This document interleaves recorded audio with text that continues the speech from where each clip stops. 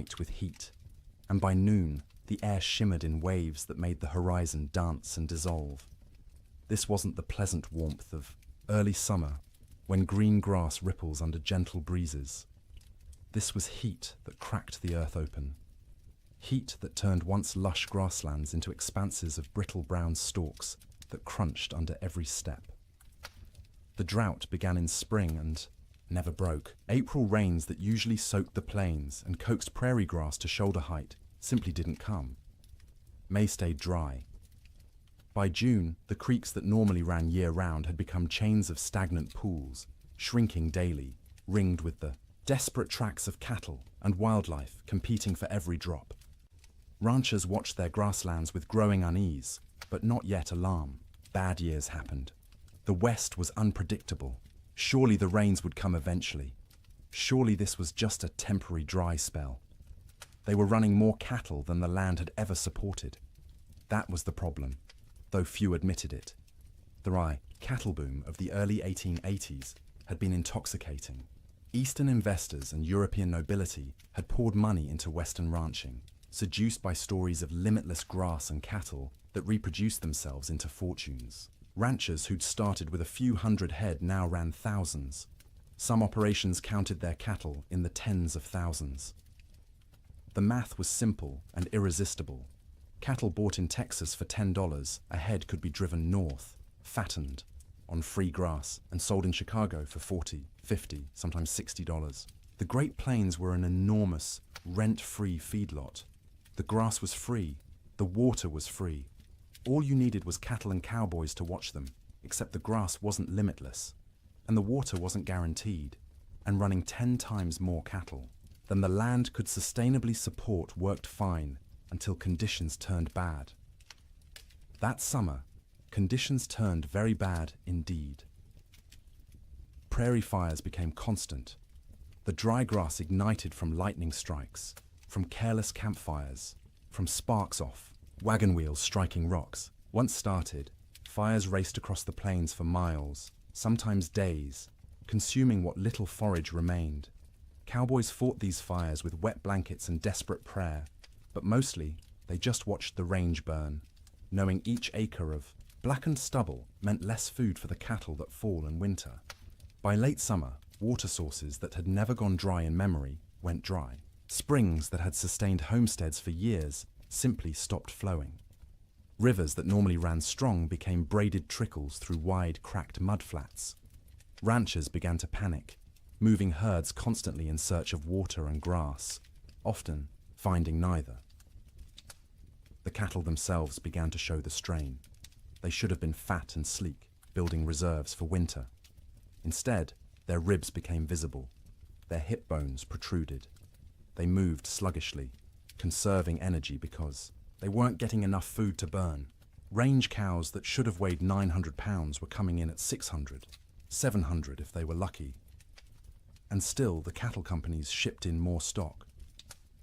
The pressure from investors back east, from shareholders in London and Edinburgh who'd never seen a prairie or a longhorn, was relentless. Maximize the herd. Use every acre. The reports sent back to investors spoke of temporary setbacks and cyclical weather patterns, but projected ever-increasing profits. The cowboys knew better. In bunkhouses and around campfires, they talked about what was coming. You didn't need to be a genius to do the math. Cattle going into winter already weak, grass already depleted, and winter always came to Montana, always came to Wyoming and Dakota. The question wasn't whether winter would be hard. Winter was always hard. The question was whether the cattle and the men who tended them could survive it in their already weakened state. Then came the signs. The old-timers noticed first. In early November, almost a month earlier than usual, the geese began flying south, not in their typical leisurely migrations, but in huge, urgent flocks that darkened the sky and flew from dawn to dusk. They weren't stopping to feed in the prairie ponds. They were getting out. Beavers, whose lodges dotted every creek and river, were observed gathering more wood than anyone had ever seen. They piled branches and logs until their lodges looked like timber fortresses rising from the water. Animals preparing for something. The cattle themselves grew thicker coats, not just the usual winter hair, but shaggy, dense fur that made them look like bison. Ranch hands joked about it nervously.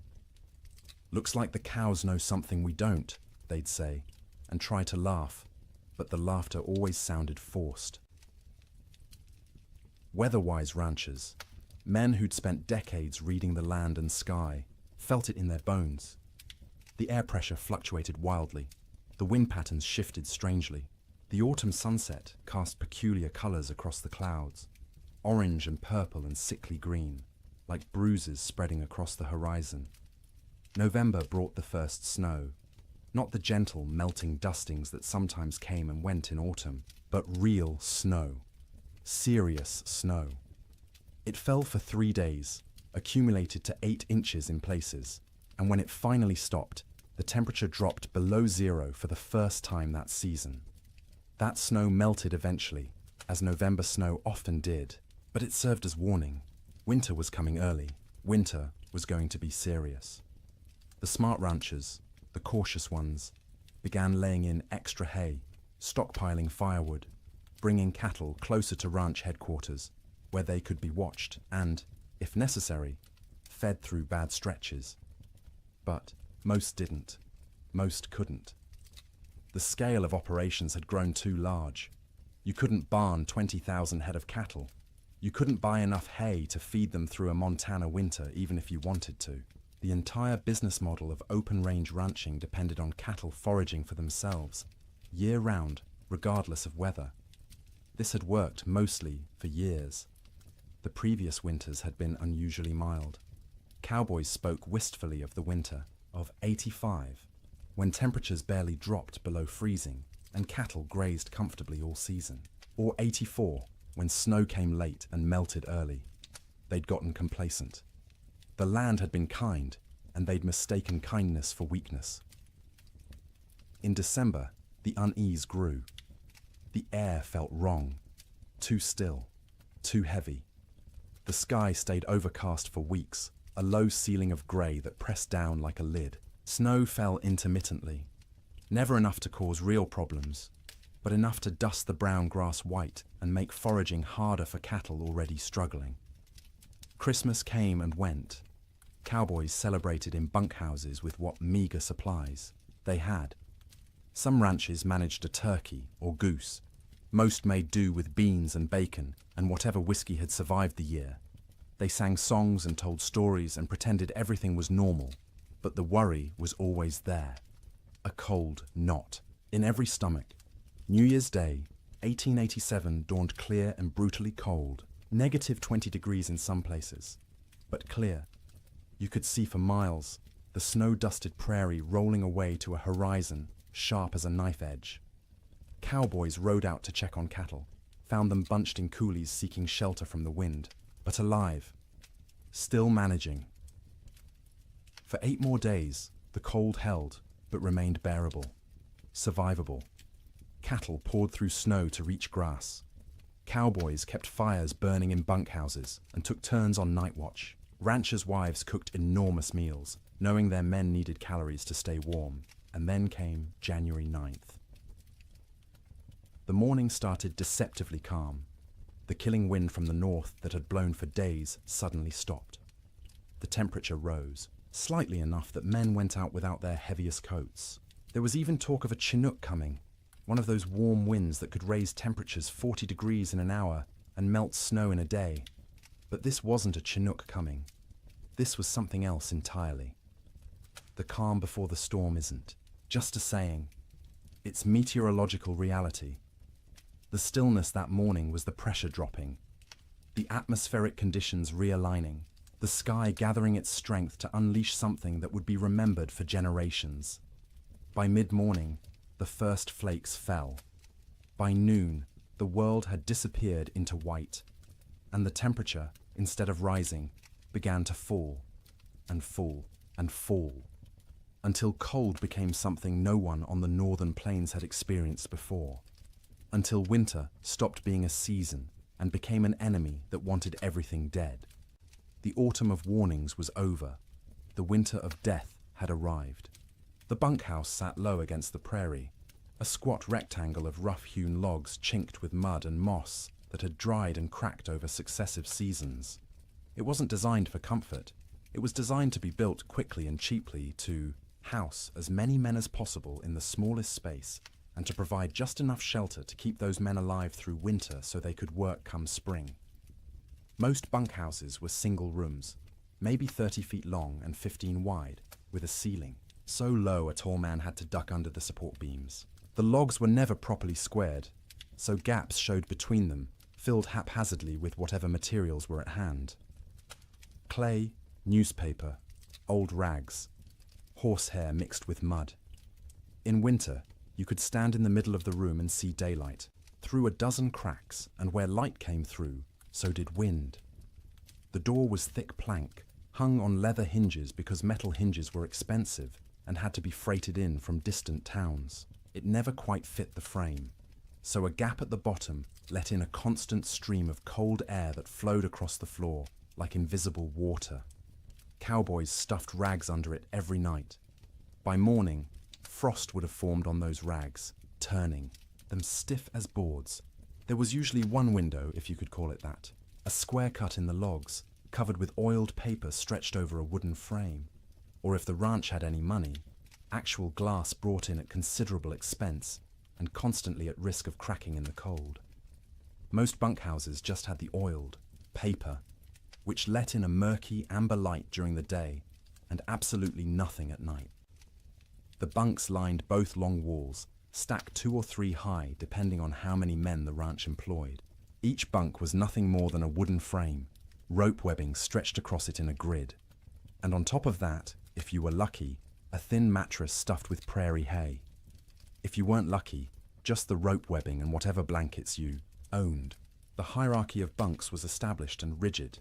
New men got the worst spots. Bottom bunks on the end nearest the door, where the cold draft flowed constantly and you'd be stepped on every time someone went outside to piss in the middle of the night.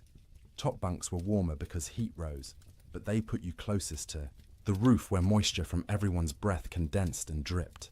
You'd wake with water spots on your blankets, sometimes ice if it was cold enough.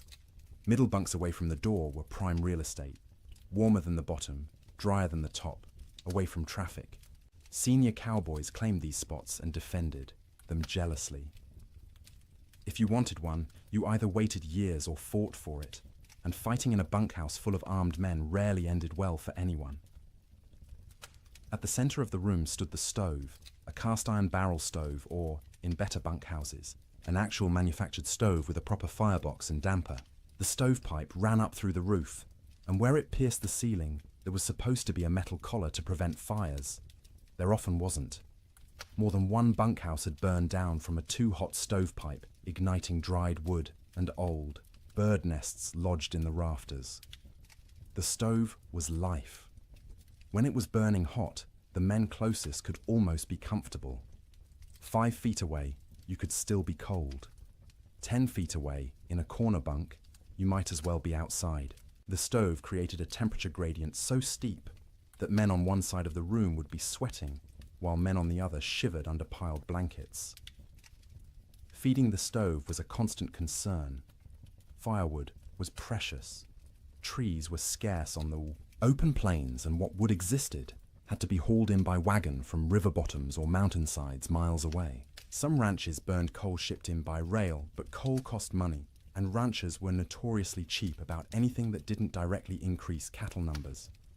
More often, cowboys burned whatever they could find: dried cow chips, sagebrush, buffalo bones, of which there were still plenty scattered across the plains from the great slaughter of a decade earlier. None of these burned hot or long. You had to feed the stove constantly to maintain any heat at all.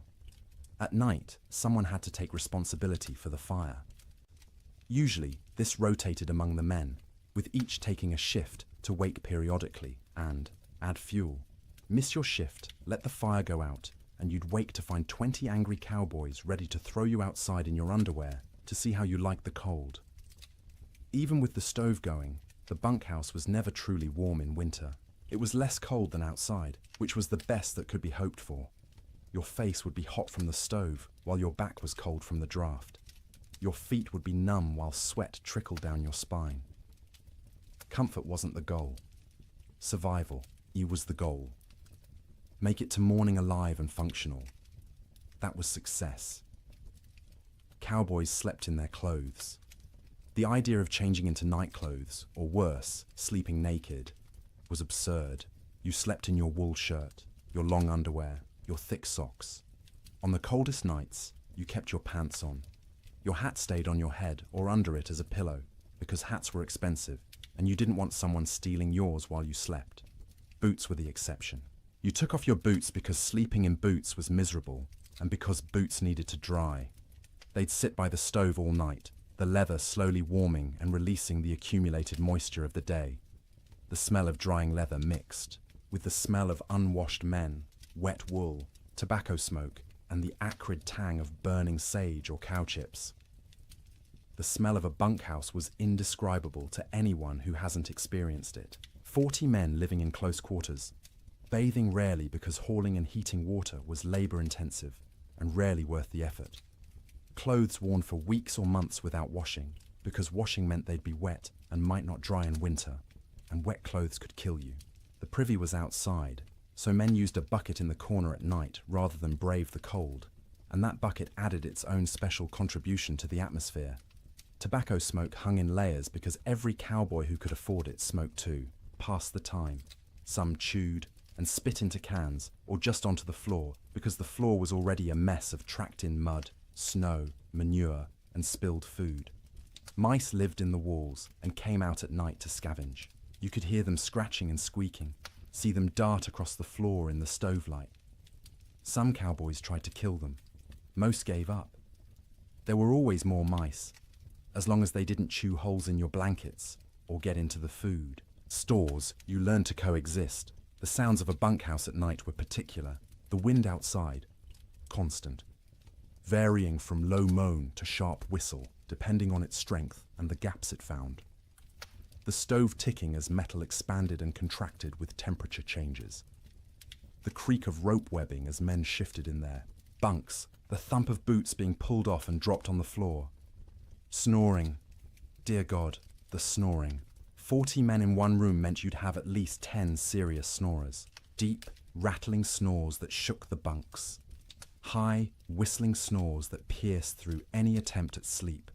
Snores that stopped and started, until you'd lie there waiting for the next one, unable to relax. Sometimes men would throw boots at particularly bad snorers. Sometimes it helped. Usually it just made everyone else laugh and the snorer angry. Coughing was constant. The cold, the dust, the smoke, the close quarters meant everyone had some kind of lung affliction. Dry, hacking coughs that went on for minutes. Wet, rattling coughs that made you wonder if the man would survive the night. Cowboys coughed themselves, awake, coughed themselves back to sleep, coughed their way through the entire winter. Conversations happened in the dark. Men talked about home, about women, about cattle, about anything but the cold pressing in from all sides. Some conversations were quiet, just between neighbors in adjacent bunks. Others involved the whole room, stories being told and retold, jokes that weren't funny but made everyone laugh because laughter was warmth of a different kind.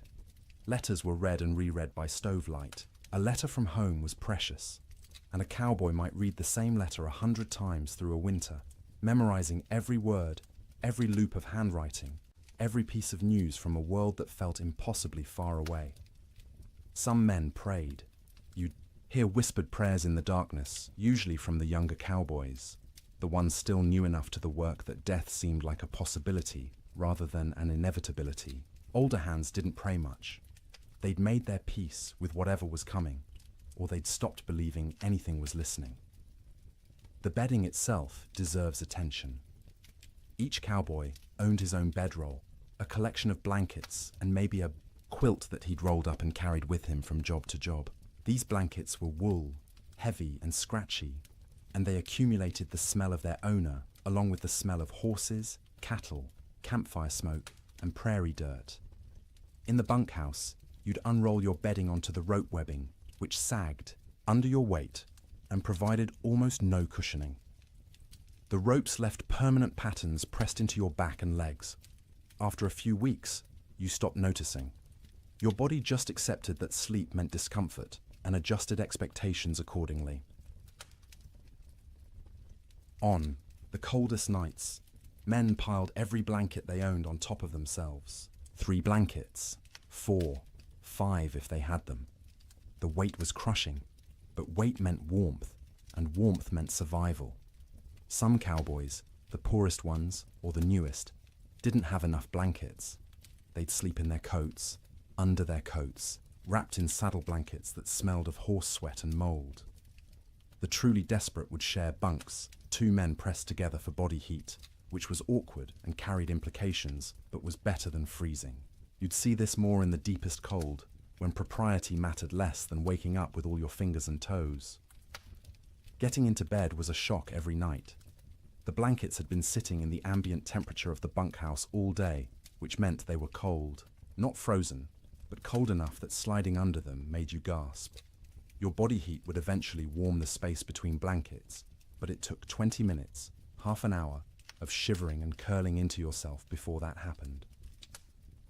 Some cowboys heated rocks in the fire and wrapped them in cloth to put in their bunks.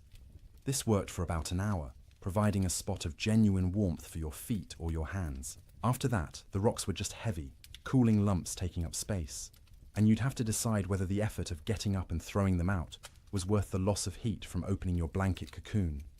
Sleep, when it finally came, was never restful.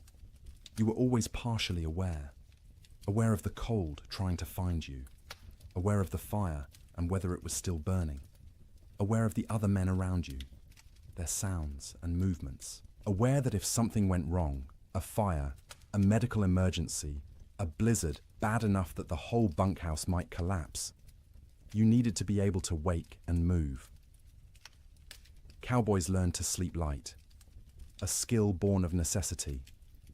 In summer, you slept light because you might need to deal with stampeding cattle or approaching storms. In winter, you slept light because the alternative was dying without noticing.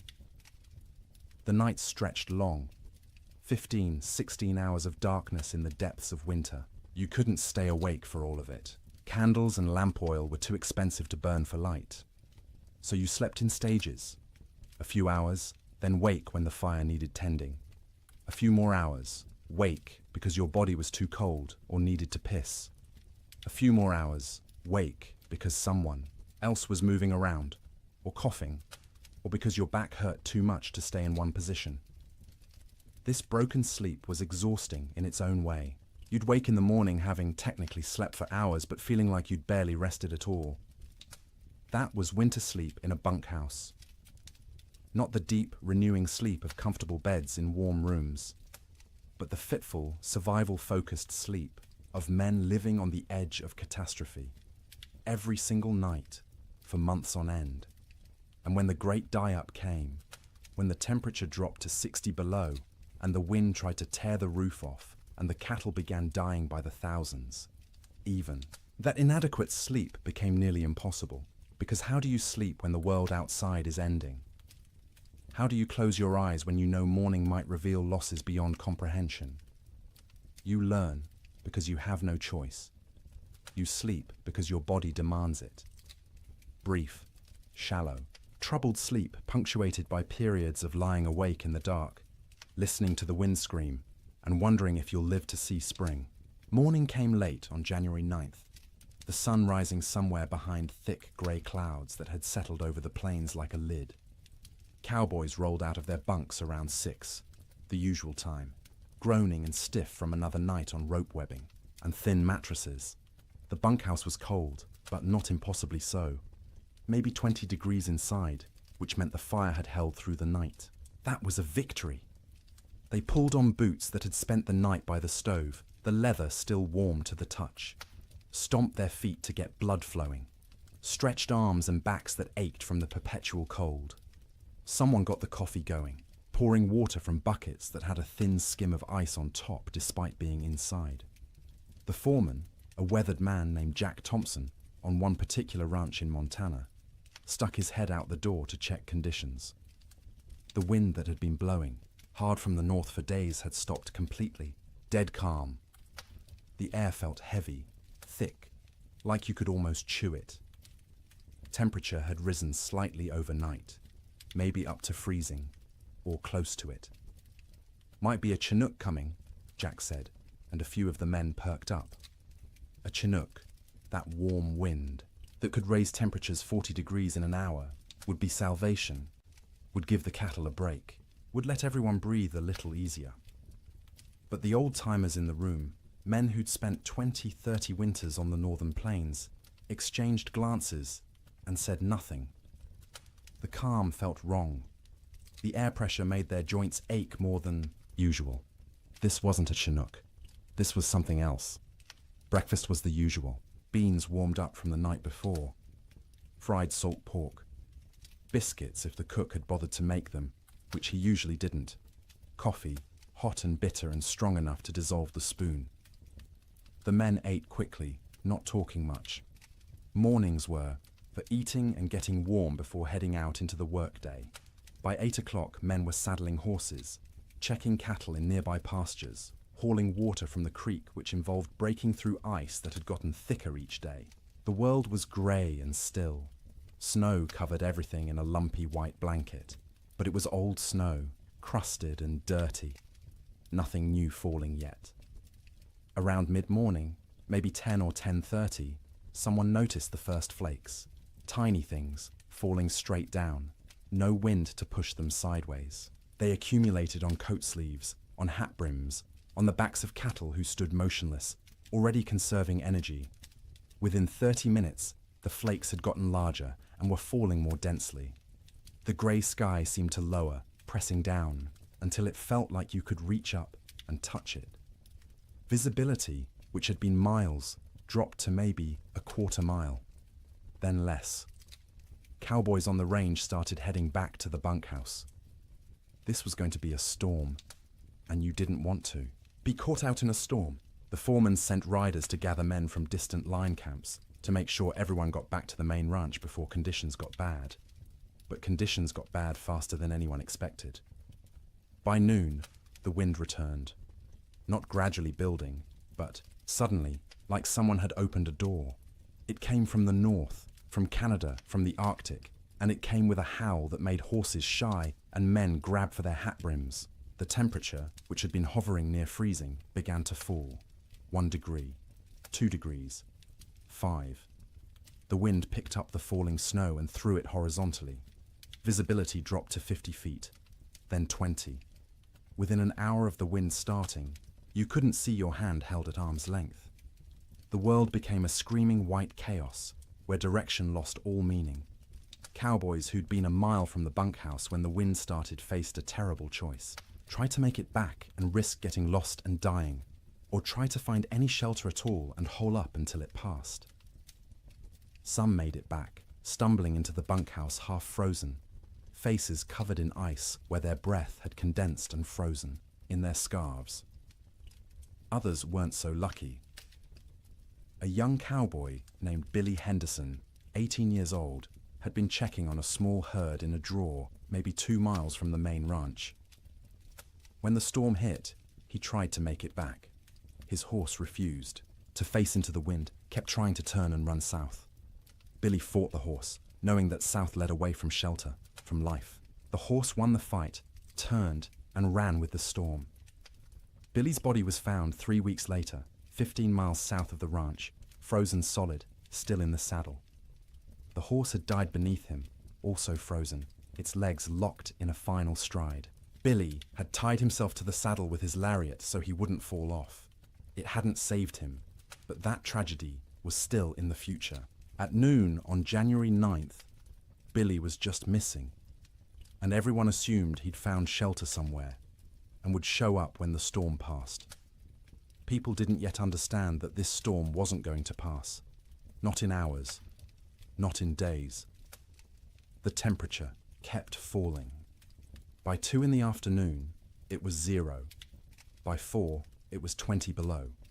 The wind, instead of slacking, grew stronger. It found every crack in every wall, every gap in every window frame. In the bunkhouse, Men stuffed blankets against the door, hung canvas over the oiled paper window, and fed the stove constantly, but the cold still invaded. Snow didn't just fall, it flew sideways, driven by wind that hit 50, 60 miles per hour in gusts. The snow was fine and dry, almost like dust, and it found its way through impossibly small openings. It drifted through the cracks between logs. It sifted around the doorframe despite the blankets stuffed there. It even seemed to come down the stovepipe, hissing when it hit the hot metal. Inside the bunkhouse, men watched drifts form along the walls. Inside the building, snow accumulated in the corners, under the bunks, anywhere the wind could push it. They swept it out, but it just came back. Eventually, they gave up and let it pile. The sound was overwhelming. The wind screamed. There's no other word for it. A constant, piercing shriek that vibrated in your bones and made thought difficult. It rose and fell in waves, sometimes dropping to a mere roar before surging back to that terrible scream. Men had to shout to be heard 3 feet away. Between the wind's screams came other sounds. The building itself groaning under the assault. The roof lifting and settling, as wind tried to peel it off. The sharp crack of wood contracting in the cold. The rattle of the stovepipe shaking in its collar. And from outside, distant but unmistakable, the sound of cattle, bawling, calling, the sound of thousands of animals confused and frightened and beginning to suffer. The cowboys listened to that sound and knew they were helpless. You couldn't go out in this. Going out meant dying. The cattle were on their own. The temperature hit 40 below by midnight. Inside the bunkhouse, with the stove glowing red hot, the temperature near the stove was maybe 50 degrees.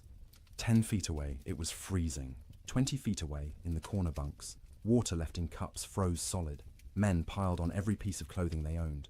2 pairs of pants, 3 shirts, 2 coats, gloves and mittens worn indoors, blankets wrapped around shoulders like shawls. Some men wrapped their heads in scarves, leaving only their eyes visible, and still they shivered.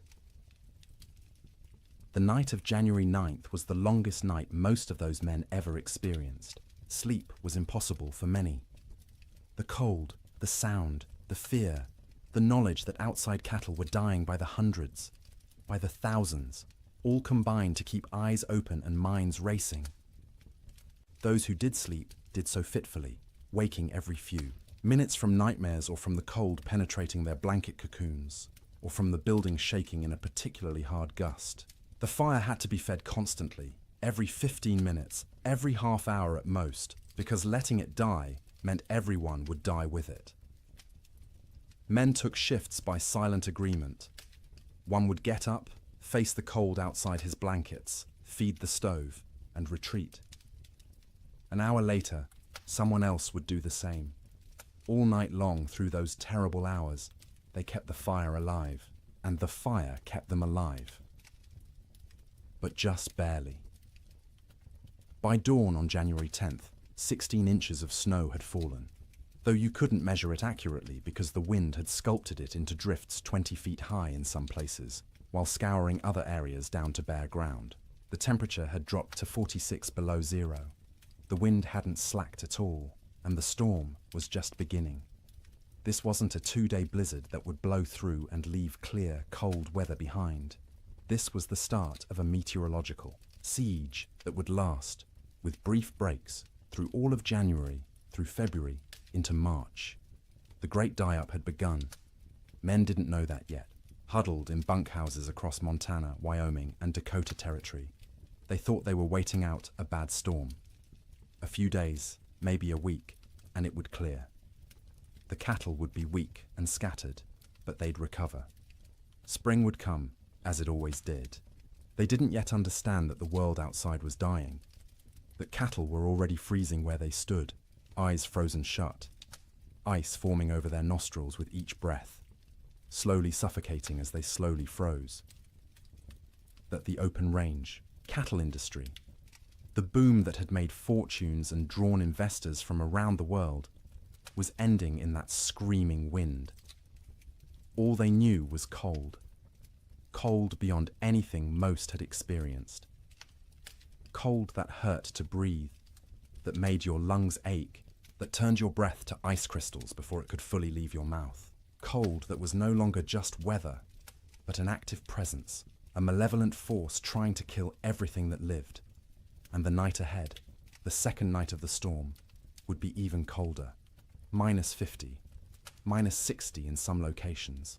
Cold that would crack trees. Cold that would freeze cattle solid while they stood. Cold that would seep through every wall, every blanket, every layer of clothing, searching for the warmth of human bodies and slowly, inexorably, draining it away. The cowboys fed the fire and waited. There was nothing else they could do. The Yiwa storm had them trapped as surely as if they were in a prison.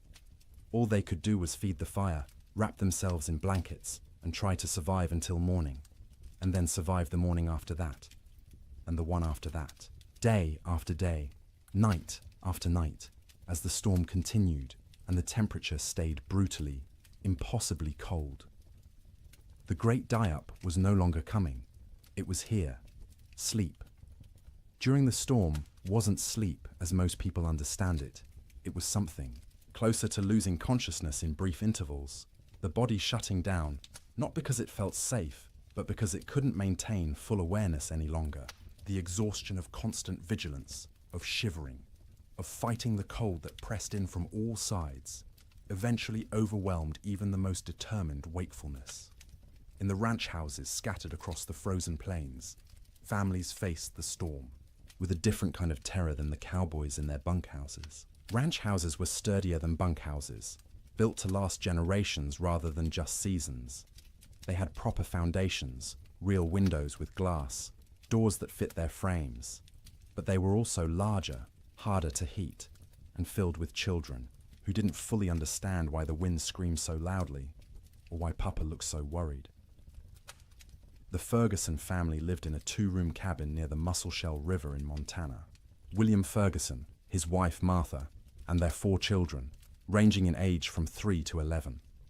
When the storm hit that afternoon of January 9th, William had been out checking on a small herd they kept close to the house. He barely made it back, stumbling through the door with ice caked in his beard and eyebrows, his face raw and bleeding from wind-driven snow. Martha had already pulled all the children into the main room, the one with the fireplace. The second room, the bedroom, was abandoned for the duration. You couldn't heat both rooms. You had to choose, and you chose the one with the fire. The children helped drag mattresses and blankets from the bedroom, piling them on the floor near the hearth. By nightfall, the temperature inside that bedroom, separated from the main room by just a thin wooden door, had dropped below freezing. Frost formed on the inside walls. The wash basin Martha had left on the dresser froze solid, expanding and cracking the ceramic bowl with a sharp report that made everyone jump. In the main room, the family arranged themselves for a siege. William stacked firewood within arm's reach of the fireplace, more wood than he'd normally burn in a week. Martha filled every pot and pan with water, knowing that if the storm lasted, they wouldn't be able to get to the well. The pump would freeze. The well itself might freeze. Water was survival. The children sensed their parents' fear and grew quiet, subdued in a way children rarely are. They huddled together on the mattresses, watching the fireplace with wide eyes as their father fed it log after log. The fire roared, consuming wood at an alarming rate, but even standing directly in front of it, you could feel the cold at your back. That first night, nobody truly slept. The children dozed fitfully, waking every time the wind hit a particularly violent gust, every time the house shook, every time their father got up to add wood to the fire. Martha sat up through most of the night, mending by firelight, her hands moving automatically through familiar motions, while her mind worried at the problem of how long their supplies would last. William dozed in his chair, the rifle across his lap, though what good a rifle would do against a blizzard he couldn't have, said. It was simply habit, the frontier habit of being armed, of being ready. When you couldn't do anything useful, you could at least maintain the posture of readiness. The second night was worse. By then, the storm had been blowing for 30 hours straight. The temperature had dropped to 50 below outside, which meant maybe 30 below in the unheated bedroom, and even with the fire blazing in the main room, it was barely freezing where they slept. They'd pulled every blanket in the house onto the mattresses on the floor. Wool blankets, quilts made from scraps of fabric, buffalo robes William had traded for years ago. The family slept together, all 6 of them in a pile, sharing body heat like animals in a den. The children in the middle, where it was warmest, the parents on the outside, taking the brunt of the cold that radiated from the walls despite the fire. Martha sang to the children before sleep, or what passed for sleep. Old songs her mother had taught her, lullabies in German that the children didn't understand, but found comforting anyway. Her voice was soft, almost lost under the shriek of the wind, but the children pressed close and listened. William lay on, his back, staring at the ceiling, listening to the roof creak and groan. Every gust of wind made him tense, waiting for the moment when the roof would tear free and expose them all to the killing cold. It never did, but the fear never left either. Sleep came in stages. The youngest child, 3-year-old Emma, went first, exhausted from crying earlier in the day. She whimpered and fussed until her eyes finally closed and her breathing deepened. Her 7-year-old brother James followed, fighting sleep as long as he could, determined to be brave, to stay awake like the adults. But his eyes drooped, opened, drooped again, and finally stayed closed. The 2 older children, 11-year-old Sarah and 9-year-old Thomas, took longer. They understood more, worried more, and their minds wouldn't quiet. Sarah kept asking when the storm would end. Thomas asked if the cattle were all right, if Papa's horse had made it to the barn, if the chickens in the coop behind the house had frozen yet. Martha answered in soothing murmurs, not really answering at all, just making comforting sounds until the children's questions trailed off and their breathing slowed. She waited until she was sure they were deeply asleep before she allowed herself to close her own eyes. But closing her eyes wasn't sleeping. It was resting with her ears still alert, still tracking every sound. The fire crackling, William shifting position, the wind pounding against the walls, the house settling with creaks and groans. Her mind catalogued each sound, assessed whether it meant danger, and only when satisfied the house still stood did she allow herself to drift towards something like sleep. William didn't sleep at all that second night. He dozed for minutes at a time, jerking awake at every sound, every change in the wind's pitch. Twice he got up to add wood to the fire, moving carefully to avoid stepping on children. Each time he stood, the cold away from the fire hit him like a physical blow. The air near the ceiling was noticeably colder than the air near the floor. Heat rose but couldn't escape fast enough through the gaps in the roof, so it pooled up there, wasted, while down where they slept, it was barely enough. Around midnight, by William's pocket watch, Emma woke crying. She was cold, she said, her teeth chattering. Martha pulled the child against her chest, wrapping her arms around her, trying to share warmth. Emma's feet were like ice, even though she wore wool socks and was buried under blankets. Martha rubbed the small feet between her hands, trying to restore circulation, terrified of frostbite. The child eventually quieted and fell back into restless sleep.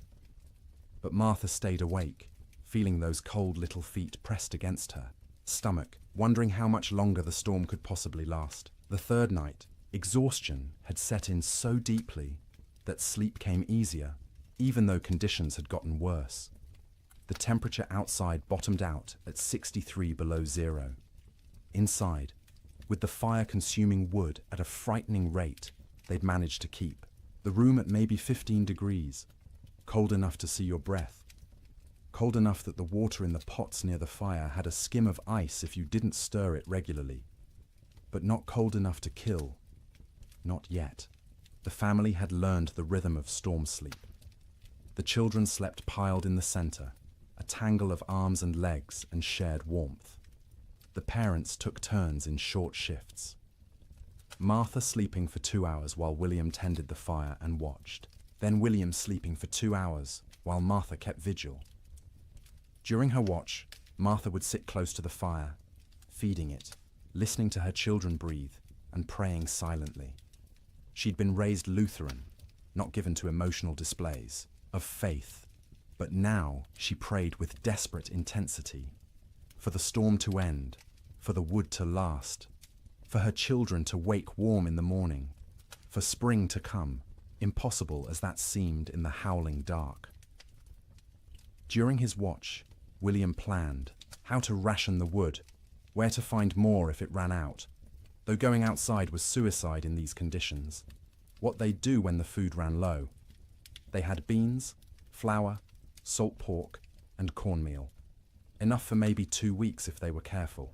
But what if the storm lasted longer? What if they couldn't get to town when it ended because the snow was too deep? These thoughts circled endlessly, keeping him awake even during his supposed sleep shifts. He'd lie down, close his eyes, and his mind would immediately start calculating. How many logs they'd burned, how many were left, how cold it was, how long they could survive. The children slept better than the adults, helped by the simple resilience of youth. Their bodies demanded sleep and they gave in to it, even in conditions that would have seemed impossible before the storm. Sarah dreamed of summer, of the garden behind the house heavy with tomatoes and beans. Thomas dreamed of cattle drives, of riding with the cowboys to distant railheads. James dreamed confused child dreams that he couldn't remember on waking. Emma didn't dream at all, or if she did, they were wordless and forgotten. They'd wake periodically, usually needing to pee, which meant using the chamber pot in the corner because going to the outhouse meant death. The chamber pot became part of the room's landscape, emptied by William each morning by simply opening the door and throwing its contents out into the snow. It would freeze before it hit the ground. Martha developed a system for keeping track of the children during sleep. She'd reach out periodically, feeling for each small body, making sure everyone was still breathing, still warm enough. If a child had worked their way to the edge of the pile where it was colder, she'd gently pull them back to the center. If blankets had been kicked off, she'd rearrange them. This constant vigilance meant she never truly rested. Even during her sleep shifts, part of her brain stayed active, monitoring. She'd wake fully alert if a child coughed or moved suddenly, ready for crisis. Only after checking that everything was fine would she allow herself to drift back down. By the fourth night, a strange numbness had set in. The storm continued, would continue, had always been continuing, and would always continue. It became hard to remember a time before the storm, hard to imagine a time after. The world had narrowed to this room, this fire, this pile of blankets, these bodies pressed together against the cold. Sleep became deeper out of sheer exhaustion. The body can't maintain high alert indefinitely. At some point it simply gives up and crashes, regardless of external conditions. The children slept hard, twitching occasionally, making small sounds, but not fully waking. Martha and William slept in longer stretches, waking only when their internal alarms screamed that the fire needed tending or a child needed checking. The quality of that sleep was poor, dreams were vivid and often nightmarish. Martha dreamed of water freezing in her children's lungs, turning them to ice from the inside out. William dreamed of the roof tearing away and snow pouring in, burying them all in a white tomb. They'd wake gasping, hearts pounding, and need several seconds to remember where they were, that they were still alive, that the nightmare wasn't real. Not yet, but underneath the nightmares was the simple, animal relief of being horizontal, of having their eyes closed, of not having to actively fight the cold for a few hours.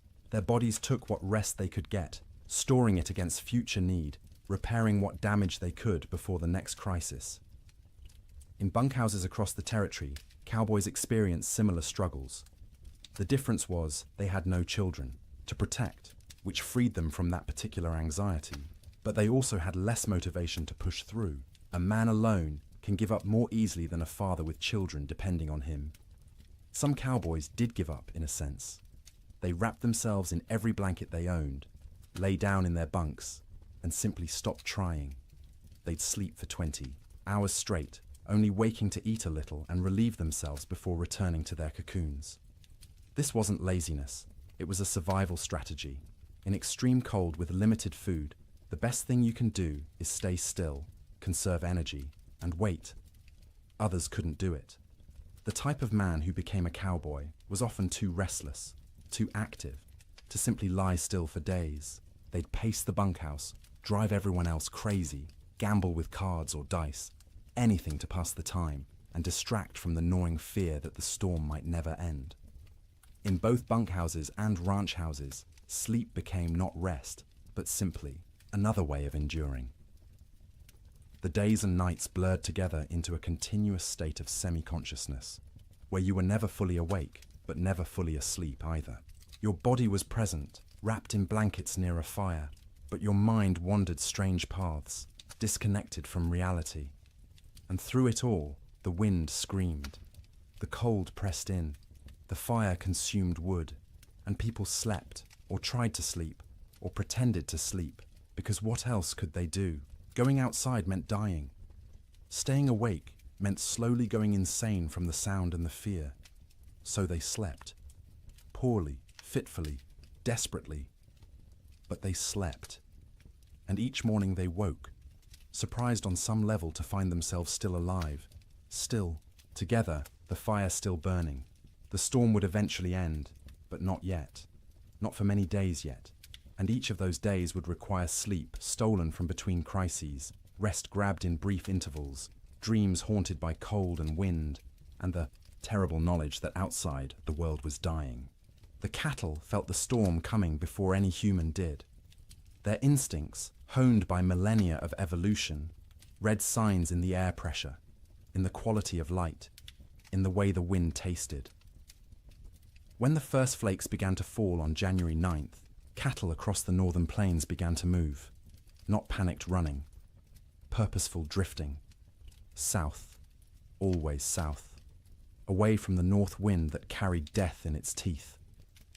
They moved in groups, small herds combining into larger herds, thousands of animals flowing across the white landscape like a slow river seeking lower ground. Consider one cow, a 3-year-old Hereford mix, red and white, branded with the Rocking M brand on her left hip. She'd been born on this range, knew every coulee and creek, had survived 2 previous winters without particular hardship. She was carrying a calf, due in spring, and the pregnancy had left her thinner than usual going into winter. Not starving, but without the thick layer of fat that would have been ideal. When the snow started falling heavily and the wind began to rise, she was grazing, in a shallow draw with perhaps 50 other cattle. They'd been pouring through existing snow to reach the dried grass beneath, working methodically, conserving energy.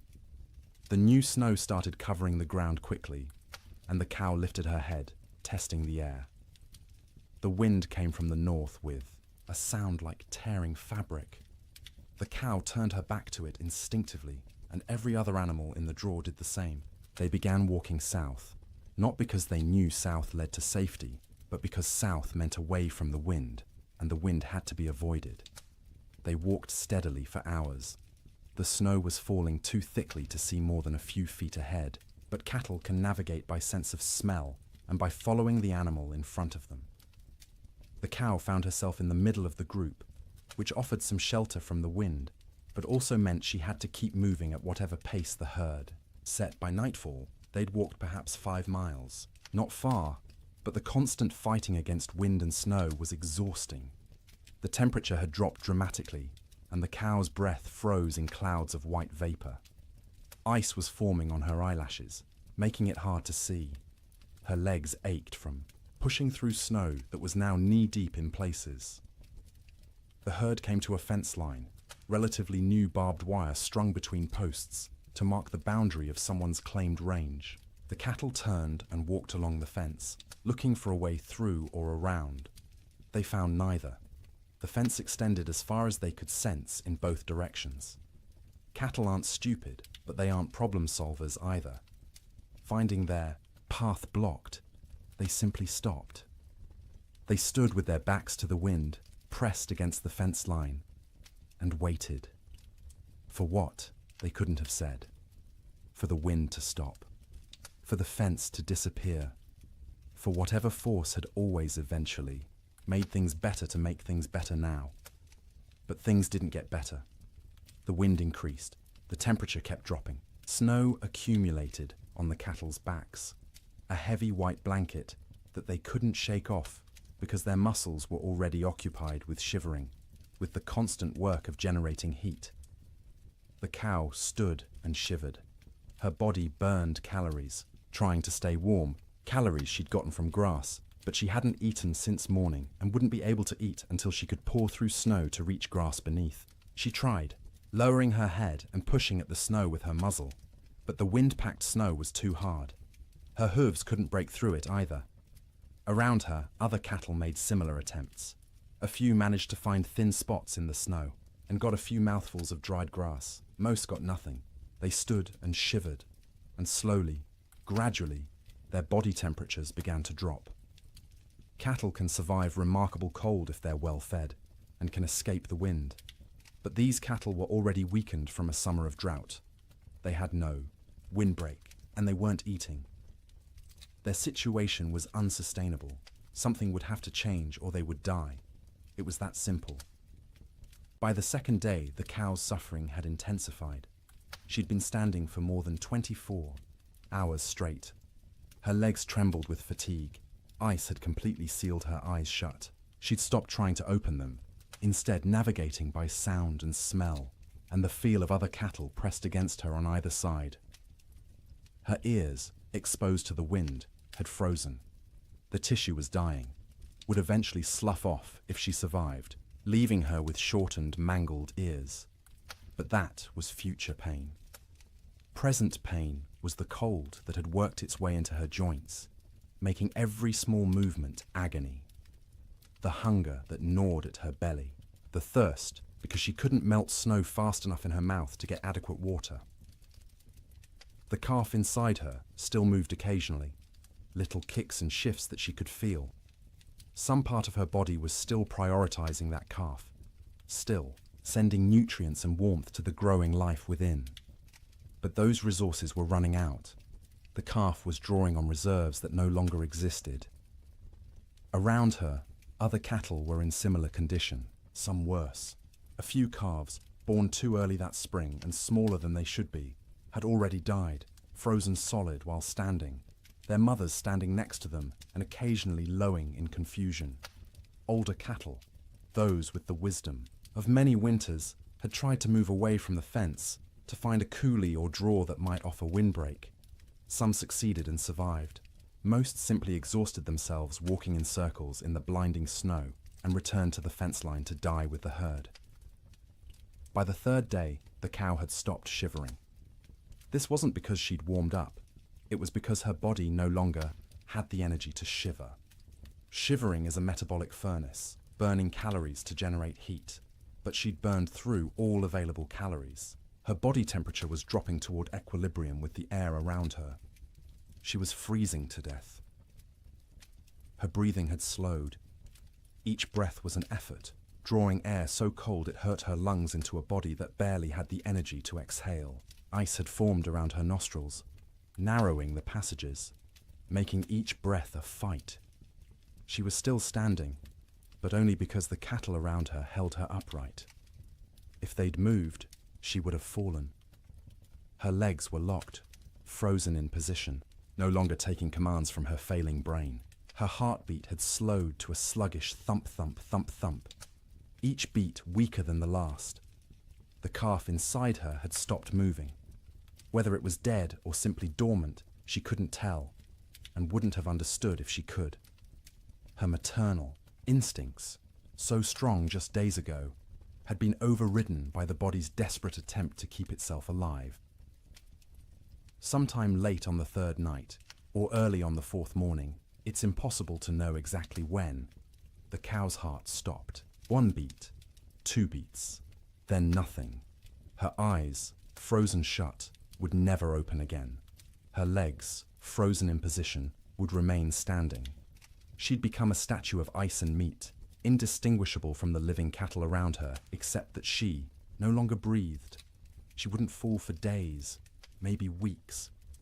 The cattle packed around her held her upright, and when they eventually moved or died themselves, she'd topple over, frozen solid, and become one more carcass among thousands littering the plains. This scene repeated across hundreds of miles. Fence lines became death traps where cattle bunched up and died in groups. Ravines that should have offered shelter instead became graves as cattle crowded in so tightly they couldn't move, couldn't forage, and slowly froze together into a single mass of bodies. Riverbanks saw some of the worst carnage. Cattle seeking water found the rivers frozen solid, but their thirst drove them to try anyway.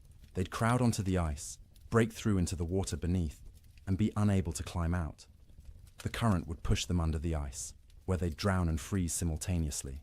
Spring would reveal riverbanks lined with carcasses, hundreds of cattle stacked like cordwood wherever the current had deposited them.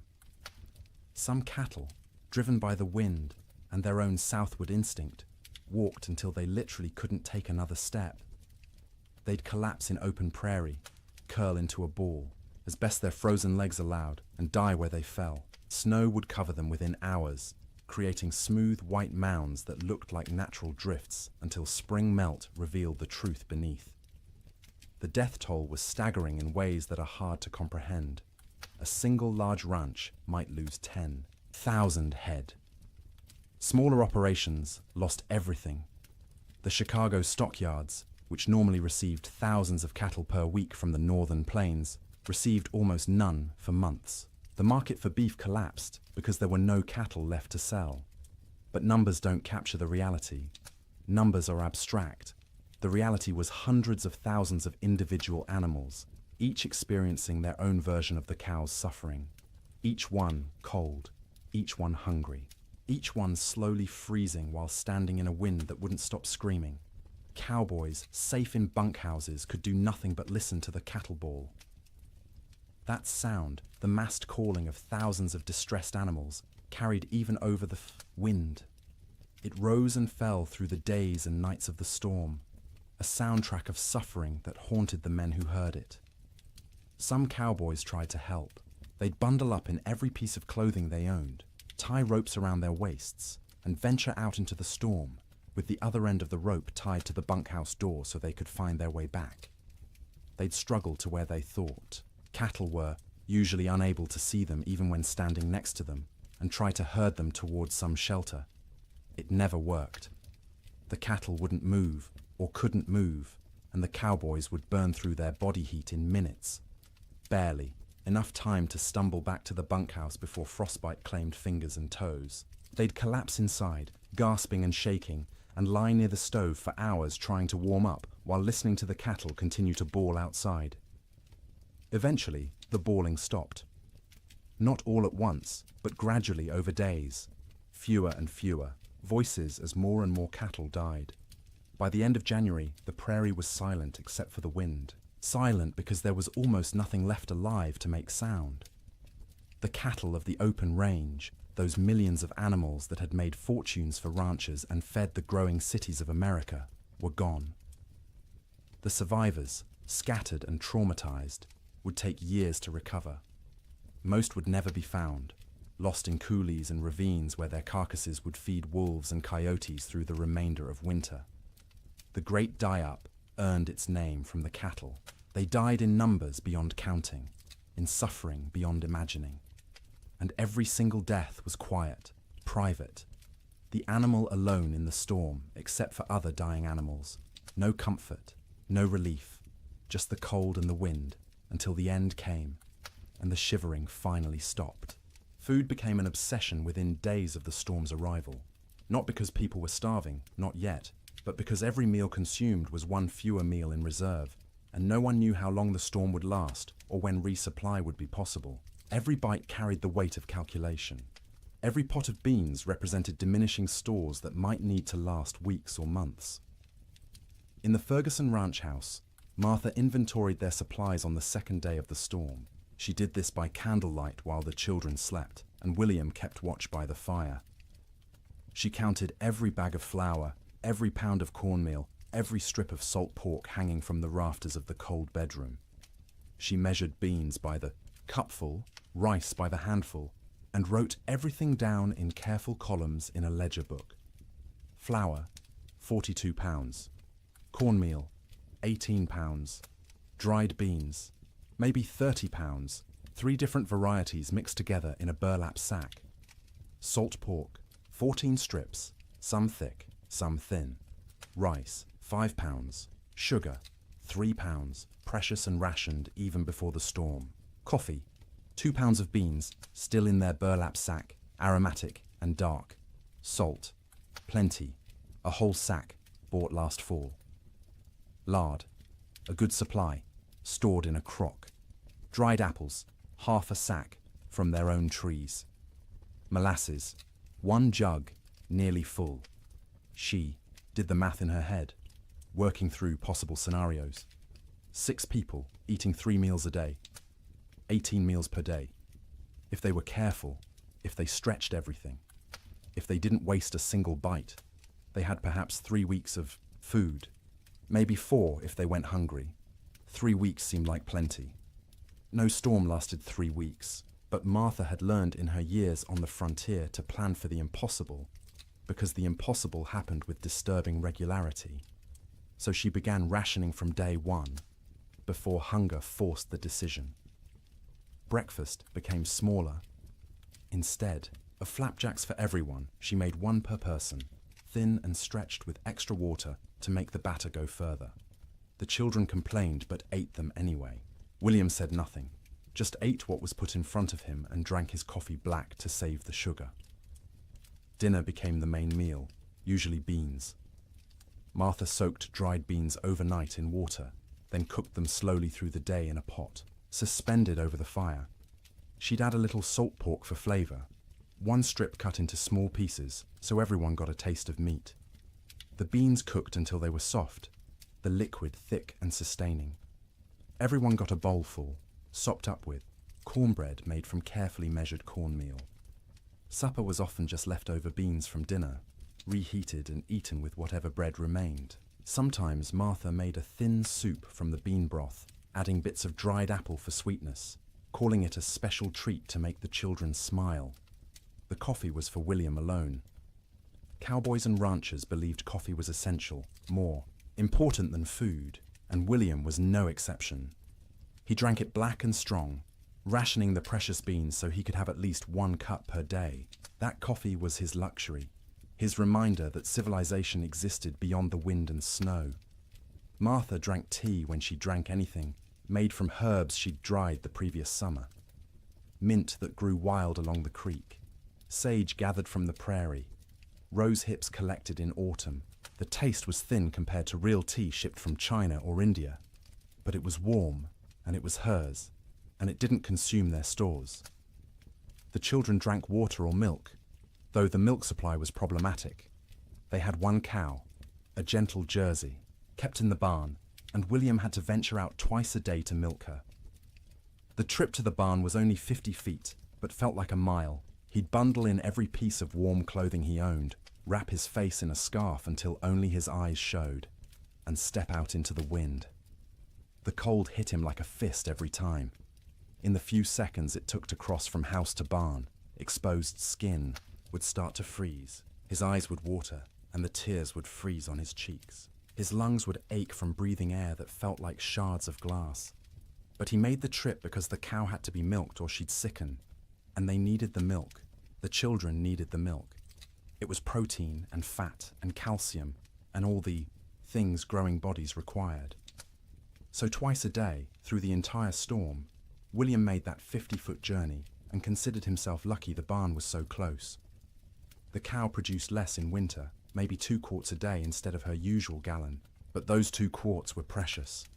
Martha skimmed the cream off the top and used it sparingly. The milk itself went to the children, divided equally, measured carefully, so no one got more or less than their share. Cooking in extreme cold presented unique challenges. The fire had to be hot enough to cook food, but not so hot it consumed wood too quickly. Martha became expert at judging the flames. adding just enough fuel to maintain cooking temperature while stretching the wood supply. Water was perhaps the most critical resource. William filled every bucket and pot with snow scooped from outside the door, then left the containers near the fire to melt. It took hours for snow to melt into usable water, and the water that resulted tasted flat and strange because it had no mineral content, but it was wet, and it was clean, and it kept them alive. They couldn't wash dishes properly, couldn't waste water or wood heating water for washing. Instead, Martha wiped plates and bowls clean with rags, rinsed them quickly in cold water if necessary, and called it good enough. No one got sick from dirty dishes. There were larger concerns.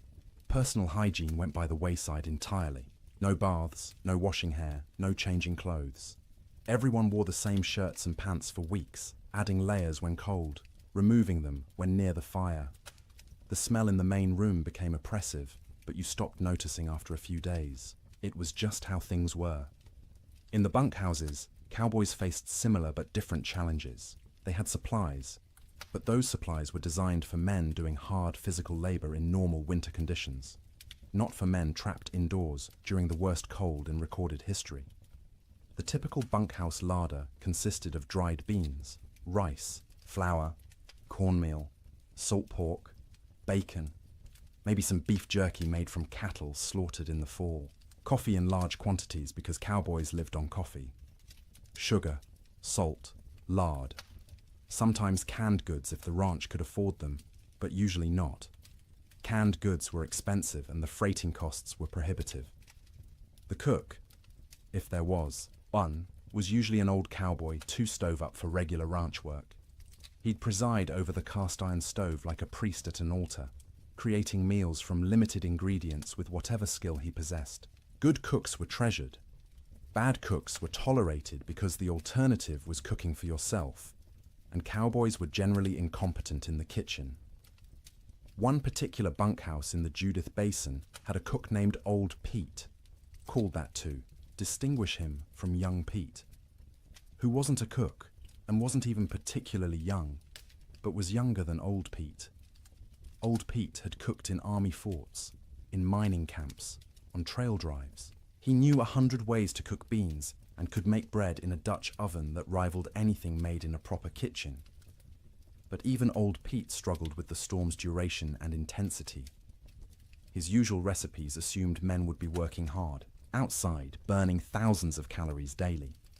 Now they were sitting around trying to stay warm, burning far fewer calories. They didn't need as much food, but they were bored and hungry from boredom, and managing those competing needs was delicate. He started making meals smaller but more frequent. Instead of 3 large meals, he made 4 smaller ones, gave the men something to look forward to every few hours, something to mark the passage of time.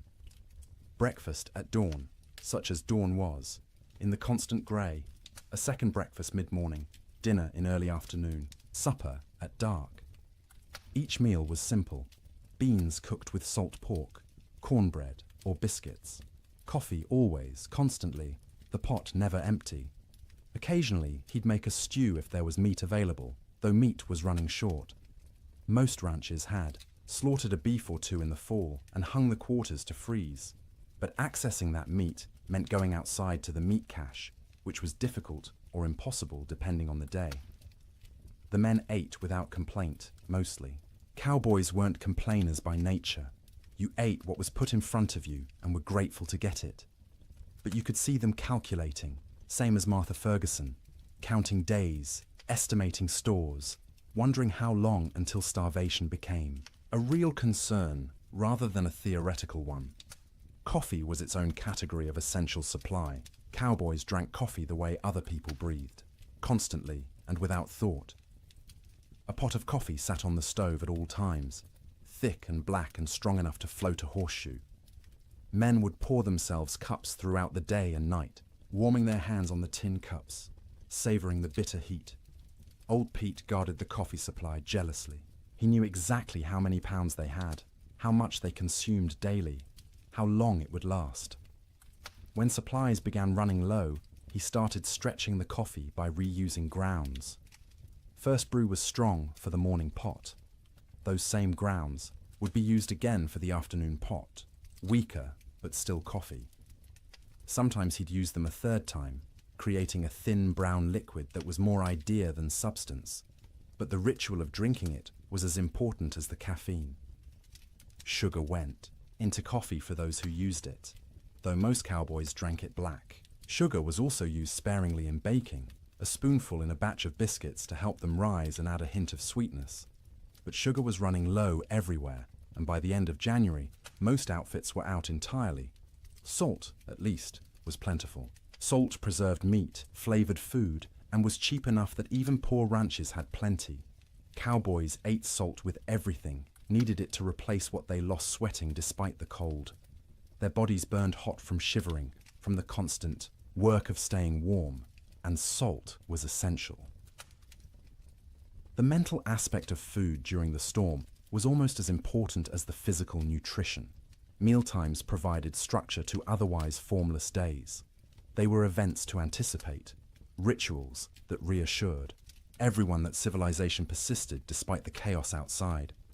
Children needed this structure especially. The Ferguson children learned to recognize mealtimes by the smells from the fire, by their mother's movements, by the rattle of bowls and spoons. They'd gather without being called, eager not just for food, but for the routine. Martha would serve, each child personally, making a small ceremony of it. Sarah first, as the oldest, then Thomas, then James, then Emma. Each child received their portion with their name spoken, a moment of individual attention that said, "You are seen, you are valued, you matter." Then William, then finally herself, always last, always the smallest portion, though no one noticed because she was skilled at hiding it. They'd eat together, mostly in silence because food was serious business. But afterward, there might be stories or songs. William would tell tales of his own childhood in Ohio, of winters there which had seemed hard at the time, but were nothing compared to this. Martha would sing in her soft voice, German lullabies or hymns. The children would listen and feel for a moment that everything might be all right. After eating came the work of making food last. Crumbs were gathered and saved for thickening, soup. Grease from cooking was poured into a jar and used again. Bones from salt pork were boiled to extract every bit of flavor and nutrition, then boiled again, then fed to the dog who lived outside the door in a snow shelter William had built. Nothing was wasted. Waste was sin in the arithmetic of survival. Every scrap had value, potential use, future purpose. Martha became a miser of food, hoarding and parceling it out with grim determination, knowing that running out meant death, and death was not an option while her children lived. The storm continued. January crawled past, each day a battle against cold and hunger and despair. Food supplies dwindled steadily. By the end of the month, the Ferguson household was eating 2 small meals per day instead of 3. The children's eyes developed the hollow look of inadequate nutrition. Martha's dresses hung loose where they'd once fit snugly. William's belt had to be tightened 2 notches, then 3, but they ate something every day, and they were all still alive. And the cow still gave milk, though less each week, and the fire still burned, and that was enough. It had to be enough, because spring would come eventually. It always came. The question was whether they'd survive long enough to see it, and whether there would be anything left of their lives when it finally arrived. Theodore Roosevelt was not in Dakota Territory when the blizzard struck.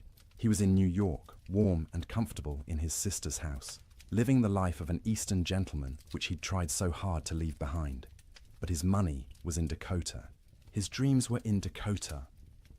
And when the reports began filtering east about the catastrophic winter destroying the northern plains, Roosevelt's future was being written in frozen cattle and bankrupt dreams.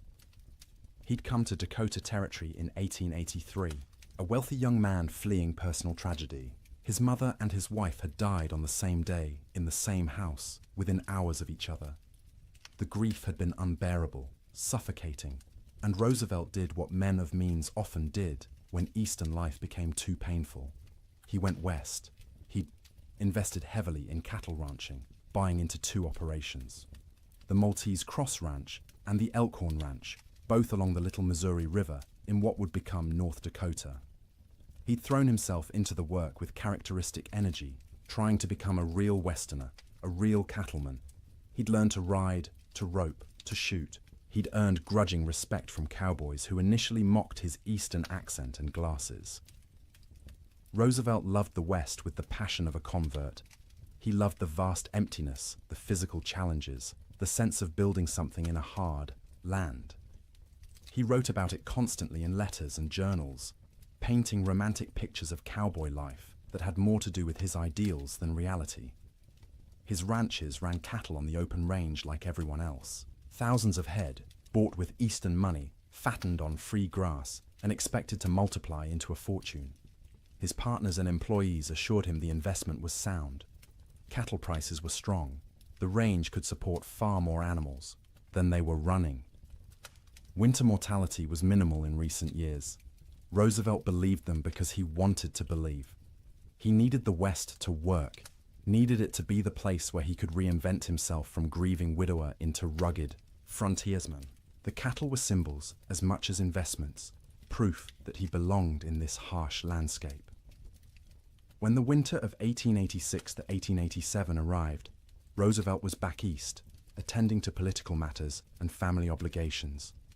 He was aware of the early reports, of harsh weather, but not overly concerned.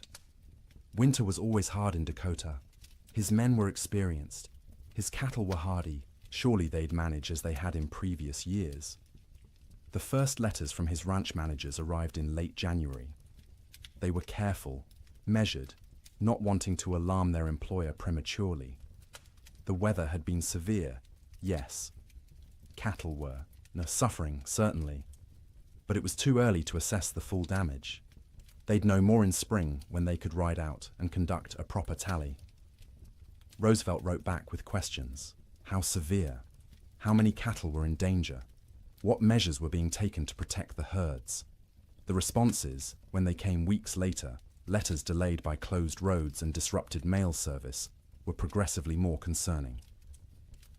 His ranch, manager at the Maltese Cross, a practical man named Sylvain Ferris, tried to be honest without being devastating. The storms had been worse than anything he'd seen in 20 years on the plains. The cold had been extreme, sustained, deadly, many. Cattle were certainly lost. The exact number wouldn't be known until spring roundup. But Ferris estimated at least 30% mortality. Maybe more, 30%. Roosevelt did the math in his study in New York, sitting in a comfortable chair by a warm fire, trying to comprehend what those numbers meant. He owned roughly 5,000 head between his two ranches. 30% meant 1,500 dead cattle. At $40 a head, that was $60,000 lost, more than many men earned in a lifetime. But it was worse than the money. It was the failure of his Western dream. The revelation that the land he'd romanticized could be cruel, that nature didn't care about his needs or desires, that the West wasn't the frontier of opportunity he'd imagined, but a hard country that broke more men than it made. The letters continued through February and into March. Each one was grimmer than the last. 50% losses now estimated, maybe 60. Entire line camps reporting no surviving cattle at all. Fences lined with dead animals piled 3 deep. The Little Missouri River, when it thawed, clogged with carcasses that had to be dynamited free to restore flow. Roosevelt read these letters with growing horror and despair. He'd been so confident, so certain of success. He'd borrowed money, encouraged friends to invest, staked his reputation on the cattle business. And now it was all dying in a winter he wasn't even present to witness. In March, when travel became possible again, Roosevelt received a telegram from Ferris. Brief, direct, devastating. Come west, you need to see this. Roosevelt went. He took the train to Medora, the small town near his ranches, arriving in early April to a world transformed by death. The snow was melting, revealing what had been hidden. And what it revealed was carnage beyond anything he'd prepared himself for. He rode out with Ferris and other ranch hands to assess the damage. Everywhere they looked, cattle. Dead cattle. Frozen cattle. Cattle that had been dead so long the coyotes and wolves had already been at them. Cattle piled against fences. Cattle in ravines. Cattle scattered across the prairie like obscene statues. The smell was overwhelming. Thousands of rotting carcasses perfuming the air with decay. Roosevelt, who'd prided himself on his toughness, on his ability to handle frontier hardships, had to dismount and vomit. He wasn't alone. Even hardened cowboys were sickened by the scale of death. They rode for days, making tally, trying to determine what remained of the herds. Of Roosevelt's 5,000 head, fewer than 2,000 could be found alive. 60% losses. Some of those survivors were in such poor condition they'd likely die anyway. His investment, his dream, reduced by 2/3 in a single winter. The financial blow was severe. Roosevelt had invested approximately $80,000 in his cattle operations. He'd now lost at least $50,000. Maybe more when accounting for lost breeding potential, disrupted operations, and the collapse of cattle prices as the market flooded with emergency sales from desperate ranchers. But Roosevelt was wealthy by birth. His family money cushioned the financial loss. He could absorb $50,000 and remain solvent, which most ranchers could not. What he couldn't absorb as easily was the emotional and philosophical blow. He'd come west believing in self-reliance, in the nobility of honest labor, in the frontier as a proving ground for American character. The Great Die-Up revealed those beliefs as naive. Self-reliance meant nothing when nature decided to kill everything. Honest labor couldn't prevent disaster driven by forces beyond human control. The frontier proved nothing except that it could kill you regardless of your character. Roosevelt spent several weeks at his ranches that spring, helping with the cleanup, the salvage operations, the grim work of trying to build something from the ruins. He participated in roundups, searching for surviving cattle, trying to assess what could be rebuilt. At night, he slept in the cabin at the Maltese Cross Ranch, the same cabin where his cowboys had weathered the storm. The bunks were still there, the stove, the smoke-stained walls. He'd slept here before on previous visits, treating it as an adventure, roughing it among the men.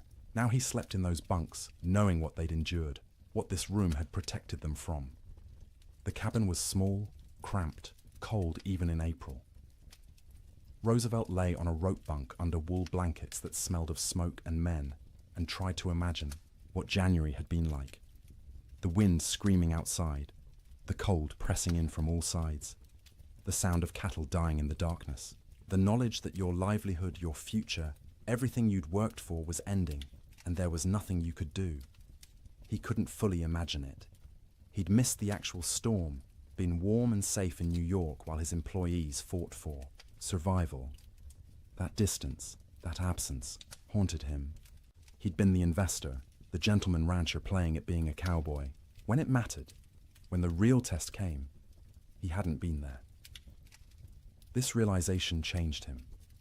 Not immediately, not in one dramatic moment, but gradually over the following months and years. The West was no longer a romantic escape. It was a hard place where hard things happened, where nature was indifferent to human suffering, where the rules that governed Eastern society didn't apply. This understanding would shape his later conservation work. As president, Roosevelt would set aside millions of acres as national forests and parks, would push for scientific management of natural resources, would argue that the West's resources weren't infinite and needed protection. The cattle disaster of 1887 was the seed of that understanding. But in the spring of 1887, Roosevelt was just a wealthy young man surveying the wreckage of his dreams. He walked among the dead cattle, rode across ranges that should have been covered with livestock but were eerily empty, and made calculations about what could be salvaged. His ranch managers were exhausted, traumatized by the winter they'd survived. Roosevelt listened to their stories with growing respect. These men had faced conditions he'd only read about and emerged alive, if not unscathed. Ferris told him about nights when they weren't sure the bunkhouse would stand, about mornings when they'd wake to find new snow drifted inside through the cracks, about the constant work of keeping fires burning, of rationing food, of listening to cattle die and being unable to help. Roosevelt paid his men bonuses, unexpected and generous, acknowledging what they'd endured. It was the least he could do, given that he'd been warm and safe while they'd nearly frozen. He also made a decision. He would not abandon his Dakota ranches entirely, but he would not rebuild to previous scale. The open range era was over. The land couldn't support the numbers they'd run. The climate was too unpredictable, the investment too risky. He kept the Elkhorn Ranch as a retreat, a place he could visit and remember why he'd come west in the first place. But the cattle operation was downsized dramatically. A few hundred head, manageable, with hay put up for winter feeding. A sensible operation rather than a grand adventure. The Maltese Cross was eventually sold. Too many bad memories. Too much money lost. Roosevelt needed to move forward, and that meant leaving behind the ranch that had represented such hope and ended in such disaster. In his autobiography, written years later, Roosevelt would describe the winter of 1886 to 1887 as a necessary education. The romantic had been burned away, leaving behind a more realistic understanding of nature and human limitations. The winter had killed his cattle and his illusions simultaneously, but he rarely spoke about what his employees endured.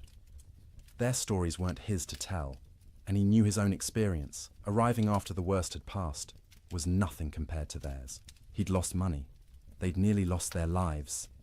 One story stayed with him, though, told by a cowboy at the Maltese Cross. During the worst of the storm, this cowboy had volunteered to check on a nearby line camp, worried about the two men stationed there. He'd ridden out with a rope tied around his waist, the other end tied to the bunkhouse, planning to follow the rope back if he got disoriented. The temperature was 50 below with howling wind. He'd made it half a mile before he couldn't feel his hands or feet, before the cold had penetrated so deeply he knew he was in danger of freezing. He'd turned back, following the rope, barely making it to the bunkhouse before collapsing. The two men at the line camp were found dead when spring came. They'd tried to wait out the storm, ran out of firewood, and froze in their bunks. The cowboy who'd tried to reach them carried guilt about that for the rest of his life, even though there was nothing he could have done.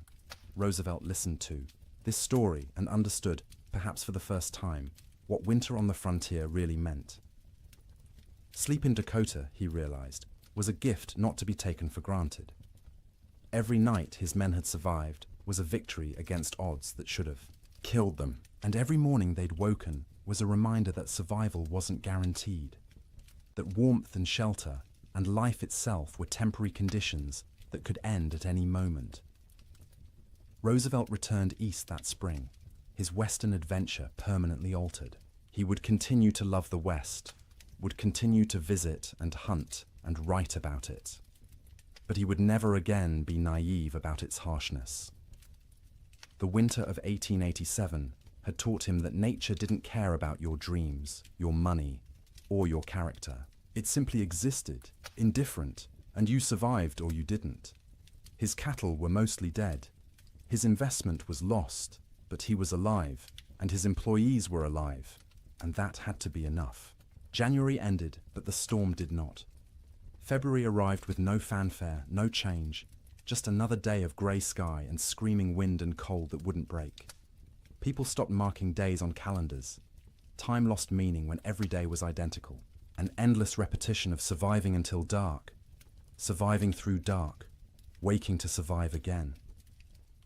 The psychological weight of the storm's duration became as dangerous as the physical cold. Humans are resilient, but not infinitely so. We can endure terrible conditions if we believe they'll end. But when days stretch into weeks, weeks stretch toward months, and conditions remain unchanged, the mind begins to fracture in subtle ways. In the Ferguson household, the children grew quieter. They'd stopped asking when the storm would end. They'd stopped asking much of anything. They sat by the fire, conserving energy, their eyes following their mother's movements with an intensity that unnerved her. They were always hungry now, and the hunger made them old beyond their years. Martha found herself forgetting things. She'd go to the cold bedroom to fetch something and stand there, shivering, unable to remember what she'd come for. She'd start sentences and lose the thread midway, words dissolving like snow on her tongue. William said her name sometimes, and she wouldn't hear him, lost in thoughts that circled endlessly around food, fire, survival. William stopped shaving. There was no point. No one to see him except his family, and vanity seemed absurd when survival was uncertain. His beard grew thick and unkempt, ice forming in it every time he went outside to milk the cow or fetch wood. He'd come back in looking, like a wild man, and the children would stare at him until Martha made them look away. The cow's milk production had dropped to less than a quart per day. The animal was suffering from cold and inadequate feed, standing in the barn with her ribs visible through her hide. William knew they should slaughter her, use the meat, but the milk was too precious. As long as she gave any milk at all, he'd keep making that twice-daily journey to the barn. Sleep patterns disintegrated completely. There was no day or night anymore, just periods of lighter grey and darker grey outside the oiled paper window. People slept when exhaustion overwhelmed them, woke when cold or hunger or nightmares forced consciousness. The family's sleeping pile shifted constantly as people moved, trying to find warmth, trying to escape dreams. Martha's dreams were always about food, elaborate meals from her childhood in Wisconsin. Her mother's kitchen, warm and fragrant, tables loaded with roasted chicken and potatoes and fresh bread and butter. She'd wake with saliva flooding her mouth, stomach cramping with want, the disappointment of reality crushing. They had beans, always beans, the same beans cooked the same way, day after day, until the thought of eating another spoonful made her gag. William dreamed about summer, riding across green ranges, cattle fat and healthy, sun warm on his shoulders. He'd wake disoriented, expecting heat, finding only cold. The contrast between dream and reality was so sharp it hurt physically. His chest would ache, his throat would close. He'd lie there fighting tears while his family slept around him. The children's dreams were less specific, but more unsettling.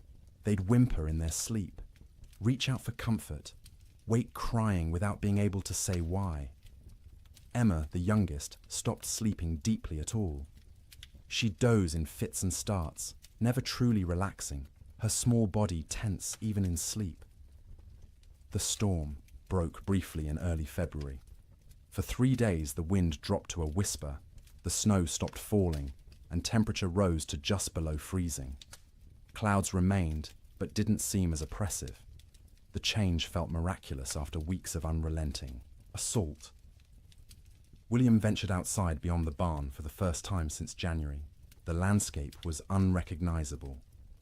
Snow had sculpted itself into bizarre formations, drifts 20 feet high in some places, bare ground in others. The fence line he'd built 2 summers ago was completely buried. Only the tops of fence posts showed, wooden fingers pointing at the grey sky. He walked out across what had been their pasture, breaking through crusted snow with each step. The snow held his weight for a moment, then collapsed, dropping him thigh-deep into soft powder beneath. It was exhausting to move, each step a battle, but he kept going, desperate for space, for distance from the cabin that had become their prison. He found a dead cow half buried in a drift. One of their small herd, frozen solid, the hide pulled, tight over protruding bones. He stood looking at it for a long time, feeling nothing. He was too tired for grief. The cow was dead. More would be dead. Everything might be dead. These were just facts now, beyond emotion. When he returned to the cabin, Martha and the children were standing in the doorway, watching him. They looked like ghosts in the grey light, pale and thin and insubstantial. He realized he probably looked the same to them. That night the Chinook wind arrived, warm wind from the southwest, carrying temperature up 30 degrees in 2 hours. It felt like a gift from God, a promise that winter could end, that warmth still existed somewhere in the world. People opened doors and windows despite the waste. of heat from their fires, desperate for fresh air, for the feeling of movement, for anything different. The warm wind melted the top layer of snow, water dripped from roofs, ran in small streams across frozen ground, pooled in low spots. For brief hours, it seemed like spring might actually come, that the nightmare might be ending, but the Chinook betrayed them. After 2 days of relative warmth, the wind shifted back to the north. Temperature plummeted. The water that had melted froze instantly, creating a thick crust of ice over everything. The snow that had softened turned to concrete, and when more snow fell on top of that ice, it created a prison for any surviving cattle. Before the Chinook, cattle could at least paw through snow to reach grass beneath. After the ice crust formed, this became impossible. Their hooves couldn't break through. They stood on top of their food, separated from it by inches of ice, and slowly starved, while the grass they needed lay tantalizingly close. Cowboys trapped in bunkhouses understood what this meant. Any cattle that had survived, January were now doomed. The Chinook hadn't been salvation. It had been a final cruelty, raising hope before delivering death more certainly than the cold alone could have. In the bunkhouses, men stopped talking about spring. They stopped talking much at all. Conversation required energy they didn't have. They lay in their bunks, wrapped in blankets, emerging only to eat the meager meals old Pete still managed to prepare, or to take their turns feeding the stove. The silence was worse than the earlier noise of men talking and joking and trying to maintain morale. Silence meant defeat. Silence meant they'd accepted that this was how things were now, that normal life was so far away it might as well not exist. Some men slept 20 hours a day. Their bodies had adapted to scarcity by shutting down, reducing all functions to bare minimum. They moved slowly when they moved at all, speaking in monosyllables, their eyes dull and unfocused. They weren't sick, exactly. They were hibernating, human versions of bears in dens, waiting for conditions to improve. Others couldn't sleep at all, too anxious, too frightened, too aware of their situation. They'd lie awake hour after hour, staring at the ceiling, listening to the wind that never stopped. Their eyes developed a particular look, wide and staring, ringed with dark circles. Their hands shook constantly. They jumped at sudden sounds. Old Pete worried about these wakeful men more than the sleeping ones. The sleepers were conserving energy, doing what their bodies told them to do. But the wakeful men were burning through resources they couldn't afford to lose. Their minds were eating themselves from the inside, consuming sanity the way their bodies were consuming stored fat. He tried to help in small ways. Extra coffee for the wakeful ones, bitter and hot, and something to focus on besides fear.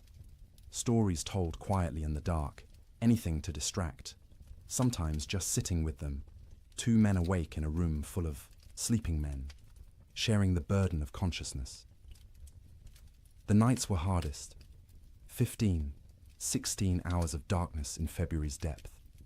The stove provided light as well as heat, flames visible through gaps in the iron, but it was barely enough to see by. Men moved through darkness, feeling their way, bumping into bunks and each other. Without clocks, without daylight, time became abstract. You'd wake, if you could call it waking when you'd only been half asleep, and have no idea if you'd been unconscious for 10 minutes or 10 hours. The disorientation was profound. Some men stopped trying to track time at all. They ate when food appeared, slept when they couldn't stay awake, existed in a perpetual present with no past or future. The concept of sleep itself changed. It wasn't restful anymore. You didn't sleep to feel refreshed. You slept because consciousness was too expensive to maintain. Sleep was a small death you practiced nightly, preparing for the real death that might come if the storm continued much longer. Dreams during this period took on a hallucinatory quality. Men dreamed they were awake, walking around the bunkhouse, having conversations with others, only to actually wake and realize none of it had been real.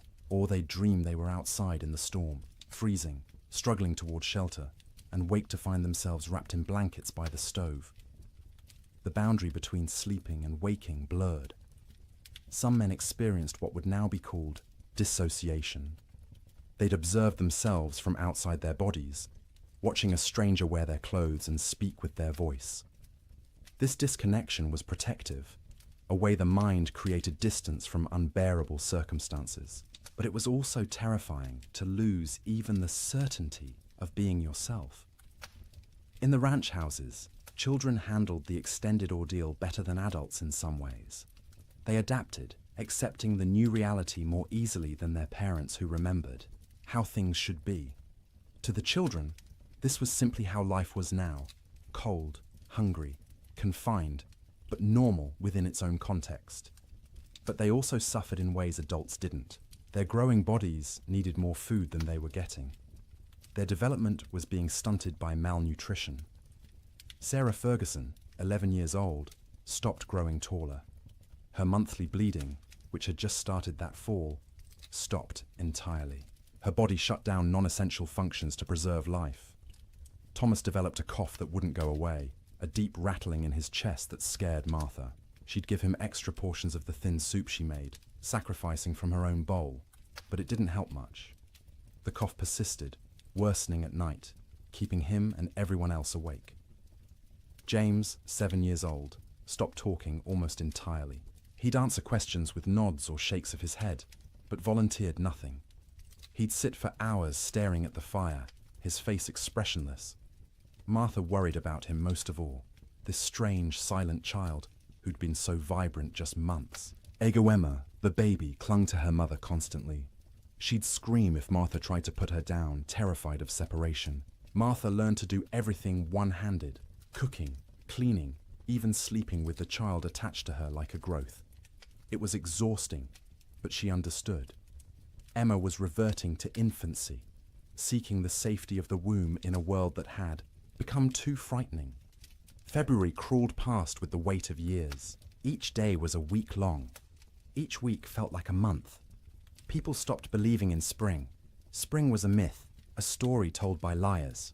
There was only winter, eternal winter, and the question was no longer when it would end, but whether you'd survive it. And still the wind blew, and still the cold pressed in, and still people slept fitfully in their prisons of wood and hope, waiting for deliverance that seemed less likely with each passing day. Children experienced the great die-up through a lens of confusion and adaptation that was both heartbreaking and remarkable. They didn't fully understand what was happening or why, but they adjusted to impossibility with a flexibility adults had lost. To them, the storm wasn't an economic disaster or a failure of planning. It was simply the way the world had become, and they learned to live in it. Sarah Ferguson, at 11, was old enough to sense her parents' fear, even when they tried to hide it. She watched her mother's hands shake when portioning out food. She noticed her father's long silences, the way he'd stare at the fire without seeing it. She understood, in a way her younger siblings didn't, that something was terribly wrong. This knowledge was a burden. She couldn't share it with Thomas or James or Emma because they were too young to understand, and speaking it aloud would make it more real. So she carried it silently, trying to help without being asked, watching for ways to ease the tension that filled the cabin like smoke. She learned to anticipate her mother's needs. When Martha reached for the water bucket, Sarah was already moving, to refill it with snow. When the fire burned low, Sarah added wood before being told. She took charge of Emma when the toddler grew fussy, singing to her, telling her stories, anything to give Martha a few minutes of peace. At night, Sarah lay awake, listening to her siblings breathe, counting breaths, making sure everyone was still, alive. She'd developed an irrational fear that someone would simply stop breathing in the dark and no one would notice. So she stayed vigilant, even when her own body screamed for sleep. She dreamed about school, which seemed like something from another life. The one-room schoolhouse 3 miles from their ranch, where Miss Peterson taught reading and arithmetic to a dozen farm children. Sarah had loved school, loved learning, loved having somewhere to go that wasn't the ranch. The storm had started during Christmas break, and school hadn't reopened. Might never reopen if families didn't survive the winter. She wondered about her classmates. Were they trapped in their homes too? Were they hungry? Were they scared? Or had some of them already died, frozen in cabins that couldn't keep them warm, and she'd never know because news didn't travel through blizzards? These thoughts circled in her head at night, keeping her awake even when exhaustion made her bones ache. She was becoming an adult too quickly, forced to carry worries that children shouldn't have to carry. But she had no choice. The storm didn't care about childhood innocence. Thomas, at 9, dealt with the storm differently. He grew angry. Not explosive anger, not tantrums, but a cold, sullen fury that he directed at everything and nothing. He was angry at the wind for not stopping, angry at his father for not fixing things, angry at God for letting this happen, angry at himself for being trapped and helpless. He'd punch his thin straw mattress when no one was looking, imagining it was the storm, hitting it until his knuckles hurt. He'd kick at the wall, leaving small scuff marks that his mother saw but didn't comment on. He needed to fight something, but there was nothing to fight except weather, and weather was beyond fighting. At night, Thomas didn't sleep so much as surrender. He'd fight consciousness until his body simply shut down, crashing into sleep so deep it was almost like fainting. He'd wake suddenly, disoriented, not remembering where he was for terrifying seconds before memory returned and reality settled back into place. His dreams were violent. He fought bears, wolves, faceless men. He swung fists and weapons, defending his family against threats that dissolved when he tried to focus on them.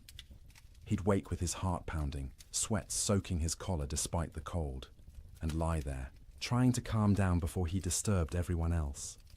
He was hungry all the time, a gnawing, constant hunger that made him think about food obsessively. He'd remember meals from before the storm, special occasions when they'd had roasted chicken, or beef, or his mother's apple pie. The memories were so vivid he could taste them, and the disappointment when he opened his eyes to find only reality was crushing. His mother noticed his anger, but didn't know how to help. She'd try to hug him, and he'd tolerate it stiffly, uncomfortable, with comfort, needing to be tough. He was the man of the house when his father was outside. He had to be strong.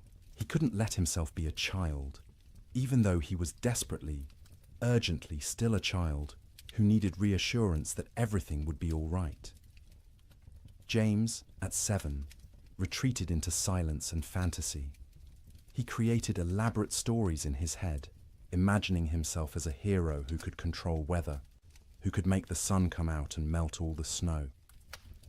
In his fantasies, he'd save his family, save the cattle, save everyone. People would thank him. His father would be proud. These daydreams occupied hours. He'd sit by the fire, face blank, living entirely in his imagination where he was powerful instead of helpless. His mother worried about his silence, not understanding it was protection. If he didn't talk, he didn't have to acknowledge reality. He could stay in his head where things made sense and he had control. At night, James slept deeply but unrestfully. He'd thrash and kick, fighting battles in his dreams, sometimes crying out words no one could understand. His siblings had learned to sleep away from his feet because he'd kick without waking. Martha would sometimes reach over and touch his forehead, checking for fever, but he was just hot from the exertion of his dreams. When he did talk, it was often about summer. He'd ask when they could go outside and play, when they could go fishing in the creek, when the cattle would come back. His questions broke Martha's heart because she had no answers. She'd deflect, saying soon, or when winter ends, knowing these were lies, but unable to tell a 7-year-old that winter might not end, that nothing might come back. Emma, just 3 years old, understood least and suffered most in some ways. She knew something was wrong but couldn't articulate what. Her world had shrunk to one room, a fire, and the immediate presence of her family. She didn't remember clearly how things had been before the storm. This cold, confined existence was becoming her normal. She cried often, not from any specific pain, but from generalized distress. Hungry cries, cold cries, tired cries, scared cries. Her vocabulary wasn't sufficient to express what she felt, so she cried and clung to her mother and refused to be put down. Martha carried her constantly, the child's weight a familiar burden. Emma was getting lighter instead of heavier, losing weight she couldn't afford to lose. Her ribs showed through her thin dress. Her eyes seemed too large for her face. She looked like children in pictures of famine, skeletal and haunted. At night, Emma slept fitfully, waking every few hours crying for her mother even though Martha was right there. She'd need to be held, rocked, soothed back to sleep, a process that took longer each time. Martha would hold her daughter and feel the tiny heart beating too fast, the small body too hot one moment and too cold the next, and wonder if Emma would survive even if the storm ended. Emma's dreams, when she could describe them in her limited vocabulary, were simple and sad. She dreamed of being warm, of having enough to eat, of going outside to play. She dreamed of summer in fragments, sensory impressions rather than coherent narratives. Sun on her face, grass under her feet, the feeling of running without being cold. The children had created small rituals to mark time and maintain some structure. Every morning, however they defined morning, Sarah would lead them in a counting game. They'd count to 100 together, which took Emma's entire concentration and distracted her from crying. Then they'd count by twos, by fives, by tens, math as comfort, numbers as proof that some things remained stable. In the afternoon, Thomas would tell stories. He'd inherited his father's storytelling ability and would spin tales about cowboys and cattle drives and adventures that took place in summer warmth. His siblings would listen, transported briefly to worlds where people weren't trapped and cold and hungry. Emma had a doll, a simple thing made from rags stuffed with more rags, with button eyes and yarn hair. She carried it everywhere, talking to it in her baby voice, explaining things. The doll was hungry. The doll was cold. The doll wanted Mama. Through the doll, Emma processed her own feelings, giving voice to fears she couldn't express directly, the EE. Children learn to read their parents' moods and adjust their behavior accordingly. When Martha looked particularly strained, they'd be quieter, more cooperative. When William came in from the barn looking defeated, they'd give him space, not asking for attention he couldn't provide. They became expert at making themselves small, at not adding to the household's burdens. But they were still children, and children need play. They'd create games from nothing, counting cracks in the ceiling, making shadow figures on the wall with their hands when the fire was bright enough, building towers from the few wooden blocks they owned, then knocking them down and building again. Sarah taught Emma songs, the same songs their mother had taught her. Simple rhymes about animals and weather and daily life. Emma's favorite was about a bird that flew south for winter, which seemed especially relevant. She'd sing it over and over, the words slurring together, while her siblings tried not to show their irritation. The children also absorbed lessons they shouldn't have needed to learn so young. That food was precious and must never be wasted. That fire was life and must be watched constantly. That cold could kill and must be respected. That sometimes adults didn't have answers, didn't know what to do, were as frightened and helpless as children, but had to pretend otherwise. They learned what their parents looked like when pretending to be brave, the slight tremor in their mother's voice when she said everything would be fine, the way their father's smile didn't reach his eyes. They learned to accept these performances without comment, understanding that challenging them would make things worse. In later years, the Ferguson children would remember the winter of 1887 as a blur. They'd recall specific images. The fire, always the fire, and their mother's face in its light, and the sound of wind that never stopped. But the timeline would be confused, events blending together because days had no distinct markers. Sarah would remember being hungry but never being fed. Thomas would remember being angry but not knowing why. James would remember his fantasy world more clearly than reality, which was probably for the best. Emma would remember almost nothing directly, just a vague sense of having been cold once, long ago, for longer than seemed possible. But they'd also remember warmth of a different kind. The feeling of sleeping piled together, siblings in a heap like puppies, their mother's songs in the dark, their father's hands, rough and gentle, checking them for frostbite. The way Sarah would hold Emma when Emma cried. The way Thomas would share his tiny portion of food, even though he was starving. The way James would tell stories that made them laugh despite everything. Children are resilient, but resilience has costs. The Ferguson children survived the winter, but they were changed. Sarah grew old before her time, burdened with worries she couldn't set down. Thomas's anger would last years, manifesting in ways that troubled his parents. James would remain in fantasy longer than he should, reluctant to engage with a world that had proven so harsh. Emma would be clingy and fearful, suffering from what we'd now call anxiety, though no one had that word then. But they survived. All 4 Ferguson children made it through the winter alive, which many children didn't.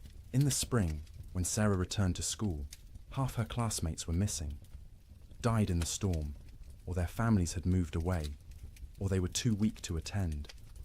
The teacher never spoke about them, and Sarah never asked, but she noticed the empty desks and understood what they meant.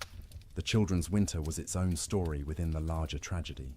They experienced the same cold, the same hunger, the same confinement as adults, but they experienced it through the lens of childhood, with less understanding but also with adaptability adults couldn't match. They bent instead of breaking, or at least bent further before breaking, and some of them survived precisely because they were young enough to accept the impossible and adapt to it. March came quietly, without announcement or ceremony. The wind didn't stop all at once. The cold didn't break dramatically. But sometime in the first week of March, people noticed the light had changed. The grey wasn't quite as oppressive. The sun, invisible for months behind clouds, occasionally created a bright spot in the overcast sky, a suggestion that it still existed somewhere beyond the grey. The temperature rose first, not to warmth, not even close, but up from the deadly negatives, into the teens, then the 20s. At 20 degrees, after months of temperatures well below zero, it felt almost tropical. William Ferguson stepped outside without his heaviest coat for the first time since January and felt the difference immediately. Still cold, but survivable cold. Manageable cold. Human cold. The wind dropped next. Not gone, but diminished from its constant shriek to something closer to a whisper. You could hear other sounds again. Birds, tentatively returning. The creak of the barn, your own footsteps in the snow. After months of wind that drowned out everything, the relative silence was disorienting, and then finally the snow stopped falling. Days passed without new accumulation. The sky remained cloudy, but the clouds weren't releasing their burden anymore. What was on the ground would stay on the ground, but nothing new was coming. This realization spread through trapped households, like a physical wave. The storm was ending. Winter was releasing its grip. Spring, impossible spring, was actually going to come. But the thaw revealed horrors that had been hidden under snow. As temperatures rose above freezing and snow began to melt, the dead emerged. Cattle everywhere. More cattle than anyone had imagined possible. They lay along fence lines, stacked 3 and 4 deep, where they'd crowded against barriers trying to escape the wind. They filled ravines, hundreds in a single coulee, frozen together into a grotesque mass. They lined riverbanks, piled where they'd sought water, and found ice instead. William rode out in mid-March to assess their losses. The snow had melted enough to navigate, though the ground was a swamp of mud and standing water. He rode for hours, seeing nothing but dead cattle. Their small herd of 30 head was gone, all 30 dead. Some near the barn where they'd sought shelter. Others scattered across their range, frozen in place, some still standing. The smell was overwhelming. As the carcasses thawed, they began to rot. The air across the plains filled with the sweet, cloying stench of decay. You couldn't escape it. It permeated clothing, hair, got into your mouth and nose until you tasted it constantly. Cowboys tied, scarves soaked in vinegar over their faces, but it barely helped. The financial devastation was absolute. Ranches that had run thousands of head found hundreds alive, if that. The great cattle companies, backed by Eastern and European money, went bankrupt overnight. Investors who'd expected returns of 20–30% instead lost everything. The boom was over. The cattle kingdom had fallen. But more important than money, more immediate, was the human cost. As spring progressed and travel became possible again, stories emerged. A family in Wyoming had burned their furniture for fuel, then their floorboards, then had frozen to death anyway. A cowboy in Montana had tried to reach town for supplies, got lost in a storm, and was found frozen solid sitting upright on his horse, both man and animal dead. Children died quietly in their sleep, their small bodies unable to maintain heat. Old people died the same way, peaceful endings to hard lives. Young men died trying to help, venturing out into storms to check on neighbors or cattle, never making it back. Women died in childbirth in cabins where no help could reach them. Babies dying with their mothers. The death toll among cattle was calculable, measurable, shocking in its enormity. Estimates ranged from 60 to 90% mortality across the northern plains. Hundreds of thousands of animals dead. But the human toll was harder to count. People died alone in isolated cabins, their bodies not discovered until spring. Whole families vanished. Homesteads found empty when the snow cleared. No trace of where the occupants had gone, or whether they'd survived.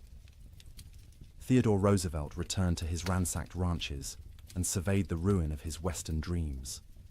Cowboys, who'd barely survived, told stories of unimaginable hardship.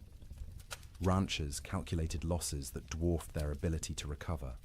And slowly, painfully, everyone who'd survived began the work of rebuilding. But they rebuilt differently. The open range was dead, killed as surely as the cattle that had grazed it. Ranchers who continued in the business built barns, stored hay, kept smaller herds they could actually feed through winter. They fenced pastures, rotating cattle seasonally rather than letting them roam year-round. The cowboy, as romantic figure, driving vast herds across unfenced prairie, became a relic of a past that had ended in ice and death. The survivors were changed. Martha Ferguson emerged from that winter 20 pounds lighter, her hair gone grey at 32. William's hands shook for months afterward, trauma expressing itself in tremors he couldn't control. The children carried scars that wouldn't show. For years, psychological wounds that would shape their entire lives, but they'd survived. All of them. The Ferguson family made it through intact, which was more than many could say. And as spring truly arrived, as green grass pushed up through mud and trees began to bud and the sun returned with actual warmth, they began to remember what life could be. The first night Martha slept without waking every few hours, checking on her children. She woke feeling guilty for having rested. The first morning, William went outside and wasn't hit by killing cold. He stood in the barn doorway and cried. The children, resilient as children are, adapted more quickly. They ran outside in bare feet, feeling grass beneath their toes, relearning, joy they'd almost forgotten. Sleep in spring was different from sleep in winter. The fear was gone, the vigilance unnecessary.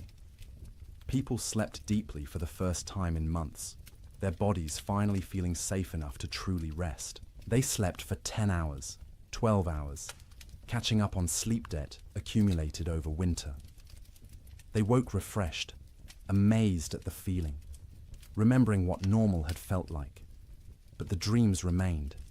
For years afterward, survivors would wake from nightmares about the winter of 1887. They'd dream of being trapped, of being cold, of hearing cattle die, and being unable to help.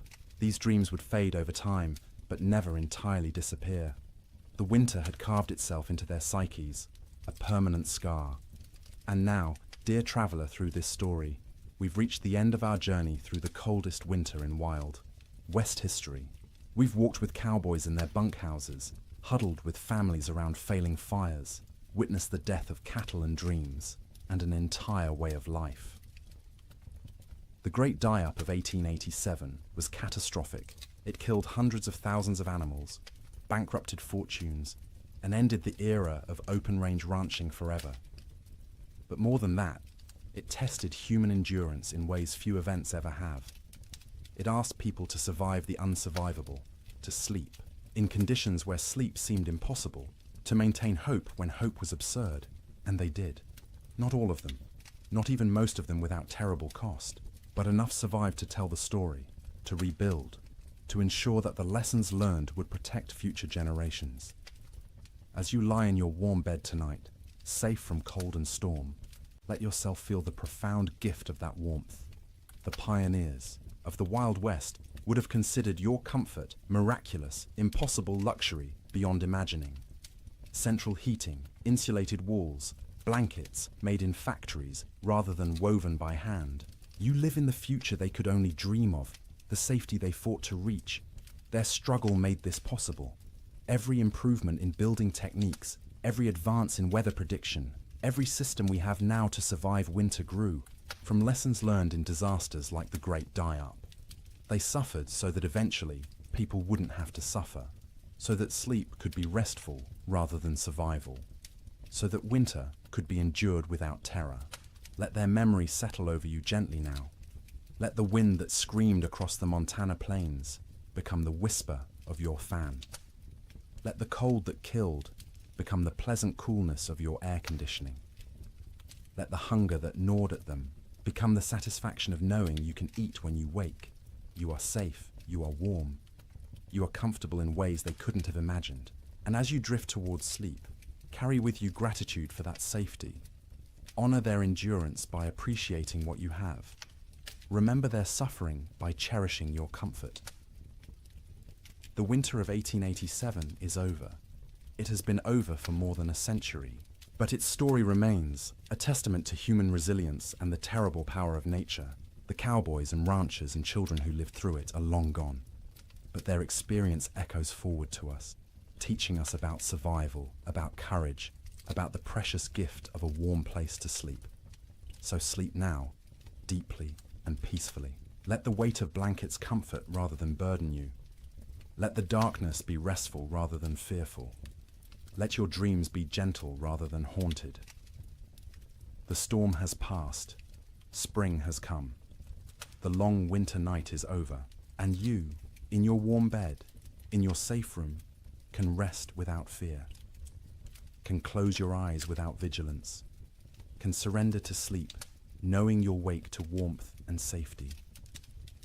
The Great Die-Up claimed so much, so many cattle, so many dreams, so much hope. But it couldn't claim everything. It couldn't kill the human capacity to endure, to adapt, to survive impossible conditions, and emerge, if not unscathed, then at least alive. Still capable of love, still capable of rebuilding, still capable of hope. That resilience lives in you too. You carry it in your genes, inherited from ancestors who survived winters and storms and hardships we can barely imagine. Their strength is your strength. Their determination is your determination. Their ability to close their eyes in terrible circumstances and wait to face another day is yours as well. You don't need it tonight. Tonight, you can simply rest. Let the story of the Great Die-Up fade like snow melting in spring sun. Let the cold recede. Let warmth embrace you completely. Sleep well, knowing that winter always ends, that spring always comes, that the coldest night eventually gives way to dawn. The pioneers of 1887 learned this truth at terrible cost. But they learned it, and they survived.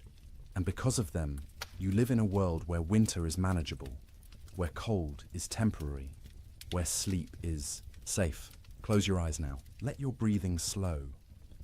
Feel the weight of your body sink into your mattress, supported and comfortable. You've traveled a long way tonight, through a winter that ended before you were born. You've witnessed suffering and endurance and the slow arrival of relief. Now it's time to find your own relief, your own rest, your own peaceful surrender to sleep. The wind has stopped screaming. The cold has lost its teeth. The cattle are grazing on green grass in valleys where snow once piled 20 feet deep. And you are here, warm and safe, ready to sleep, ready to dream gentle dreams, ready to wake refreshed to a world where the great die-up is history, where winter is a season rather than a death sentence, where sleep is rest rather than survival. Good night, traveler. Thank you for joining me on this journey through the coldest winter in Wild West history. May your own sleep be everything those pioneers couldn't have. May you wake warm and safe, grateful for the comfort that cost them so much to achieve. The storm is over. Spring has come. Sleep well. Good evening and welcome back, friends. Tonight, we are going to journey through the Great Famine winter, when medieval Europe froze for 7 years. As always, let me know where in the world you are listening in from. Get cozy, settle in, and let's begin. In the spring of 1315, a mother in northern England made an unthinkable decision. She locked her children inside their cottage, walked into the frozen wasteland, and never returned. But she wasn't abandoning them. She was saving them. Was she? Knew what all of Europe would soon discover was that the world itself was dying. The rain wouldn't stop. The cold wouldn't break. And for the next 7 years, winter would reign supreme. Her name was Marjorie of Durham, and her neighbors found her children 3 days later, alive, huddled around the last embers of their fire. The eldest, a boy of 9, clutched a note his mother had left. The priest who recorded it wrote that his hands shook as he read her words aloud. My flesh will buy them grain. My absence will grant them mercy. Tell them I walk toward God, not away from them. You see, Marjorie had understood something terrible. Something that would take the rest of Europe months to grasp. This wasn't just another harsh spring. This was the beginning of an extinction. The marketplace where she'd traded her body for bread had made the calculation clear. A living mother meant 5 mouths to feed. A missing mother meant for orphans. The church had to shelter, and the church still had grain, still had walls, still had hope that this nightmare would end. But here's what makes Marjorie's story so haunting. She wasn't unique. Parish records from 1315 show hundreds of similar disappearances. Parents vanishing into blizzards, elderly grandparents wandering into forests, always leaving notes, always locking doors from the outside, always walking toward death like it was salvation. The chronicler Geoffrey Le Baker would later write about that spring with words that feel pulled from nightmares. Rains began on St. George's Day and fell like God had forgotten how to do anything else. Not the warm rains of April that wake sleeping seeds, but frozen needles that killed whatever they touched. Crops didn't fail, they drowned standing. Rivers didn't flood, they exploded from their banks like wounded animals. Think about that. For a moment, you're a medieval peasant. Your entire world is 3 miles wide.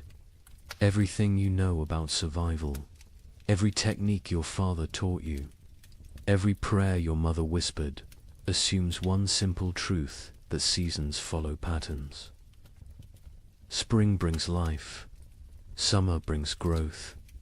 Autumn brings harvest. Winter brings rest.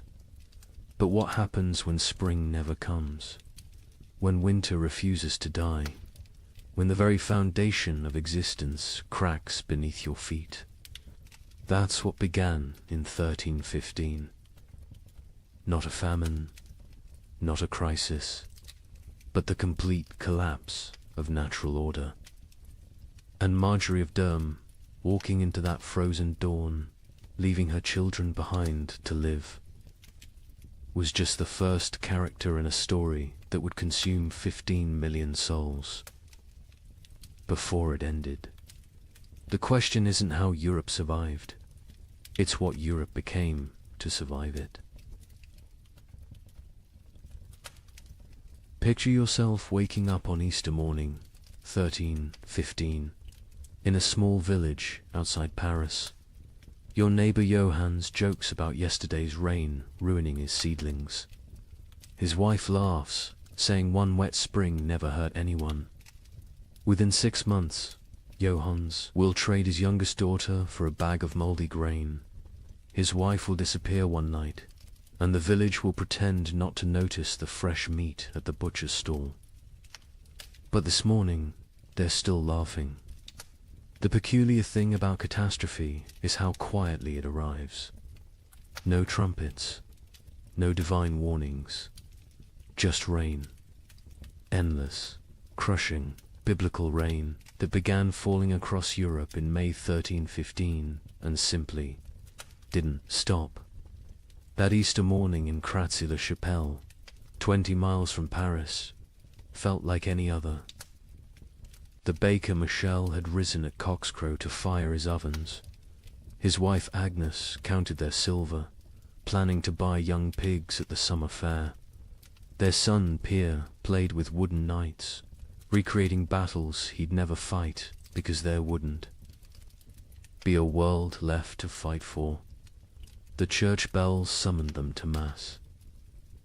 Father Bernard, still young enough to believe suffering had meaning, delivered a sermon about resurrection, about new life, about God's promise that seed time and harvest would never cease. The congregation nodded along, comfortable in their certainty. Why wouldn't they be? Their grandfathers had survived wars. Their fathers had survived plagues. Surely they could survive a little rain. But if you'd looked carefully that morning really, Latude have seen the signs. The sparrows that usually nested in the church eaves were gone. Not dead, gone. The cats had stopped hunting, instead huddling in doorways with their fur perpetually damp. And the old women, the ones who remembered the harsh winter of 1258, had started hoarding soldat. Johannes, the man who joked about his seedlings, was a cloth merchant. Successful enough to own 2 cows and rent 3 strips of land. His wife Marie had borne him 7 children, 4 still living, which made them lucky by medieval standards. Their youngest, Isabel, had just turned 6. Hair like spun gold. Her father would say, worth its weight in gold, someone else would say 6 months later, weighing her against a sack of spoiled wheat. The rain that Easter was unusual only in its persistence. It had fallen for 3 days straight, turning the roads to mud, keeping the holiday merchants away. But rain in April wasn't catastrophe, it was inconvenience. The real terror wouldn't begin until May 15th, the feast of St. Dymphna, when the rain turned cold. Brother Francis of the Abbey St. Denis recorded it first. He'd been copying manuscripts when he noticed his breath misting in the scriptorium. In May, at midday, the ink froze on his quill. He thought perhaps illness had taken him. Fever turned backward into chills. Then he saw the other monks rubbing their hands, saw the frost forming on the inside of the windows. By June, that cold rain had become something medieval Europeans had no word for. We might call it freezing rain, but they called it devil spit. water that fell as liquid but froze on contact. Entire fields became sheets of ice in summer. Roses bloomed and died in the same hour, encased in crystal tombs. The wheat, which should have been knee-high in green, stood stunted and yellow. The barley rotted in the earth before it could sprout. The rye grew, but wrong-twisted, black, infected with something that would later be recognized as ergot, the fungus that causes hallucinations and gangrene. Some villagers, desperate for any harvest, ate it anyway. They danced themselves to death in the streets, laughing as their fingers turned black and fell off. But we're getting ahead of ourselves. Let's return to Johannes and his family, because their story is everyone's story. By late May, Johannes had stopped joking about anything. The constant rain had ruined the roads, making trade impossible. No merchants could travel, which meant no cloth could be sold, which meant no coins for bread. Not that there was bread to buy. The baker Michel had closed his ovens now. Grain meant no flour, meant no purpose to the fire. June brought the first death in Crassy-la-Chapelle. Not from starvation, not yet. Old Catherine, who'd survived 70 winters, simply gave up. She announced at Sunday Mass that God had abandoned them, walked home, lay down in her bed, and willed herself to die. The priest called it despair, a mortal sin. But privately, he envied her escape. The real horror began in July, when the rain briefly stopped. For 3 days, the sun appeared, weak and watery but present. The villagers rushed to salvage what they could, to plant anything that might grow before autumn. They worked day and night, hands bloody from tearing at the muddy earth, planting beans, turnips, anything fast-growing. On the 4th day, the hail began. Not regular hail. Chunks of ice the size of fists, driven sideways by winds that shouldn't exist in summer. They shattered shutters, killed chickens, knocked full-grown men unconscious. When it stopped, nothing remained of those desperate plantings. The fields looked like they'd been trampled by an army of giants. That's when Johannes made his first, unthinkable choice. He killed one of his cows, not for meat not, yet but for mercy. It was starving, crying constantly, too weak to stand. He told his children it had gotten sick, but Marie knew. She saw him save the blood in buckets, saw him portion it carefully with their dwindling barley. Blood pudding would keep them alive another week. Argus arrived wearing winter's clothes. Frost in the mornings, ice on the water buckets, breath misting even at noon. The second cow died on its own, and Johannes counted it lucky. They ate everything: the meat, the organs, the marrow from the bones. They boiled the hide for soup. They ground the bones for flour. Nothing was waste, because waste meant death. Brother Thomas of Westminster Abbey wrote something strange in his chronicle that summer. The heavens have forgotten how to cease their tears. At first, monks like Thomas saw it as God testing their faith. A brief punishment, maybe for the wars between England and Scotland, maybe for the French king arresting the Pope. Surely it would pass. But then came the letters from sister monasteries. From Cologne, our fields are lakes. From Florence, the Arno has swallowed 3 villages. From Krakow, the children ask what the sun looked like. What terrified Thomas wasn't the rain itself, it was the temperature. In July, the height. Of summer he could see his breath while saying morning prayers. Ice formed on the altar wine, and still the rain fell. The monastery's chronicle, which Thomas kept with meticulous care, tells us exactly when normal ended and nightmare began. June 23rd, the eve of St. John, traditionally celebrated with bonfires that burned until dawn. That year, no fire would stay lit. The rain fell horizontally, driven by winds that belonged to December, not midsummer. Thomas wrote, "The brothers attempted 7 times to light the sacred fire. Each time, the rain doused it before a single prayer could be spoken. Prior William declared it a sign of what he dared not say." Thomas had been corresponding with monasteries across Christendom for 20 years. His position as chronicler meant he received letters from abbeys in Scotland to Sicily, from Ireland to Poland. Usually, these letters discussed theological matters, requested copied manuscripts, or shared news of appointments and deaths. But starting in July 1315, every letter carried the same message, dressed in different words. Something was terribly wrong with God's creation.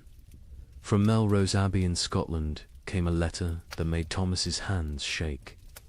"Brother, we write to you from hell, frozen over. It is July, yet we break ice from our wells each morning. The barley stands drowned in fields that have become swamps. Yesterday, we found a shepherd frozen to death. In July, Brother Thomas. He was young, strong, only 20 summers. We found him standing upright, eyes open, still holding his crook. The sheep around him were ice statues. Have we entered the end times? The abbot of Cluny in France sent word that would have been dismissed as madness any other year. The vine withers as if cursed. The soil rejects all seed. We have consulted. Our oldest records nothing, speaks of summer frost, of hail in August, of rain that burns like ice. Our farmers weep in the fields, beating the mud with their fists, begging it to remember its purpose. From the German monasteries came increasingly frantic reports. The prior of Reichenau wrote, "Lake Constance rises daily. Entire villages now exist only as church bells tolling beneath the waves. We ring our own bells in answer, but God remains deaf. The rain tastes of sulphur. Birds fall from the sky mid-flight, frozen solid. What sin has mankind committed to earn such wrath?" But it was a letter from an Italian monastery that contained the most chilling observation. Brother Antonio of Monte Cassino, a learned man who'd studied both scripture and natural philosophy, wrote, "This is not divine punishment. Brother Thomas, I have read the ancient texts, Greek and Roman both. This happened before. They called it the years without summer. Crops failed, empires fell, and mankind retreated to caves. We are not being punished. We are being erased." Thomas himself had begun keeping detailed records of the weather, something unprecedented for the time. His entries from July 1315 read, "Like fever dreams. July 4th, Feast of St. Ulrich. Rain for 16 straight hours. Temperature cold enough that we wore winter robes to matins. 2 brothers collapsed during prayers, their lips blue. July 11th. The rain has not ceased for 40 hours. We cannot light fires. We eat cold porridge and pray with numb fingers. Brother Matthew suggests we are experiencing Noah's flood again. Prior William had him whipped for heresy, but privately we all wonder. July 19th. Something impossible today. The rain froze as it fell. coating everything in ice. In July, the vegetable garden is destroyed. Every plant encased in crystal, beautiful and dead. We gather to pray, but the words stuck in our throats. How do you pray when creation itself seems broken? The correspondence between monasteries became increasingly desperate as summer crawled toward autumn. They began sharing survival techniques rather than theological debates. How to keep manuscripts from molding in the constant damp. How to preserve food when nothing would dry. How to maintain faith when every prayer for sun was answered with more rain. From Prague came instructions for building underground storage that might resist the water. From Dublin came recipes for making bread from acorns and chestnuts. From Rome came silence. The Holy See had problems of its own, with the Tiber flooding the papal palace repeatedly. Thomas noted something else, something that wouldn't be fully understood for centuries. The rain wasn't uniform. It would pound. One region while barely touching another 20 miles away. But those dry spots weren't lucky, they were cursed differently. Without rain, but with temperatures below freezing in summer, crops still died. Wells still froze. People still starved. A letter from the Bishop of Bergen in Norway contained an observation that haunts historians today. The merchants from Iceland have not come. They were due in May, as always. It is now August. Ships sent to investigate found the sea routes blocked by mountains of ice that should not exist in summer, or perhaps should not exist at all. The sailors speak of icebergs, tall as cathedrals, moving south like an army of frozen giants. By late August, Thomas's own entries had taken on a tone of barely controlled panic. We have begun rationing in August. The harvest is already lost, and we must survive on stores meant for winter. But what winter awaits us if summer itself has become frozen? Prior William no longer speaks of God's tests. He speaks of God's absence. The most telling entry comes from September 3rd. Brother Francis asked me today why I still write these chronicles. Who will read them? Who will survive to care about the weather of a dead year? I had no answer. I write because the act of writing means I still believe in tomorrow. When I stop writing, I stop hoping. So I write of rain, of cold, of death creeping closer. I write because someone must witness the ending of the world. Imagine watching your entire year's work, everything you need to survive, a rotting in the field before your eyes. Not failing to grow, not dying from drought, but literally dissolving into grey sludge. A French peasant named Guillaume left us. A rare written account dictated to a priest. The wheat stood tall and green in June, promising the best harvest in memory. By August, it was black soup. The smell, God forgive me, it smelled like death before death had even come. But here's where our story takes its first dark turn. The failed harvest of 1315 was just the opening act.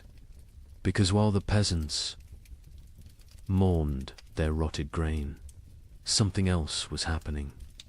Something that would transform a bad harvest into an apocalypse. Guillaume of Soissons was not a typical peasant. He'd served in the king's army, learned his letters during a campaign, and returned home with enough silver to rent 5 strips of prime farmland. His account, preserved because the priest thought it might matter someday, gives us the only peasants. I view of the catastrophe unfolding in those fields. I have seen men die with their guts spilling onto French soil, Guillaume told the priest. But watching my wheat die was worse. A man dies once. My wheat died every day for 60 days, and each morning I watched it die again. The process was unlike anything farmers had encountered. Usually, crop failure was quick frost, drought, or pests. You knew within days if you were ruined. But 1315 tortured them with hope. Gideon described walking his fields each dawn, and each dawn finding a new horror. First, the stalks grew too fast. In June, they shot up like they were racing toward heaven. We thought ourselves blessed. My wife danced between the rows, saying we'd have enough to sell, enough to buy that ox we'd dreamed of. The children planned what they'd eat at harvest feast: honey cakes, white bread, meat every Sunday until Christmas. But the unnatural growth was a warning, not a blessing. The constant rain and bizarre temperature swings had triggered something in the planter. Desperate attempt to reproduce before dying. The stalks grew tall but hollow. The kernels formed but never filled. By July, the color started changing. Not all at once. First, little spots like rust on a blade. We told ourselves it was nothing, just moisture. It would pass, but the spots spread. They merged, they consumed. A field that was green at sunrise would be brown by sunset. What Gideon was describing, though he couldn't know it, was a perfect storm of plant diseases. The cold, wet conditions had created ideal breeding grounds for multiple fungi. Stem rust, leaf blight, and ergot attacked simultaneously. But ergot was the cruelest. It didn't just destroy the grain, it transformed it into poison. The heads of wheat turned black and swollen, like fingers left too long in water. When you touched them, they burst, releasing clouds of black dust that made you cough blood. My neighbor Henry, trying to save something, anything, gathered these black kernels.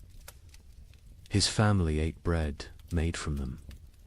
Within 3 days, his children were screaming about devils in the walls. His wife's fingers turned black and fell off. Henry himself danced naked in the square until his heart burst. The aristocracy, watching from their castles, initially felt secure. They had stores from previous years, contracts with merchants, the ability to import grain. The Lord of Soissons, Robert de Courtenay, even rode through the failing fields in July, telling the peasants not to despair, that he would reduce their taxes, that no one would starve. But Lord Robert didn't understand what Gideon understood. This wasn't one bad harvest. This was the end of agriculture itself. The ground changed. Gillam explained. It wasn't soil anymore. The rain had been falling so long, so hard, that all the good earth washed away. What remained was grey clay. That wouldn't hold seed, wouldn't grow weeds, wouldn't even grow the grass. It was like God had salted the earth, but with water instead of salt. By August, desperation drove innovation. Farmers tried everything their ancestors had never dreamed of. They built fires in the fields, trying to dry the soil. They dug drainage ditches that filled faster than they could empty them. They brought their livestock to sleep among the crops, hoping animal warmth might save something. An educated monk observing these efforts wrote, "They perform rituals that border on paganism, dancing naked under the full moon, burying live cats at field corners, bleeding themselves onto the soil.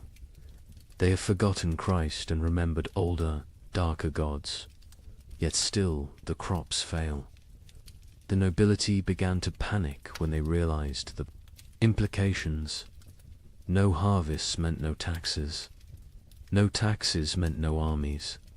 No armies meant no power. The entire feudal system depended on agricultural surplus. Without it, civilization itself would collapse. The Bishop of Reims recorded a meeting of local lords in August 1315. Lord Thibaut suggested we take what grain remains by force, store it in our castles, and let God sort the living from the dead. Lord Gautier proposed we sell our lands to Italian merchants who don't yet know of our catastrophe. Lord Felipe said nothing, just sharpened his sword throughout the meeting. We all knew what he was thinking. When the starving masses come, sharp steel might buy us more time than prayer. But it was Gwellem's final observation that proved most prophetic. The worst part wasn't the hunger we knew was coming. It was what hunger would make us become. I saw my neighbor Marcel looking at his plump daughter differently. Not with fathers. Love with a butcher's calculation. I saw wives eyeing husbands who'd grown too weak to work. I saw children forming packs, like wolf cubs learning to hunt. The priest asks me what I think God wants from us. I tell him God is done wanting. Now he's taking, and he's going to keep taking until there's nothing left but rain and mud and sigh. And mud and sigh. The memory of what men used to be before they became animals again. The failed harvest of 1315 wasn't measured in bushels of lost grain. It was measured in the systematic destruction of hope. Every rural community in Europe had lived with the same rhythm for 1,000 years. Plant in spring, tend in summer, harvest in autumn, survive on stores through winter. That cycle was civilization. And in 1315, the cycle broke. By September, even the weeds had given up. Fields that should have been golden with wheat or barley were instead grey seas of mud, punctuated by the black skeletons of dead trees. The only things that grew were fungous, bulbous things that appeared overnight in colors nature had never intended. Purple, electric blue, sick yellow. Children who ate them died laughing. Adults who ate them died screaming. The recording priest added his own note to Gwillem's testimony. This man speaks truth. I have seen the fields myself. They look like God's own graveyard, waiting for the corpses that will soon fill them. We are not facing a famine. We are facing an extinction. May whoever finds this record pray for our souls, for by the time you read this, we will surely be past praying for ourselves. In September 1315, a strange sickness appeared among the cattle of Norfolk. Within days, it spread to sheep, then pigs, then horses. The animals didn't just die, they died screaming. A contemporary account describes cattle crying like humans. In their agony, their tongues swollen black, their eyes weeping blood. Modern historians call it marin, but medieval Europeans had another name for it. Devil's touch. Because healthy animals would drop dead mid-step. A cow giving milk at dawn would be a corpse by noon, and the speed of transmission defied Logicantia herds gone in hours. But I haven't told you the worst part yet. The animals that survived, they changed. Horses began eating meat. Pigs turned. Feral, forming packs that hunted. And the rats. The rats disappeared entirely. Where did they go? That mystery wouldn't be solved for another 30 years, when they returned, carrying something far worse than hunger. The first recorded death was a prize bull named Samson, owned by the Earl of Norwich, worth more than most villagers earned. In a year, Samson was protected like royalty-sheltered stable, imported feed, 3 stable boys attending him constantly. On September 8th, he was healthy enough to breed. By September 9th, he was dead, his massive body twisted in angles that bones shouldn't allow. Foam tinged pink with blood dried around his mouth. The Earl's stable master, a methodical man named Walter, documented what happened next with the precision of someone who knew he was witnessing something unprecedented. The sickness jumped from Samson to the cows without touch, without sharing water, without even sharing air.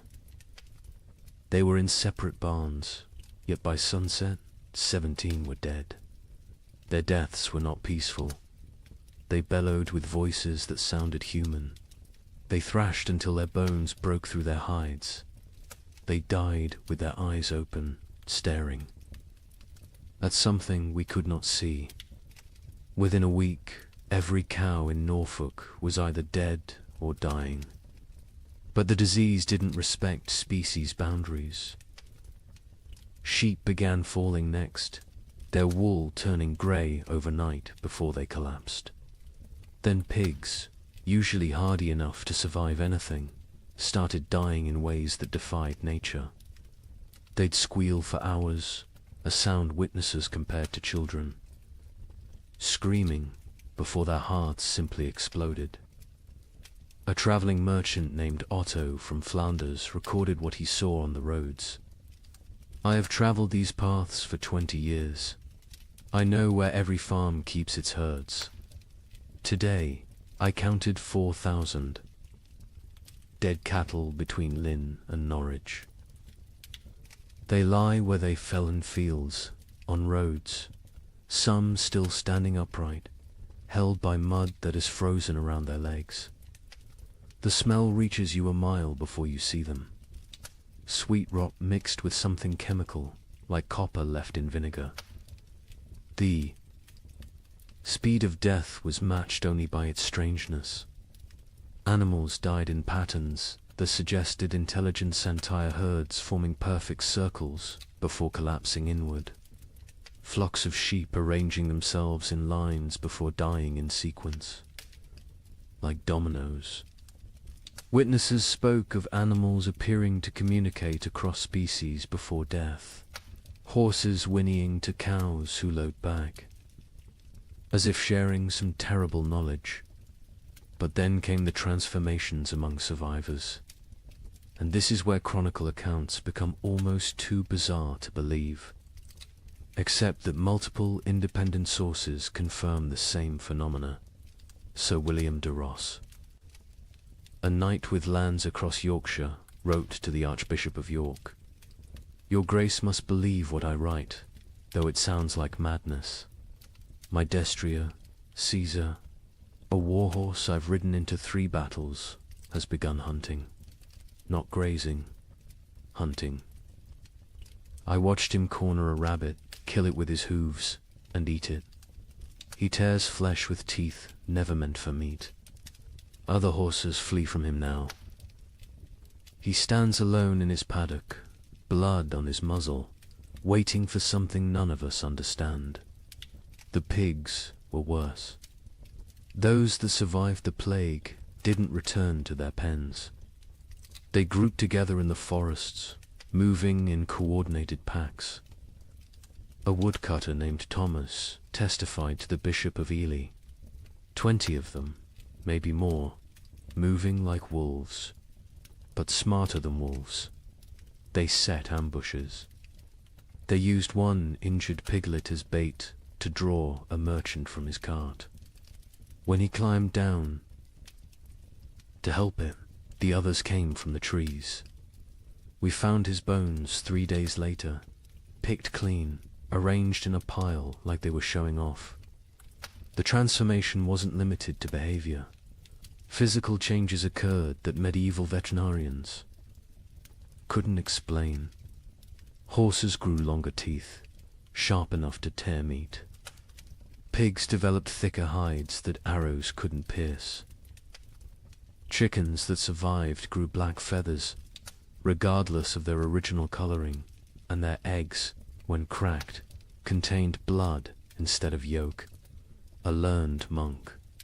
Brother Adlard, who had studied Arabic texts on animal husbandry, proposed a theory. The beasts know something we do not. They sense the world itself is dying and are changing to survive in whatever hellscape follows. They are becoming what they need to be. The question is, what does that make us? Who cannot change? The economic implications were immediate and catastrophic. Medieval society ran on animal power. Oxen pulled plows. Horses carried knights. Sheep provided wool. Cattle gave milk and meat. Without them, agriculture collapsed entirely.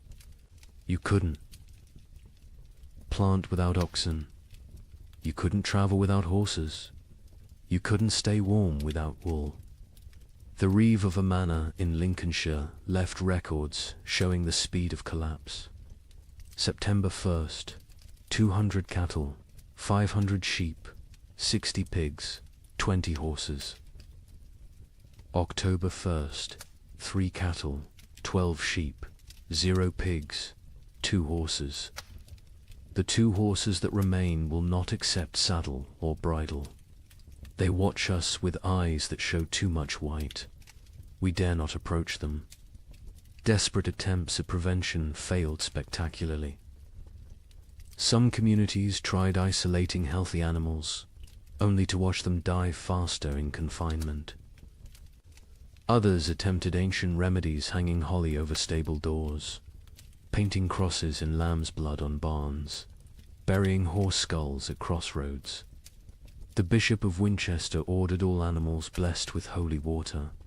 They died mid-blessing, falling dead at the priest's feet. The most disturbing account comes from a monastery in Somerset, where Brother Francis observed something that shouldn't have been possible. The rats are gone.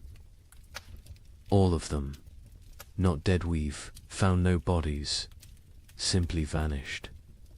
The cats who hunted them sit in empty granaries, mewing at shadows. The barn owls have stopped hunting, stopped calling. Some have been found dead with full bellies, as if they ate something that killed them from within. But there are no rats. Where did they go? Into the walls, under the earth, or somewhere else entirely, somewhere they can wait out what's coming. This observation would prove prophetic. The rats had indeed gone somewhere deep into Eastern Eurpean forests, into cave systems, into places where they could breed and change and feast on the endless supply of corpses the famine would provide. When they returned in the 1340s, they brought the Black Death with them, as if they'd been preparing their revenge for 30 years. But in September 1315, all anyone knew was that the animals were dying or changing, and without them, human survival became nearly impossible. The social contract that had existed between human and beast for millennia, we feed you, you serve us, shattered completely. Nature itself had declared war on civilization, and the animals were its first casualties. In London, December 1315, something unprecedented happened. A wealthy merchant named Richard de Barkin tried to buy bread with a gold coin worth more than most people saw in a lifetime. The baker laughed in his face. "Can your gold fill my children's bellies? Can it bring back the grain?" This is the moment medieval Europe's entire economic system shattered. For the first time in recorded history, food became more valuable than gold. The price of wheat increased 800% in 6 months. But those are just numbers. Let me tell you what that really meant. Richard de Barkin wasn't just any merchant. He controlled the wine trade from Bordeaux to London, owned 3 ships, and held contracts with the royal household. His wealth was legendary. He'd once bought an entire street in London just to evict a rival. On that December morning, he walked into Thomas Baker's shop on Bread Street carrying a gold noble. A coin worth 80 silver pence, enough to buy a horse. Thomas Baker, his hands still dusted with the last of his flour, looked at the coin like it was a stone.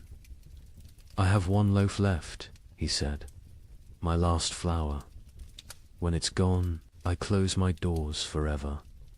That loaf goes to my children. Your gold cannot create grain from nothing." Richard, accustomed to gold opening every door, placed 2 more nobles on the counter. Thomas swept them onto the floor. "Take your metal to the Thames and see if the fish will trade bread for it. I'll keep my loaf." The story spread through London within hours, not because a rich man was refused bread, but because everyone suddenly understood. The fundamental assumption of civilization that money could buy necessities had died. The keeper of the Royal Exchange, Simon de Canterbury, recorded the complete collapse of monetary meaning. December 1st, 1 penny buys a loaf. December 15th, 1 shilling buys a loaf. December 30th, 1 pound buys a loaf. January 13, 16, no amount buys a loaf, for there are no loaves to buy. But the breakdown went deeper than inflation.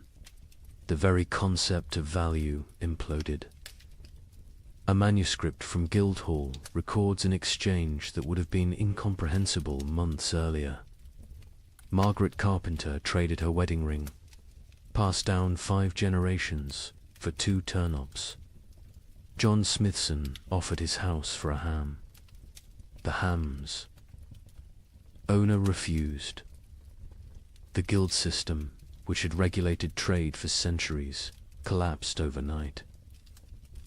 The worshipful company of bakers, once among London's most powerful guilds, disbanded when 8 of 12 members died trying to defend their shops from crowds.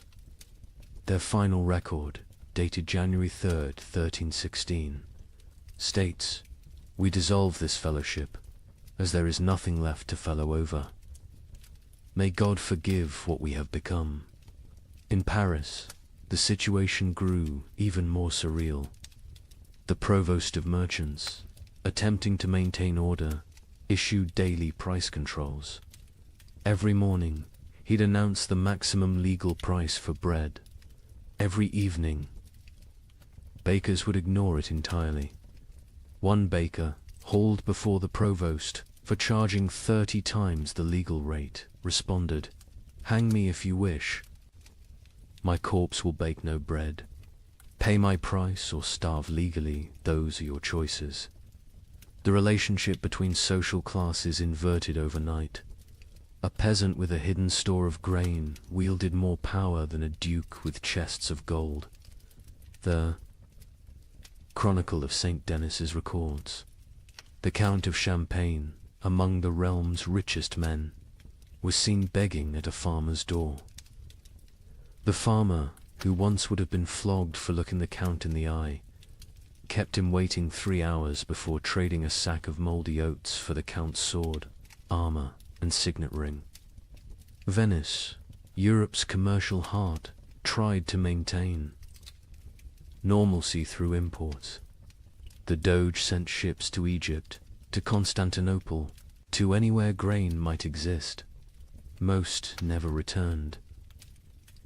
Those that did brought news that shattered hope. The catastrophe wasn't regional. From Ireland to Poland, from Scotland to Sicily, the earth had stopped providing. A Venetian merchant's letter to his partner survives. "I have 40,000 ducats in gold. Yesterday, I tried to buy bread with it all. The baker said he'd rather throw his last loaf to the fish than trade it for coins. I offered him my palazzo. He laughed and said, 'Can I eat marble? Can I digest paintings? We have invented money, created banking, built commerce. None of it matters when there is nothing to buy.'" The church, traditionally the provider of last resort, faced impossible mathematics. The Abbey of Cluny's accounts show their dilemma starkly. We have grain for 300 souls for 6 months. 7,000 souls crowd our gates. If we feed all 4, compassion's sake, all die in 3 weeks. If we feed only our brothers, we survive but lose our purpose. Christ multiplied loaves in Phaedrus. We can only divide and subtract. Some monasteries chose martyrdom through generosity, opening their stores until empty, then dying with those they tried to save. Others became fortresses, monks armed with clubs, defending walls, while starving crowds pleaded outside. The abbot of Glastonbury wrote, "We have become what we swore never to be, choosers of who lives and who dies. Each grain of wheat is a decision. Each meal is a judgment. We are not God, yet we play him daily." The collapse of money created new forms of trade that horrified contemporary observers. The Bishop of Lincoln recorded, "Women sell themselves, not for coin, but for bread. A loaf buys what gold cannot. Mothers auction their children to whoever can feed them. These are not choices. These are mathematics of survival." In Hamburg, they developed a grotesque solution: the flesh market. Not selling human flesh, not yet, but selling the promise of it. People would sign contracts pledging their bodies after death in exchange for food while living. A German merchant wrote, "The dying sell their future corpses for present bread. Buyers mark their purchases, waiting like vultures. When someone falls, arguments break out over whose property they've become." The English crown attempted to maintain control through force. Edward II issued proclamations making food hoarding punishable by death. The result: those with food hid it better. Royal agents searching for hidden grain often found families dead of starvation, sitting around empty tables, having hidden their food so well they couldn't find it themselves in their final delirium. A royal clerk named William de Dean recorded, "The futility. We hanged a man for hiding grain. The crowd watching the execution fought over his shoes before he stopped kicking. We cannot hang hunger. We cannot execute starvation. The king commands the rain to stop, the crops to grow, the natural order to restore itself. The rain continues. The king might as well command the dead to rise." By February 1316, even the concept of theft had changed. How could taking food be a crime when not taking it meant death? London's courts stopped prosecuting food theft after jurors refused to convict. One judge wrote, "A man stole bread from a child. The child's mother killed the thief with her bare hands. Who is the criminal? Who is the victim? Our laws were written for a world where food existed. That world is gone." The most profound change was in how people understood wealth itself. For 1,000 years, wealth meant gold, land, titles, power. Now it meant calories. The Archbishop of Canterbury observed, "A beggar with a hidden turnip is richer than a lord with a castle." We spent centuries accumulating treasures that now mean nothing. We should have been stockpiling grain. But who could imagine a world where gold couldn't buy bread? Who could conceive of money itself becoming worthless? This economic collapse wasn't temporary. Even after the harvests eventually returned, the absolute faith in currency never fully recovered. People remembered when gold meant nothing, when coins were just metal, when the entire elaborate system of commerce crumbled before the simple reality of hunger. They remembered when the only currency that mattered was food, and the only exchange rate was survival. Agnes's Norwich recorded in her household accounts the progression of what her family ate as 1316 dawned. January, barley bread mixed with sawdust. February, acorn flour and ground bones. March, boiled leather and tree bark. April's entry is just one line. We no longer record what we eat. The creativity of starvation is horrifying. Pine needles ground into paste. Clay mixed with the last drops of milk to make it filling. Parents secretly bleeding themselves at night to mix blood into their children's gruel for protein. But in the city of Erfurt, they discovered something that would haunt Europe's collective memory forever. The local tanner, a man who had grown mysteriously fat while others starved, was found to have a peculiar source of leather. The city records state only, he was burned alive by common consent, and none would speak of what was found in his cellar. Agnes of Norwich was a merchant's widow who'd kept meticulous household accounts for 20 years. Her ledger, preserved in Norwich Cathedral, transforms from mundane records into a descent through hell. Her husband had died in late 1315, leaving her with 4 children and what seemed like adequate stores. She'd managed households through hard times before. But this was different. January 1316. Mix true barley with sawdust from Thomas Carpenter's shop. 1 part grain to 1 part wood. The children notice but do not complain. The sawdust fills their bellies even if it provides no sustenance. We tell ourselves it is fibre, like bran. We pretend not to see the splinters in their stall. The recipe sections of her ledger became increasingly elaborate as real ingredients vanished. Acorn bread. Gather acorns before the pigs find them. Boil. 7 times to remove bitterness, the water turns black as sign. Dry what remains. Grind with stone's mill wheels are too precious for such base material. Mix with water and anything that binds egg. If God provides, blood if he doesn't. Bake until it stops smelling of forest rot. By February, even her precise nature couldn't hide the desperation. Bone meal from the butcher, he claims it's sheep, but the fragments look human-sized. I do not ask. Mix with the last acorn flour. Add melted snow-clean snow from rooftops, not the ground where the dead have lain. The children eat, their teeth hurt from the grinding. Better tooth pain than belly pain.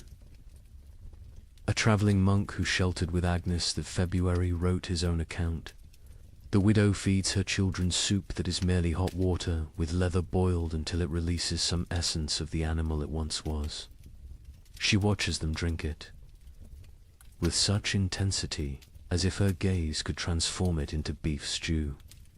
The youngest boy asks what meat this is. She says it is shukau. He accepts this.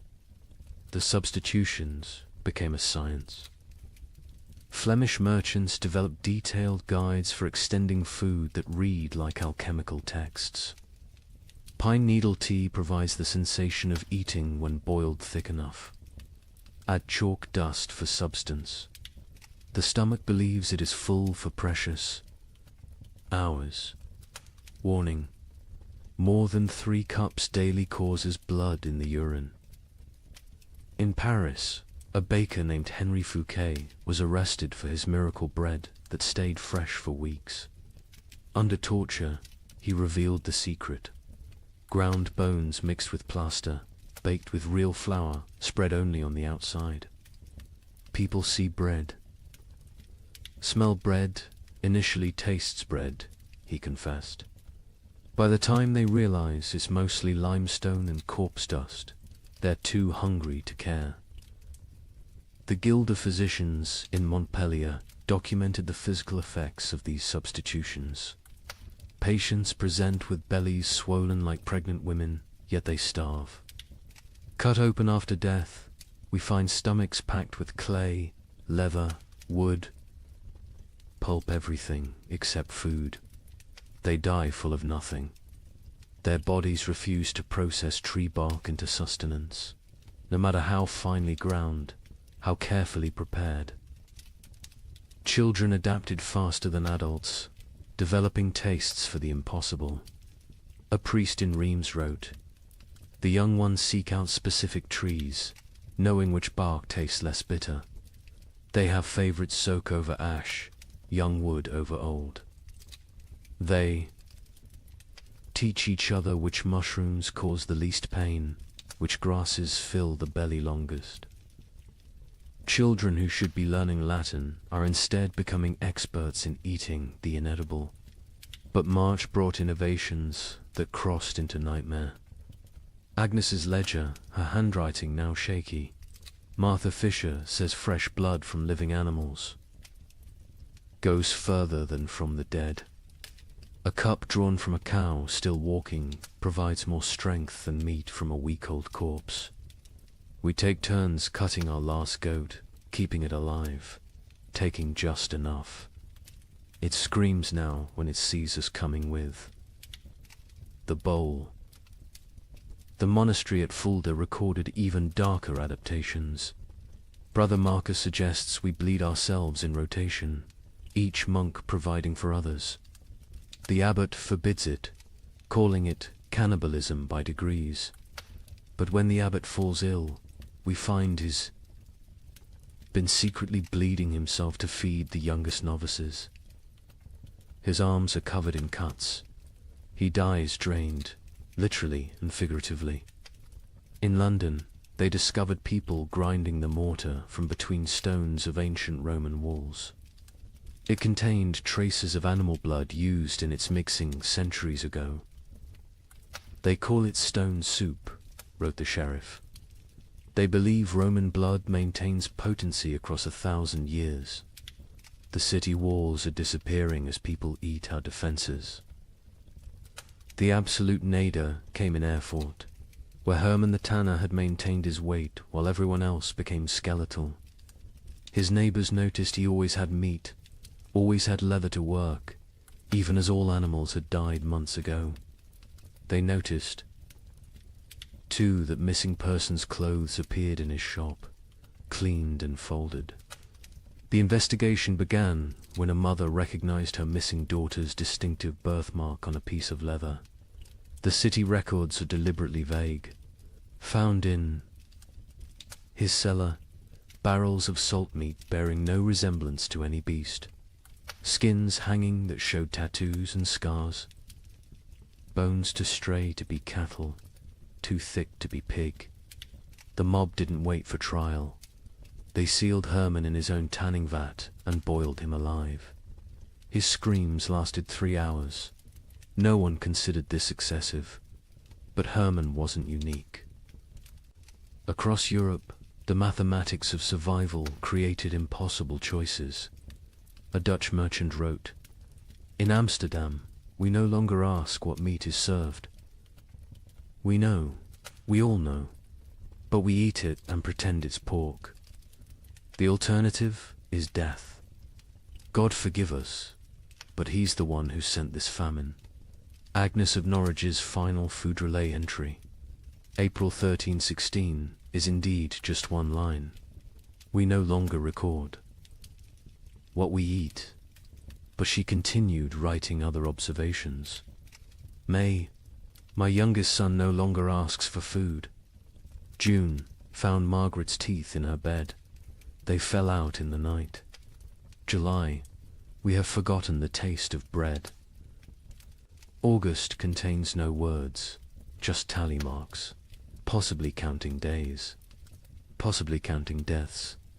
The last entry, September 1316, in a different hand. Agnes died this morning. We found her in the garden, eating earth, smiling. She said it tasted like heaven. We buried her where she fell. The ground was already open from her feeding. We are what remains of her family. We have survived on what she taught us to eat. We have survived on what she refused to eat.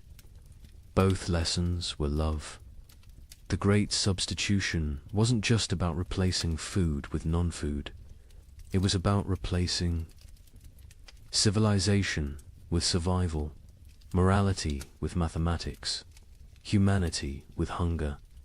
Every successful substitution, every recipe for bark bread, every method for making leather edible was both a triumph of human ingenuity and a step toward something inhuman. Here's a question that sounds simple until you're living it. If you have enough food for your family to survive 6 months, but your neighbor's children are dying today, what do? Share and all die in 3 months? Or bar your door and listen to them cry? A priest in Ghent documented these impossible choices. A mother of 4, calculating exactly how much food each child needed based on their chances of survival. The strongest got more, the weakest ... didn't. She loved them all, he wrote. That's why she chose. Father Benedict of Ghent had been a priest for 30 years when the famine came. His parish records, instead of births and deaths, became a chronicle of moral arithmetic that would haunt him until his own death. He wrote not in Latin, but in common Flemish, wanting everyone to understand what survival really cost. Elizabeth van Meer, mother of 4, widow, has grain hidden beneath her floor enough for 6 months if one person eats, 3 months if to eat, 6 weeks if all 5 eat. She came to confession not for absolution, but for mathematics. Father, she said, tell me God's formula for choosing which children live. Elizabeth's children ranged from 14 to 3. The eldest, Jan, strong enough to work if work existed. The twins, Marie and Catherine, 9 years old, clever but frail. The youngest, Peter, barely walked, but consumed as much as the others. Father Benedict recorded her terrible calculus. She weighs them each week on the merchant scale. Charts their decline. Jan loses weight, slowest his body large enough to consume itself gradually. Peter loses fastest, no reserves in that tiny frame. The twins fall between. She creates equations. If Jan gets double rations for 3 weeks, he might strong enough to steal food for the others.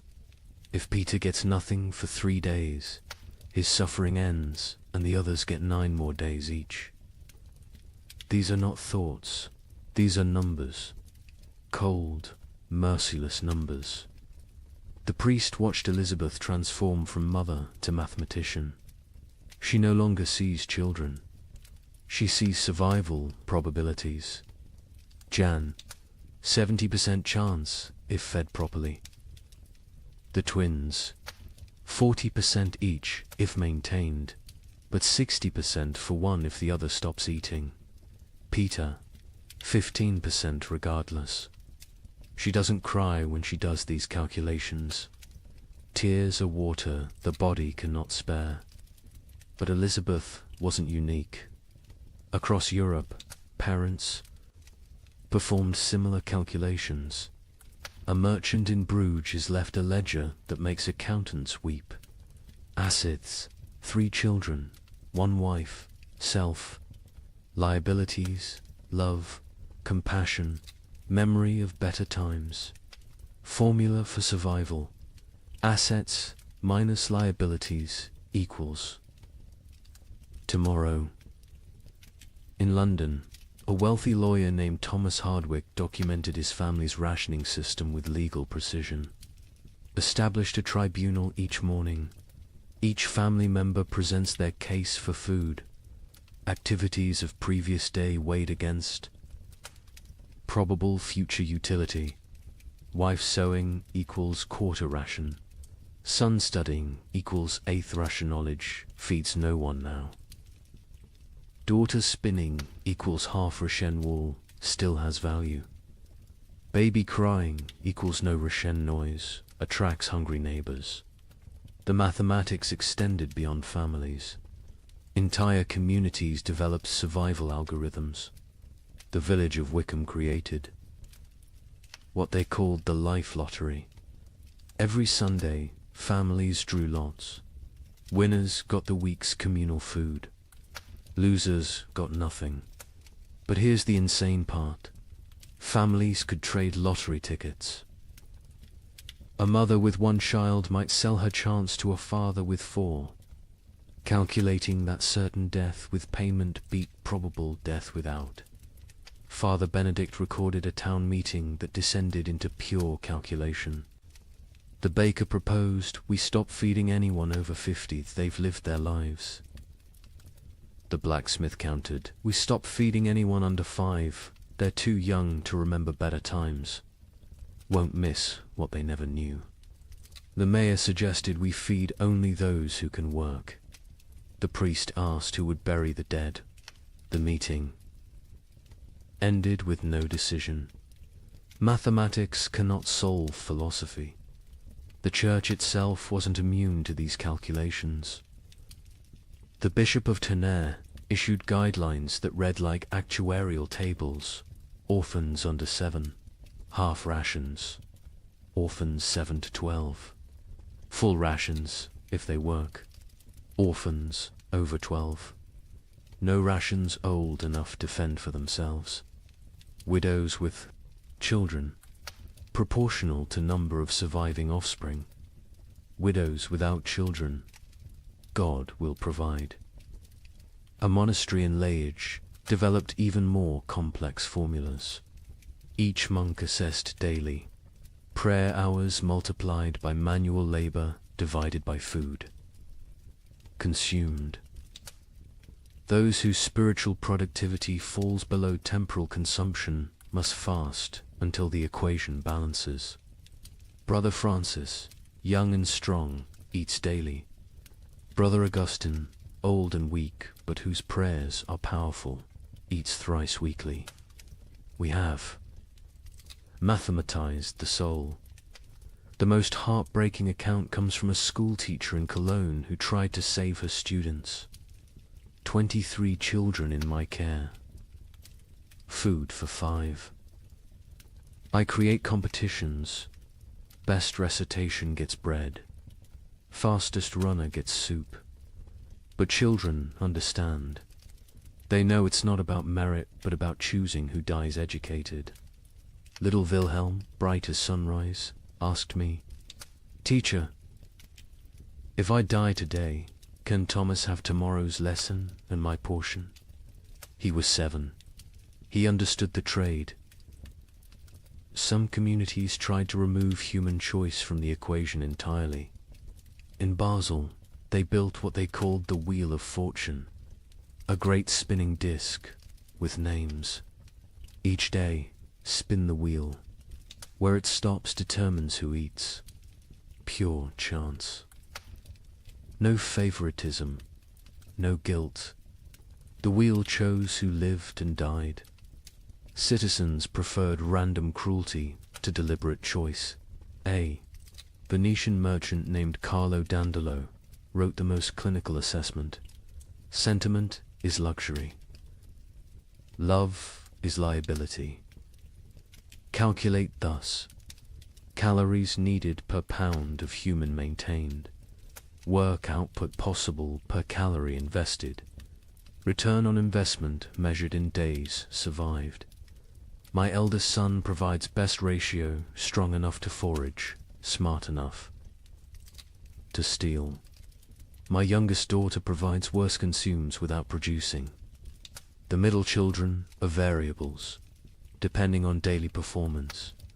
I am not a monster, I am an equation. But perhaps the most disturbing mathematics came from those who calculated backwards, not from food to survival, but from death to food. How many must die for the rest to live? If the population halves, do rations double? These calculations appeared in secret documents, burned after reading. But Father Benedict saw enough to write. They draw circles on maps. This district has grain for 1,000. Population 3,000. Solution: ensure 2,000 die quickly. How? Bar thee. Gates: poison the wells. Spread disease. These are not plans of war. These are plans of peace. Peaceful elimination of excess population.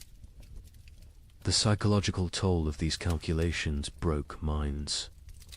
Elizabeth Van Meer, the mother from the beginning, eventually snapped.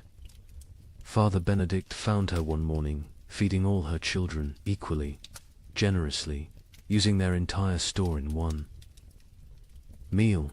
She said, she solved the equation, he wrote. Everyone dies together, full, happy, as a family. No choosing. No survivors bearing guilt. Mathematical perfection. 0 equals 0. But she couldn't do it. At the last moment, she hid a portion, gave it to Jan, the eldest, and walked into the forest with the 3 younger children. They found her frozen arms around the little ones, all of them smiling. Jan survived, found by traders, raised by strangers. Years later, he became a mathematician, obsessed with solving unsolvable problems, never saying why. Father Benedict's final entry on the mathematics of survival: God gave us multiplication be fruitful and increase. The devil gave us division, choose who lives and dies. We have become expert in dark arithmetic, subtracting souls, dividing families, calculating the minimum viable population. We measure love in ounces of grain, weigh souls against bread. Calculate the exchange rate between mercy and survival. Every choice is an equation. Every equation is a condemnation. Every survivor is a mathematician who solved for X, where X equals continued existence and all other variables equals 0. The mathematics of survival reduced human society to its most basic algorithm. Who dies so others live? Every family, every community, every institution faced this equation. Some solved for maximum survival, others for minimum suffering. None solved for justice, because justice requires abundance, and abundance was memory. These calculations left scars that lasted generations. Survivors could never forget the arithmetic they'd performed, the variables they'd eliminated, the human constants they'd reduced to 0. They'd learned that civilization was just addition, add food, add comfort, add morality, and that's survival, which is subtraction. Subtract the weak, subtract the old, subtract love itself if necessary. In the end, the only sum that mattered was greater than 0. In the summer of 1316, something extraordinary happened. The rain stopped for 3 weeks, just long enough for desperate farmers to plant whatever seeds remained. The chroniclers called it God's mercy. Markets opened, people celebrated. A merchant in Bruges wrote to his partner, "The curse is lifted. Prepare the wagons." The crops grew with supernatural speed in the brief sunshine. Green shoots everywhere. Hope returned like a physical warmth. Families who had been preparing to separate to increase survival chances made plans to reunite. Then came August 10th, 1316, the day the hail began. Chunks of ice the size of goose eggs. For 3 hours, every single plant that had grown in those Precious 3 weeks was obliterated. Not damaged. Obliterated. Crushed into the mud so thoroughly that you couldn't tell fields from road. The Bruges. Merchant's next letter contained only one line. God has abandoned us entirely.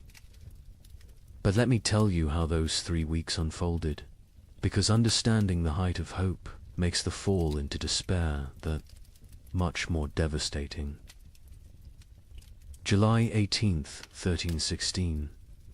Dawn came without rain for the first time in 14 months. Not drizzle, not mist, but actual absence of water from the sky. In Paris, people stood in the streets, faces upturned, confused by the sensation of dryness. Children who'd been born during the deluge touched sunlight for the first time and screamed they thought they were burning. Brother Michel of Cluny recorded the moment. The clouds parted like curtains drawn by God's own hand, light actual. Golden light poured onto the earth. Monks fell to their knees, not in prayer, but in disbelief. We had forgotten the sun could exist without water. Word spread faster than plague. Church bells rang continuously, not for death this time, but for resurrection. In every village, town, and city, people emerged from their homes like creatures crawling from caves. Pale, skeletal, blinking in brilliance they'd forgotten existed. The merchant Jacob van Bruges wrote to his partner Hans in Antwerp with trembling hand. The curse is lifted. God has remembered us. The rain has stopped. Prepare, the wagons will have grain to trade by autumn. Tell everyone survival is possible again. Markets that had been closed for months exploded back to life. Not with food, there was still no food, but with hope transformed into commerce. People traded promises, futures, possibilities. A farmer would pledge his upcoming harvest for tools. A baker would promise future bread for present shelter. The economy, dead for a year, gasped back to life on nothing but anticipated abundance. The seeds came from everywhere and nowhere, hidden in walls, buried in yards, hoarded in attics.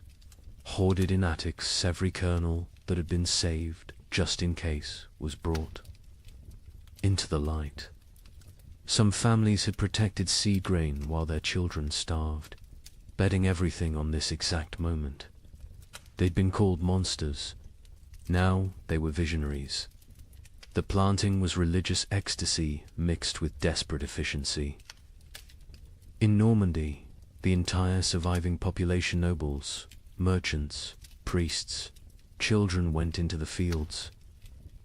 The Duke of Normandy himself, who hadn't touched soil in his lifetime, was seen on his knees, pressing seeds into earth with tears streaming down his face. A young girl named Marguerite wrote in her diary, "Papa says we're planting hope. Mama says we're planting survival. I think we're planting prayers and watching to see if God makes them grow." And grow they did. The crops erupted from the soil with impossible vigor. Wheat that should take weeks to sprout appeared in 3 days. Barley shot up overnight. Beans climbed their poles so fast you could watch them move. The chroniclers, usually skeptical men, wrote of agricultural miracle. It is as if the earth, starved for so long of its purpose, is making up for lost time, wrote the Bishop of Rouen. The crops grow with such speed that farmers sleep in their fields, afraid to miss the harvest moment. Green spreads across the land like God painting with life itself. The markets transformed overnight. The champagne fairs, dead for 2 years, announced their return. Merchants who'd hidden through the catastrophe emerged with old contracts, ready to trade. Ships that had rotted in harbors were hastily repaired. Trade routes, abandoned to bandits and nature, were cleared by communities working together for the first time in months. In Florence, they held an impromptu festival. Not planned, just spontaneous explosion of joy. Musicians who'd sold their instruments, played drums, made from barrels. Dancers who'd forgotten how to smile, laughed until they cried. Children who'd never known celebration invented it on the spot. An Italian chronicler wrote, "We feast on nothing but hope, and it fills us better than bread ever did." Families made reunion plans. Fathers who'd sent sons away to increase survival odds sent word to return. Mothers who'd placed daughters in convents prepared to bring them home. Communities that had fractured into hostile fragments began to speak of reconciliation. The 3 weeks of sun didn't just grow crops, they grew possibility. A priest in Ghent gave a sermon that captured the moment. "We have walked through the valley of death's shadow. But see, the shadow lifts. The valley blooms. We are Job, tested and found faithful. We are Noah, watching the waters recede. We are Lazarus, called from the tomb." Even the nobility, who'd maintained distance from their starving subjects, joined. The collective delusion. The Count of Flanders announced a harvest festival for September, promising wine from reserves nobody knew existed. The King of France declared that all debts incurred during the unfortunate rain would be forgiven once. The harvest was complete.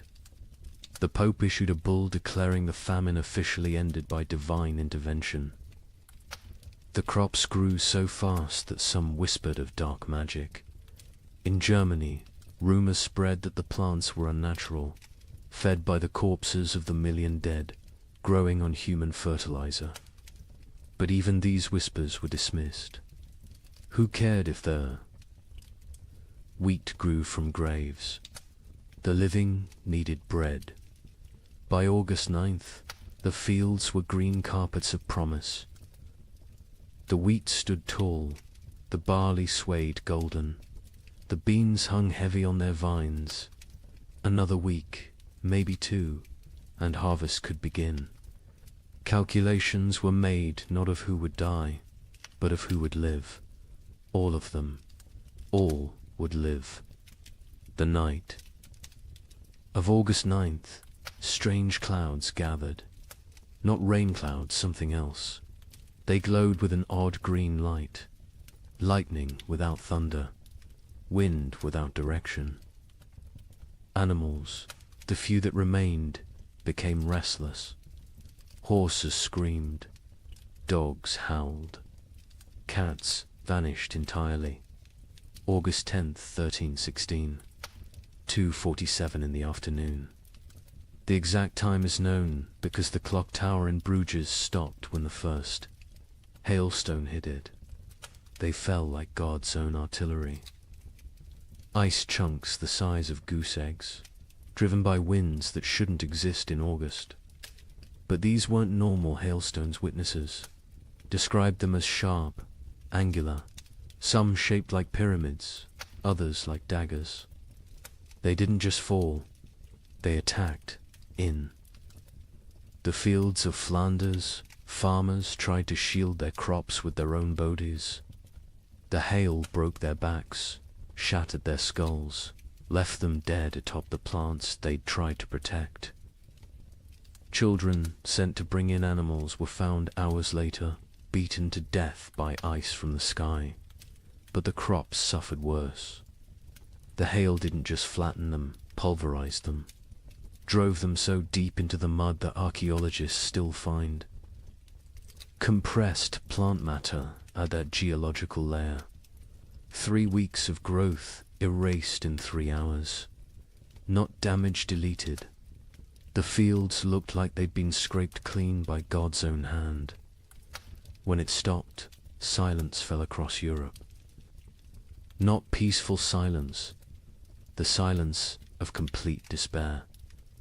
People stood in their obliterated fields, unable to speak, unable to cry, unable to comprehend. The hope hadn't been gradually eroded, had been murdered in a single afternoon. Jacob van Vey. Bruges, the merchant who'd written so joyfully to his partner, sent one final letter. Not even a letter, just 8 words on a torn piece of parchment. God has abandoned us entirely. Do not come. The suicides began that evening. Not the slow suicide of starvation, but immediate, decisive ending. Entire families walking hand in hand into rivers. Farmers hanging themselves from trees that overlooked their destroyed fields. Bakers closing themselves in their ovens. The Diocese of Reims recorded 300 suicides in 3 days. Those were just the ones found. A chronicler in Paris wrote, "The cruelty was not in taking the crops. It was in letting them grow first, in letting us believe, in letting us hope. This was not God testing faith. This was God showing us faith is mockery. We are not Job. Job was loved enough to be tested. We are nothing." The 3 weeks of sun had been crueler than 14 months of rain. The rain had killed slowly, allowing adjustment, acceptance. The false hope killed instantly, crushing spirits that had just dared to unfold. Those who'd shared their last seeds, believing in tomorrow, now faced starvation with nothing. Those who'd emerged from hiding, trusting in recovery, were now exposed with nowhere to return. The miracle markets closed forever. When archaeologists excavate medieval marketplaces, they find a distinct layer dated to August 13th. Coins, rotted wagon wheels, and human remains of those who simply laid down where they stood and never got up again. Hope, it turns out, is the cruelest killer of all. You might think the nobility weathered this better. They had stores, armies, stone walls. Let me tell you about the Count of Flanders' winter feast of 1317. 40 nobles gathered in his great hall, the last of the wine flowing, the final reserves of grain baked into bread. They ate, they danced, they pretended the world wasn't ending. By morning, 12 were dead, not from poison, from shock. Their bodies, weakened by months of subtle starvation, couldn't process the sudden richness. The Count himself survived. 3 more days, long enough to dictate his final words. "My castle is my coffin. Let none enter until the curse lifts."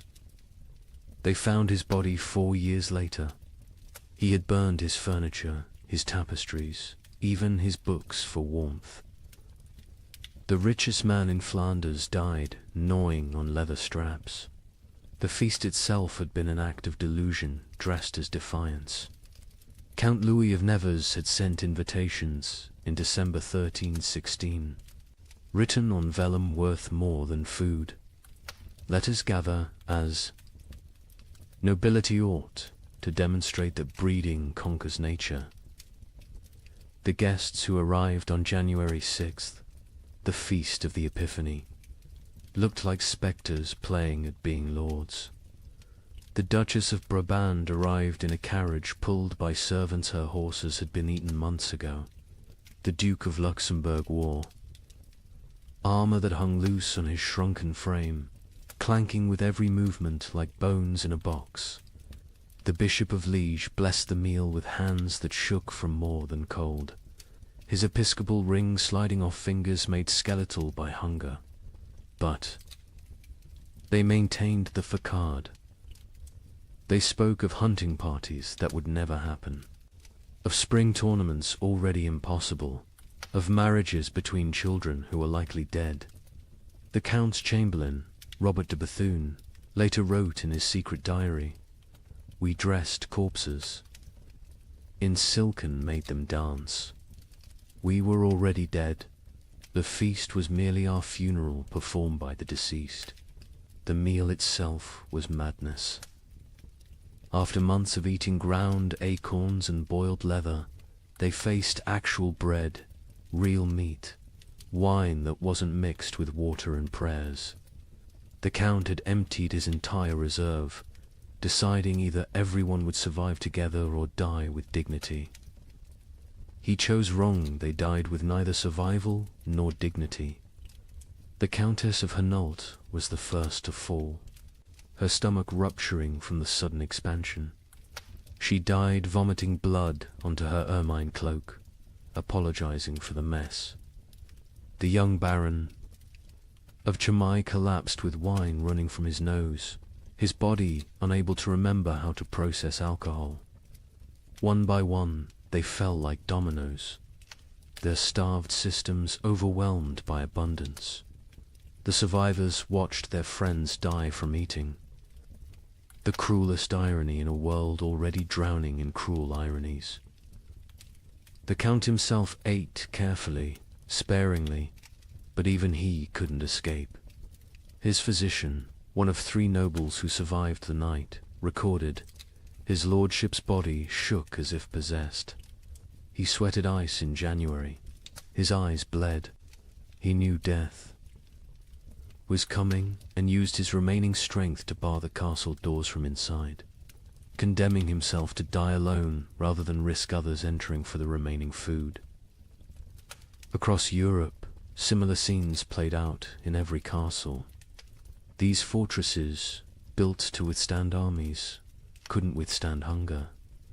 Stone walls kept enemies out, but kept starvation in. Moats that protected against invasion became barriers preventing. Foraging. Height advantage meant nothing when there was nothing below worth taking. The Duke of Burgundy's castle at Dijon became infamous for what chroniclers called the vertical graveyard.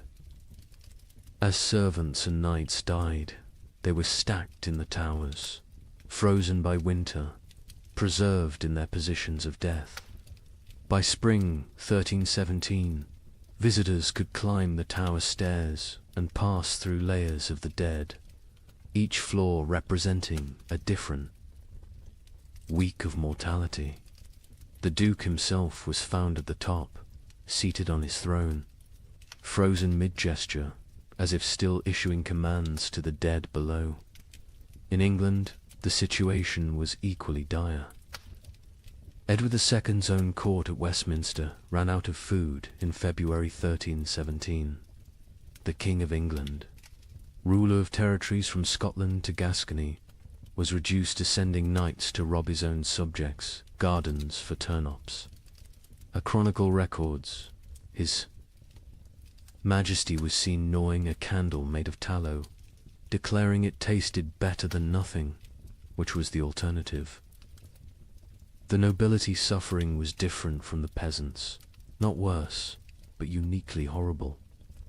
They had never learned to survive without excess. A peasant knew how to stretch grain, how to forage, how to make something from nothing. Nobles knew only how to command others to provide. When there were no others left, or nothing to provide, they were helpless. Lady Margaret de Clare, one of England's wealthiest women, left a diary that captures this helplessness. I own 17 manors, but cannot eat earth. I have chests of gold, but gold provides no sustenance. I have titles and right and privileges, all worthless as the parchment they're written on. My servants are dead or fled. I, who never dressed myself, now cannot light a fire. I will die. Not from hunger, but from ignorance of survival. The castle hierarchies collapsed in ways that would have been unthinkable before. The Earl of Warwick's chronicle describes finding his cook a commoner sitting in the Earl's chair, eating the last food while the Earl's children begged for scraps. When confronted, The cook simply said, "I know how to prepare food. You know how to eat it. Which skill matters now?" The Earl had no answer. Some nobles attempted to maintain order through increasingly desperate measures. The Count of Toulouse issued edicts from his castle requiring peasants to deliver food that didn't exist. When they didn't comply, he sent knights to punish them. The knights found empty villages, just wind and bones. They returned to find the Count dead, his final edict still clutched in his hand. Let them eat loyalty. The collapse of noble authority was physical as well as social. Castles required constant maintenance, roofs needed patching, walls needed pointing, fires needed feeding. Without servants, these monuments to power became tombs of privilege. Rain poured through unrepaired roofs. Frost cracked unmaintained walls. The magnificence became the miserable. Baron Heinrich von Steinberg in Bavaria documented his castle's decay. January, the Great Hall's roof collapses. February, ice forms inside, creating frozen waterfalls from ceiling to floor. March, we burn the banquet table for warmth. April, we burn the portraits of our ancestors. May, we burn the chapel pews, begging God's forgiveness. June, we burn the doors, accepting that we're already in hell. The psychological toll on nobility was particularly severe because they had no framework for understanding poverty. A peasant expected hardship, it was life. A noble experienced hardship as cosmic betrayal. God had ordained their superiority. This suffering suggested God had changed his mind. The Abbess of Fantevrolt, herself, noble-born, wrote, "They come to me, these duchesses and countesses, asking why God has abandoned them. I tell them God hasn't abandoned them, he's simply treating them like everyone else. They find this more terrifying than abandonment. Some nobles attempted escape through marriage, not for alliance, but for food.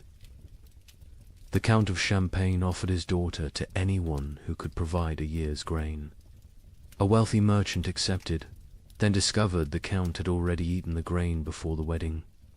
The merger of nobility and merchant class, which would normally take centuries, happened in months, paid for in bread. Others chose more extreme exits. The Duke of Austria held what he called the final tournament nobles, jousting not for honor, but for the right to eat the loser's horses. The Duke himself participated and lost, whether deliberately or through weakness, unknown. His horse fed 12 people for 3 days. The Duke's body fed the crows. By the winter of 1318, castle after castle stood empty, not conquered, abandoned. The noble families that survived did so by abandoning everything that made them noble. They fled to cities, to monasteries, to anywhere that might have food. Princes became beggars.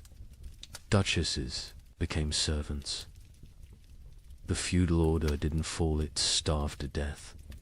The Count of Flanders' castle stood sealed for 4 years before anyone dared enter. When they finally broke down the doors in 1321, they found a scene from nightmare. The Count's body sat at his desk, quill in hand, having documented his own death.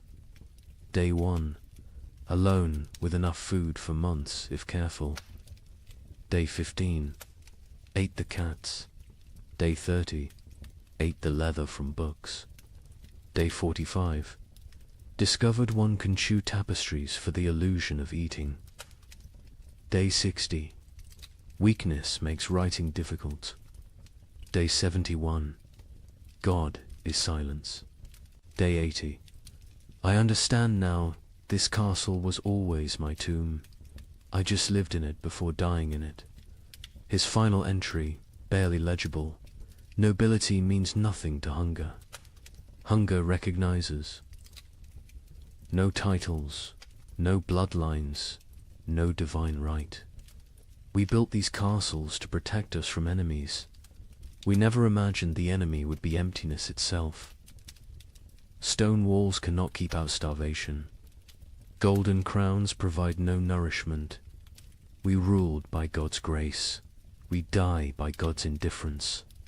Let whoever finds this know, we were not better, we were just better fed, until we weren't.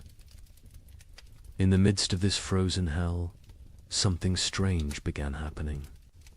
Groups of people started walking naked through the snow, whipping themselves, claiming the cold couldn't touch true believers. They called themselves the Brethren of the Cross. But locals had another name: Ice Apostles.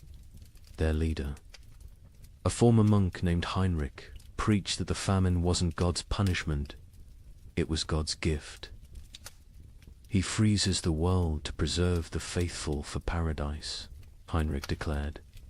His followers would stand naked in blizzards until they collapsed, believing hypothermia was religious ecstasy. But here's what the chroniclers don't usually mention. In villages where the ice apostle was passed through, the death rate dropped. Not from miracles, from mathematics. Every follower who froze to death meant more food for those who remained. Heinrich of Cologne had been a respectable Dominican monk until the winter of 1316. He'd studied theology in Paris, could read Greek and Hebrew, and was known for his reasoned sermons on divine mercy. Then something broke in him. Maybe it was finding his entire monastery frozen to death during morning prayers. Maybe it was the child who died in his arms asking why God made her hungry. Whatever the cause, Heinrich emerged from that winter transformed. His first sermon as leader of the Ice Apostles was delivered naked in a blizzard outside Mainz Cathedral. You cling to warmth as if warmth is life. You fear cold as if cold is death. But I tell you, the cold is God's own embrace. The frozen are the chosen. This ice age is not ending, but beginning. God is freezing the world to preserve his faithful like saints, relics preserved in crystal. The theology was insane, but internally consistent. Heinrich taught that the great famine was actually the beginning of paradise. The cold was purifying the world. The hunger was freeing souls from flesh. Death by freezing was not death, but transformation, the body becoming one with God's frozen perfection. His followers didn't die. They crystallized into eternal forms. The Bishop of Cologne wrote in horror, Heinrich strips his followers naked, men, women, children, and leads them in procession through the snow. They sing hymns while their flesh turns blue, then black. They call frostbite gods kisses when toes fall off from freezing. They celebrate the shedding of earthly weight. They stand in frozen rivers until they cannot stand, then lay down, to complete their transformation. But Heinrich was clever in his madness. He didn't demand immediate death. The transformation was gradual. First, initiates gave up cloaks, then shoes, then undergarments. Each stage brought them closer to divine coldness. This gradual exposure meant some survived long enough to spread the movement. Others died at precisely calculated intervals, creating a steady stream of martyrs without eliminating the entire group at once. The rituals were elaborate and horrifying. The baptism of ice involved breaking through frozen rivers and submerging converts until they stopped shivering. Heinrich claimed this was the moment the soul accepted divine cold. The communion of snow had followers eating only snow for days, claiming it was bread from heaven, already blessed by God's frozen touch. A merchant from Nuremberg witnessed their evening prayers. Hundreds of naked bodies kneeling in snow, their skins so blue it looked painted. They whipped themselves. With branches frozen into ice clubs, each strike shattering skin like broken pottery. Blood froze before it could flow. They called it red ice prayer beads. Children among them, babies even, held up by dying mothers, all singing about the warmth of freezing. The movement spread with terrifying speed. By spring 1317, ice apostle groups appeared from Poland to England. Each had their own variation of Heinrich's teachings, but all shared the core belief. The cold was sacred, survival was sin, and freezing to death was the highest form of worship. In France, they called themselves Les Jelly Saints, the frozen saints. They would stand motionless in town squares during blizzards, human statues gradually covered in snow until they died standing. Townspeople would find them in the morning, frozen mid-prayer, and debate whether to move bodies that looked more like ice sculptures than corpses. The English variant. The Frost Brothers added self-cannibalism to their practices. As members froze to death, others would eat their frozen flesh, claiming it was purified by God's cold, and therefore not cannibalism but communion. The Archbishop of Canterbury banned the movement, but enforcement was impossible for authorities who tried to arrest Frost. Brothers found only frozen corpses arranged in disturbing tableaus. But here's what made the ice apostles truly insidious. They targeted the most vulnerable. Heinrich actively recruited the elderly, the sick, the starving, those already near death. He offered them meaning for their suffering. Instead of dying forgotten in some hovel, they could die as martyrs in public spectacles. A widow named Agnes wrote before joining them, "My children are dead. My husband is dead. I will die within days regardless. Heinrich offers me the choice to die for something instead of from something. Is joining madness worse than dying sane but meaningless?" The mathematics of their deaths were coldly practical. A village of 100 people with food for 50 had a problem. If 30 ice apostles achieved transformation, suddenly there was enough for the remaining 70. The movement solved starvation through voluntary mass suicide disguised as religious ecstasy. Some villagers actively encouraged the ice apostles. The mayor of Strasbourg secretly provided Heinrich with lists of the dying poor, suggesting them as ready for transformation. The town council of Basel offered the ice apostles free passage but required them to perform their freezing rituals outside town walls. They wanted the benefits of fewer mouths without the spectacle of public death. Heinrich himself seemed aware of this dynamic. In a letter to a former colleague, he wrote, "They think I'm mad, perhaps, but my madness feeds their children. Every follower who freezes is one less competitor for grain. We are solving the famine through faith. Is it not better to die believing you're achieving paradise than to die knowing you're just starving?" The church struggled to respond.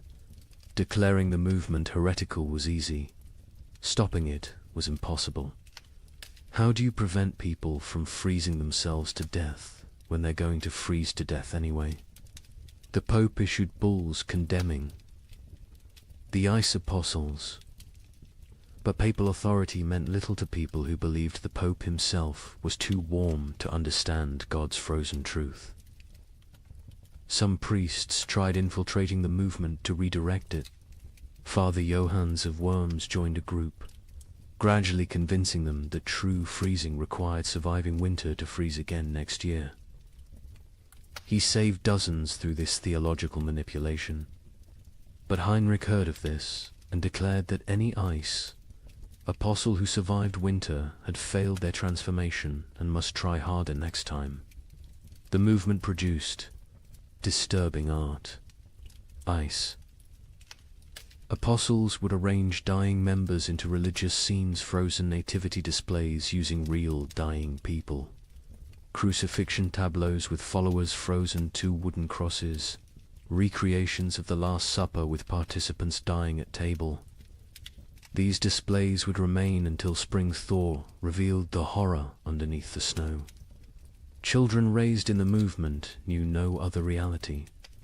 A boy named Wilhelm, rescued at age 7, couldn't understand warmth. He would scream when brought near. Fires, tear off clothes, stand outside during blizzards, begging to return to God's cold. He never recovered, spending his adult life sleeping on stone floors, eating snow when available, eternally seeking the frozen paradise of his youth. The end of the ice apostles came not from suppression, but from success. By 1318, most vulnerable, populations who might join had already transformed. Heinrich himself disappeared during the winter of 1318 to 1319. Some say he finally achieved his own transformation, freezing solid while preaching. Others claim he was seen years later in Spain, warm and well-fed, having abandoned the movement once it served its purpose. A final account from a survivor provides the most chilling perspective. Maria of Augsburg, who left the movement days before. Her planned transformation wrote, "We knew we were committing suicide." Heinrich knew. Everyone knew. But we dressed it in ritual and meaning because meaningless death was unbearable. The ice apostles didn't worship cold, we worshipped having a choice in how we died. In a world where death was certain, choosing. Its form felt like freedom. The demographic impact was significant. Historians estimate the ice apostles removed between 50,000 and 100,000 people from the population, voluntary deaths that paradoxically helped others survive. Villages that hosted ice apostles had marginally better survival rates than those that didn't. The movement was simultaneously mass murder and mass mercy, but the psychological impact lasted generations. The idea that death could be repackaged as victory, that suffering could be transformed through rhetoric into triumph, became embedded in European consciousness. Future apocalyptic movements would use Heinrich's template: take the inevitable, declare it divine, and lead the desperate into believing their destruction is actually their deliverance. The ice apostles left no churches, no holy books, no official record.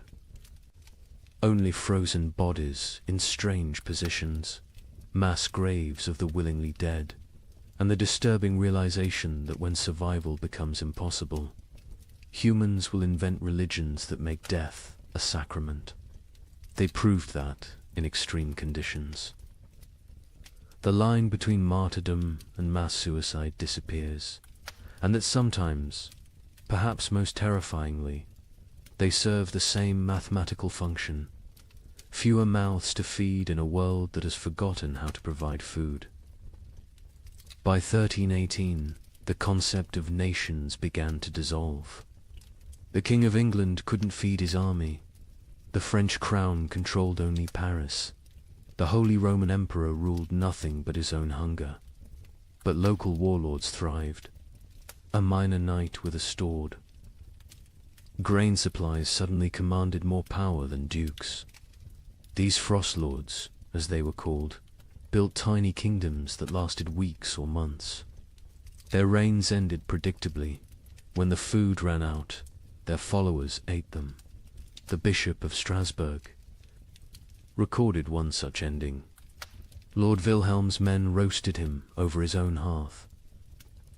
They claimed he had grown fat on their suffering, so it was only just. His screams echoed across the frozen Rhine. When questioned, his captain said simply, he tasted of betrayal. The traditional structure of medieval war for kings commanding.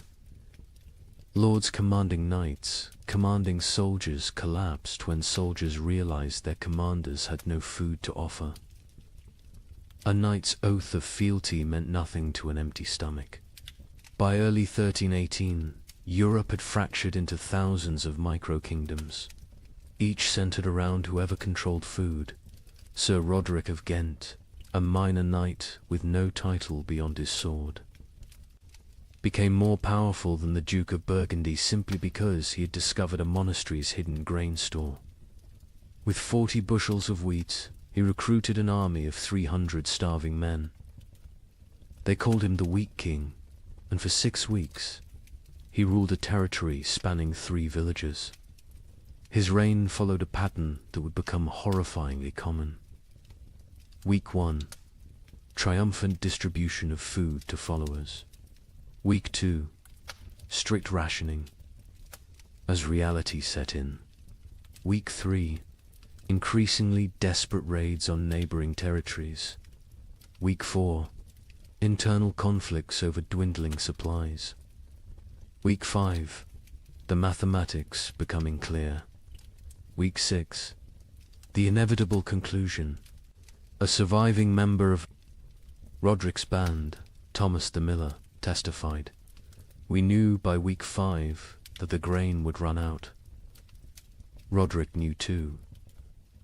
He stopped eating, said he was fasting for victory. Really, he was trying to stretch supplies. But you can't lead starving men if you look fed. When the last grain was gone, we looked at him still healthier than us, despite his fasting, and made the only logical decision. He'd fed us for 6 weeks with wheat. He'd fed us for 3 more days with himself.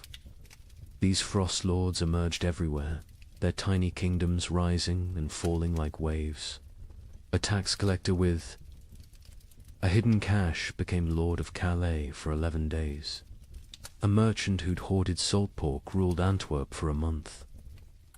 A priest who'd discovered Roman-era grain stores in ancient ruins declared himself Pope King of Regensburg, and lasted 2 months before his congregation ate him during what they called the True Communion.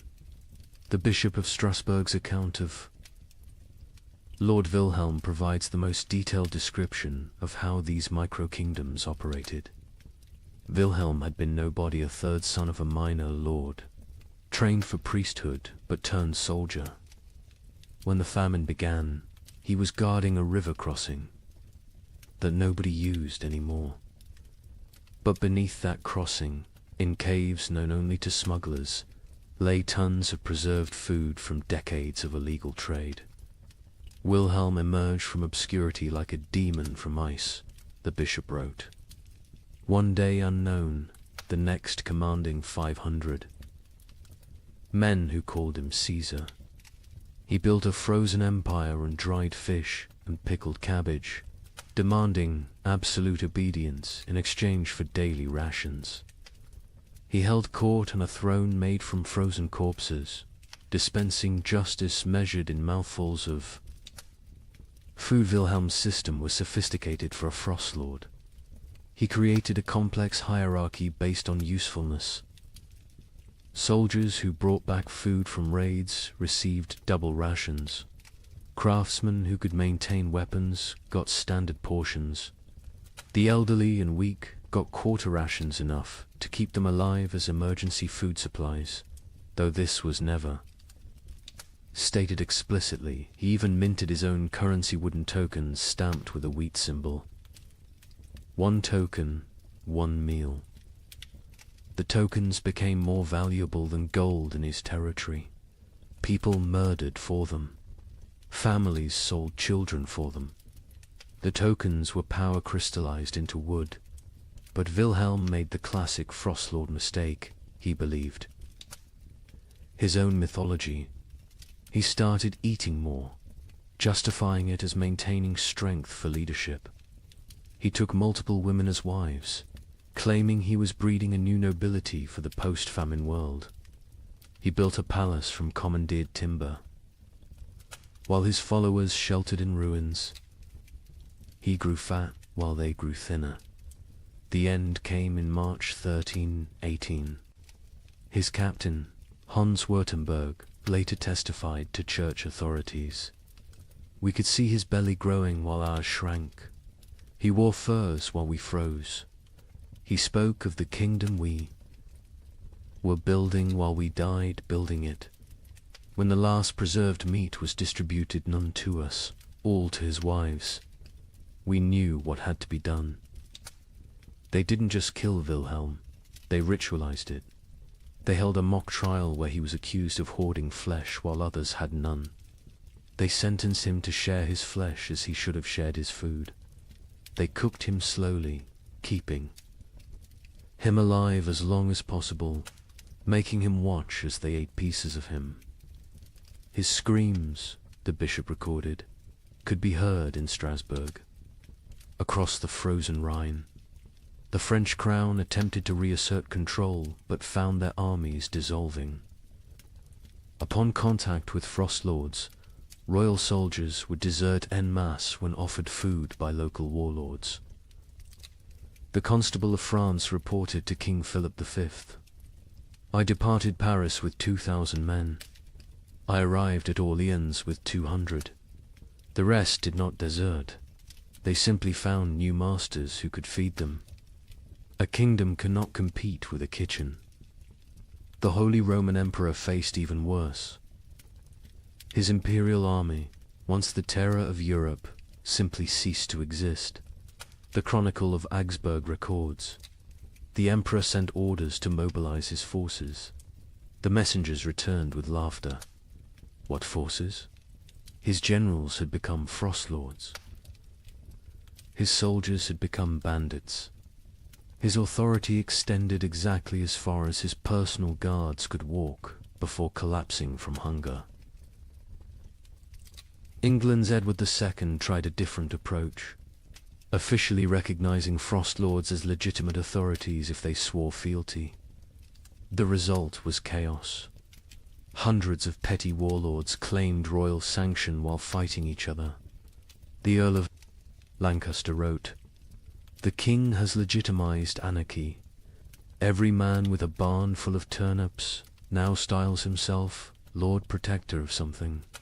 Some frost lords created elaborate justifications for their rule.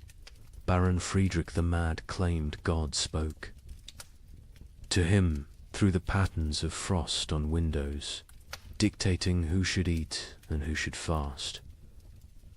Lord Jacques of Normandy insisted he was the reincarnation of Charlemagne, returned to lead France through darkness. Count Stanislas of Mazovia declared himself the Emperor of Winter and demanded tribute in the form of human flesh, claiming it was the only meat that wouldn't spoil. The battles between frost lords were unlike traditional warfare. They fought not for territory but for carries. Sieges were impossible. The besiegers would starve before the besieged. Cavalry charges were fanticide, the horses had been eaten.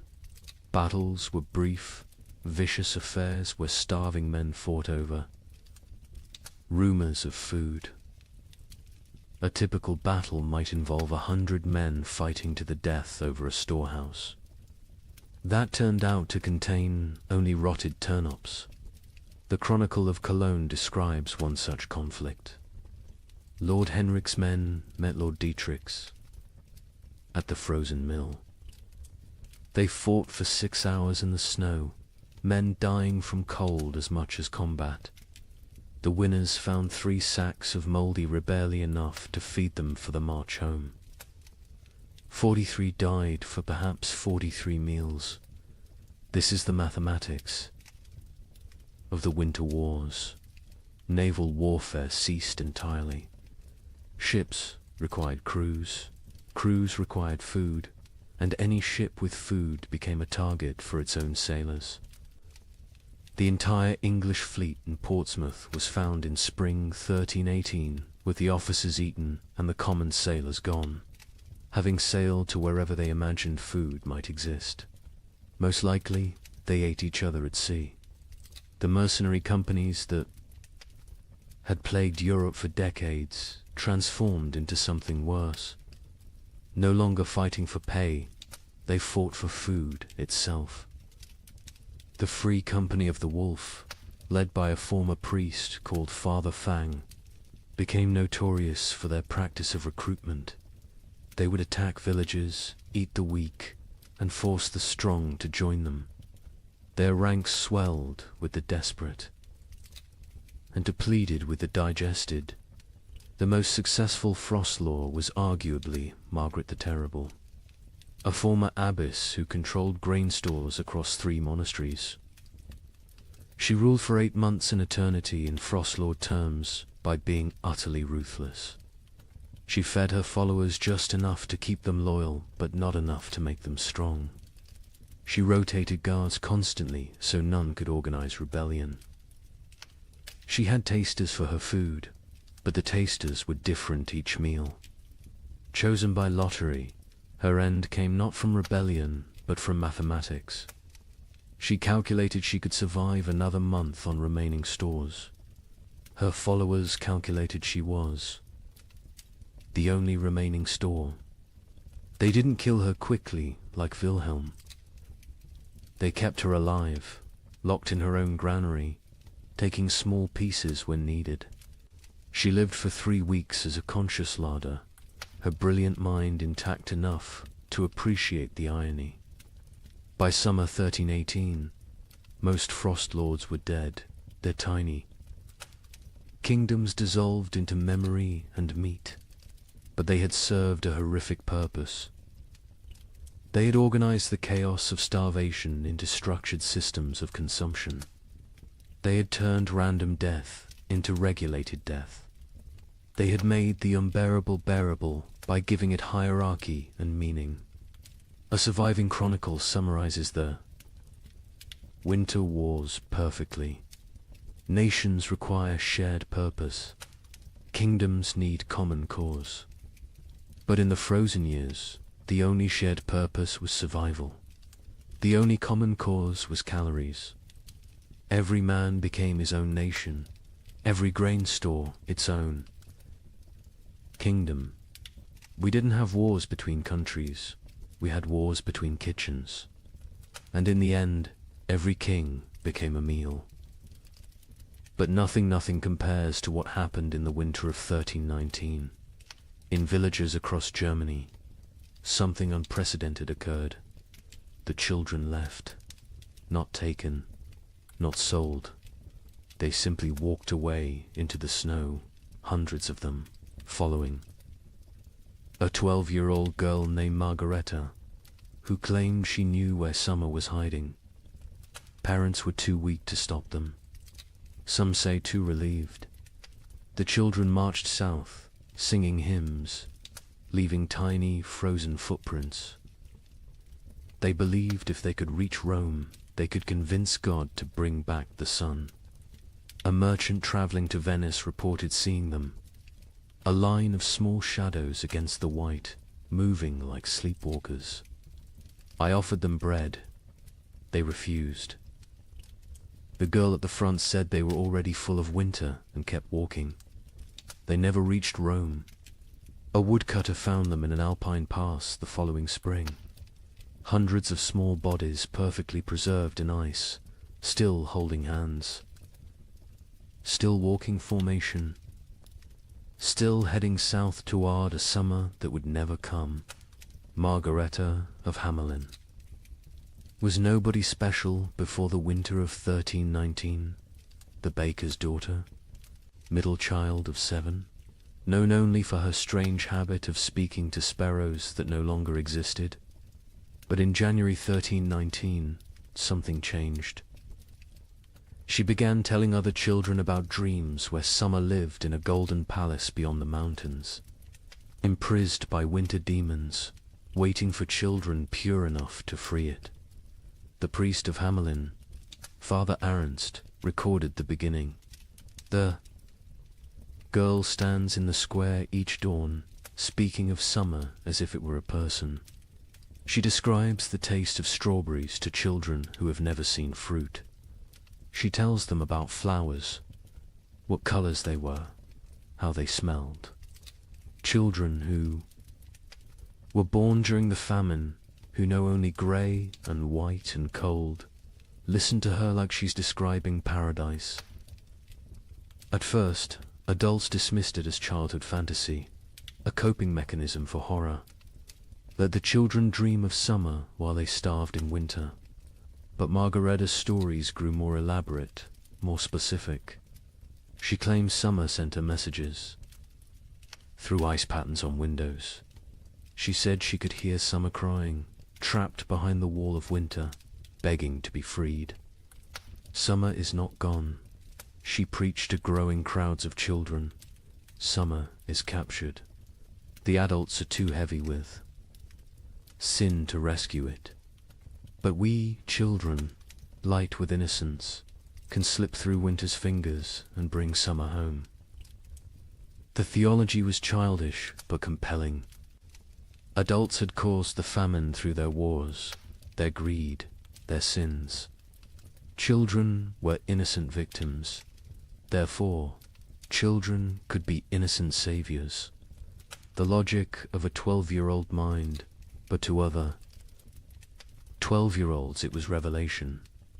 By February, Margaretta had hundreds of followers, all children between the ages of 4 and 14. They met in secret, practicing for their journey. They would walk to Rome, she said, where God's representative lived. They would demand, not ask, demand that the Pope release summer from its prison. If he refused, they would find summer themselves. The preparation was heartbreaking in its innocence. Children stole their parents' shoes, too large for tiny feet, stuffing them with straw. They made summer cloaks from stolen blankets, decorated with charcoal drawings of flowers they'd never seen.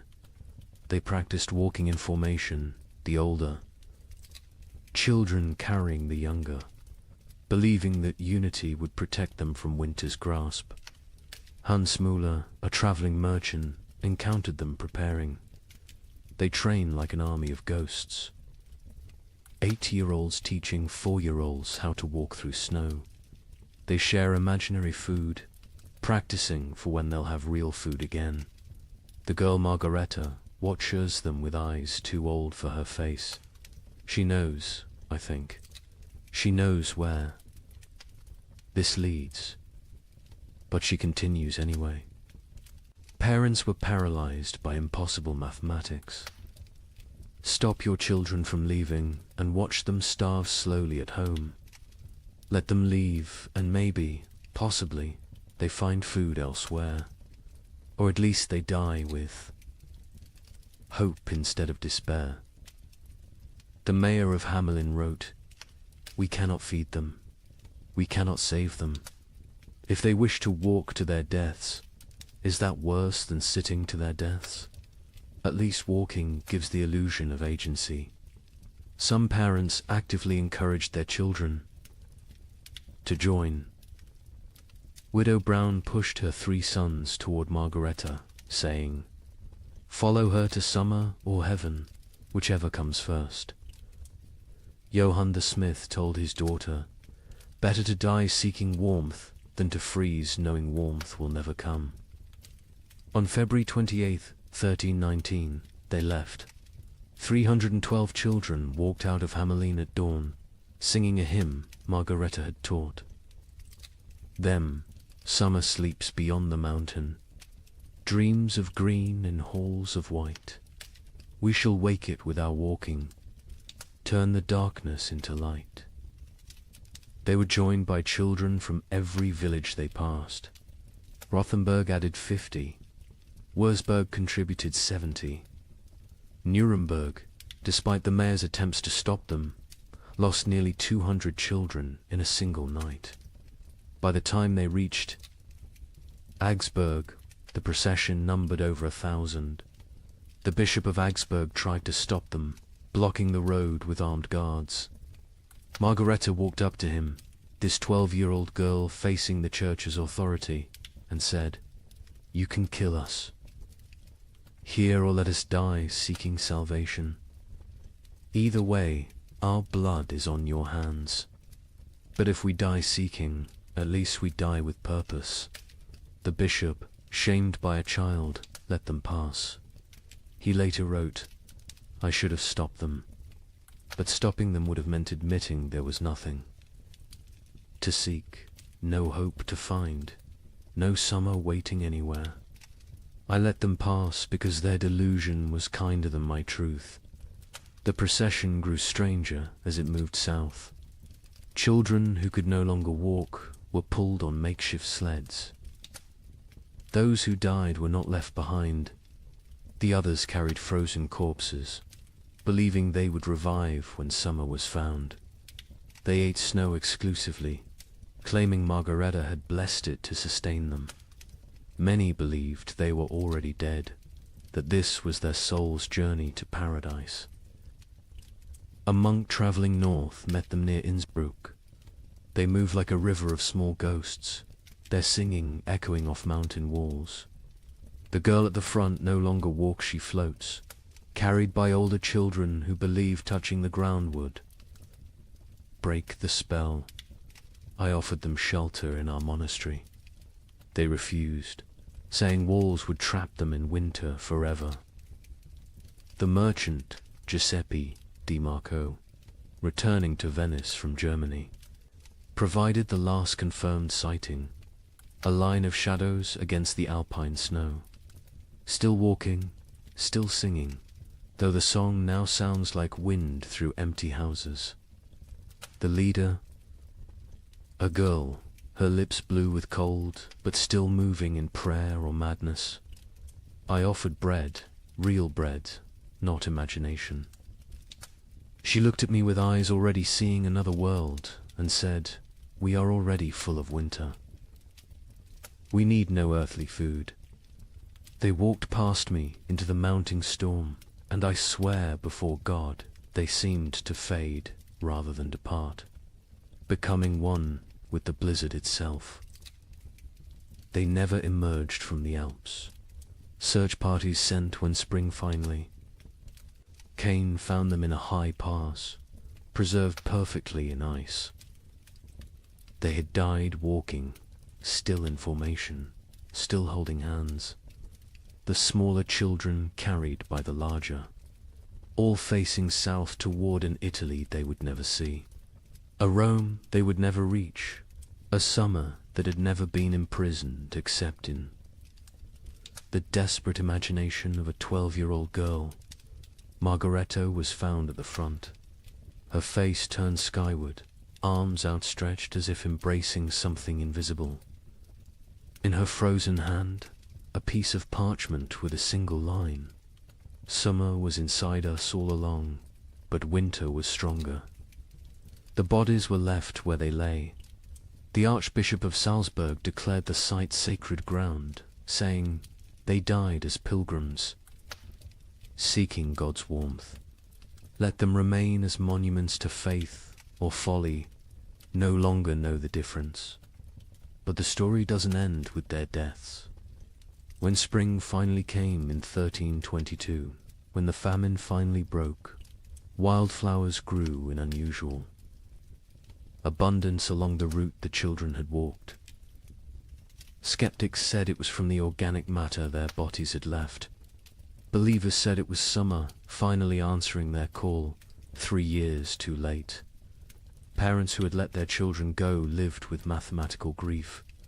They had solved the equation of survival by subtracting their offspring. Most went mad. The baker of Hamelin, Margaret's father, spent his remaining years making bread he would leave outside his shop each dawn for when the children returned from summer. He died calling Margareta's name, swearing he could hear her singing. The children's crusade of frost became mythology before the last body was found. Some claimed the children had found summer and stayed there, unable to return. Others said they had become the spirits of winter, doomed to walk the Alps forever, searching for warmth that doesn't exist. A few insisted they had seen the children in dreams, playing in fields of grain, finally warm, finally fed, finally free. A chronicler in Vienna wrote the definitive epitaph. They were children who had never known spring, following a child who dreamed of summer, seeking a warmth that had died before they were born. They walked to their deaths with more purpose than most live their lives. They failed to find summer, but they succeeded in escaping winter, which may have been the only success possible. The children's crusade of frost represents the absolute, nadir of the great famine, not the death of hope, but hope itself becoming death's agent. When children abandon their parents to seek impossible dreams, when parents let them go knowing the truth, when entire societies watch their future walk away into frozen oblivion and do nothing because nothing can be done, that is when civilization doesn't just collapse but voluntarily dissolves. Yet there's something else in this story, something that explains why it haunted Europe for generations. Those children, doomed and deluded, chose their fate. In a world where death was certain, they chose to die seeking rather than waiting. They wrote their own ending rather than having it written for them. They failed, but they failed attempting the impossible, which is perhaps the most human thing one can do. The last word belongs to a nameless child, one of hundreds found in that alpine pass, who had carved into a frozen tree trunk. We came to find summer. We found each other. That is enough. By 1320, something unprecedented was happening across Europe. Entire villages were disappearing, not dying, disappearing. A tax collector would arrive to find homes standing empty, fires still warm, food still on tables, but not a soul in sight. Bishop of Lincoln investigated 17 such villages. His report contains a chilling observation. In each dwelling we found the same thing, a single word carved into the main beam. Forgiven. We know not if they sought forgiveness or granted it. Modern archaeologists have found evidence these villagers walked en masse into forests, bogs, or the sea. Mass suicide? Mass migration to nowhere? We'll never know. But the pattern was always identical. They left everything behind except their children. The children, it seems, they took with them to whatever end they chose. The first documented vanishing was Thornwick, a village of 200 souls in Yorkshire. The king's tax collector, William de Vere, arrived on March 15, 1320, to find smoke still rising from chimneys, but no one to tend the fires. His report to the crown reads like a ghost story. The village stands as if frozen in a moment. Bread half-eaten on tables. Needlework abandoned mid-stitch. A pot of porridge still warm over dying embers. But of people nothing, not even bodies. They have vanished as completely as if God himself erased them from existence. But they hadn't been erased. They had chosen erasure.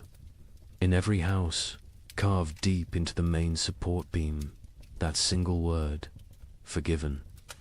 Some carved carefully, with time and purpose. Others scratched hastily, as if in final moments before departure. All in different hands, but all the same word, the Bishop of Lincoln.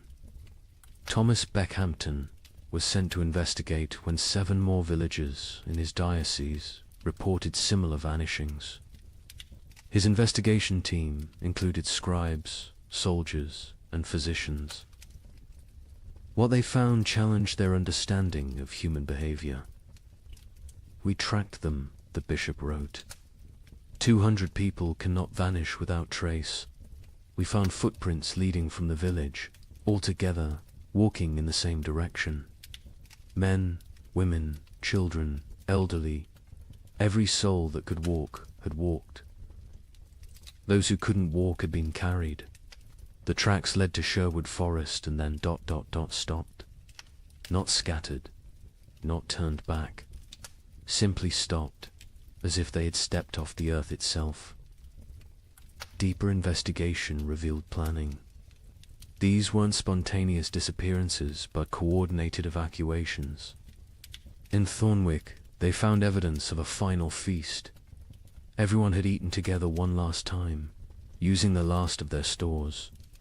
In Grimsby, they discovered that villagers had released all livestock, opened all gates, freed all caged birds. They had systematically undone civilization before walking away from it.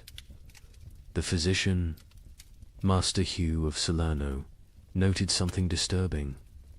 No signs of violence, no evidence of force. These people chose to leave.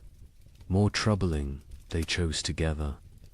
What conversation, what collective decision leads an entire community to abandon existence itself? The pattern spread across Europe like a plague of absence. In Bavaria, the village of Klinwald vanished, leaving behind a communal letter. We go to find what God has hidden from us. We go together because alone we are nothing. We take our children because they deserve better than this slow death. We leave our homes because homes without hope are merely tombs with windows. Seek us not. We are already farther than you can follow. The French village of Moulambus left more disturbing evidence. Every adult had written their name on the church wall, followed by their sins: murder, theft, adultery, cannibalism. The last entry in the priest's hand: we have all sinned beyond redemption. We go to place ourselves before God's judgment directly, rather than wait for him to find us here. But it was the German village of Hofnungslos that provided the most complete picture. They had left a chronicle, written collectively, each family, contributing a passage. We have eaten our horses. We have eaten our dogs. We have eaten our leather. We have eaten our dead. We have eaten hope itself. What remains is not life, but the mockery of life. We choose to end this mockery on our own terms. The Muller family counts 5 souls still breathing. We have survived by unspeakable acts. Our youngest no longer speaks. Our eldest no longer sleeps. We are alive, but not living. Tomorrow we walk toward whatever judgment awaits. I am Klaus the smith. I have beaten plowshares into weapons, weapons into tools, tools into nothing. My hammer has nothing left to strike. My forge has nothing left to burn. I have nothing left to be. We go to become nothing together. The entries. Continued 4 pages. Each family's testament to horror endured and horror committed. The final entry, unsigned. We forgive each other because no one else will. We forgive ourselves because we must. We forgive God because he knows not what he does. The children were always taken. This detail haunted investigators. In villages where adults were found dead from starvation, disease, violence, children's bodies were often present. But in the vanished villages, no children remained. Whatever dark pilgrimage these communities undertook, they brought their young.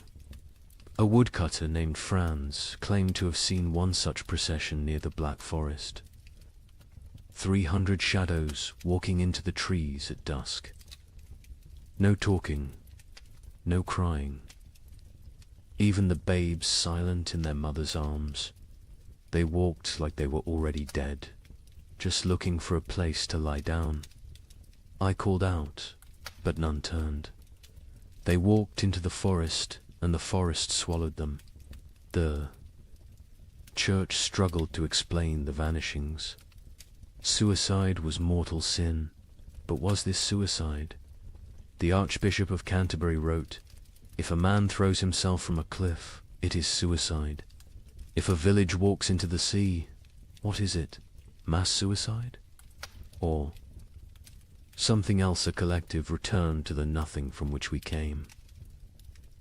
In Paris, 1321, while peasants gnawed bark, the nobility held what historians call the most disturbing party in medieval history, the Feast of Fools. Organized by Count Robert of Artois, it was meant as defiance against death. Here's what happened.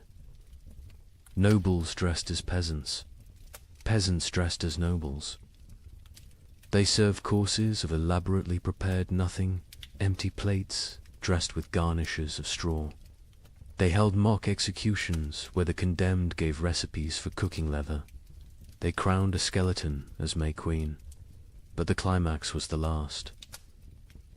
Supper 13 nobles drew lots. The one who drew the black stone would provide the feast.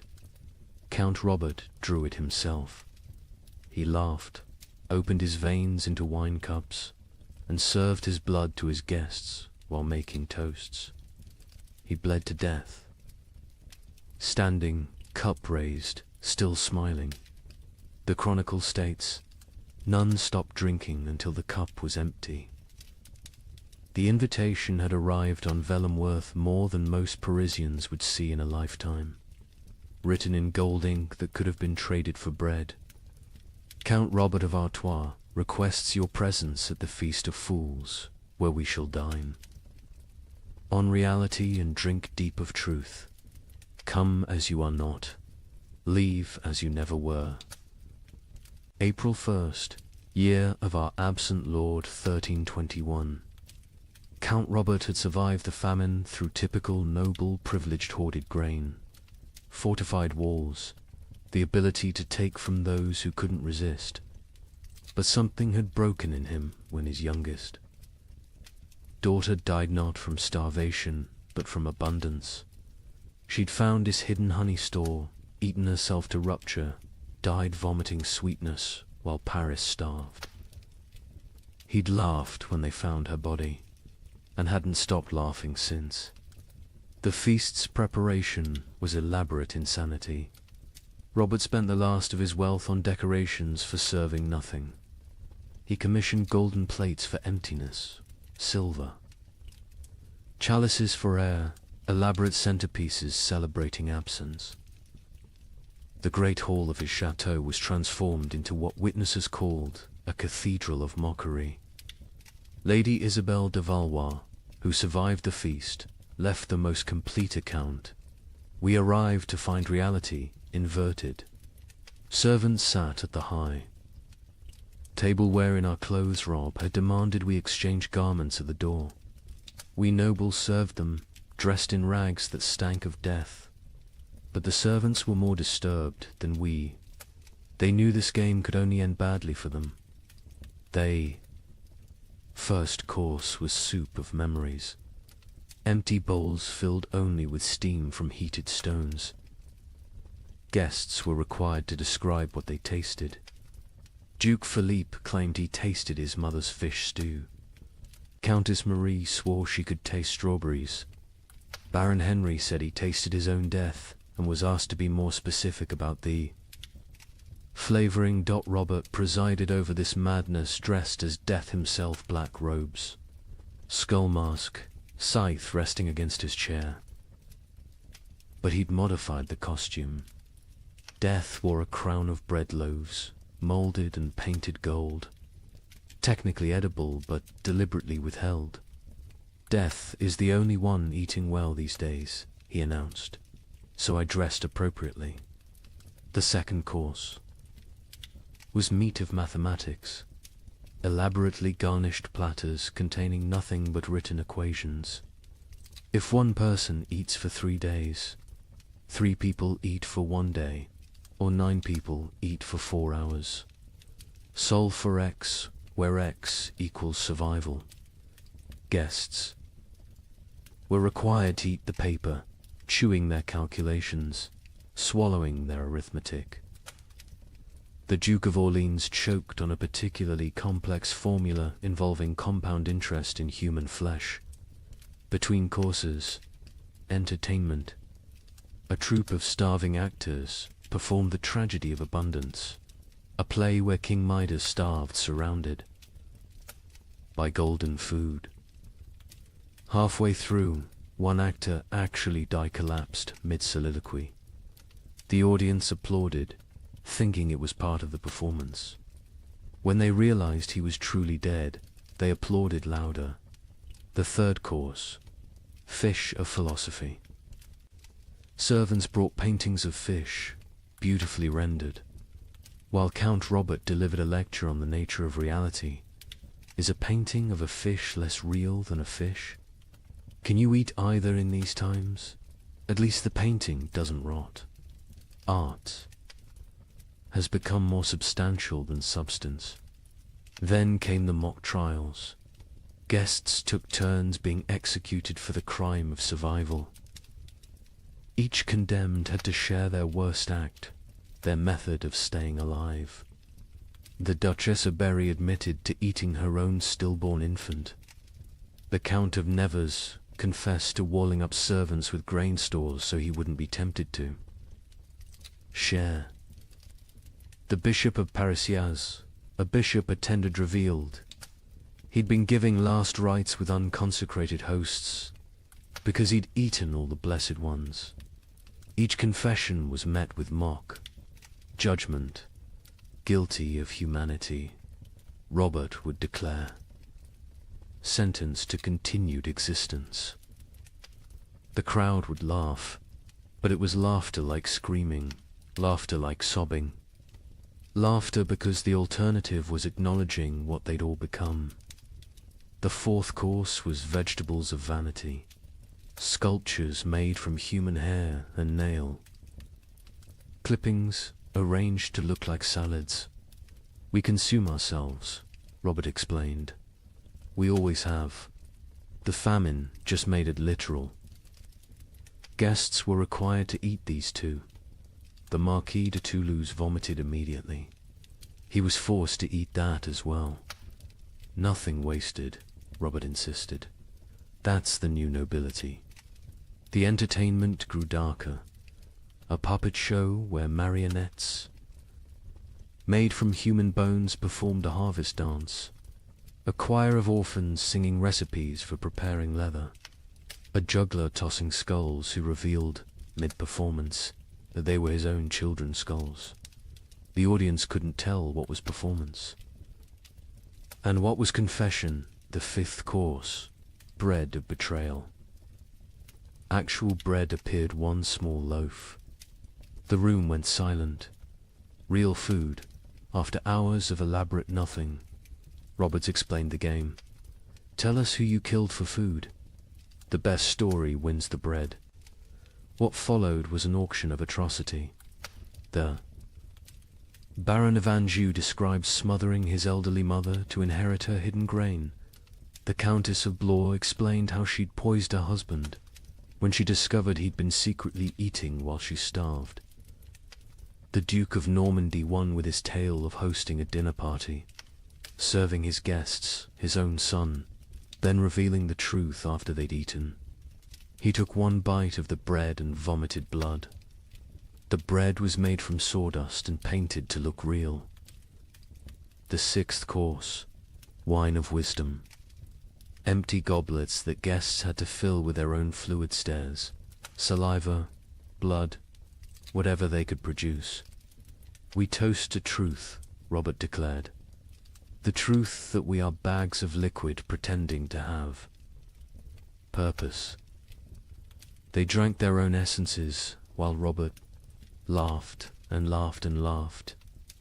Then came the moment that would define the feast in history. Robert announced the Last Supper, 13 volunteers to recreate Christ's final meal. but with a twist. They would draw lots. 12 would feast. 1 would be the feast. The volunteers came forward, 12 nobles, so broken by horror they'd embrace any ending. Robert himself was the 13th. They drew carved bones from a jeweled box. Robert palmed the black bone, ensuring he drew it. Everyone knew. No one spoke. "I am the feast," he announced with genuine joy. "I am bread and wine. I am flesh and blood. I am the only honest noble lefty. Give myself to be consumed." He opened his veins with ceremonial precision, not to die quickly, but to fill 13 cups. He made toasts as his blood flowed, to abundance. Nervous laughter to the feast that never ends. Desperate drinking to the truth that we're all already dead. Silence, except for swallowing. He conducted himself like a summer lay describing vintages. Note the iron undertones, the hint of despair, the full body of wasted life. He grew paler with each toast, but never stopped smiling. Drink deep, friends. I'm a vintage that won't be repeated. The guests drank because stopping would mean acknowledging what they were doing.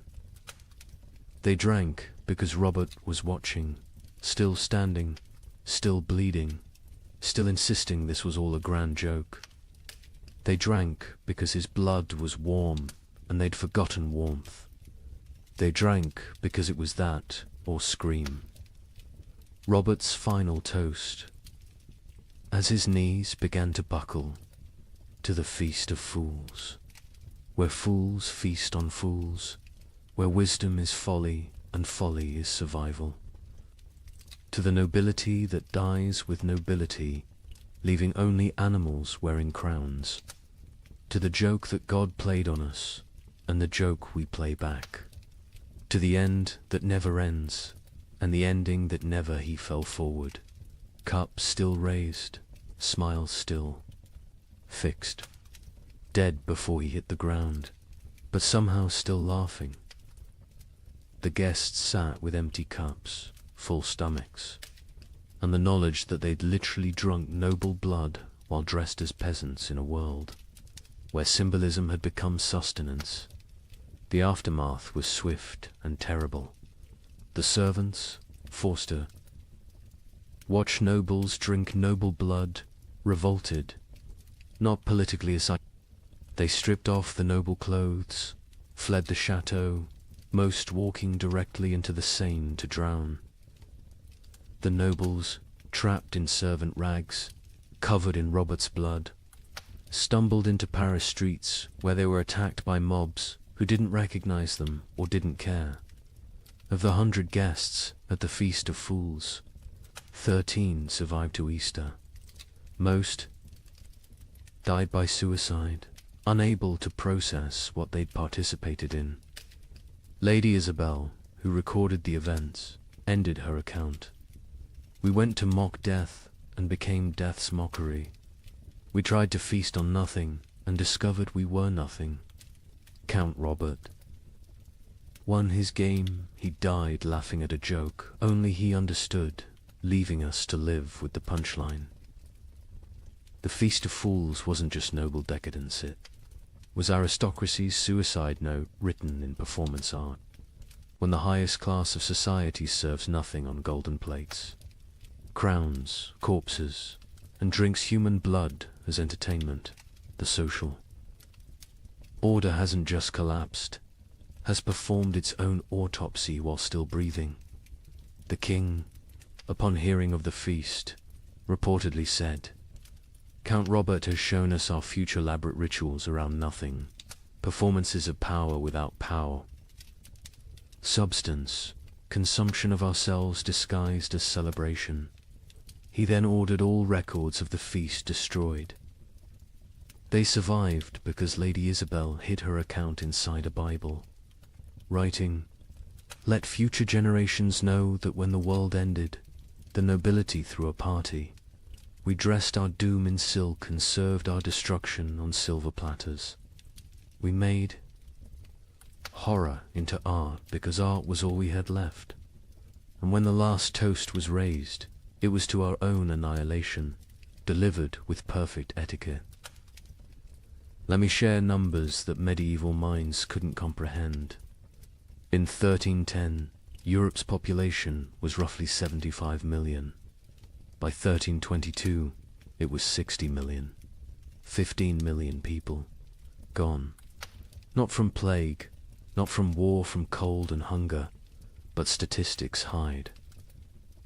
Individual horror. In the town of Ypres, they kept exact records. Population 1315, 10,400. Population 1,322, 2,100. But here's the detail that haunts. Of those 2,100 survivors, only 300 were the original residents. The others, they came from elsewhere, drawn by rumors of food, only to find more death. The prior of Ypres wrote, "We no longer bury the dead. We stack them like cordwood, waiting for spring. But spring never comes warm enough to dig. The numbers tell a story that words cannot." The Abbey of Saint-Denis kept meticulous death records, originally for prayers for the departed. By 1318, they'd stopped recording names, just tally marks. 5 marks crossed through. 5 marks crossed through. Pages and pages of groups of 5, like a child learning to count, except each mark was a human soul. Brother Felipe, the abbey's mathematician, calculated the rate of death. In 1315, we lost 1 soul per week. By 1316, 1 per day. By 1317, 1 per hour. By 1318, we stopped counting because the living were too few to count the dead. Mathematics itself collapsed when the numbers exceeded comprehension. The Italian city-states, with their banking traditions, kept the most precise records. Florence's census of 1310 recorded 120,000 souls. The census of 1322 recorded 45,000. But hidden in those numbers was darker arithmetic. Of the 45,000 survivors, 30,000 had arrived during the famine, refugees from the countryside.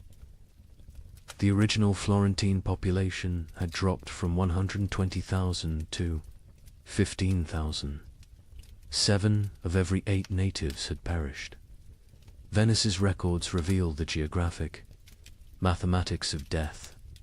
The city's famous districts died at different rates. San Marco, where the wealthy lived, lost 40% of its population. Castello, where the poor, crowded, lost 85%. But here's the cruel irony: the wealthy districts died faster in the final years. Once money meant nothing, poverty became an advantage. The poor knew how to starve. The rich only knew how to eat. In England, the Doomsday Book had recorded settlements since 1086. By comparing tax records from 1310 to 1322, we can track village-level devastation. In Norfolk, 40% of villages recorded in 1310 no longer existed. By 1322, not depopulated, erased. The land itself forgot humans had ever lived there. But let's look deeper at Ypres, because their obsessive record-keeping reveals the true mathematics of societal collapse. The town's cloth guild recorded not just deaths, but causes. 1,315. 500 deaths to 400 starvation. 100 disease 1316. 1,200 deaths to 900 starvation. 200 disease. 100 violence 1317. 2,100. deaths to 1,000 starvation, 500 disease, 400 violence, 200 voluntary, 13, 18, 2,500 deaths to 800 starvation, 600 disease, 700 violence, 400 voluntary, 13, 19, 1,800 deaths to 300 starvation, 400 disease, 500 violence, 600 voluntary, 1,320, 900 deaths minus 100 starvation, 200 disease, 200 violence, 400 voluntary. See the pattern. As starvation deaths decreased because the weakest had already died, violence and suicide increased. The mathematics of survival had shifted from competing for food to eliminating competitors. The demographic breakdown is equally telling. By age, infants 0 to 2, 95% mortality children 3 to 12, 80% mortality young adults 13 to 25, 60% mortality adults 26 to 45, 70% mortality elderly 46 plus, 90%. Mortality, the young adults survive best old enough to fight, young enough to endure. Children and elderly died first, too weak to compete. But adults in their prime died at higher rates than young adults. Why? They had families. They gave their food to their children, starved themselves for others. Love was mathematically lethal. The gender mathematics were brutal. In 1315, Ypres had roughly equal numbers of men and women. By 1322, there were 3 men for every woman. Not because women were weaker, because women fed their children first, their husbands second, themselves last. Maternal sacrifice showed clearly in the survival statistics. The social class mathematics defied expectations. Nobility, 60% mortality clergy, 50% mortality merchants, 70% mortality craftsmen, 75% mortality peasants, 80% mortality beggars, 40% mortality beggars. Survived best. They already knew how to live on nothing. The nobility, despite their resources, died from inability to adapt. Merchants died because their profession became meaningless. But beggars, they thrived in a world that had become universal beggary. The geographic distribution created what scholars call death shadows. Cities drew refugees from the countryside, creating rings of escalating mortality. Paris, with a 1310 population of 200,000, had 80,000 survivors in 1322. But the villagers within a day's walk of Paris, complete annihilation. They'd all walked to the city seeking food, died in the streets, their homes becoming ghost towns. The monastery of Cluny mapped deaths across their network of abbeys.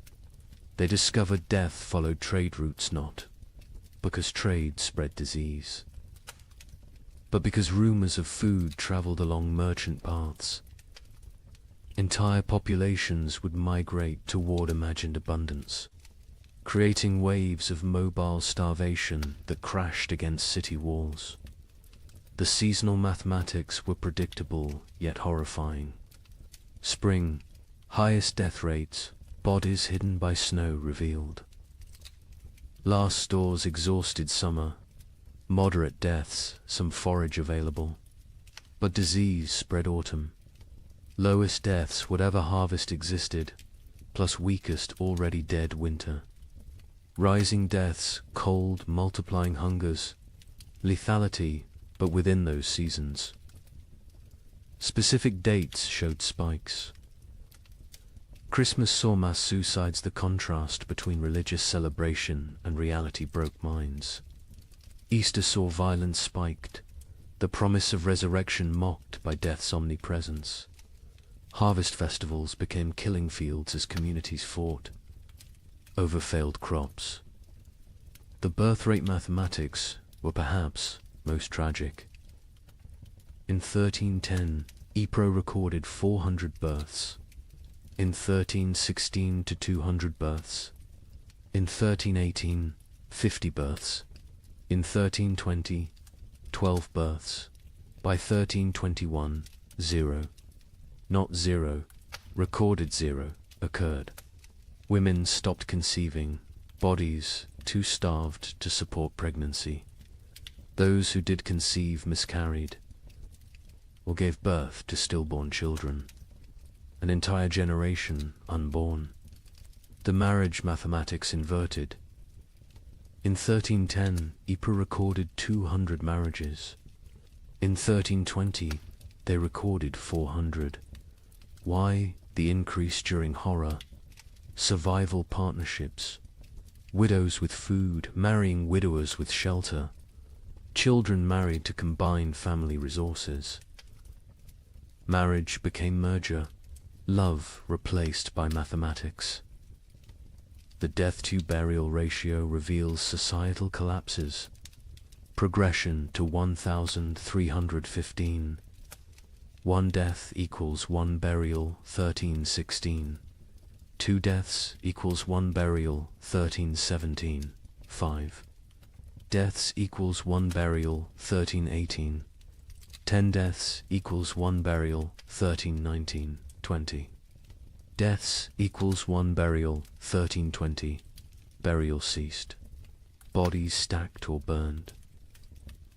The prior of Ypres wrote, "We have built pyramids of the dead, frozen corpses stacked like masonry, mortared with ice. Come spring, they will thaw and collapse, but by then, who will remain to care?" The economic mathematics were absurd. The price of wheat increased 2,000% between 1315 and 1320, but expressing it as percentage obscures the reality. In 1315, a penny bought a loaf. In 1320, a year's wages couldn't buy a crumb. Money became meaningless. The only currency was calories. Distance mathematics changed. In 1310, a healthy person could walk 20 miles per day. By 1320, survivors could manage perhaps 2 miles. The world shrank as human capability decreased. Villages 10 miles apart became unreachable foreign lands. Geography expanded as humans contracted. The theft mathematics reveal moral collapse. 1,315. 100 thefts. Mostly grain, 1316. 500 thefts. Anything. Edible, 1317. 1,000 thefts. Including clothing and fuel, 1318. 2,000 thefts. Including children, 1319. Theft became meaningless. Nothing left to steal. The murder mathematics followed similar patterns, but with a crucial difference. Murders peaked in 1318, then declined not from returning morality, but from lack of strength. By 1319, people were too weak to kill. Violence required carries nobody could spare. The migration mathematics created empty zones and death clusters. Rural areas emptied as survivors walked to cities. Cities became graveyards as refugees died in streets. The population didn't just decline, it concentrated, then collapsed. Like a star becoming a black hole, the linguistic mathematics were subtle but telling. The Ypres records showed declining vocabulary over time. 1315 records use varied, complex language. By 1320, the same.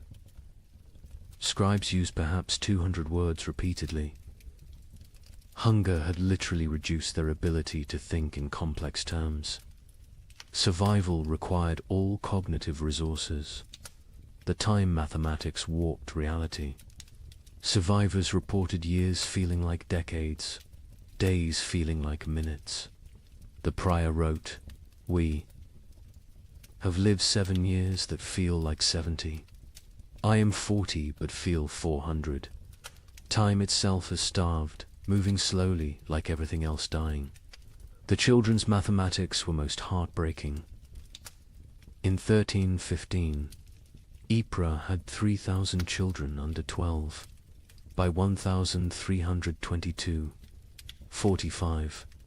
Of those 45, only 3 were from Ypres. The others were orphans who'd wandered in from elsewhere, their origins unknown, their parents dead, their futures non-existent. An entire generation deleted. Here's the mathematical truth medieval minds couldn't grasp. Exponential death. When food production drops 50%, population doesn't drop 50%, drops 80%. Because that 50% reduction creates competition, disease, violence, and suicide that multiply mortality beyond the initial cause. Famine doesn't just kill through starvation, kills through the mathematics of social collapse. The final statistic, the one that captures the true horror of the 15 million who died. Historians estimate only 5 million died directly from starvation. The other 10 million died from what starvation created: disease, violence, suicide, exposure, accidents caused by weakness, childbirth without resources, infections without medicine. 2/3 of deaths weren't from famine, but from famine's mathematics. The prior of Ypres' final entry, dated March 1322. I have kept these records for 7 years. I have reduced human souls to marks on parchment, lives to numbers, horror to mathematics. But mathematics cannot capture the sound of children crying for food that doesn't exist. Cannot calculate the weight of watching your family die by degrees. Cannot solve for why God allows such equations. The numbers say 2,100 remain from 10,400. But numbers lie. None remain. We 2,100 are not survivors, we are the not yet dead. Walking statistics waiting for our final tally. Mathematics has proven that hell is not fire and brimstone. Hell is subtraction without end, division without remainder, the null set of human hope. In 1321, as the worst seemed to be passing, something strange happened. The rats returned, but they were different, larger, bolder, moving in coordinated swarms. A chronicler in Milan wrote, "They fear neither cat nor dog nor man. They walk in daylight like they own the earth." Where had they been for 7 years? Some scholars believe they survived in the vast granaries of Eastern Europe, growing fat while the West starved. Others think they evolved, adapted to the cold. But everyone agrees on one thing: they brought something back with them. A Venetian merchant noted, "The rats are sick. They dance in circles before dying, black swellings on their necks." Those swellings would have a name soon enough. But in 1321, as Europe began to believe, the worst was over. Nobody knew they were witnessing the overture to the Black Death. The first documented sighting was in Prague, March 1321. A baker named Joseph, one of the few whose ovens still functioned, reported to the city guard. They came at dawn, hundreds of them, moving like water through the streets. But wrong. Rats don't move together like soldiers. These did. They ignored the few cats left alive. The cats ran from them. Within days, similar reports flooded in from across Europe. But these weren't the timid creatures that had vanished in 1315. The merchant Giovanni di Marco, traveling from Venice to Vienna, documented what he saw. Rats the size of rabbits, some larger, grey-black fur so thick arrows bounce off, eyes that reflect light like demons. They don't scatter when approached. They stand their ground, studying you, calculating. The Archbishop of Mainz received disturbing reports from his parishes. The rats show intelligence beyond nature. They work in teams, some distract while others steal. They've learned to open larches, untie knots, even use simple tools. A priest in Worms saw one using a stick to knock bread from a high shelf. This is not natural. This is diabolic. But where had they been? The 7-year absence created wild theories, but one Benedictine scholar, Brother Antonius of Regensburg, proposed something chillingly plausible. The rats didn't vanish, they migrated east, following ancient Roman grain routes to the steppes. Beyond Hungary, there, in the vast underground granaries, built by emperors and forgotten by time, they found paradise. Infinite grain, no predators, perfect breeding conditions, 7 years of unlimited food and reproduction. They've returned not as the same species, but as something evolved. The physical changes were documented obsessively. A physician in Paris dissected several specimens, twice the size of pre-famine rats. Muscle density increased by half. Teeth lengthened and serrated, capable of chewing through wood, even soft metals. Most disturbing, enlarged brains. The cranial capacity has increased by 1/3. These are not the rats that left. These are their descendants, shaped by 7 years of plenty while we endured 7 years of want. The behavioral changes were even more unsettling. The rats showed coordination that defied explanation. A witness in Cologne described an attack on a grain warehouse. They moved in waves. First wave gnawed the doors, while others waited. When guards appeared, they retreated. In perfect synchronization, they returned at night with more numbers, attacking from multiple points simultaneously. They knew we were watching. They waited until we were exhausted. They had lost all fear of humans. Previous generations of rats fled from people, lived in shadows, scavenged secretly. These new rats walked openly through marketplaces, entered homes while families ate, stared directly at humans with what witnesses described as calculating intelligence. A child in Nuremberg reported rats watching her family eat dinner through the window. "Counting us," she said. "The cats, those few that survived the famine, refused to hunt them." A chronicler in line observed. "Our best Mauser, who survived 7 years of horror by hunting, now cowers when rats pass." He recognizes something we don't. The predator-prey relationship is inverted. The cats know they're now the prey. Dogs fared no better. Hunting hounds trained to kill wolves ran from rat. Swarms, a pack of street dogs in Milan, hardened by years of surviving on corpses, was found torn apart. Witnesses said the rats had hunted them like wolves hunt deer, driving them into a corner, exhausting them, then moving in for the kill. But it was the rats' relationship with the dead that proved most disturbing. During the famine, corpses had accumulated faster than burial. Mass graves, body piles, frozen pyramids of the dead, all untouched for years. The returned rats showed intense interest in these sites. Not to feed, they seemed well fed, but to investigate.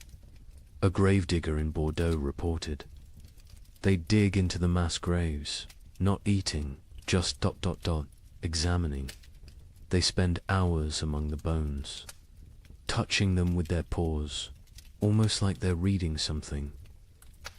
Then they emerge and dance, spinning, leaping, falling over, getting up, spinning again, like they're drunk or mad. The dancing disease appeared first in the rats, then in the animals they bit, finally in humans. But in 1321, people thought it was just strange behavior. They didn't connect it to disease. Why would they? The rats looked healthy, even robust. Larger, stronger, more vital than any rats in memory.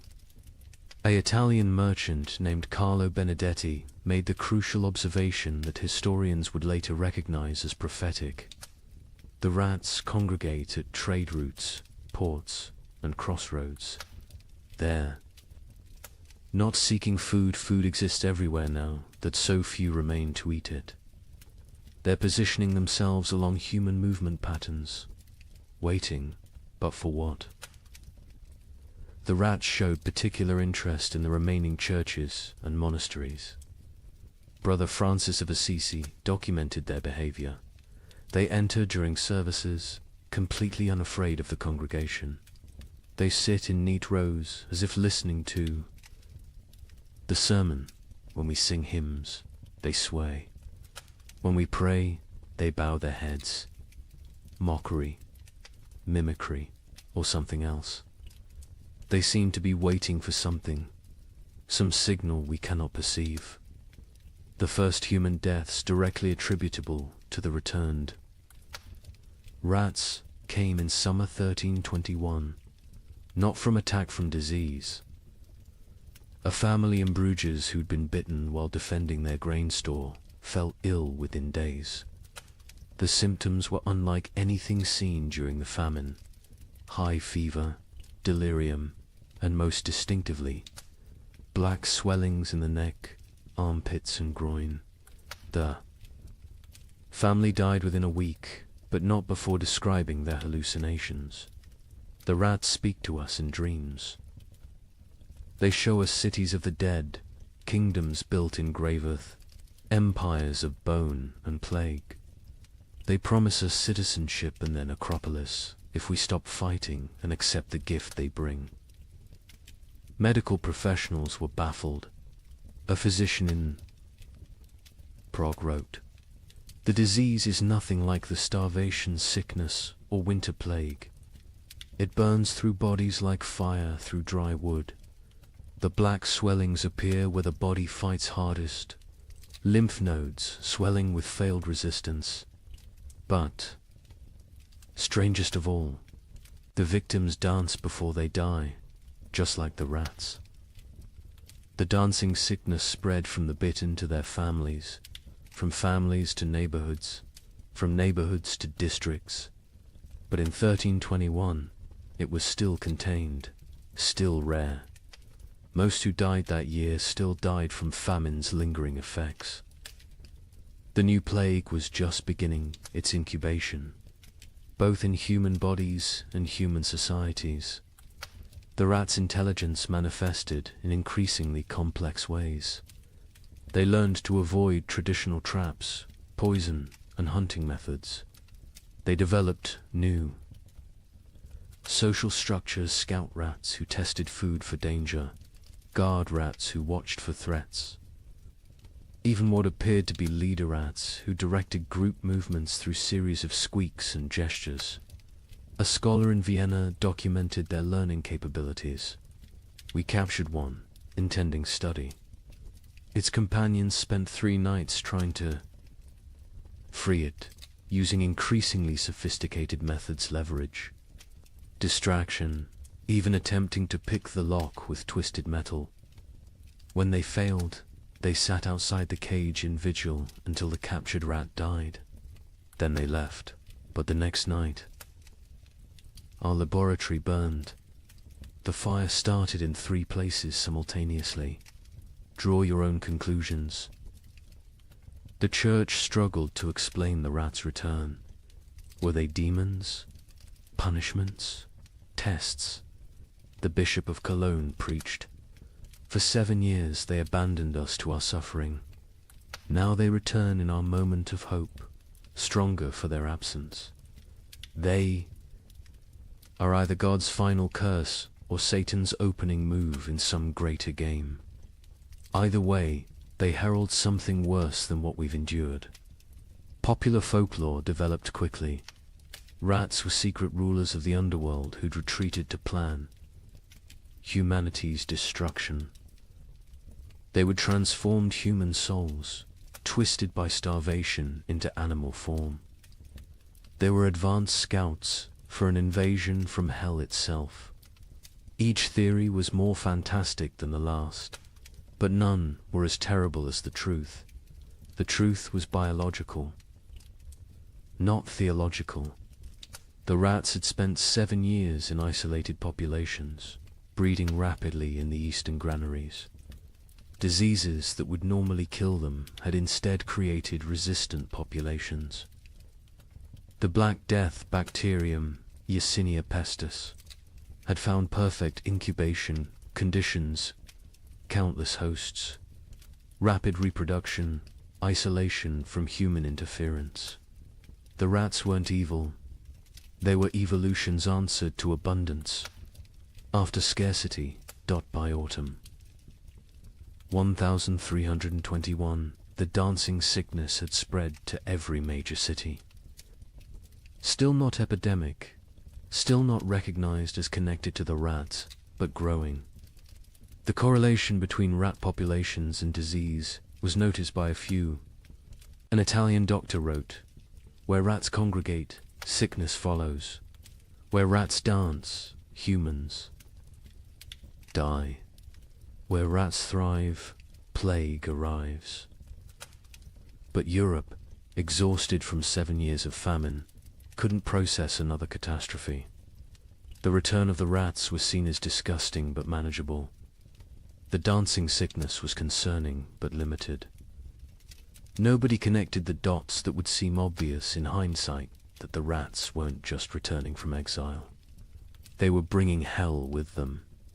The final observation of 1321 came from a child in Marseille, a girl who'd survived the famine by eating rats when they were still scarce. She told her priest, "The old rats tasted of hunger and fear. These new rats taste of death and patience. They're not afraid of us because they know something we don't. They're waiting for us to realize we're already dead." Within 20 years, her words would prove prophetic. The Black Death would kill 1/3 of Europe's remaining population. But in 1321, as people celebrated the famine's end, as they counted their dead and rebuilt their lives, the rats just watched, and waited, and danced their strange dances in the moonlight, practicing for the grand performance yet to come. On March 15th, 1322, something miraculous happened. The sun broke through clouds that had shrouded Europe for 7 years. Real warmth, real light. In London, people fell to their knees in the streets, weeping. Church bells rang for 3 straight days. A young monk in Canterbury wrote, "We had forgotten the sun could hurt your eyes." Children who had never seen their own shadows screamed in terror at the dark shapes that followed them. But the thaw revealed horrors frozen in time. Bodies emerged from snowdrifts, perfectly preserved. Entire families found seated at tables. Frozen mid-meal. Armies discovered standing in formation, weapons raised, ice statues of a war that winter had won. The warmth came suddenly, without warning. Dawn broke grey as it had for 7 years. But by noon, actual golden light pierced through, not the weak, watery light that occasionally appeared, but real sunshine, hot, bright, alive. In Paris, people stumbled from their homes, shielding their eyes, unable to comprehend what they were seeing. Marie de Champagne, age 7, born during the famine, experienced sunshine for the first time. Mother fell to her knees and pulled me down, saying we must pray. I asked what the burning light was. She said God's eye has opened. I was terrified. I thought God was going to see what we'd done to survive. The ice began to melt with alarming speed.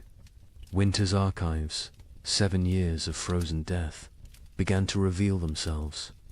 In Cologne, the Rhine's thaw exposed a grotesque gallery, hundreds of bodies that had fallen through ice over the years, preserved perfectly, now floating downstream like a parade of the damned.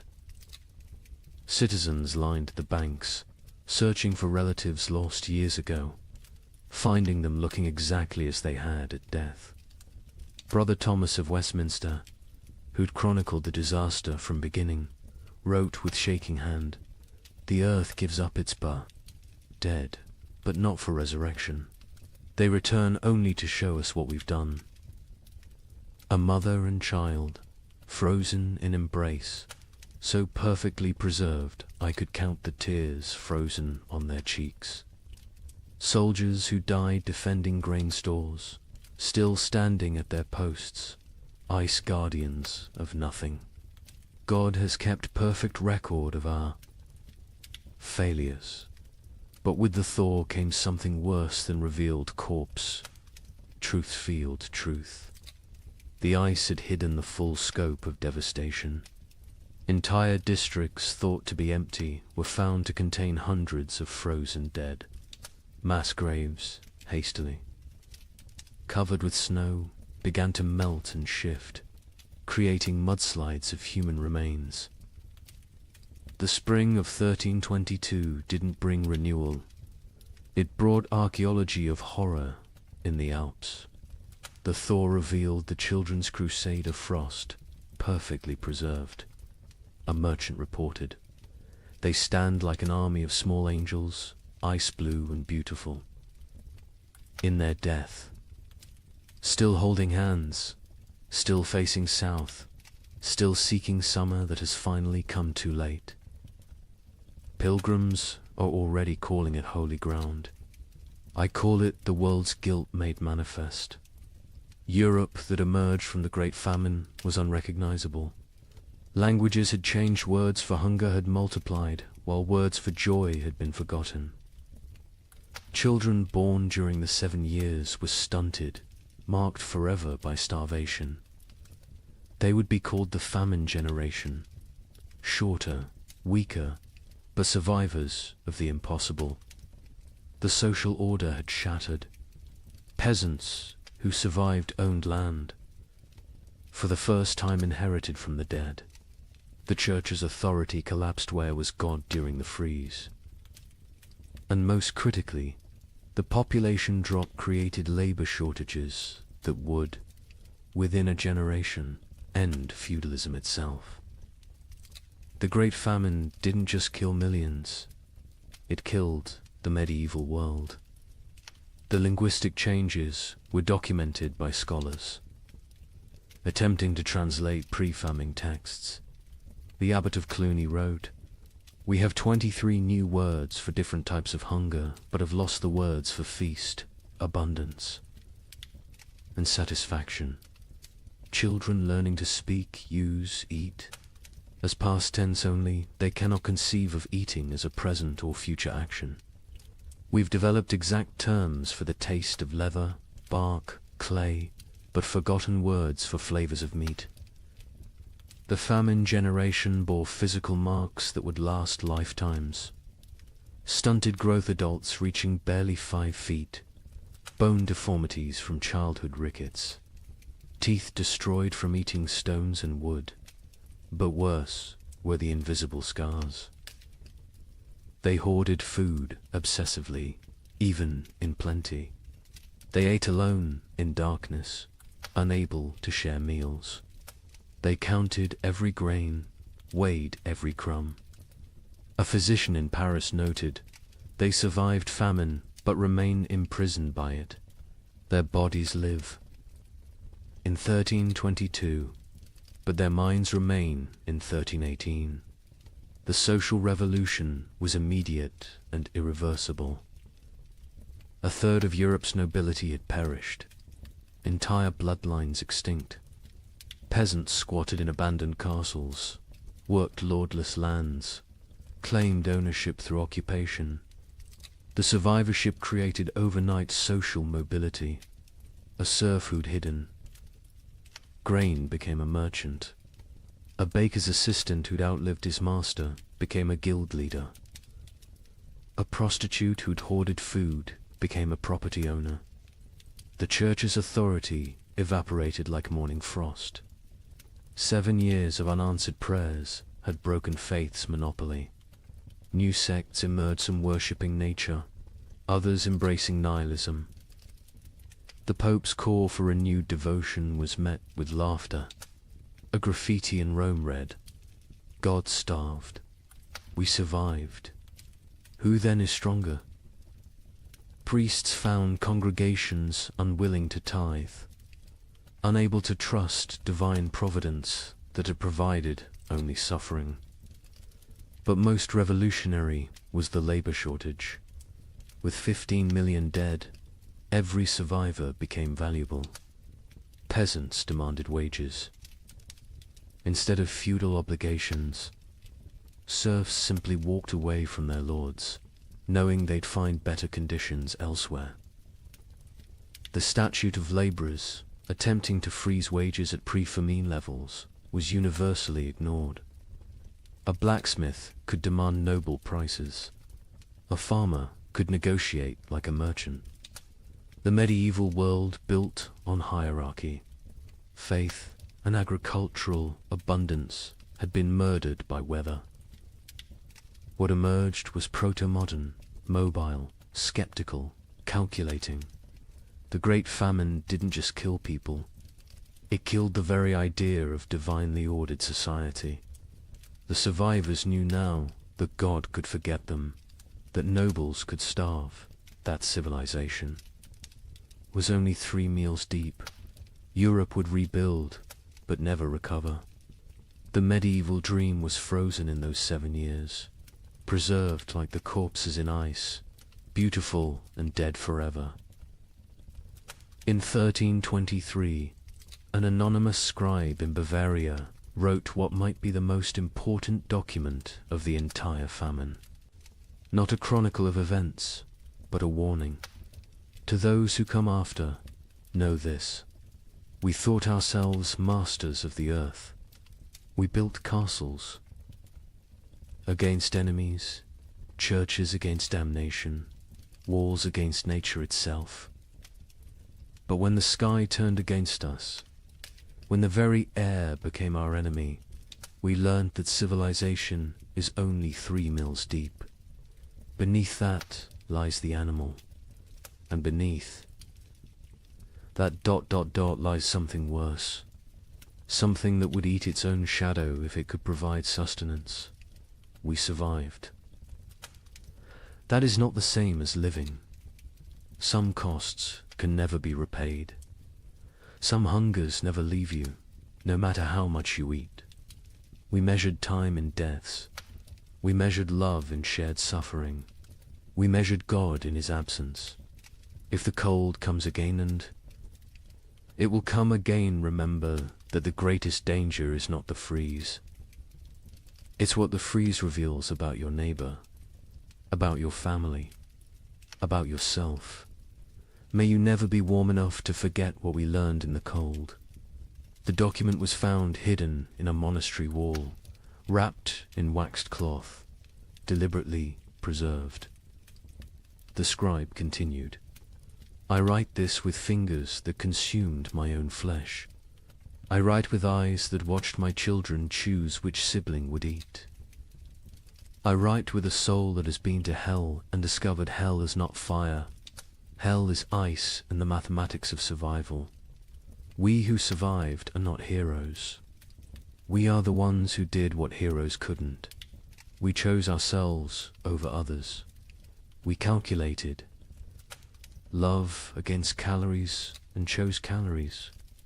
We learned that honor digests poorly, that mercy is a luxury of the fed, that civilization is just an agreement between people who aren't hungry yet. The sun has returned. The crops grow again. Markets open, bells ring. Children are born who will never know the taste of bark bread.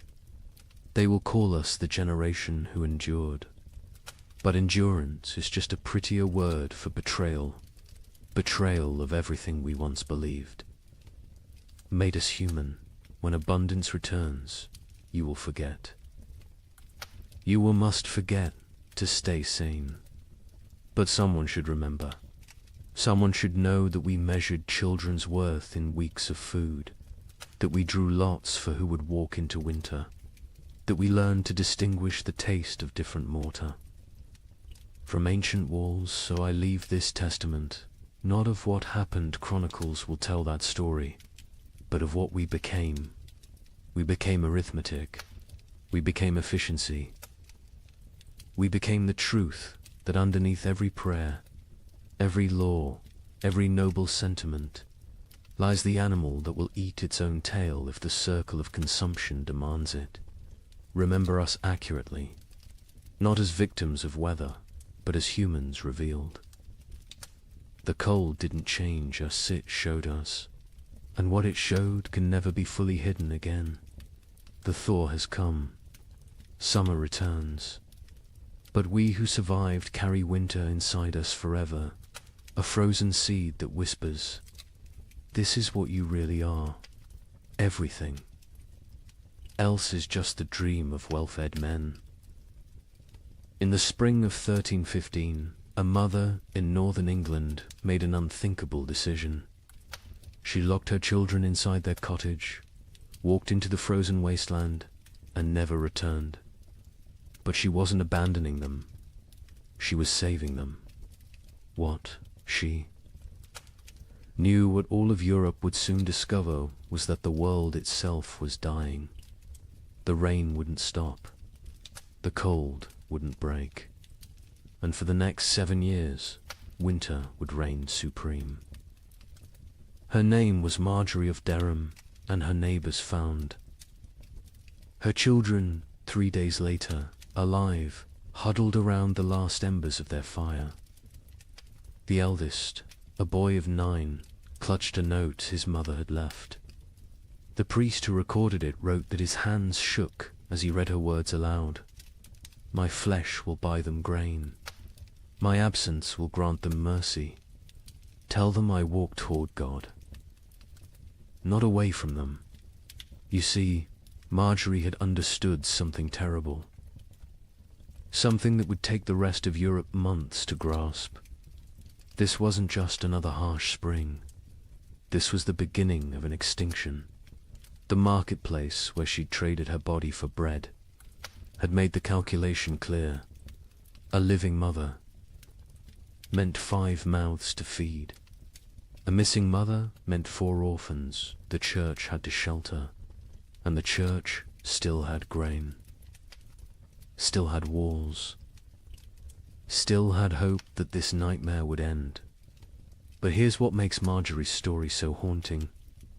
She wasn't unique. Parish records from 1315 show hundreds of similar disappearances. Parents vanishing into blizzards, elderly grandparents wandering into forests, always leaving notes, always locking doors from the outside, always walking toward death like it was salvation. The chronicler Geoffrey Le Baker would later write about that spring with words that feel pulled from nightmares. The rains began on St. George's Day and fell like God had forgotten how to do anything else. Not the warm rains of April that wake sleeping seeds, but frozen needles that killed whatever they touched. Crops didn't fail, they drowned standing. Rivers didn't flood, they exploded from their banks like wounded animals. Think about that. For a moment, you're a medieval peasant. Your entire world is 3 miles wide. Everything you know about survival, every technique your father taught you, every prayer your mother whispered, assumes one simple truth, that seasons follow patterns. Spring brings life. Summer brings growth.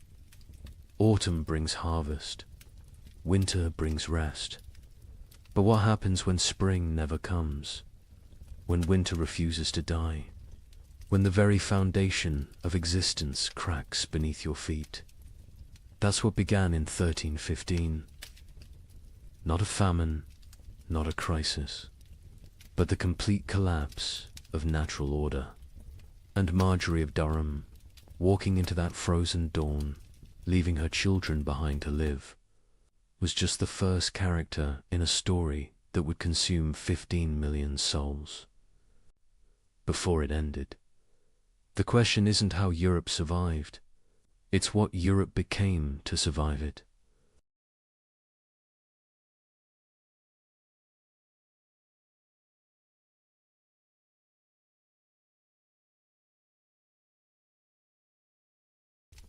Good evening and welcome back, friends. Tonight, we are going to journey through the winter that never ended, America's forgotten ice years. As always, let me know where in the world you are listening in from. Get cozy, settle in, and let's begin. She stood at the frost-covered window. Her breath formed clouds in the June air. Outside, snow fell on what should have been green cornfields. Her children huddled by the dying fire. They wrapped themselves in every blanket the family owned. She whispered a prayer, the same prayer she had whispered every morning for weeks. She asked God when spring would finally come. She did not know this was only the beginning. Picture thousands of similar scenes across the American frontier. Thousands of windows, thousands of prayers whispered into the impossible cold. What happened in 1816 was merely a prelude, a warning that no one heeded. 20 years later, something far worse came to the American interior. This time it would last not 1 year, but 3 brutal winters. They bled into each other without mercy, without explanation, without end. Between 1836 and 1838, a climate catastrophe struck North America.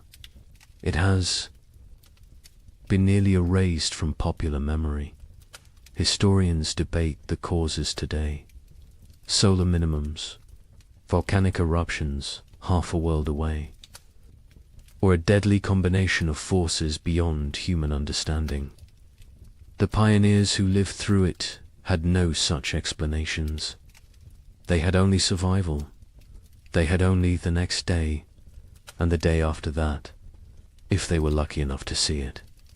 This is their story. The story that America chose to forget. What you are about to hear challenges everything you thought you knew about westward expansion. Textbooks celebrate the march of civilization across the continent. They praise the brave pioneers, claiming their piece of the American dream. But they rarely mention the winters that nearly ended it all. They do not talk about the settlements that simply vanished. They do not discuss the mass graves discovered decades later, or the journals hidden in attics, journals filled with words that survivors could not bear to speak aloud. This is the story of the winter that never ended, and the people who somehow lived to see spring again. Late 1835. The American frontier hummed with optimism. The economy was booming. Land was cheap. Opportunity seemed limitless. Thousands of families poured westward into territories that promised fertile soil and new beginnings. Michigan Territory, Wisconsin, Illinois, Indiana, Ohio. These were the lands of promise. These were the places where a man could build something from nothing. A young couple in their early 20s had just claimed 160 acres in Michigan Territory. They were newlyweds. She was pregnant with their first child. He had spent the summer building a one-room cabin with his own hands. The logs were chinked with mud and moss. The roof was solid. The door hung true. They planned their first full harvest together. She planted a small garden near the cabin. Carrots, potatoes, beans. He cleared 3 acres for corn. At night they sat by the fire and talked about the future, about the children they would have, about the farm they would build, about growing. Old together on this land, an older family arrived in Illinois in the autumn of 1835. They had come from Pennsylvania, a mother and father with 3 children under 10 years old. They had sold everything they owned for this chance. The wagon journey had taken 6 weeks. The children were tired but excited. The father staked his claim near a creek. Good water, timber nearby, rich black soil that crumbled in his hands. He told his wife this was it. This was where they would prosper. She believed him. They all did dot in Ohio. A widower worked a small farm with his 2 teenage daughters. His wife had died of fever the previous summer. The grief was still raw, but he had responsibilities. Daughters to feed, a farm to maintain, a future to secure. For them, the older girl was 16, capable, strong. She helped with everything. The younger was 14, still learning, still growing. Together the 3 of them made it work. They honored the memory of the wife and mother they had lost by surviving, by building, by moving forward. This was frontier life in late 1835. Hard but hopeful. Isolated but connected through shared struggle. Communities were small but tight-knit. Neighbors helped neighbors. Barn raisings brought everyone together. Churches served as social centers. Sunday services were as much about community as worship. People traded labor, traded goods, traded gossip and news from back east. The isolation was real. Some homesteads were miles from the nearest neighbor, but people found ways to stay connected, to remain human in the wilderness. Daily routines followed the sun. Wake before dawn, tend the livestock, milk the cows, feed the chickens, collect eggs. Breakfast was simple. Cornmeal mush, salt pork if you had it. Then the work began. Men cleared land, ploughed fields, mended fences, chopped endless cords of firewood. Women tended gardens, preserved food, made soap, sewed clothes, raised children. Everyone worked. Even the smallest children had chores, gathering kindling, feeding chickens, watching younger siblings. There was no such thing as idle time on the frontier. As autumn 1835 arrived, families began their winter preparations. These were routines they knew well. They had survived winters before. They salted meat, packed pork and beef in barrels with salt and brine. The meat would keep all winter this way. They filled root cellars with potatoes, turnips, carrots, squash, onions. They dried beans, preserved fruits, made apple butter, rendered lard. Every scrap of food was precious. Nothing was wasted. Firewood was crucial. Men spent weeks cutting and stacking wood, cord after cord after cord. A family could burn through several cords in a hard winter. The stacks grew higher, oak for long burning, maple for cooking, pine for quick heat. The wood had to dry, green. Would wood smoke and not burn hot? So they cut wood a season ahead when they could. The wood piles near cabins stood taller than a man. They looked like enough. They always had been enough before. The young couple in Michigan worked together on their preparations. He hunted, brought home deer and wild turkey. She preserved the meat. They worked side by side. Her belly grew with the pregnancy. He worried about her working too hard. She laughed and told him women had been having babies since the beginning of time. She would be fine. The baby would come in May, spring, when everything was green and growing. It seemed perfect. The family in Illinois worked frantically to prepare.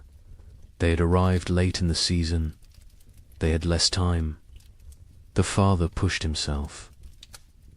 Hard. Too hard. His wife worried. But they got it done. Meat preserved, vegetables stored, firewood stacked. The cabin was small but well built. They had purchased it from a family moving back east. The previous owners had said they missed civilization, missed family. The father thought they were foolish. This land was too good to abandon. His wife was not so sure, but she kept her doubts to herself. The widower and his daughters prepared. Methodically, they had done this before. Last year they had done it without a wife and mother. This year was easier in some ways. The grief was less sharp. The routines were established. The older daughter had learned her mother's preservation techniques. The younger helped without complaint. They worked together in comfortable silence, the kind of silence that comes from shared loss and shared survival. They would make it through another winter. They had to. December 1835 arrived cold and early. The first snows came before Thanksgiving, heavier than usual. The temperatures dropped fast. Old-timers mentioned it reminded them of 1816, the year without a summer. But the younger settlers dismissed the comparison. Every old-timer thought their memories were the worst. This was just a hard winter, nothing more. They had food, they had shelter, they had firewood. They would be fine. By January 1836, something felt different. The cold had a quality that went beyond mere temperature. It was bone-penetrating, relentless, aggressive, the kind of cold that found every crack in a cabin wall, every gap around a door, every weakness in your clothing. People wore layers, wool on wool on wool. They stayed close to fires.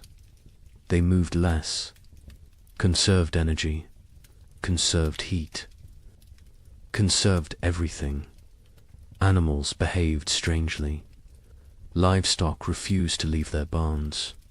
Horses stood in corners, unmoving. Even when offered food, cows produced less milk. Chickens stopped laying. The wildlife disappeared. Deer vanished from the forests. Rabbits seemed to evaporate. Tracks in the snow became rare, then non-existent. Hunters returned empty-handed day after day. Where had everything gone? The young man in Michigan noticed the silence first. The forest was always noisy. Birds, squirrels, the rustle of small animals, whined through leaves. But now there was nothing. just silence and wind. The wind never stopped. It howled around the cabin at night. His wife pressed close to him for warmth, for comfort. She was 7 months pregnant now. He felt the baby kick against his back sometimes when they slept. He wondered what kind of world this child would be born into. In Illinois, the children asked their father why it was so cold. He told them God was testing them, testing their faith, their strength, their family. The mother said nothing. She watched. Their food stores. She calculated in her head. If winter ended in March like it should, they would be fine. But something in her gut told her March might not bring spring this year. The widower in Ohio kept a journal.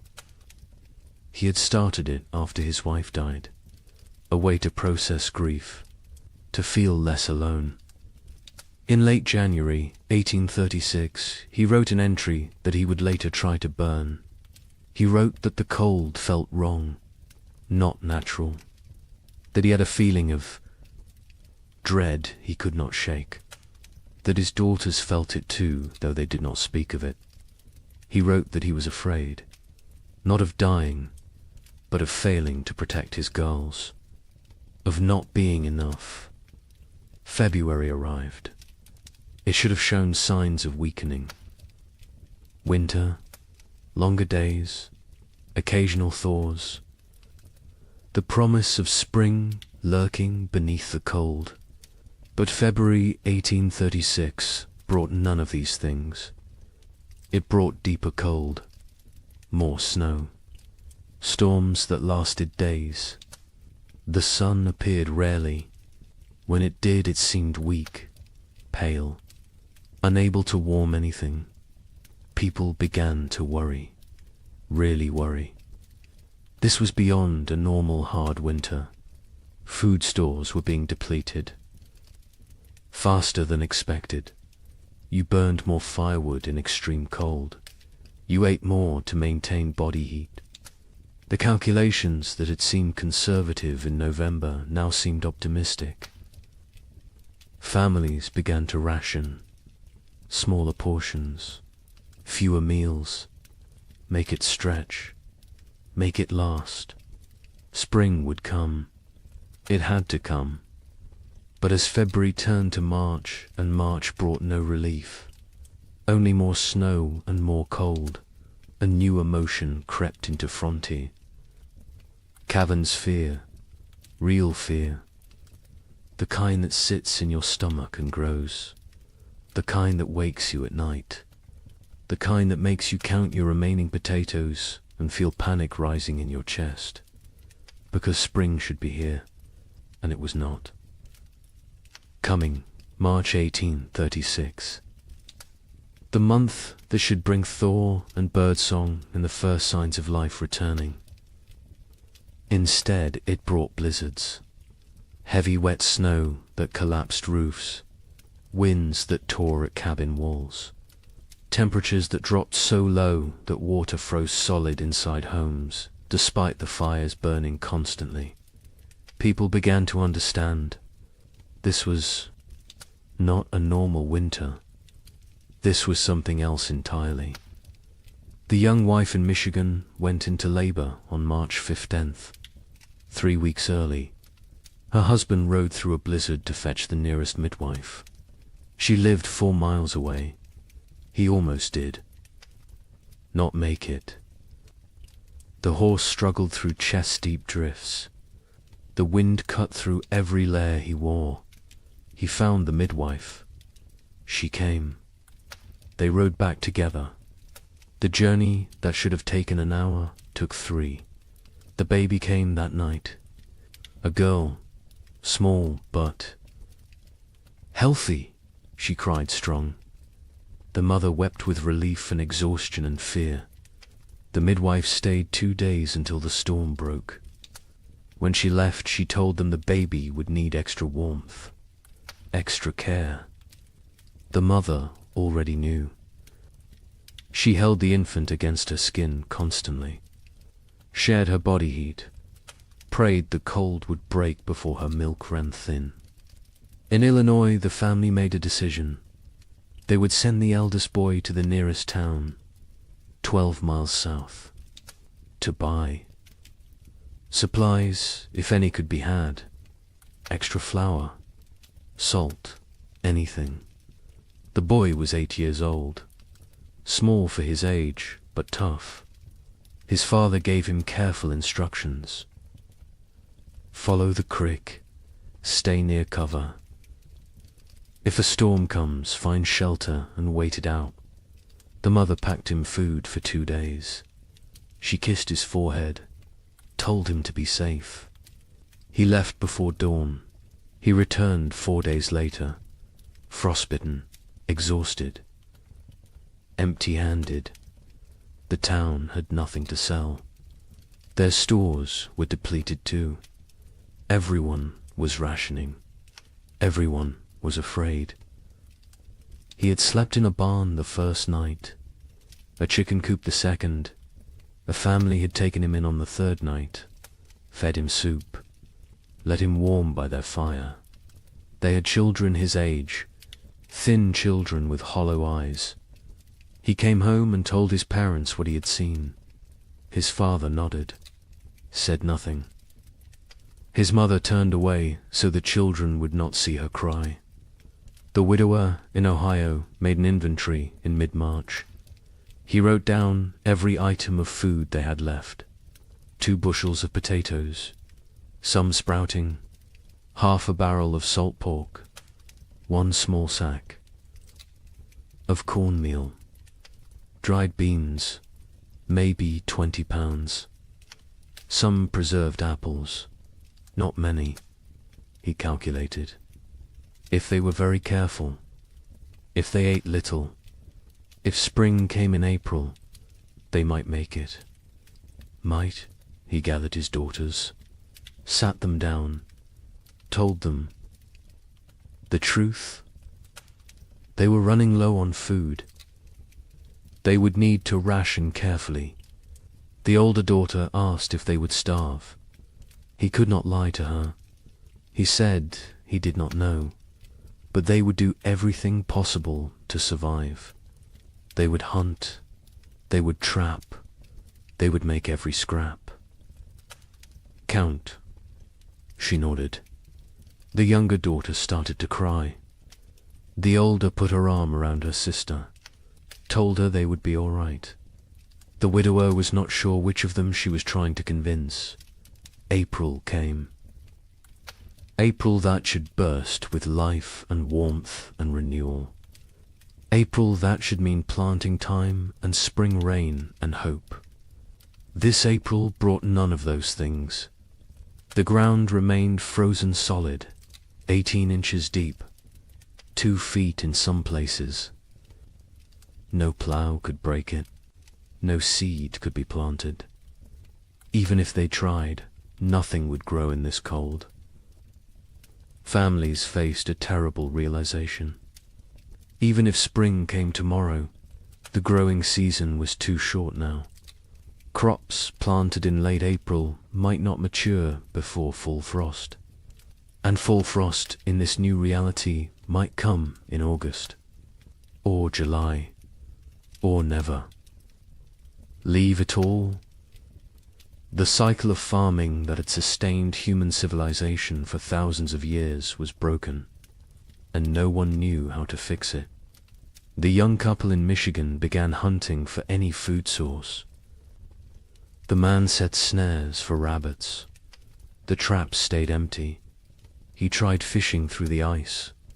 Nothing. Not even the fish were biting.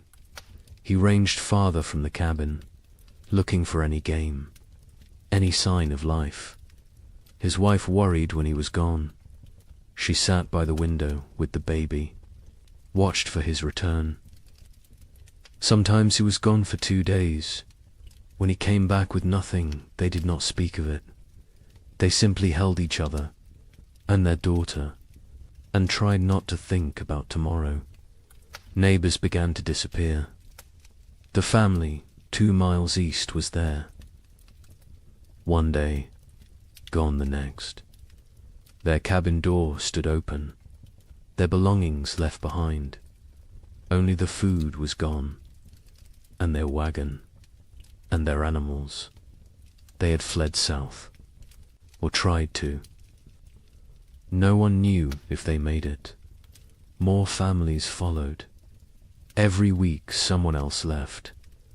The community that had been tight-knit was fraying, unraveling. People made choices for their own survival now. There was no room for collective thinking anymore. Some tried to help each other still. Families with slightly more food shared with those who had less. But even generosity has limits when your own children are starving.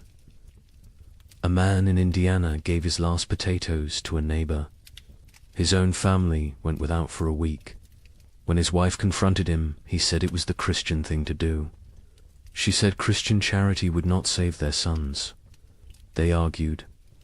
It was the first real argument of their marriage.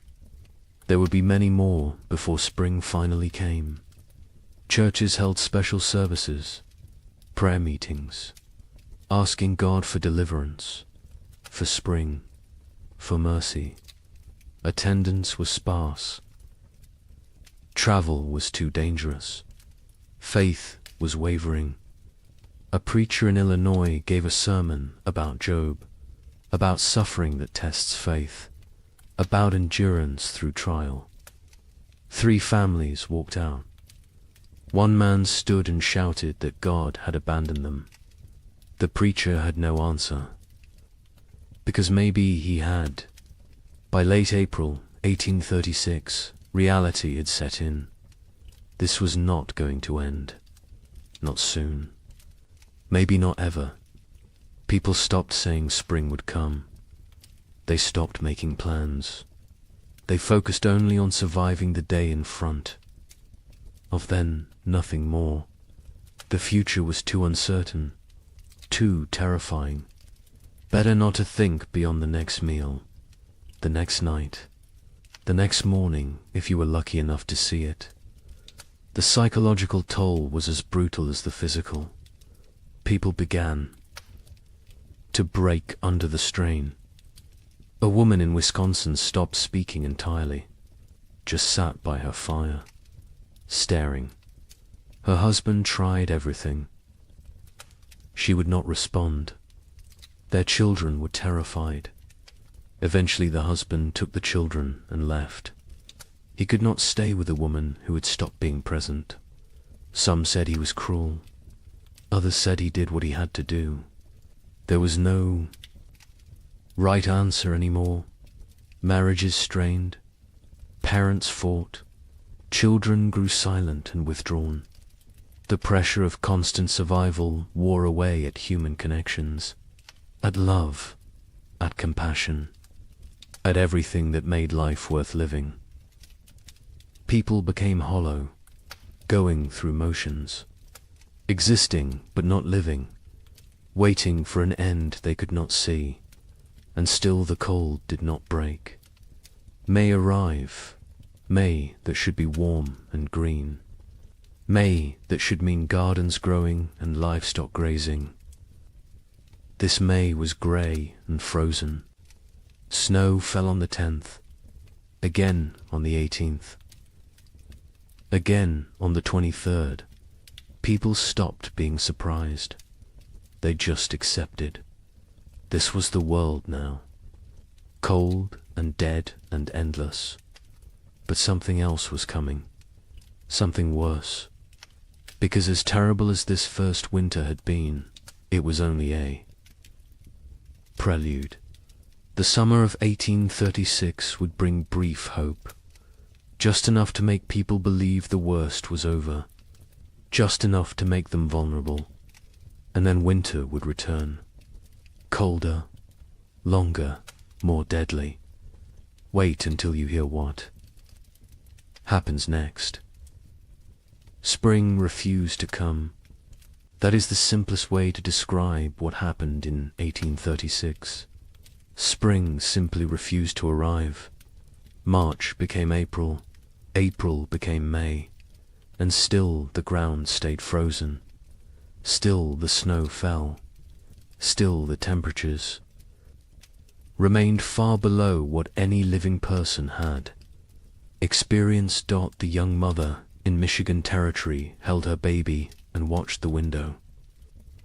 Every day she looked for signs. A bird, a patch of bare ground, anything that suggested winter was weakening. She saw nothing but white, endless white. Her husband ventured out less now. The cold was too dangerous. The exertion burned calories. They could not afford to lose. He sat by the fire and stared at the walls. She knew what he was thinking. The same thing she was thinking. How long can we last? Their food stores had dwindled to almost nothing. The potatoes were gone. The preserved meat was gone. They had cornmeal, perhaps enough for 2 more weeks if they were careful, if they made it thin, if they did not mind the constant gnawing hunger. The baby nursed, but the mother's milk was weak. She could feel it. Not enough fat, not enough nutrition. The baby cried more now. A thin, desperate sound that cut through the cabin's silence like a knife. In Illinois, the family faced their own crisis. They had 5 mouths to feed, 3 children, 2 adults. The mathematics were brutal. They cut their portions again. And again. The children stopped asking for more. They understood somehow, even the youngest. She was only 4, but she had learned not to complain, learned that complaining changed nothing. The mother watched her children grow thinner. Their faces became angular, their eyes too large, their movements slower. She wanted to scream, to rage against the unfairness, but rage would not bring spring. So she stayed silent and counted the days. The father went hunting every few days. He never found anything, but he went anyway, because sitting in the cabin watching his family starve was worse than freezing in the forest. At least in the forest he was trying. At least he was doing something. He set traps. He checked them religiously. They stayed empty. He tried fishing through ice on the creek. Nothing. The fish had gone dormant or died. He did not know which. He returned empty-handed every time. His wife would look at him. He would shake his head. No words necessary. They both knew. The widower in Ohio and his daughters had become experts at survival. They burned furniture for warmth when the firewood ran out. A chair 1 week, a table the next. They ate 1 meal a day. Soup stretched so thin it was barely more than hot water. They trapped a squirrel once. 1 squirrel for 3 people. They made it last 2 days. They boiled the bones for broth, sucked the marrow, used every part. Nothing was wasted. Nothing could be wasted. The older daughter took on more responsibility. She was 17 now, though she looked younger. Malnutrition had stunted her growth, hollowed her cheeks, but her mind was sharp. She kept track of their supplies, rationed, carefully, made decisions about what to eat and when. Her father let her. He trusted her judgment. She had her mother's practical nature, her mother's strength. Sometimes he looked at her and saw his dead wife. It was comforting and heartbreaking in equal measure. The younger daughter was 15. She spoke less than before. The cold and hunger had made her withdrawn. She did her chores without complaint, helped where she could. But there was a distance. In her eyes, a remove. Her father worried about her, about what this experience was doing to her mind. To her spirit, He tried to engage her in conversation. She would answer in single words. Yes, no, maybe, then return to silence. He did not know how to reach her anymore. Communities that had held together through the winter began to fracture. Trust eroded. A family in Michigan discovered their hidden food cache had been raided. Someone had broken in while they slept, taken half their remaining supplies. They suspected a neighbor, a man they had helped the previous autumn, but they could not prove it, and confrontation seemed pointless. Everyone was desperate. Everyone was capable of terrible things when survival was at stake. Theft became common. People took what they needed to live. A chicken here, a bag of grain there, tools, blankets, firewood, anything that might help them survive another day. Some felt guilt, others felt nothing. Morality becomes flexible when you are watching your children starve. The social contract that held frontier communities together was dissolving, replaced by something more primal, more brutal. Every family for themselves. Churches tried to maintain order, to provide spiritual comfort, but attendance dropped. People could not afford the calories to walk to services, could not spare the time away from survival, could not reconcile a loving God with this endless cold. A preacher in Indiana Territory gave his final sermon in April. He told his sparse congregation that God worked in mysterious ways, that suffering brought them closer to heaven, that this was a test of faith. A farmer stood up, said his 3-year-old daughter had died 2 nights before, asked what she was being tested for. The preacher had no answer. The church never held another service. Parents made impossible choices.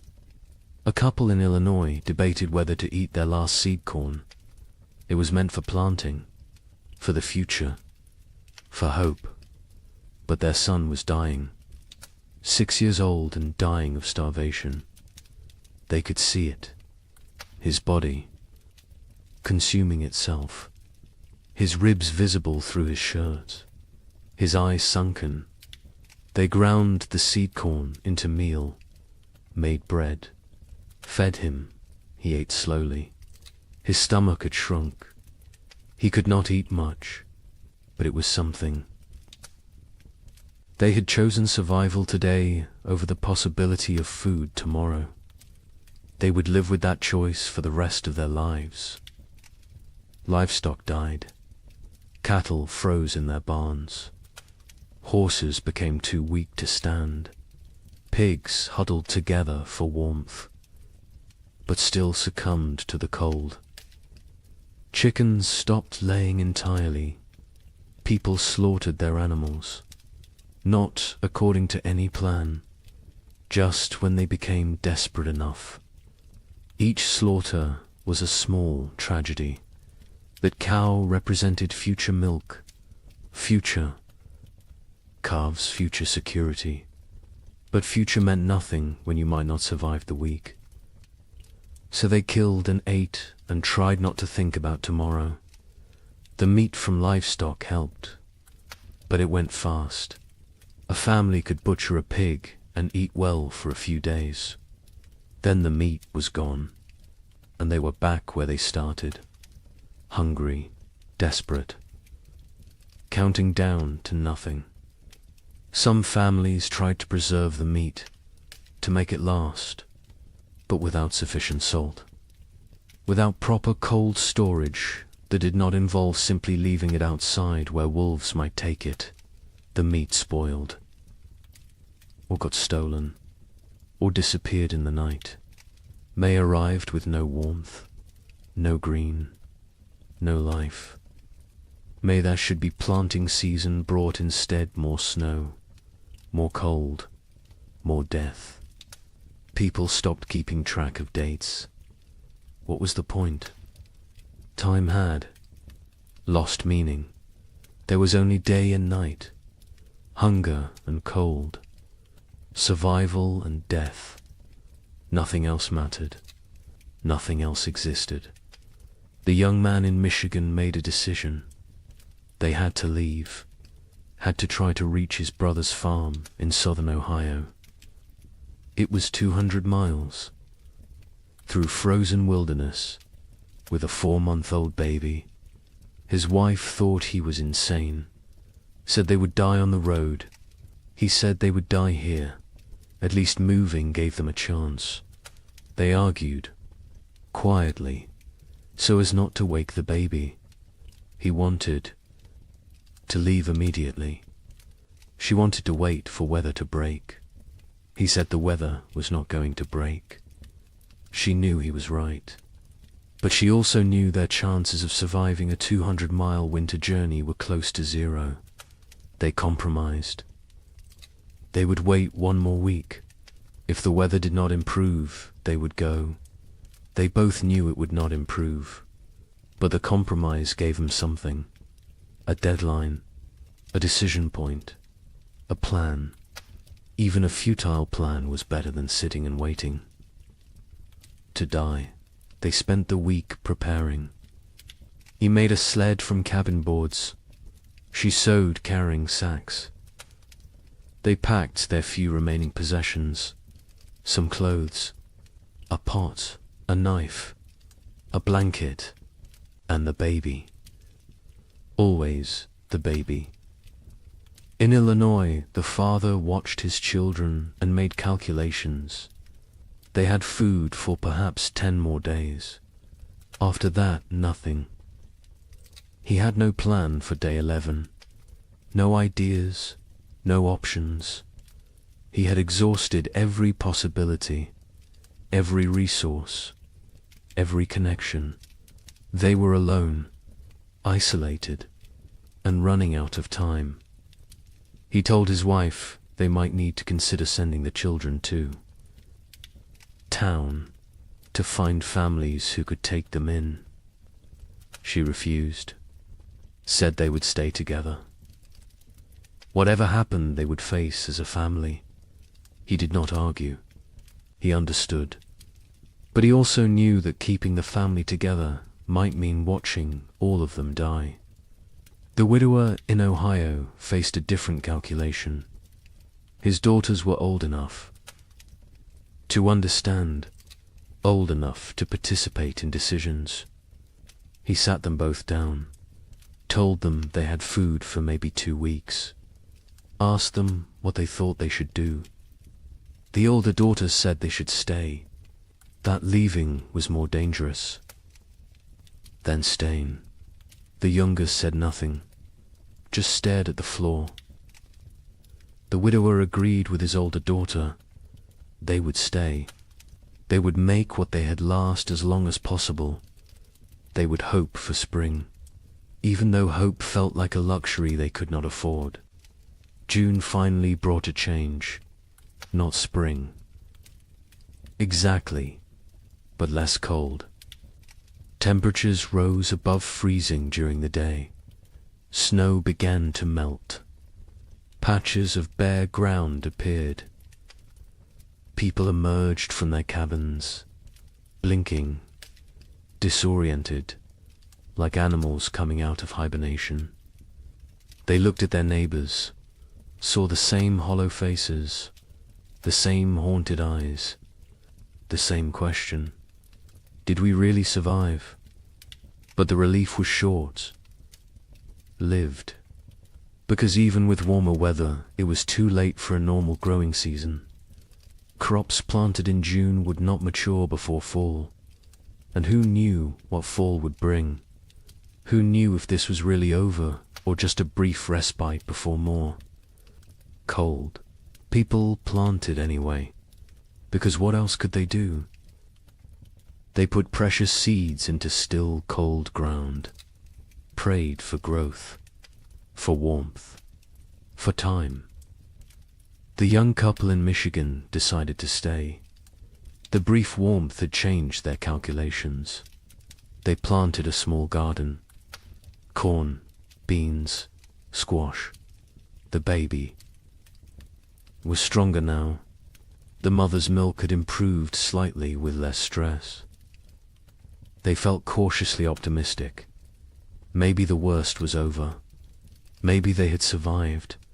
They tried not to think about all the families who had not, about the empty cabins they had passed, about the graves marked with simple wooden crosses. They focused on their own survival, on the tiny shoots of green emerging from the soil, on small reasons to hope. In Illinois, the family planted everything they had, every remaining seed. It was a gamble. If the crops failed, they would have nothing. No seeds. For next year, no backup plan. But they could not eat seeds, and they could not wait another year. So they planted and prayed and watched the sky nervously, expecting frost, expecting snow, expecting disappointment, because this year had taught them to expect nothing good. The widower and his daughters planted a small plot, just enough for the three of them. They had learned efficiency through necessity, no wasted space, no wasted effort, every action calculated for maximum return. They planted fast-growing crops, radishes, lettuce, things that might mature in the shortened season. They avoided crops that needed long growing periods, corn, squash, melons. There was no time. They needed food now, or as close to now as nature. Allowed. July brought warmth, real warmth. For the first time in what felt like forever, people were too hot instead of too cold. It felt miraculous. Children played outside. Women hung laundry to dry in actual sunshine. Men worked their fields in just shirts. No coats, no layers. It felt like a different world. A world they had almost forgotten existed. Some people wept, just from feeling warm sun on their faces, from remembering what it felt like to be comfortable. The gardens grew, slowly at first. The soil was poor after 2 years of cold. The plants were struggling, but they grew. Green shoots became leaves. Leaves became stalks. Stalks became the promise of food. People watched their gardens obsessively, checked them multiple times a day, measured growth, celebrated every new leaf. These plants represented survival, represented hope, represented the possibility of making it through another winter. But nature was not finished with them. On July 18th, it snowed. Not much, just flurries, but enough. Enough to kill the tender plants, enough to destroy weeks of growth, enough to crush newly formed hope. People walked out to their gardens that morning, saw the white dusting, saw the blackened leaves, saw their food supply dying in front of them. Some fell to their knees, some cursed God, some simply turned around and walked back inside. There was nothing to say, nothing to do. It was happening again. The killing frost was not universal. Some areas escaped, some gardens survived, but many did not. Families who had planted everything watched everything die. They had gambled on summer. Summer had betrayed them. Now they faced another winter with even less than before. The mathematics were impossible. They could not survive another winter like the last one. They simply could not. August brought more temperature swings, warm days, cold nights. Plants that survived the July frost struggled to grow. The growing season was too short, too unstable. Crops that should take 90 days to mature needed 120 now. because cold nights slowed growth, because the plants were stressed, because nothing was normal anymore. People harvested what they could: small potatoes, stunted corn, vegetables that in normal times they would have discarded. But these were not normal times. They harvested everything, used everything, wasted nothing. The young couple in Michigan harvested a small crop, not enough to last a winter, but something. They dried corn, made it last. Dug potatoes. Tiny potatoes the size of walnuts, but potatoes nonetheless. They counted their stores, made calculations, decided they needed to supplement with hunting, with trapping, with anything they could find. The man began ranging farther again, looking for game. The game was returning. Slowly, deer appeared in the forests, rabbits in the fields. He killed a deer in late August, his first successful hunt in months. They celebrated, ate fresh meat, felt strong for the first time in forever. In Illinois, the family harvested almost nothing. Their garden had been hit hardest by the frost. Only a few plants survived. They gathered what they could: a handful of beans, some small squash. It was not enough, not even close. The father knew they could not stay, could not survive another winter here. He told his family they would leave before the snow came, go south, find warmer land, find food, find a way to survive. His wife agreed. The children said nothing. They had learned not to question adult decisions, learned that arguing changed nothing. The widower and his daughters harvested a better crop. Their fast-growing vegetables had matured before the frost.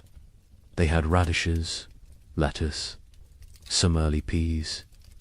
It was not much, but combined with careful rationing, it might be enough. Might. The older daughter did the calculations, told her father. They would need to find additional food. He nodded, said he would try. She knew what that meant: hunting, trapping, foraging, taking risks. She did not argue. They needed food. Risk was unavoidable. September arrived cold. Too cold for September. People looked at each other with understanding. It was starting again. The brief summer was over. Winter was returning. And this time they knew what to expect. This time there would be no surprise, no shock. Only grim preparation. Only the knowledge that they had barely survived the first time. And now they had to do it again, with less food, less strength, less hope. The psychology of facing a second winter was different from the first. The first winter had carried shock, disbelief, the constant expectation that surely this would end soon. The second winter carried no such illusions. People knew what was coming. They remembered the hunger, the cold, the fear, the losses, and they knew they were weaker now, less prepared, more vulnerable. The knowledge sat heavy on everyone who remained. Many families chose to leave before winter set in. Migration south became a steady stream. Wagons loaded with whatever possessions people could carry. Children wrapped in blankets. Livestock trailing behind. They abandoned cabins. Abandoned land claims. Abandoned dreams. Survival mattered more than property now. More than pride. More than the promise of the frontier. They headed toward Kentucky, Tennessee, places where winter might be survivable. The young couple in Michigan debated leaving daily. Every conversation came back to it. Should they go? Should they stay? He wanted to try one more winter. They had more food this time, more experience, more knowledge of what to expect. She was not convinced. The baby was only 6 months old. Traveling with an infant in winter was suicide. But staying might be too. They went in circles, never deciding, paralyzed by impossible choices. A neighbor stopped by in mid-September, an older man who had lived in Michigan Territory for 10 years. He told them he was leaving, heading to his sister's farm in Kentucky. He offered to take them with him. Safety in numbers, shared resources, shared risk. The young man looked at his wife. She looked at the baby. The neighbor said he was leaving in 3 days, with or without them. Think about it. He left. They thought about it. They thought about nothing else. In the end, they decided to stay. The risks of travel seemed greater than the risks of staying. They had a cabin, firewood, some food, a chance. The journey was hundreds of miles through increasingly hostile weather with a baby. The math did not work, so they stayed.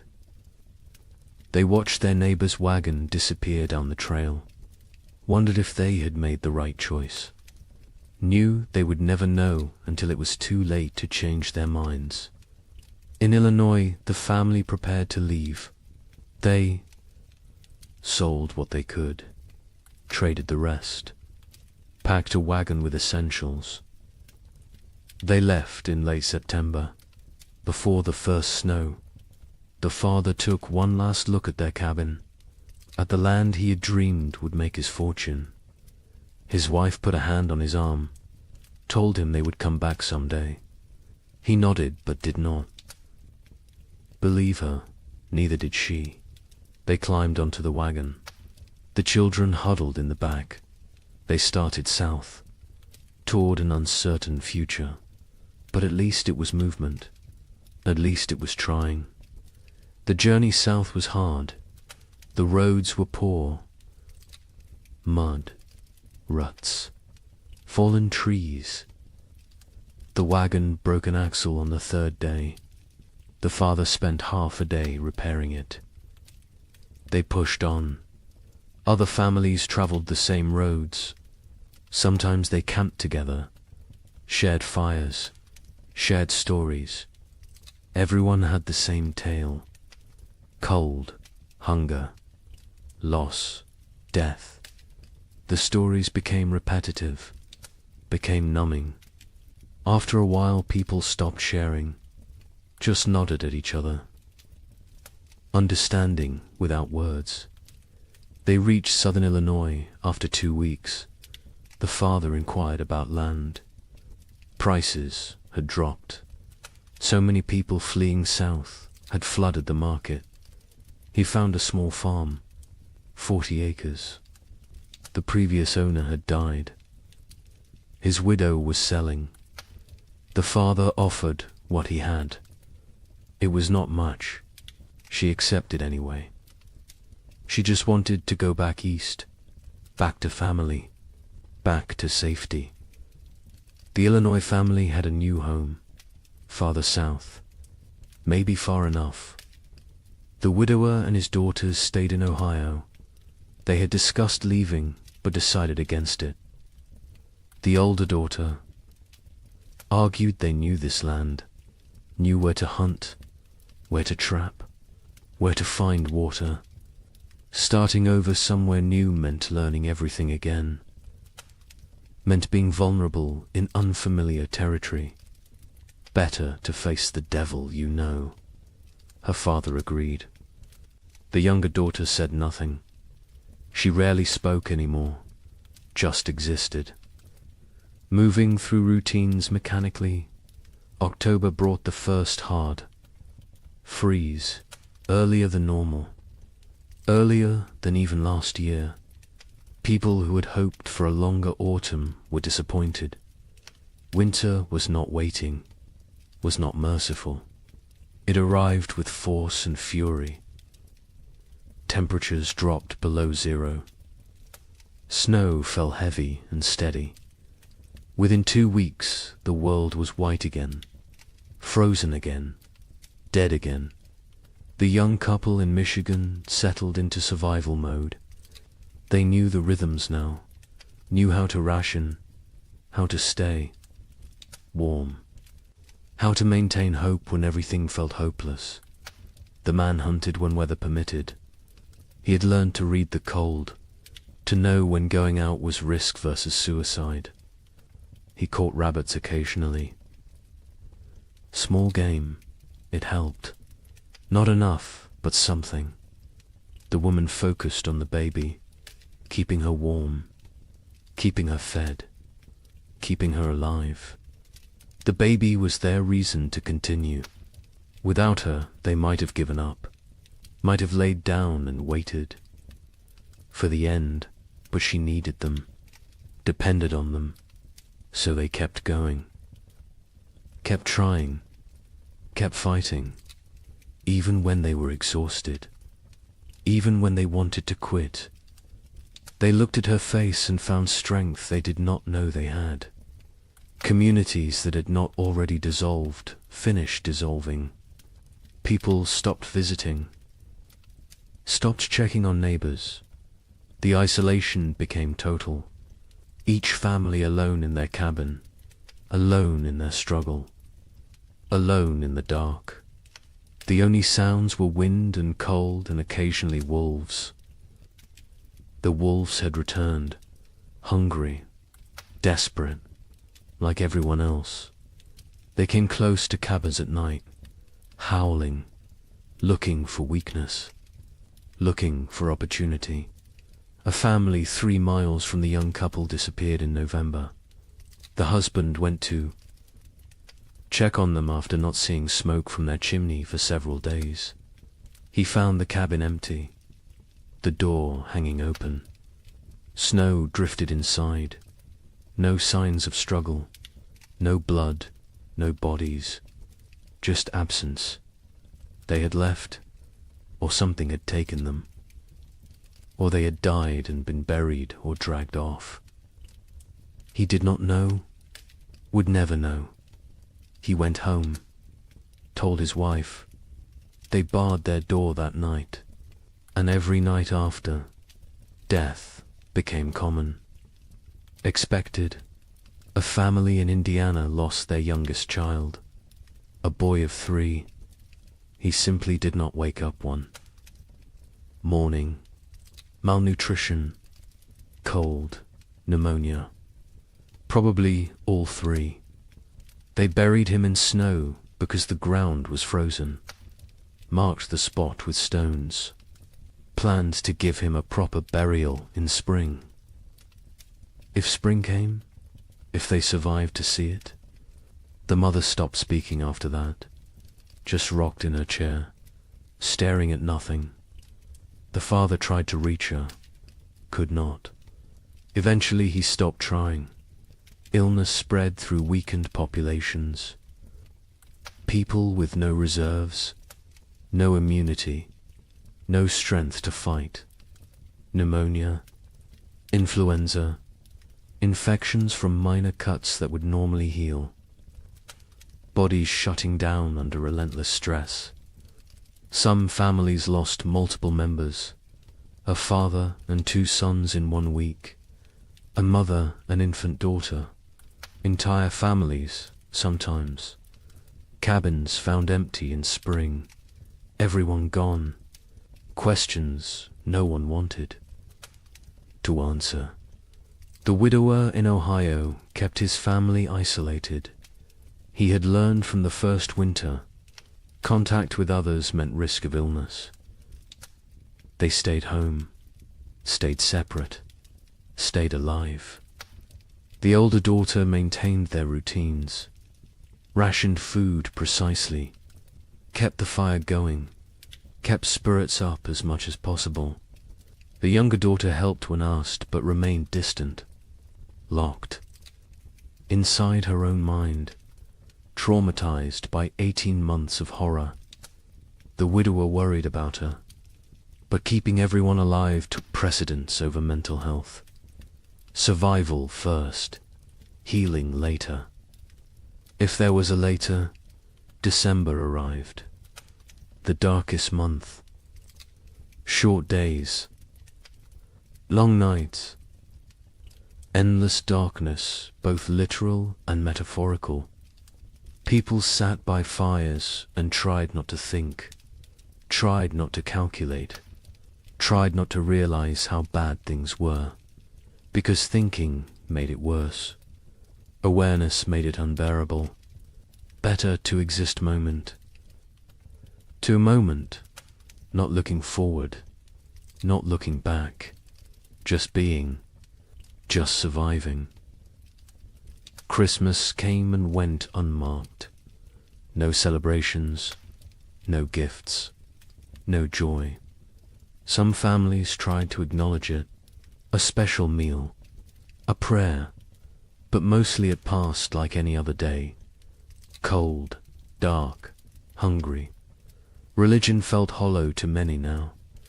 Hard to believe in divine providence when children starved. Hard to have faith when prayers went unanswered year after year. Some held on to belief, others let it go, released it like one more thing they could not afford to carry. The young man in Michigan carved a small wooden toy for his daughter, a doll. Simple but carefully made.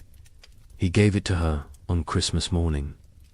She was too young to understand, but his wife cried, not from sadness, from gratitude, that he still tried, still found ways to create beauty, still believed in something beyond mere survival. She held him, told him she loved him. They stayed like that for a long time, drawing strength from each other, from their small family, from the choice to keep going. January 1837 arrived, the coldest month of the coldest winter in memory. Temperatures that made the previous year seem mild, winds that cut through any barrier, cold that penetrated everything. People wore every piece of clothing they owned, layered until they could barely move, and still the cold found them. Still it reached through to skin and bone and soul. Food was running critically low for most families. The math was becoming impossible. Even with strict rationing, supplies would not last until spring. Families faced starvation, real starvation. Not just hunger, but the final stages of the body consuming itself. People grew skeletal, moved slowly, spoke rarely, conserved every calorie, every bit of energy. Some no longer had the strength to gather firewood. They burned furniture, burned cabin walls, anything that would produce heat. The young couple ate. One meal every 2 days. They gave most of their food to keep the wife's milk flowing for the baby. The man was wasting away, his ribs visible, his face gaunt, his eyes sunken. But he never complained, never suggested changing the arrangement. His daughter would eat, would survive, even if he did not. The wife saw what he was doing, begged him to eat more. He refused, said she needed strength for the baby. She did not argue further, because he was right, and because arguing took energy. They did not have. February brought no relief, just more cold, more snow, more death. The widower in Ohio made a final inventory. They had perhaps 3 weeks of food left. After that, nothing.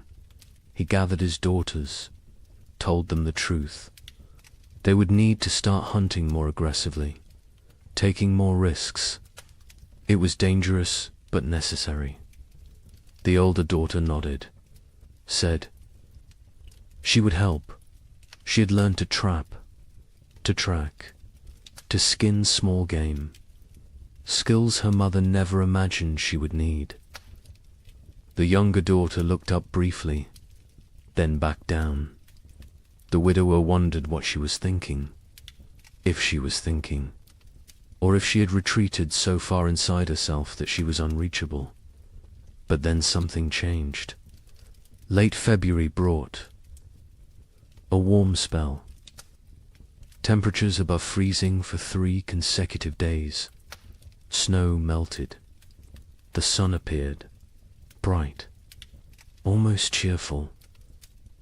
People emerged from cabins, looked around, dared to hope.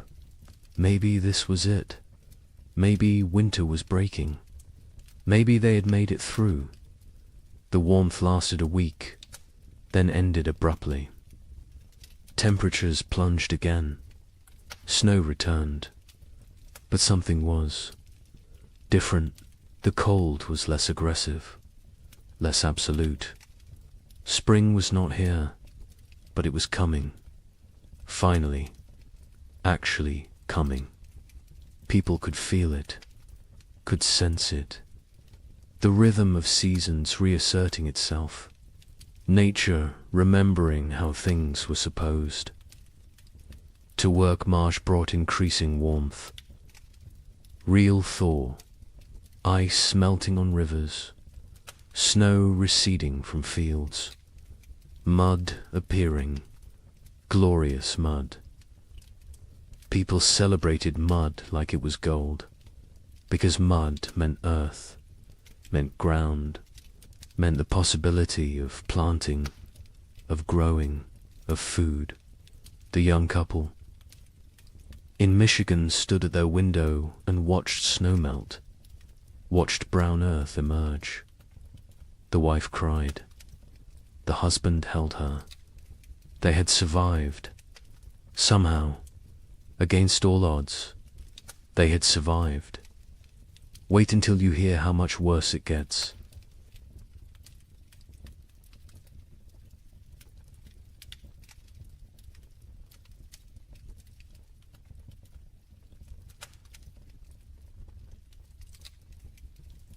The relief of March 1837 was short-lived. Spring arrived tentatively, weakly, like it was unsure of its own existence. Temperatures rose, but not enough, not consistently. Warm days followed by cold nights. Progress followed by setbacks.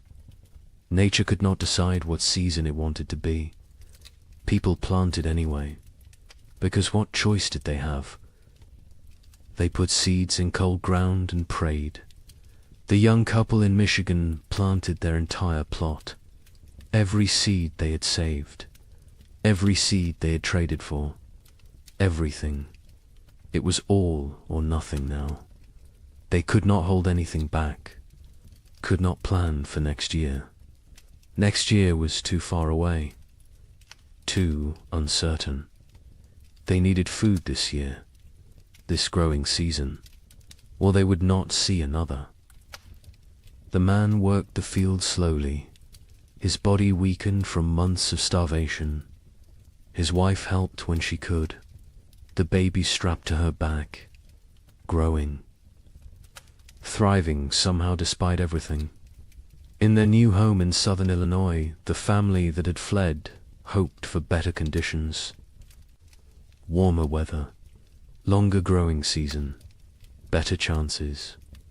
The father plowed fields, planted corn, beans, squash. The soil was good, better than what they had left behind. But the weather was still wrong, still cold, still unpredictable, he realized. with growing horror that they had not escaped, had only delayed the inevitable. The cold had followed them south, or perhaps it was everywhere. Perhaps there was no escape. The widower in Ohio planted with his daughters. They worked together in silence. The older daughter had become the de facto head of household. She made decisions, organized work, kept them functioning. Her father followed her lead, grateful for her strength. The younger daughter worked mechanically, planting seeds, covering them with soil, watering. Her face remained blank, empty. The widower had accepted that she might never fully return, that the person she had been before the cold was gone, replaced by this hollow version. He mourned her even though she still lived at. April brought frost, killing frost. Not as severe as the previous year, but enough to damage crops, to set back growth, to remind everyone that nature was still hostile, still unpredictable, still deadly. People watched their seedlings blacken and die, watched weeks of work destroyed overnight. Some replanted, others gave up, decided to focus on foraging, on hunting, on finding food rather than growing it. Trust in agriculture had eroded. The contract between farmer and earth felt broken. Communities were shadows of what they had been. So many had left. So many had died. The ones who remained were changed, hardened, suspicious. The social bonds that had held frontier life together were gone, replaced by wariness, by self-interest, by the understanding that in crisis every person was ultimately alone. Neighbors who had once helped each other now avoided contact, feared obligation, feared the weakness that came from caring about others. A woman in Michigan Territory knocked on the young couple's door in late April. She was gaunt, desperate. Her husband had died in February. She had 3 children, no food, no options. She begged for help, anything they could spare. The young man looked at his wife. They had so little themselves, barely enough for their own family. His wife went inside, came back with a small sack of cornmeal, perhaps 2 pounds. It was a significant portion of their stores. The woman wept, thanked them, left. The young man and his wife never discussed it, never questioned the decision, but they both knew what that cornmeal might cost them later. May brought better weather, warmer, more stable. The crops that survived April began to grow, slowly, struggling, but growing. People tended their gardens obsessively, pulled every weed, watered carefully, talked to the plants, begged them to thrive. These gardens represented everything: hope, survival, future. Without them there was nothing, just slow starvation through another winter. And no one could survive another winter like the last 2. The young couple's garden showed promise. The corn was growing, short stalks, but growing. The beans were climbing, the squash spreading. They allowed themselves to hope, to plan, to imagine a harvest that would see them through. The man hunted regularly now. The game had returned. Deer, rabbits, turkey. He was successful more often, building their stores. They smoked meat, preserved it, prepared for the worst while hoping for better. In southern Illinois, the family's crops grew better. The warmer climate helped. Their corn reached knee-high by late May. The father felt vindicated. They had made the right choice to move. His wife was less certain. She had learned not to trust good fortune, not to believe in progress until it was secured. She watched the sky constantly, waited for the next disaster, for the frost or hail or plague of insects that would destroy everything. Optimism felt dangerous, felt like tempting fate. The widower's garden grew adequately, not abundant but adequate. The older daughter managed it efficiently. She had learned to maximize every inch of soil, every drop of water, every moment of sunlight. She was 17 now, an adult in all.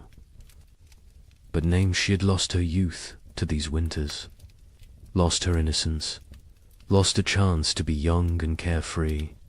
She did not mourn these losses. There was no time, no space, no energy. She simply existed in the present, did what needed doing, survived. June arrived warm. Summer finally asserting itself.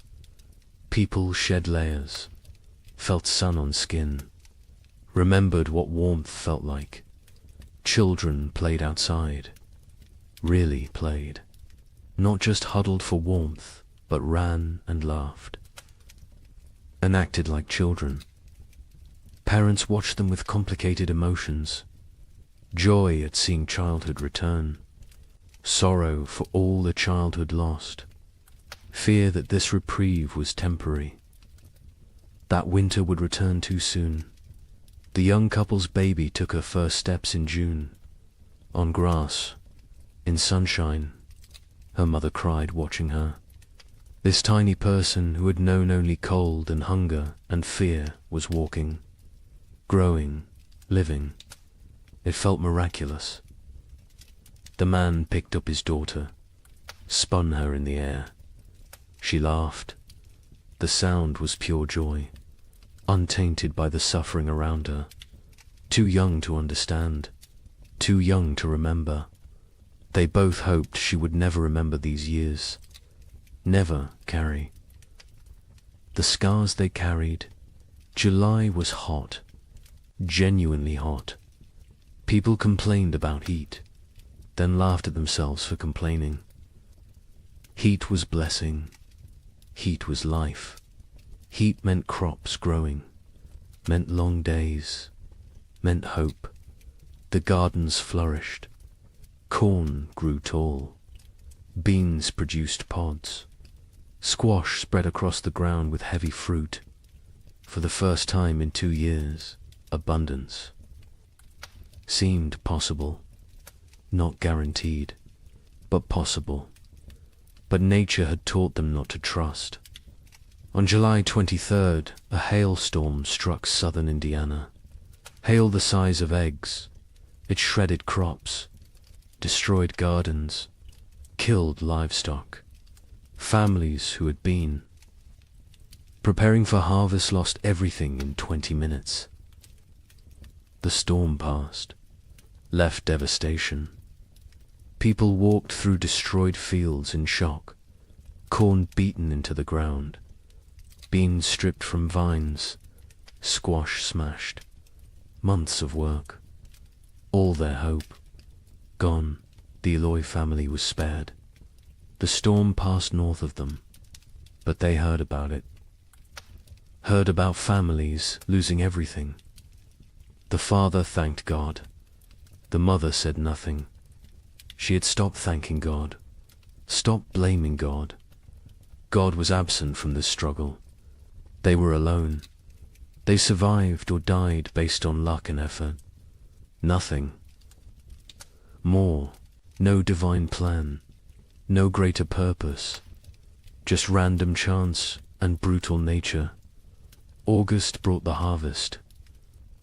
For those whose crops survived, it was a time of desperate work, gathering everything before weather could destroy it, before animals could take it, before anything else could go wrong. People worked dawn until dark, harvesting, preserving, storing, building supplies for the winter they knew was coming, because winter always came, and it came early, and it stayed late, and it tried to kill you. The young couple in Michigan harvested a reasonable crop, not abundant, but enough. Combined with the meat the man had preserved in careful rationing, they might have enough, might make it through. The woman calculated and recalculated, added numbers, divided portions, tried to make the math work. Her husband told her they would be fine. She wanted to believe him, but she had learned not to believe in fine. Fine was a luxury. Fine was an assumption they could not afford. The widower and his daughters harvested their garden methodically. The older daughter kept precise records, weight of every potato, count of every ear of corn, number of beans. She created an inventory, made a plan, calculated daily rations for each of them. Her father was impressed, told her so. She shrugged, said it was just practical. Someone had to do it. He realized she had become the leader of their family. Somewhere during these terrible years she had taken control. He was grateful and sad. No 17-year-old should have to be this responsible, this hard. This adult September came cool, cooler than it should be. People noticed, worried, hoped. They were imagining it, hoped it was just normal September weather. But they knew better. They had learned to read the signs, to feel the wrongness in the air. Winter was coming early again. The second winter in a row. The third overall in this nightmare cycle. And they were tired. So tired. Tired of fighting. Tired of surviving. Tired of being afraid. October brought the first snow. 6 weeks early. Heavy snow that blanketed everything. Buried the world in white. People watched from windows with dead eyes. They had known it was coming, had prepared as best they could, but knowing did not make it easier, did not make it less terrifying. They settled into their cabins, barred the doors, fed the fires, began the long dark wait. The psychology of the second winter was different from the first. The first had carried shock, disbelief, the hope that surely this would end. The second winter carried resignation, acceptance, the knowledge that this might never end, that they might die in this cold, that survival was not guaranteed no matter how hard they tried. This knowledge was heavier than the cold, heavier than the hunger. It pressed down on souls, crushed spirits, made people hollow. The young couple settled into routines. He maintained the fire. She cared for the baby. They rationed food strictly. 1 meal a day. Small portions. They talked less now. Conversation took energy, took hope. They existed side by side, parallel lives barely touching. The baby was their only connection, their only reason. Without her, they might have drifted apart entirely, might have retreated into individual isolation, but she needed both of them, so they stayed together, functioned as a unit, survived. In Illinois, the family that had fled south discovered that southern winter was still winter. Less severe than Michigan, but severe enough. Cold enough. Dangerous enough. The father realized they would need to go farther south next year. Kentucky, maybe. Tennessee. Somewhere winter was mild. Somewhere survival did not require such desperate measures, his wife agreed. The children were weakening. The youngest was sick. A cough that would not go away. A fever that came and went. They needed better conditions. Warmer weather, more food, or they would lose her. The widower and his daughters faced the second winter with grim efficiency. They had learned so much. How to ration perfectly. How to maintain minimal fire. How to trap in winter. How to make everything last. The older daughter ran the household. Her father followed orders. The younger daughter existed. That was all. She ate when told, slept when told, worked when told, but there was nothing behind her eyes. No personality, no emotion, no self. She had retreated so far inside that the widower wondered if she would ever come out. November was brutal. Temperatures far below normal. Winds that never stopped. Snow that fell constantly. People burned through firewood faster than anticipated. Started burning furniture again. Cabin walls. Anything wooden. Anything that would burn. Heat was more important than shelter at a certain point. Better to freeze in an open cabin than freeze in a closed one. At least an open one gave you a chance to see death coming. Food became critical. Families ran low faster than expected. The cold required more calories. The body burned fuel trying to stay warm. People ate more, depleted stores more quickly. By mid-November, some families were already rationing desperately, making soup with water and a single potato, boiling bones multiple times to extract every bit of nutrition, eating things that would normally be considered inedible, tree bark, leather, anything that might contain some caloric value. A family 4 miles from the young couple knocked on their door in late November. A father with 2 sons. Their wife and mother had died in October. Pneumonia. They had no food left. Nothing. They were starving. The father asked for help. His sons stood behind him, thin, shaking, eyes too large in gaunt faces. The young man looked at his wife. She looked at the baby. They had enough food for themselves. Barely, not enough to share. The young man told them he was sorry. He had nothing to give. The father nodded. Said he understood. They left. The young couple never saw them again. Never learned what happened to them. Preferred not to know. December brought darkness, literal and metaphorical. The days were so short, the nights so long. People sat in dark. Cabins, conserving candles, conserving lamp oil, conserving everything. The darkness was oppressive, heavy. It made time feel strange, distorted. Days blended together. You woke, ate a small amount, sat, slept, woke again. Was it day? Was it night? Did it matter? Time lost meaning when every moment was the same.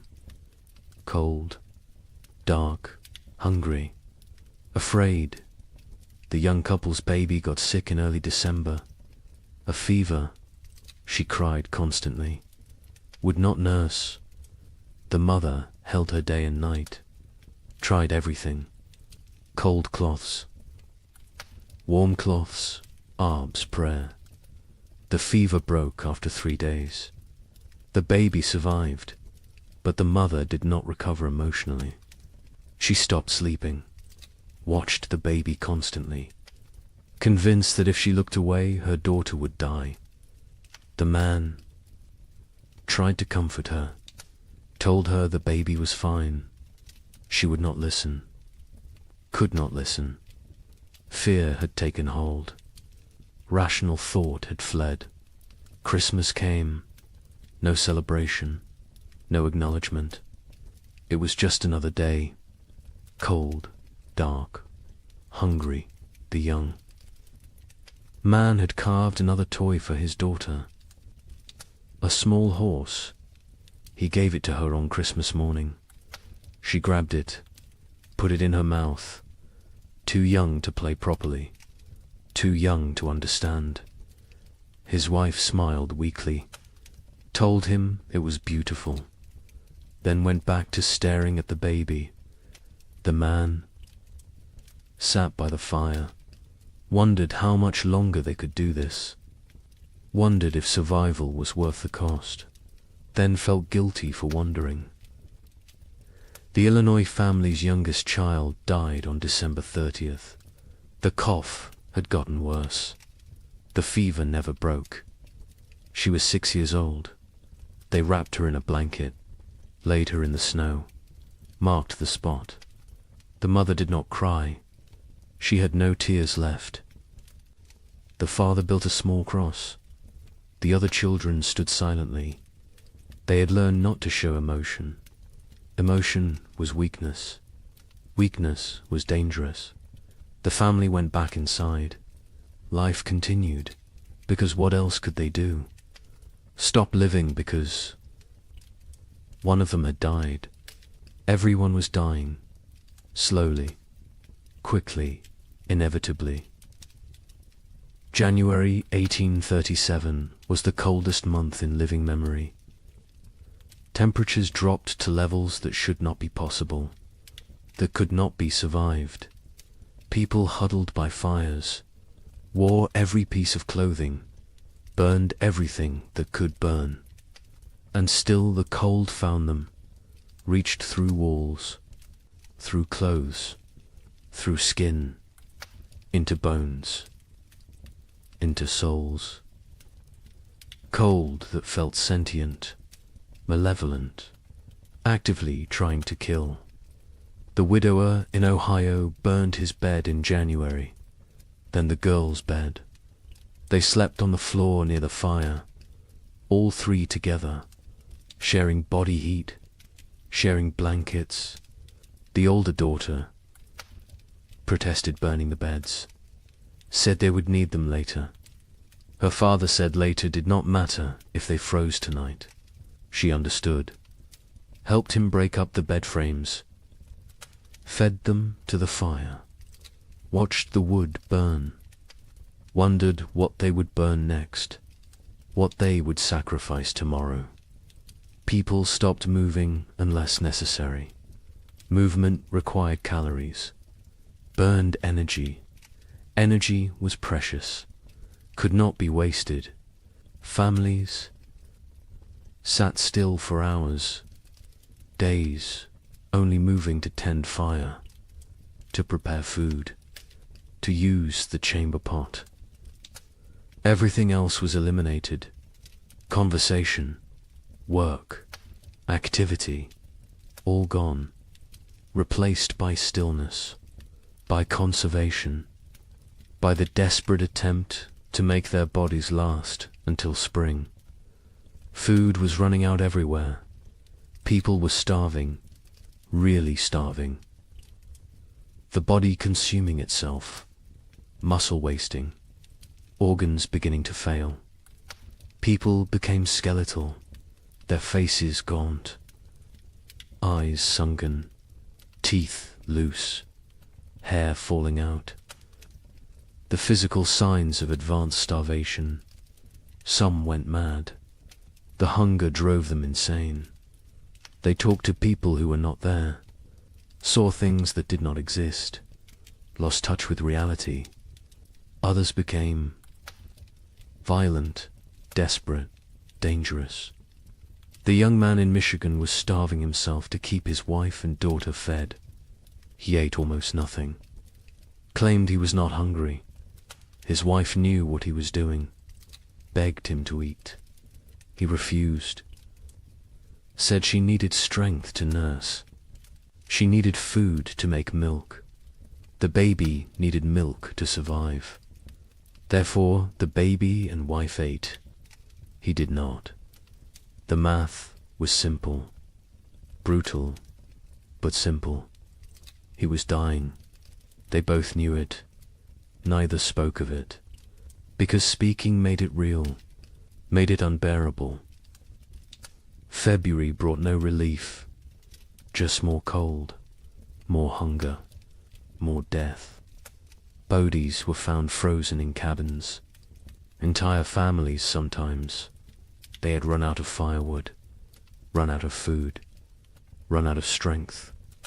They had simply stopped, laid down, let the cold take them. It was easier than continuing, easier than fighting every single day with no end in sight. Some people judged them, called them weak. Others understood, envied them even, because at least their suffering was over. The young couple reached their breaking point in late February. They had no food left, nothing. The man was too weak to hunt, too weak to trap, too weak to move. His wife was still nursing, but her milk was almost gone. The baby cried constantly, starving, dying.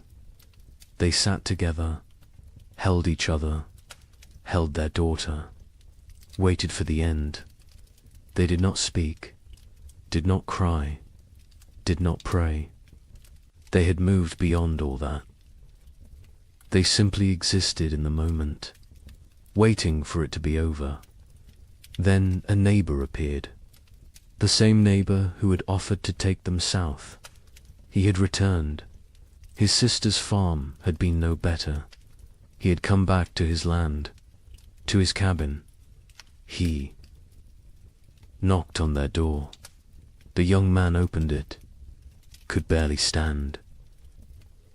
The neighbor saw the situation immediately, went to his wagon, brought back food, salt pork, cornmeal, dried beans. Not much, but something. He told them he would check on them weekly, share what he had.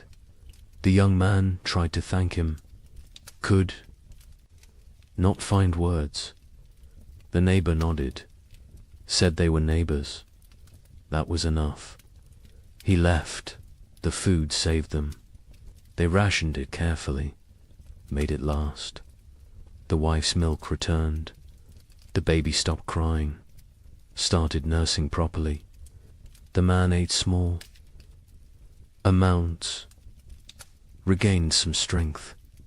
Not much, but enough to function, enough to survive. They knew they owed their lives to the neighbor, knew they could never repay him, but they would try, someday, if they lived that long. March finally brought real thaw. Not false hope this time, real warmth, sustained warmth. Snow melted, ice broke up on rivers, mud appeared everywhere, glorious mud. People emerged from cabins, looked around, counted who was left. So many were gone, dead or fled. The survivors looked at each other with hollow eyes. They had made it, somehow, through a second winter, through horror that should not be survivable. They had made it, but at what cost? Wait until you hear about the third winter. Asterisk. Spring 1837 arrived broken, not absent like before, but damaged, wounded, like nature itself was exhausted from the struggle. The warmth came, but felt fragile, tentative, as if it might retreat at any moment. People planted again, because they had to, because there was no alternative. But the hope that had sustained them through previous plantings was gone. replaced by grim determination, by obligation, by the mechanical act of putting seeds in ground without believing. Anything good would come from it. The young couple in Michigan planted their field.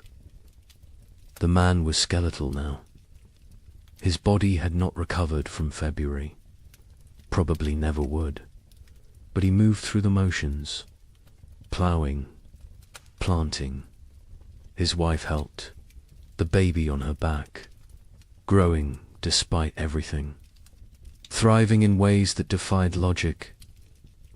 Children were resilient, more resilient than adults. She embodied hope even when her parents had none. They worked for her, survived for her, continued for her. The neighbor who had saved them helped with planting. He had lost his own family in the first winter. Wife and 2 daughters. He never spoke of them, never explained what happened, but the grief lived in his eyes, in his movements, in the way he threw himself into work. Helping others was how he survived, how he found meaning.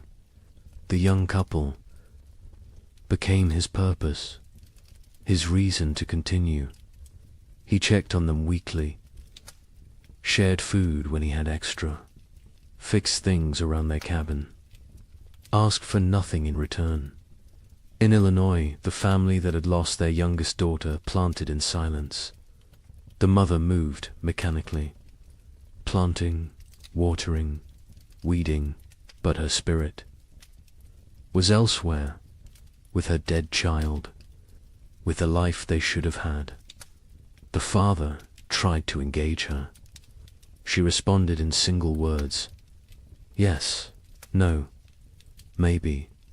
Their remaining children watched their parents fracture, watched the marriage dissolve under the weight of grief.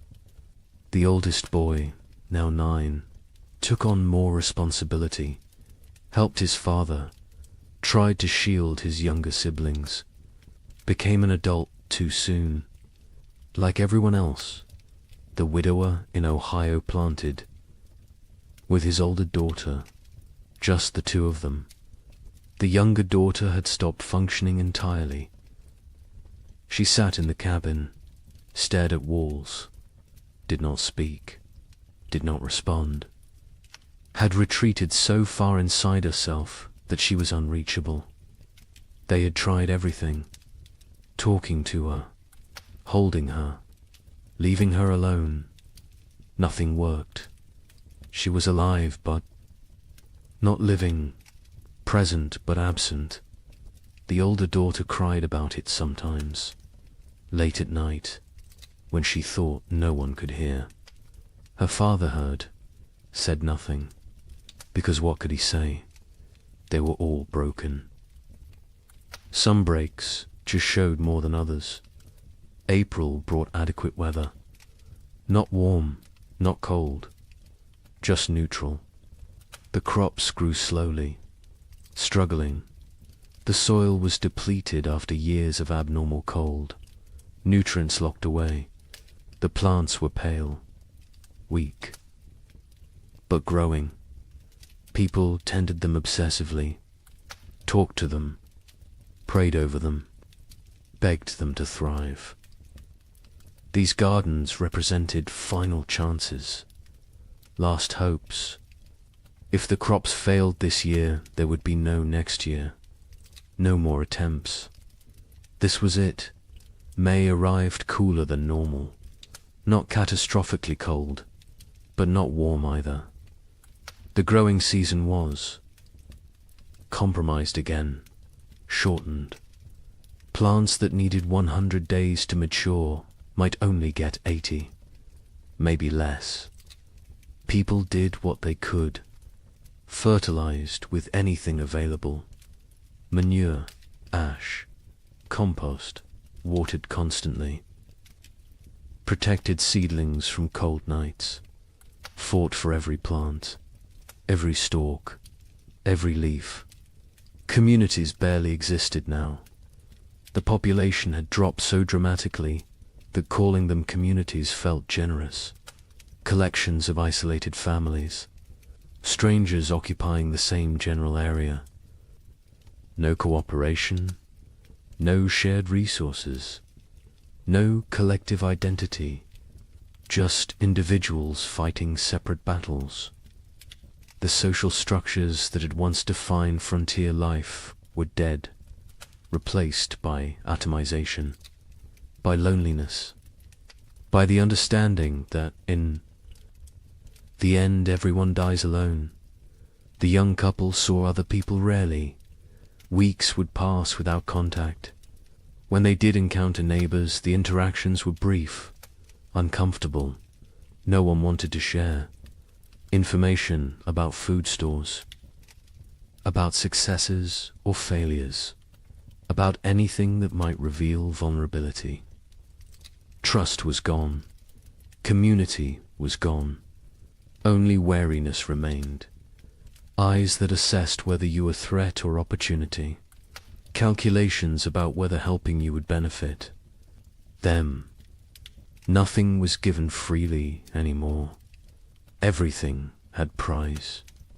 June brought better weather. Finally, real warmth. Sustained warmth. The crops responded. Grew with vigor they had lacked before. Corn shot up. Beans produced. Squash spread. For the first time in 3 years, gardens looked healthy, looked productive, looked like they might actually yield harvests. People allowed themselves to feel something close to hope, not real hope. That was too dangerous, but cautious optimism. The possibility that maybe, possibly, they might have enough food. The young man hunted successfully in June. Deer were abundant again. The population had recovered, or perhaps the human hunters had diminished enough that game was plentiful. He killed 2 deer in 3 weeks. They smoked the meat, stored it, carefully added it to their supplies. The wife calculated, recalculated. If the garden produced even half of what it promised, combined with the smoked meat, careful rationing, they would make it. Would survive another winter. The math finally worked. But the wife had learnt not to trust good fortune. She waited for disaster, for the frost, the hail, the blight. Something would go wrong. Something always went wrong. She checked the garden multiple times daily, examined every plant, looked for signs of disease, of insect damage, of anything that might threaten their harvest. Her husband told her to relax. She could not. Relaxing felt like inviting catastrophe. Vigilance was all. That kept them safe. She believed that. Needed to believe that. Because if vigilance did not matter, then nothing they did mattered. And that was too terrifying to accept. July was hot, scorching, the kind of heat that in normal times would be complained about. But these were not normal times. Heat meant growth, meant long days, meant crops maturing. People celebrated heat, worked in it without complaint. Sweat was blessing. Discomfort was price of survival. They paid it gladly. The gardens flourished. Corn grew tall, over 6 feet. Tassels appeared. Ears formed. Beans hung heavy on vines. Squash fruit swelled. It looked like abundance, like salvation. The Illinois family's garden exceeded expectations. They would have enough, more than enough. The father felt vindicated again. They had survived, had made the right choices, had protected their family. His wife said nothing. She had learned that survival was temporary, that next year would bring new challenges, new threats, new opportunities for loss. The dead daughter haunted her, would always haunt her. Success. Today did not erase yesterday's failures, did not bring back what was lost. The widower and his older daughter harvested the first. Vegetables in late July, radishes, lettuce, early peas. They ate fresh food for the first time in months. The taste was overwhelming, sharp, vibrant, alive. The older daughter cried while eating. Her father pretended not to notice. They offered food to the younger daughter. She took it, chewed mechanically, swallowed. No change in expression, no recognition of the gift they were giving her. She was gone. The person she had been was dead. This shell remained. They would care for it, protect it. But they had accepted that their family was now too. People. August brought the main harvest. People worked frantically, gathering everything, storing everything, preserving everything. This harvest represented life, represented hope, represented the possibility of future they could not afford to lose any of it. Every ear of corn mattered, every bean, every squash. They worked dawn to dusk, exhausting themselves, not caring. This was too important to spare effort. The young couple harvested more food than they had seen in 3 years. Corn beans, squash, combined with the smoked venison, they had enough. Actually enough. Not barely enough. Not maybe enough. But truly enough. They stood in their cabin looking at the stores. The wife started laughing, then crying, then laughing again. The man held her. They had made it, had survived, had beaten the odds. Their daughter played at their feet, oblivious, perfect. A miracle they did not deserve, but received anyway.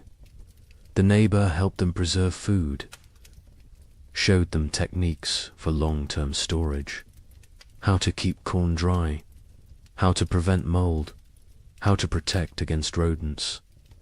He had learned so much in his years on the frontier. Before the cold years he had been successful, prosperous even.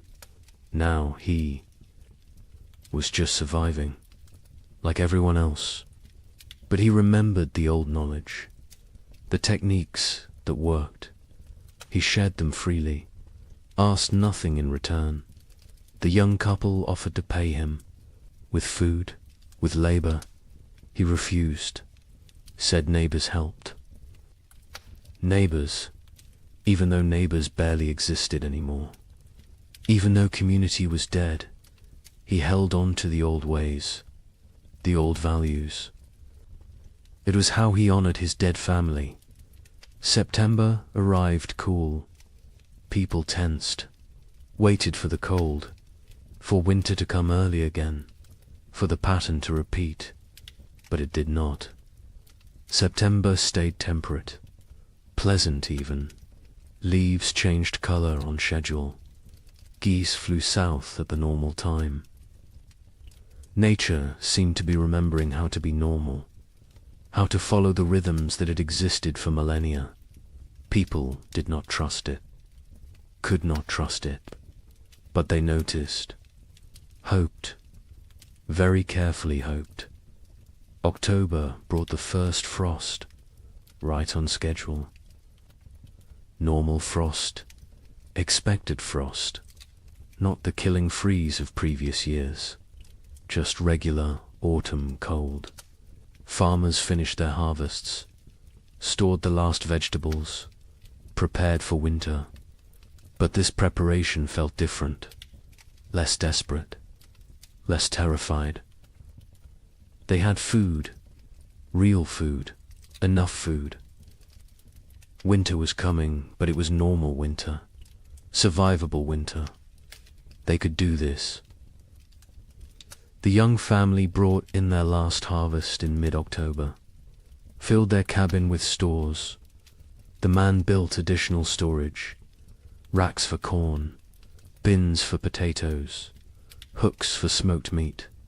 The cabin was crowded now, full of food, full of life, full of hope. His wife walked around touching everything, making sure it was real.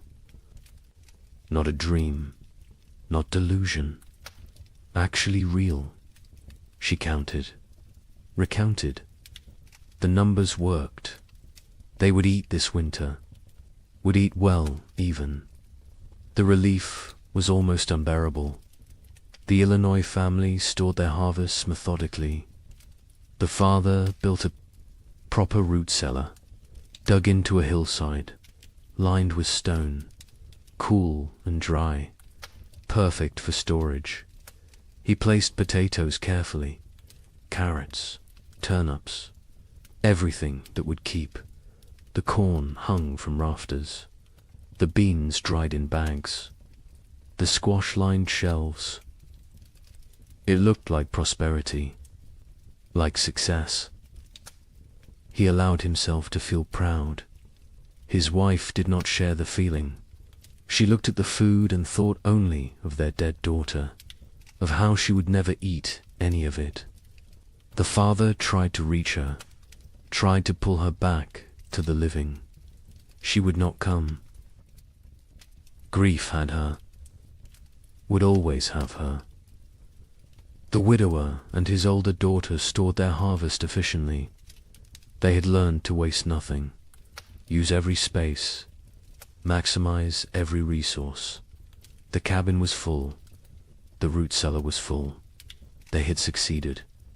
Against all odds, against impossible circumstances. 2 people, one of them barely 17, had survived and built security for the coming winter. The older daughter allowed herself a moment of satisfaction, of pride, then went back to work.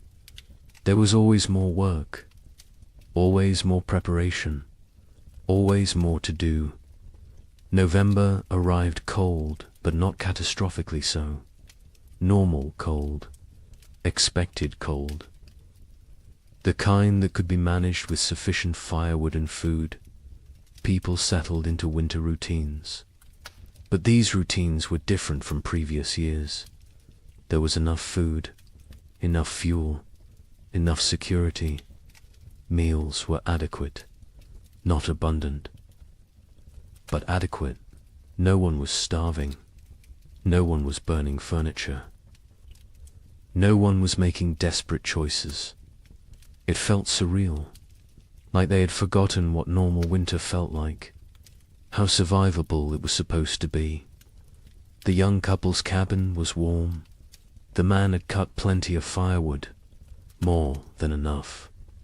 They burned it generously, keeping the space actually warm, not just barely above freezing, actually comfortable. They ate 2 meals a day, sometimes 3. The baby was thriving, walking now, talking, saying simple words. Mama, Dada, more. She was growing into a person, a personality, happy, curious, untroubled. She remembered nothing. Of the previous winters, was too young. It was blessing. The parents were grateful. Grateful she would not carry the scars they carried. Christmas came. The young couple celebrated. The man carved more toys for his daughter.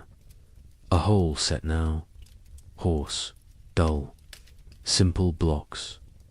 The wife cooked a special meal, used extra supplies, made bread, made stew with vegetables. It felt extravagant, wasteful even. But they did it anyway, because they could, because they had survived. because they deserved one day of abundance, one day of joy. The neighbor joined them. They ate together, talked, laughed even. It felt foreign, strange, but good. So good, though. Illinois' family marked Christmas quietly. The father suggested they celebrate, make a special meal. The mother refused, said she could not celebrate when her daughter was dead. The father did not push, let it go. The children received no gifts, no special food, no acknowledgement, just another day. They did not complain, did not expect anything different. Childhood joy had died years ago. They were little adults now, serious, pragmatic, damaged. The widower and his older daughter observed Christmas with quiet reflection.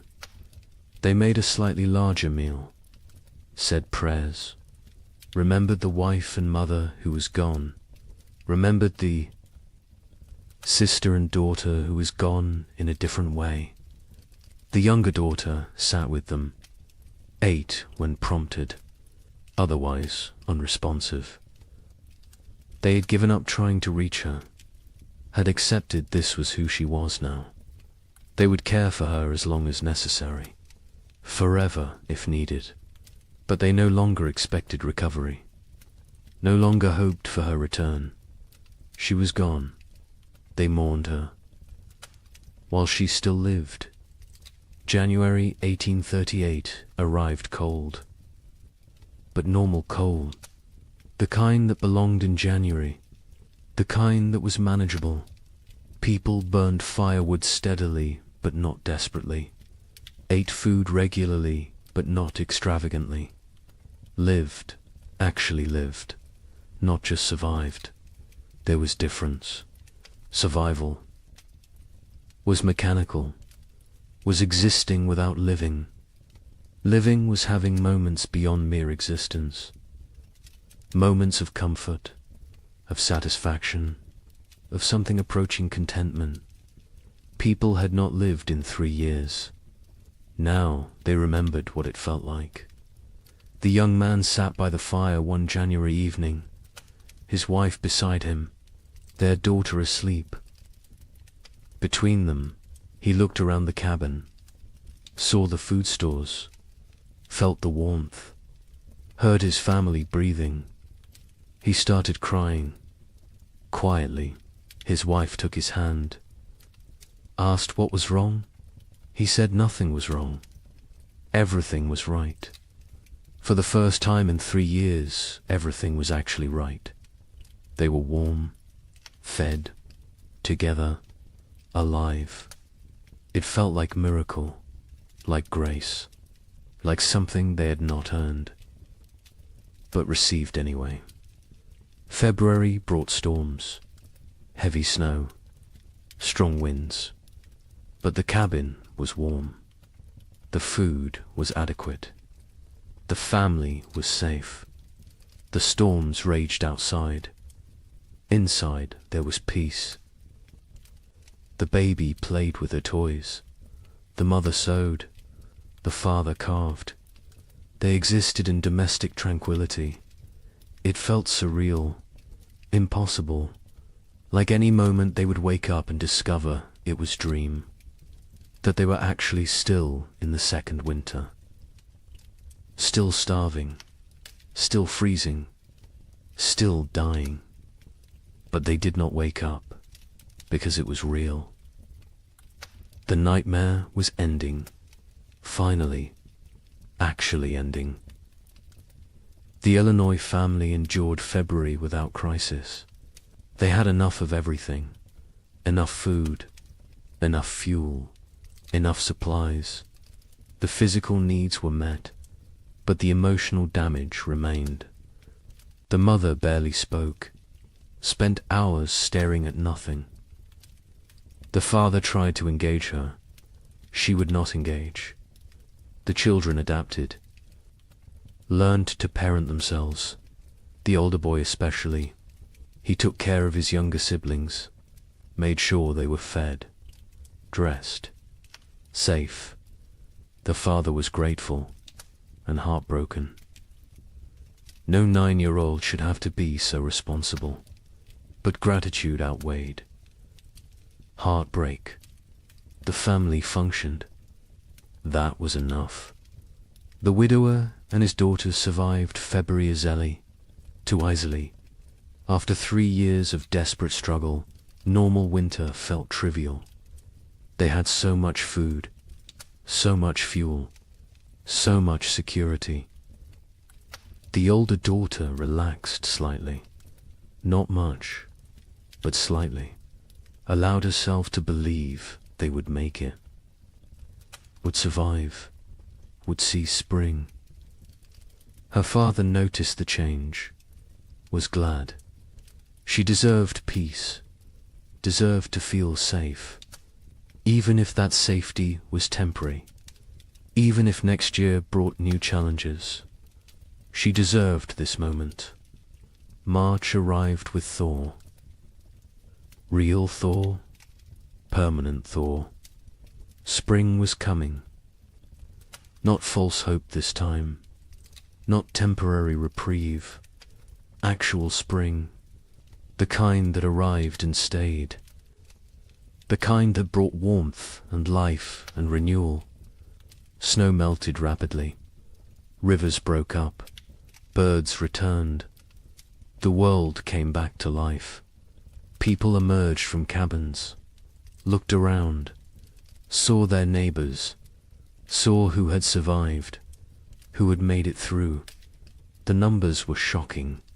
So few left. So many gone. The young couple walked their property in early March, looked at the field they would plant, looked at the cabin they had defended, looked at each other. They had survived, had kept their daughter alive, had made it through 3 winters that should have killed them. They did not speak. Words were insufficient. They simply stood together, holding hands, watching their daughter chase the neighbor's dog through melting snow, laughing, perfect, untouched by the horror. Her parents had endured. They had protected her from it, had given her life and safety and future. It was enough. It had to be enough. The worst was over. The 3 winters that seemed endless had ended. Spring had returned. Life had returned. Hope had returned. But the cost had been staggering. The scars ran deep. The survivors would carry the memories forever, would wake in the night sometimes, sweating, terrified, remembering the cold, the hunger, the fear. They would never fully recover, never fully heal, but they had survived, and survival meant possibility, meant future, meant that maybe, just maybe, they could build something good from the ashes of horror. Spring 1838 arrived like a resurrection, not the tentative half-springs of previous years, but full, complete, undeniable. March brought warmth that stayed. April exploded with growth. The earth seemed desperate to make up for lost time. Grass grew with unusual vigor. Trees budded aggressively. Wildflowers carpeted fields in waves of color. It was as if nature itself was apologizing, compensating, trying to heal the wounds it had inflicted. Survivors emerged from their cabins, slowly, blinking in bright sunlight, disoriented, like people waking from long nightmares. They looked at each other with hollow eyes, eyes that had seen too much, known too much suffering. They were changed, fundamentally, irreversibly. The people who had entered the winter of 1835 were dead. These were different people, harder, older, damaged in ways that would never fully heal. The young couple in Michigan stood in their doorway watching spring arrive. The man was thin still. His body had not recovered the weight lost during the starving times. Probably never would. His hair had gone partially grey. He was 25, but looked 40. His wife was 23. She looked older, lines around her eyes, around her mouth, marks of worry, of fear, of 3 years spent on the edge of death. Their daughter was almost 2 now, perfect, unblemished, the only innocent thing left in their world. They planted their field in April. The work felt different this year. Not desperate, not terrified, just work, normal work, the kind farmers had done for thousands of years. Put seeds in ground, trust earth to do its part. The simplicity was jarring. They had forgotten farming could be simple, could be routine, could be anything other than life or death struggle. The man worked slowly, his body still weak. The neighbor helped. He always helped. Had become part of their family in ways that transcended blood. The field grew beautifully. The corn shut up, strong, healthy, dark green. The kind of growth they had not seen in years. The beans climbed vigorously. The squash spread rapidly. It looked like abundance, like prosperity, like the future they had imagined when they first claimed this land, before the cold, before the suffering, before they learned how fragile everything was. The wife watched the garden grow and felt nothing, no joy, no satisfaction, no relief. The capacity for positive emotion had been burned out of her. She was functional, capable, but hollow, empty of everything except mechanical competence. In Illinois, the family that had lost their daughter tried to rebuild. The father threw himself into work, expanded his fields, built new structures, kept busy constantly. Movement meant not thinking, not remembering, not grieving. His wife did the opposite. She stopped moving, sat for hours, staring at nothing. The children navigated between these extremes, tried to be invisible, tried not to cause problems, tried to hold together a family that was fragmenting. The older boy carried the weight. He was 10 now, too young for such responsibility. But responsibility did not care about age. Someone had to hold things together. He did it because no one else would. The widower in Ohio and his older daughter planted their field together, just the 2 of them. The younger daughter remained in the cabin, unresponsive, present but absent. They had tried everything to reach her. Doctors when they could afford them, medicines, prayers, time. Nothing worked. She was locked inside herself, trapped in whatever mental prison the winters had created. They cared for her, fed her, kept her clean, but they had stopped hoping for recovery. Hope was too expensive, too painful when it failed. Better to accept reality. She was gone. They would tend her shell for as long as necessary. Other families across the frontier faced similar struggles. The physical danger had passed. Food was available. Weather was normal, but the psychological damage remained. People suffered from what we would now recognize as severe trauma, depression, anxiety, what was then called melancholy or nervous. Exhaustion. They startled easily, had nightmares, struggled with crowds, with noise, with anything that reminded them of the hard years. Many never fully recovered, carried the scars until death. Communities began to reform, slowly, hesitantly. People who had isolated for survival started reaching out again, started talking to neighbors, started attending church, started rebuilding the social structures that had dissolved. But it was different now. The easy trust was gone. The assumption of mutual aid was gone. People helped each other, but warily, with limits, with boundaries.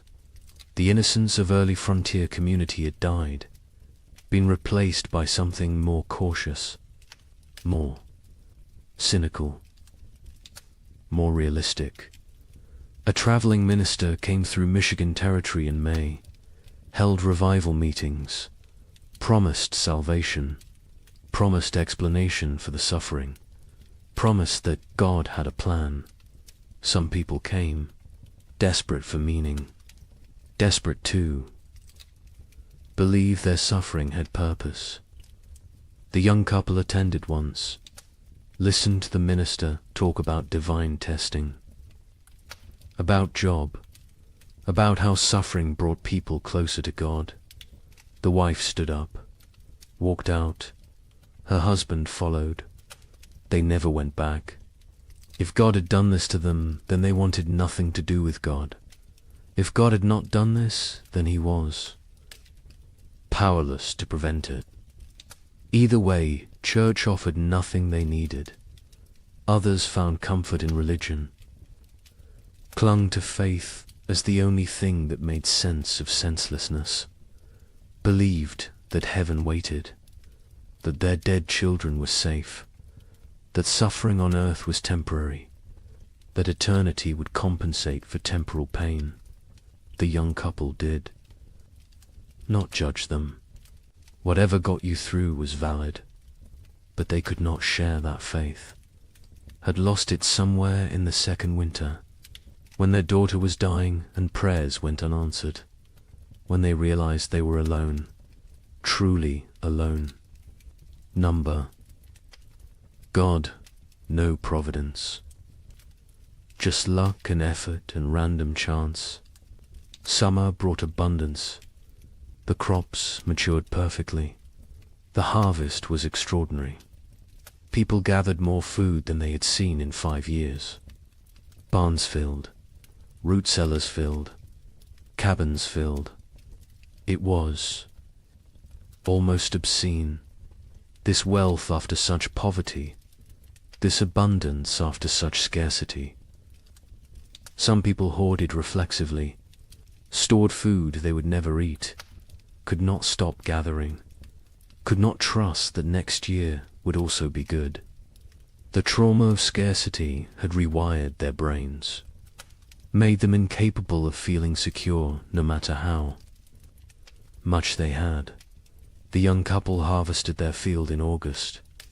The yield was massive, more than they could possibly use. They sold some, traded some, gave some away, kept plenty for themselves. Their stores were overflowing. The man built additional storage. The wife watched him work, felt disconnected, like she was observing someone else's life. She went through motions, cared for their daughter, cooked, cleaned, did everything a wife and mother should do, but felt nothing, was numb, had been numb since February of the second winter. She wondered if she would ever feel again, or if this numbness was permanent, the price of survival. In Illinois, the abundant harvest did not heal the broken family.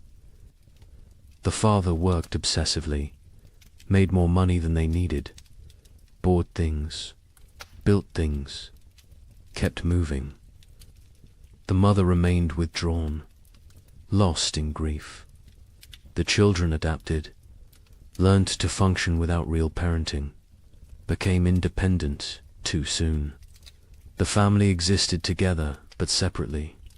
Parallel lives in the same space, not connected, not whole, just adjacent. The widower and his older daughter harvested successfully. Their fields produced well. They had security for the coming winter. The older daughter was 18 now. An adult, she had offers of marriage. Young men who saw her competence, her strength, her capability. She refused them all, said she could not leave her father, could not leave her sister, could not abandon her responsibilities. Her father told her to go, to live her life. She refused. They both knew why. She had lost too much already, could not risk caring about anyone new, could not risk more loss. Better to stay, to maintain, to exist in the known pain rather than risk unknown happiness that might become pain. New settlers began arriving in late 1838. People from the east who had heard land was cheap, who did not know what had happened, who saw opportunity in the depleted population. The survivors looked at them with mixed feelings, part resentment. These newcomers had not suffered, had not earned their place, part relief. New people meant community could rebuild, meant the frontier would not die completely. Part pitied, because the newcomers were so innocent, so hopeful, so unaware of how quickly everything could collapse. A young family moved in near the young couple in September, fresh from Pennsylvania, full of dreams. The man introduced himself, talked about his plans, about the farm he would build, about the future he saw. The young couple listened politely, said nothing about the previous years. What could they say? How could they explain? The newcomers would learn, or they would not. Either way, it was not the survivors' responsibility to shatter their illusions, let them have their hope, while it lasted. The physical scars were obvious. People were thinner, weaker. Many had lost teeth from malnutrition, had hair that had gone white or fallen out, had skin that showed the effects of vitamin deficiency, scurvy, rickets. Conditions that should have been rare were common. Some people recovered physically. Others carried permanent damage, weakened hearts, damaged lungs, bodies that had been pushed beyond sustainable limits and never fully healed. But the psychological scars went deeper. The young wife woke screaming. Sometimes nightmares of her daughter dying, of snow falling in July, of cold that would not end. Her husband held her, said nothing, because what could he say? He had his own nightmares, his own fears. They did not discuss them, did not process them, just carried them, separately, together. The weight never lessened, only became familiar, became part of who they were now. The Illinois mother never recovered. She existed but did not live, went through motions but found no joy, no peace, no release from grief. Her family tried to reach her. She was unreachable. Eventually, they stopped trying, accepted that she was gone even though her body remained. The father took over her duties, cooked, cleaned, cared for the children, worked the farm, did everything. She sat, stared, existed. It was slow death. Everyone knew it. No one could stop it. She would live another decade, empty, broken, a ghost. In her own life, some survivors found ways forward, created new lives from the ruins of the old. The widower eventually remarried, a widow from the next county. She had lost her husband and son in the first winter. They married not from love, but from practicality, from loneliness, from the need to not be alone. It was not romantic, but it worked. They built a life together, quiet, stable, functional. His older daughter never married, stayed home, cared for her sister, became essential to the household, found purpose in duty, in responsibility, in maintaining. She never seemed unhappy, but she never seemed happy either. Just existed in the middle, neither satisfied nor dissatisfied. Just present, the young couple stayed together, raised their daughter, had 2 more children in the years after, built a successful farm. From the outside they looked normal, prosperous even, but between them was distance, a gulf created by 3 years of shared trauma that they could never fully bridge. They cared for each other, were faithful, were good parents. But the passionate young couple who had claimed the land in 1835 was gone, replaced by 2 damaged people doing their best. It was enough, had to be enough. They did not expect happiness, did not seek joy, just sought stability, safety, security, found those things, made a life from them. By 1840, the population had stabilized. Some areas had recovered partially, others remained sparsely populated. The demographic impact was significant. Thousands had died. Thousands more had fled. The westward expansion had been set back years. Territories that should have achieved statehood remained territories. The ambitious growth projections of the early 1830s were abandoned. Reality had intruded, shown the limits of human ambition, of manifest destiny, of the belief that the frontier was there for the taking. Nature had reminded everyone who was really in control. The survivors aged rapidly. The young man in Michigan was 30 in 1840. Looked 50. His body was worn out from the hard years. He would die at 45. Heart failure. His body simply gave out. Used up. Exhausted. His wife outlived him by 20 years. Raised their 3 children. Alone. Never remarried. Never spoke of the hard years. Her children knew something had happened. Could see it in her eyes, in her reactions to cold, to hunger, to waste. But she never explained, never wanted them to know, wanted them innocent, untouched, protected from the knowledge of how bad things could get. The records from this period are sparse. Many families did not keep records, could not read or write, or chose not to document what had happened. The census of 1840 shows dramatic population decline in the affected territories.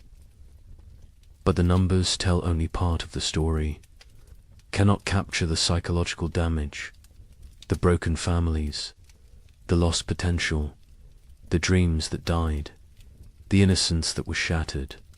Those losses are not recorded, not documented, not preserved. But they were real, were significant, were the true cost of the winters that would not end. Some survivors tried to document what happened, wrote letters to relatives back east, kept journals, created records. But even as they wrote, they sensed their accounts would be doubted, would be dismissed as exaggeration, as hysteria, as the ramblings of traumatized minds. How could they explain what it felt like to watch your child starve? To burn your furniture for warmth? To consider actions that in normal times would be unthinkable? Words were inadequate. Experience was untranslatable. They wrote anyway, because someone needed to remember, someone needed to bear witness, even if no one believed them. The young man in Michigan wrote to his brother in Ohio in 1840, described what they had endured. His brother wrote back, said surely it had not been that bad, said the human mind exaggerated traumatic memories. The young man never wrote to him again, did not have energy to convince anyone, to defend his experience, to prove his suffering. He knew what had happened. His wife knew, their neighbor knew. That was enough. The rest of the world could believe what it wanted, and mostly, the world chose not to believe, chose to minimize, chose to forget. Because the story of the three winters did not fit the narrative America wanted to tell itself. The narrative of progress, of conquest, of manifest destiny, of inevitable triumph. The winters suggested that nature was more powerful than human. That civilization was fragile, that confidence was dangerous. These were not popular messages, not messages the growing nation wanted to hear.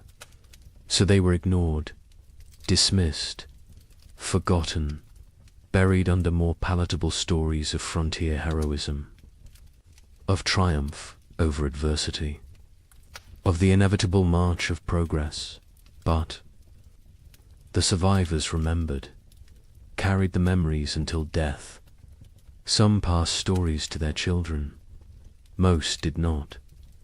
Most wanted to protect the next generation, wanted them unburdened. The children sensed something anyway, saw the scars, the fears, the behaviors that made no sense unless you knew what came before. They asked questions, got vague answers, eventually stopped asking. The silence grew. The stories faded. The memories died with those who carried them. Wait until you hear how thoroughly this was erased. The forgetting began almost immediately, even while survivors still lived, even while the scars were fresh. The erasure was not accidental, it was not natural memory decay. It was deliberate, systematic, orchestrated by people who had very good reasons to want these winters forgotten. People with money, with power, with futures that depended on frontier land continuing to seem attractive, continuing to seem profitable, continuing to draw settlers and investment. Land speculators had the most to lose. They had purchased millions of acres across the affected territories, paid pennies per acre, expected to sell for dollars. Their entire business model depended on continued westward migration, on families believing the frontier offered opportunity, prosperity, future. Stories of 3 consecutive winters of mass death were bad for business, very bad. So the speculators acted, quickly, decisively, with coordinated purpose. Eastern newspapers began refusing letters from survivors.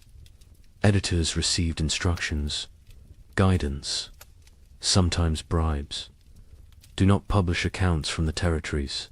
Do not run stories about crop failures, about deaths, about settlements failing. Focus on success.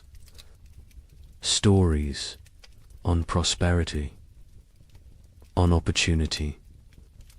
A newspaper in Philadelphia received a letter in 1839 from a Michigan survivor. Detailed account of the 3 winters, the suffering, the deaths, the horror. The editor filed it away, never published it. Years later asked why. He explained simply, no one wanted to read depressing stories. People wanted hope, wanted optimism, wanted to believe in American progress.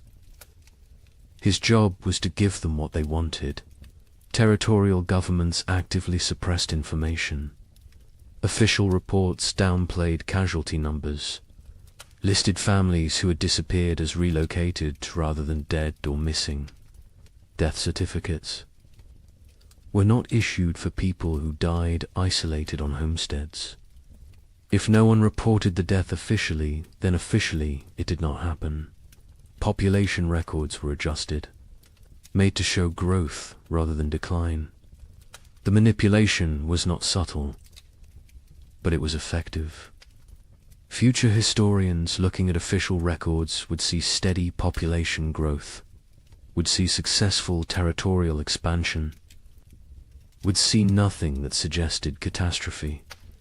Land companies published promotional materials in 1839 and 1840, glossy brochures, detailed descriptions of fertile soil, mild climate, abundant opportunity.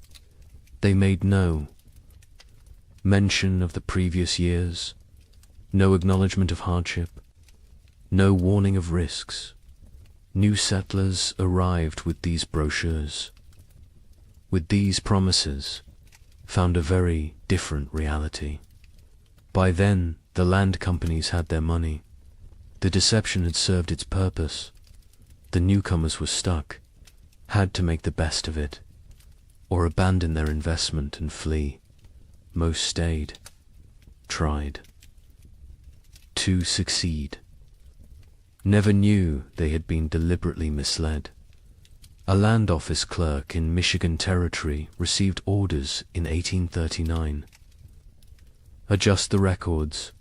Families who had disappeared needed to be listed as relocated to other territories. Deaths needed to be minimized. The numbers needed to show growth, success, progress. He complied. His job depended on it. His family depended on it. He made the changes, falsified documents, erased people from existence. Years later, guilt-ridden, he confessed to his wife, told her what he had done. She told him he had no choice. Everyone had to survive somehow. He accepted this, but the guilt never left. He carried it until death, never told anyone else, never made it right. Just carried the weight of erasing thousands of people to protect property values. Railroad companies were equally invested in suppressing the truth. Their business plans required population growth in the territories, required towns, commerce, customers. Empty land was worthless. They needed settlers, needed them desperately. Stories of mass death were obstacles, barriers to profit. So they acted, funded newspapers that told the right stories, hired writers to create promotional content, paid for testimonials from satisfied settlers, built a narrative of success and opportunity that bore little resemblance to reality. The suppression extended to personal correspondence, letters from survivors to relatives. Back east were sometimes intercepted, lost, destroyed. Postal clerks received instructions. Letters containing certain content should not reach their destinations, should disappear. It was not official policy, not written down anywhere, but it happened regularly, systematically. Survivors wrote letters describing their experiences. Melt them. They never arrived. The relatives back east never learned the truth, continued to believe the promotional literature, continued to encourage others to move west. The cycle continued. Churches participated in the suppression, not overtly, not deliberately, perhaps, but they promoted a narrative that made the hard years easier to ignore. Suffering was divine testing. Those who died were called to heaven. Those who survived were blessed. This framing made the catastrophe seem like individual, spiritual journey rather than systemic climate disaster. Made it about personal faith rather than policy failure. Made it easier to move forward without asking difficult questions, without assigning blame, without demanding accountability. The survivors themselves often did not speak about their experiences. Many were deeply traumatized, could not articulate what had happened. The words did not exist. The concepts did not exist. Post-traumatic stress disorder would not be named. For another century, they just knew they could not talk about it, could not revisit it, could not make others understand. So they stayed silent, kept the memories locked inside. The silence was mistaken for acceptance, for healing, for moving on. It was none of these things. It was survival mechanism. It was protective barrier. It was the only way they could continue functioning. Others faced social pressure to remain silent. Communities wanted to move forward, wanted to rebuild, wanted to forget. People who dwelt on the hard years were seen as weak, as complainers, as obstacles to progress. A woman in Illinois tried to talk about losing her daughter, about the starvation, about the cold. Her neighbors told her to stop living in the past, to focus on the future, to be grateful for what she had. She stopped talking, but the memories did not stop. They never stopped. She just carried them alone, in silence, until they consumed her. Some survivors feared judgment for the choices they had made, for the actions they had taken to survive. Better not to speak of those years at all than to risk revealing what they had done, what lines they had crossed, what boundaries they had violated. Silence protected them, protected their reputations, protected their ability to be seen as respectable members of society. The price was isolation, loneliness, the inability to process trauma, but the alternative seemed worse. So they chose silence. The scientific community of the era struggled to explain the phenomenon. Without modern climate science, they lacked frameworks for understanding. Some suggested it was localized, exaggerated, not as severe as reported. Others proposed natural cycles, temporary aberrations, nothing to worry about long term. A few recognized it as significant climate event, but their voices were minority, were drowned out by those who preferred simpler explanations, who preferred not to see pattern, not to acknowledge that this could happen again. Meteorological records from the period are incomplete. Weather stations were sparse. Record keeping was inconsistent. The data that exists shows temperature anomalies, shows unusual patterns, but gaps in the record allow for interpretation, allow for doubt, allow for dismissal. Later research, looking at the fragmentary data, could conclude it was not that bad, could argue the survivors exaggerated, could minimize the catastrophe. The incomplete record became excuse for incomplete acknowledgement. By 1850, just 12 years after the final winter ended, the 3 winters were rarely mentioned. Textbooks focused on westward expansion, on Oregon Trail, on Gold Rush. on the exciting narrative of American growth. The dark years from 1836 to 1838 were footnote at best. More often, they were completely absent. A generation of children learned American history without knowing thousands had died in the supposedly empty territories, without knowing their parents or grandparents had survived horror. The erasure was nearly complete. The Civil War cemented. The forgetting. After 1861, the nation had new trauma, new deaths, new catastrophe to process. The frontier winters seemed distant, irrelevant. Why dwell on old suffering when new suffering was everywhere? The few survivors who tried to tell their stories found no audience, found a nation consumed by present crisis. Unwilling to hear about past pain, they gave up, accepted that their experience would die with them, that no one would remember, that no one cared. The American mythology of the frontier required triumph, required success, required the narrative of bold pioneers conquering wilderness, building civilization, creating something from nothing.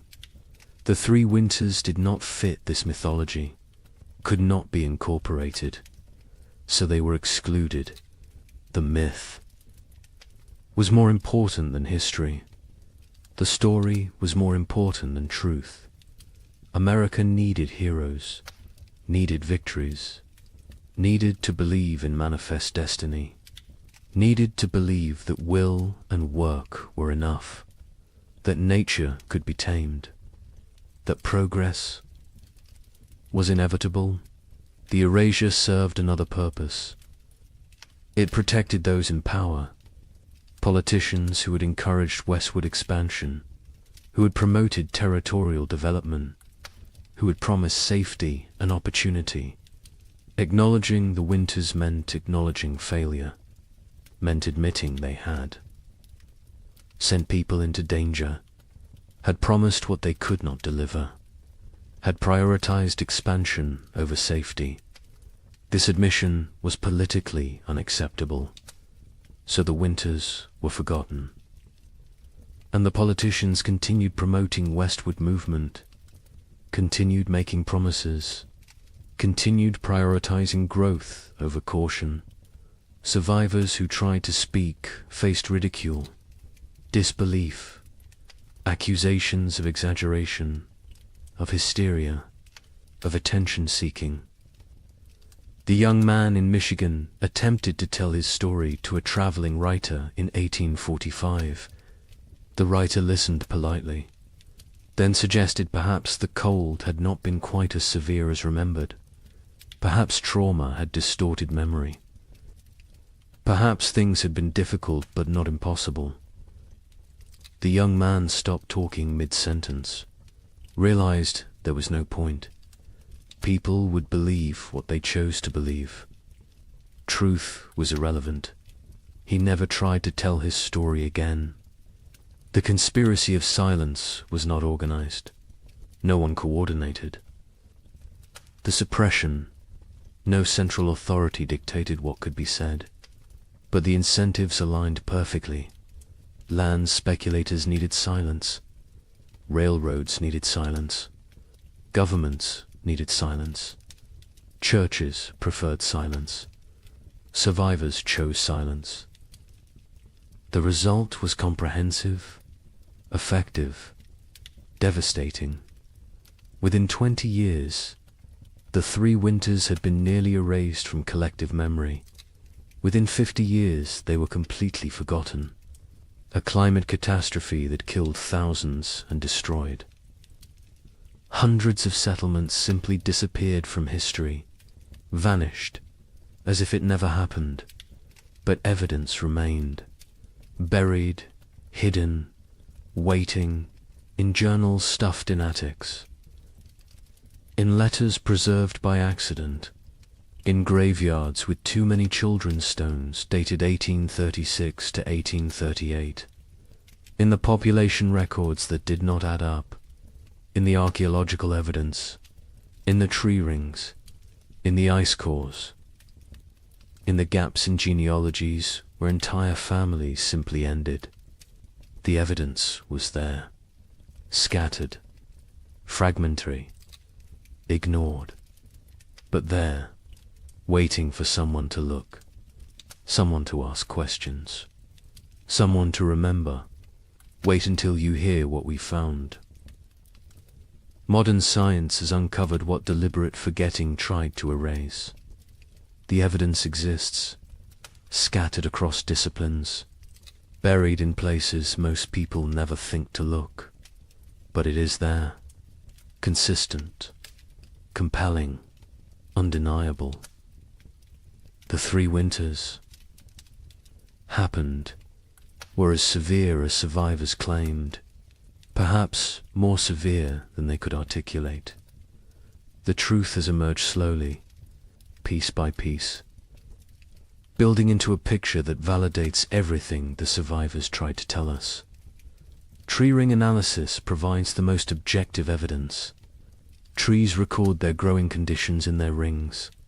Wide rings mean good growing seasons. Narrow rings mean stress, cold, drought, poor conditions. Researchers examining old-growth trees across the Midwest discovered something remarkable. The rings from 1836 to 1838 are extraordinarily narrow, some of the narrowest in the entire record. These trees were stressed, struggling, barely growing. The pattern is consistent across species, across regions, across thousands of individual trees. The cold was real, was widespread.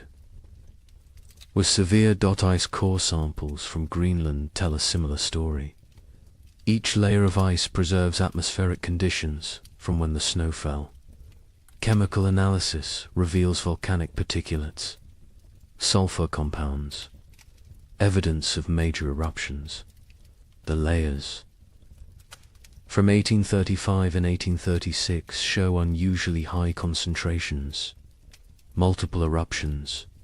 The volcanic material entered the upper atmosphere, circled the globe, blocked sunlight, lowered temperatures, created the conditions for catastrophic cooling. The ice remembers what humans forgot. A volcanic eruption near Japan in late 1835 was particularly significant. Mount Osama, not as famous as Tambora, which caused a year without summer in 1816, but substantial, combined with other eruptions in the Pacific. In Central America, the cumulative effect was devastating. The particulates in the atmosphere created a cascade of cooling, blocked solar radiation, disrupted weather patterns. The effects were most severe in continental interiors, places far from moderating ocean influences, places like the American. Midwest soil analysis from archaeological sites shows frost penetration to unusual depths. In normal years, frost might penetrate 12 to 18 inches. In the affected years, it went deeper, 24 inches, 30 inches. In some locations, the ground never fully thawed. Permafrost conditions in places that should never experience them. The soil remembers, holds evidence of cold that survivors described but scientists initially dismissed as impossible. Mass grave sites have been discovered during modern construction projects. A housing development in Michigan in 1985 uncovered a burial site.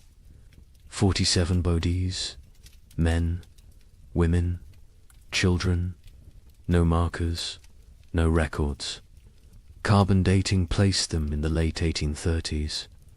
The bones showed signs of extreme malnutrition, scurvy, rickets, starvation.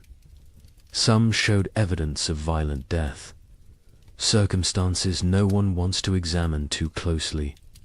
The site was quietly reburied, a small memorial placed. Most people who drive past have no idea what lies beneath. Cabin sites across the frontier show evidence of desperate measures. Archaeological excavations reveal layers that tell stories. Burned furniture, charred cabin walls, butchered animals that would normally never be eaten. Rats, squirrels. In one site in Indiana, researchers found evidence suggesting the inhabitants had eaten leather. Boot leather, harness leather, anything that might contain nutrition.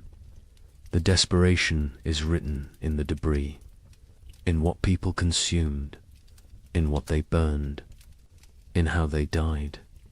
Historical Society archives contain survivor accounts, journals that sat ignored for over a century. A diary from a woman in Illinois was donated in 1923, filed away, not examined until 1998. It documented day-by-day survival through all 3 winters, the declining food stores, the deaths of neighbors, the choices she made to keep her family alive, the guilt she carried. The final entry was in March 1838.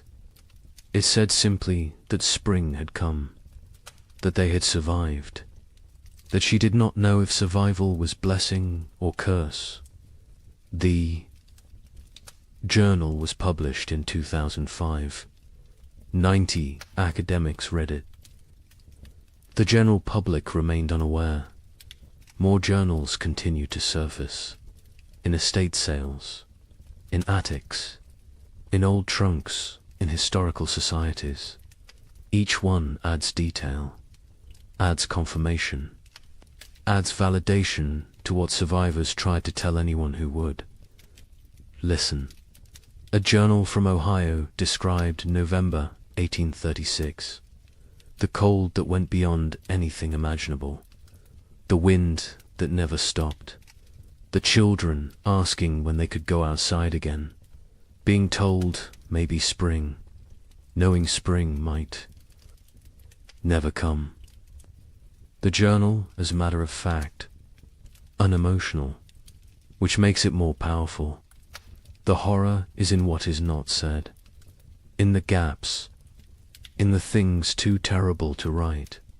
Census records show the truth when examined carefully. The 1840 census recorded population in the affected territories. Researchers comparing it to 1830 projections found massive discrepancies. The expected population based on immigration rates and natural growth should have been far higher. Tens of thousands of people were simply missing, not relocated, not accounted for, gone. The census takers noted the discrepancies at the time. Their concerns were dismissed. The records were filed. The questions remained unasked for over a century. Statistical analysis reveals the scope of the catastrophe. Researchers in the late 20th century compiled data from multiple sources: church records, land claims, tax rolls, census data, letters, journals, everything available. They built demographic models. The model showed that approximately 15,000 families entered their affected territories between 1830 and 1835.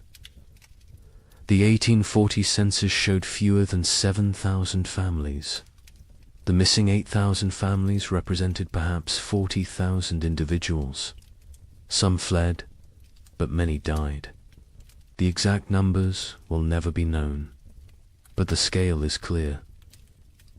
This was demographic catastrophe. Climate modeling supports the survivor accounts. Modern computers can simulate historical climate conditions, input the volcanic eruptions, the solar activity, the ocean currents, Run the models. See what temperatures they produce. The models consistently show severe cooling in the continental interior from 1836 to 1838. Temperature drops of 10 to 15 degrees below normal. Extended growing seasons by 30 to 60 days. The kind of conditions that make agriculture nearly impossible. The kind of conditions that kill. The models validate what survivors said. Validate what written records document. Validate what physical evidence proves. A particularly compelling piece of evidence emerged in 2012. A locked trunk. Found in the basement of a historical society in Pennsylvania. Inside were letters. Dozens of them. From frontier families to relatives back east. Letters that never reached their destinations. Letters that had been intercepted.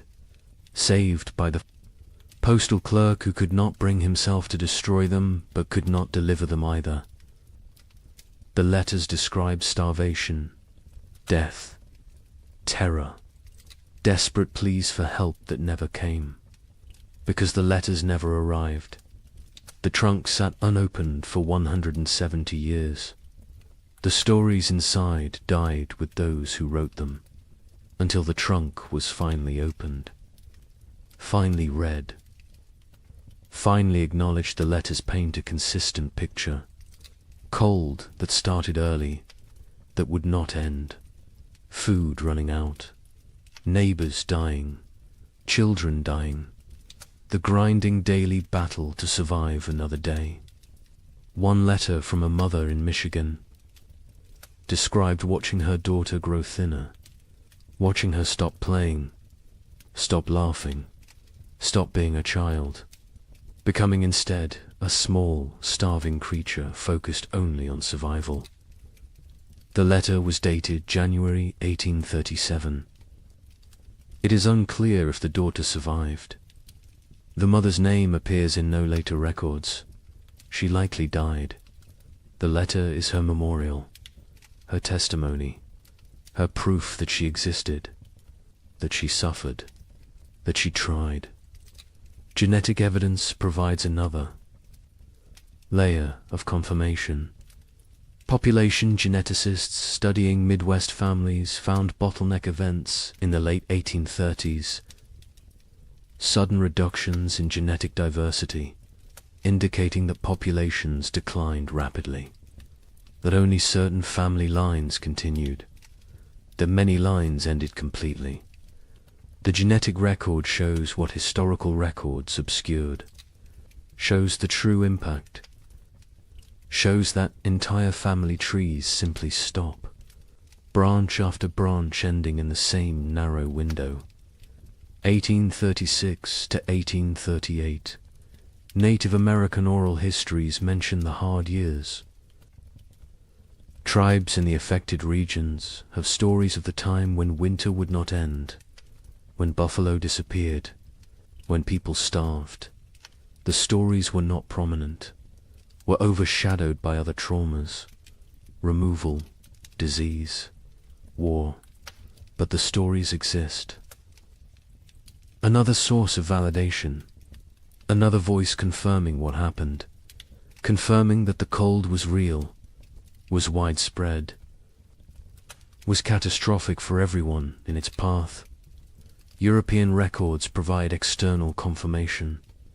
Observers in England and France noted unusual weather patterns in North America, received reports from travelers, from ships, from traders.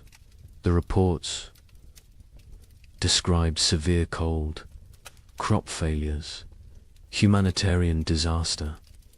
These reports were published in European scientific journals, were discussed in academic circles, were known at the time, but were forgotten in America, were not incorporated into American historical narrative, were treated as foreign observations of foreign problems, not as documentation of American catastrophe. The evidence is overwhelming, undeniable, consistent across every discipline. every source, every method of inquiry. The 3 winters happened, were as bad as survivors claimed, killed thousands, destroyed hundreds of settlements, set back westward expansion by years, changed the trajectory of American development, and was systematically erased from memory, deliberately forgotten, buried under more palatable narratives. But the evidence remained, waiting, and now it speaks, loudly, clearly, demanding that we remember, demanding that we acknowledge, demanding that we ask why this was forgotten, and what else we have chosen to forget. Societies choose what to remember, what to forget, what stories to tell about themselves. America chose to remember triumph, chose to remember westward expansion as inevitable, as heroic as the march of civilization across wilderness. The 3 winters did not fit that story, so they were erased, forgotten, not through conspiracy exactly, but through collective decision that some truths are inconvenient. Some realities undermine necessary myths. Some histories are better left buried, but forgetting comes with costs. Modern Americans facing climate uncertainty have no cultural memory of how quickly weather can turn catastrophic, how fragile our systems truly are, how thin the line between civilization and survival. We believe we are insulated, protected, that technology and infrastructure make us safe. The pioneers believed they were prepared to. They had survived winters before, had skills, had experience, had confidence. They were wrong. Confidence is not armor. Preparation has limits.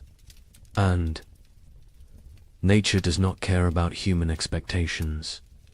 The pioneers who survived demonstrated extraordinary resilience. But resilience came at prices we can barely fathom. Psychological trauma that lasted lifetimes. Physical damage that shortened lives.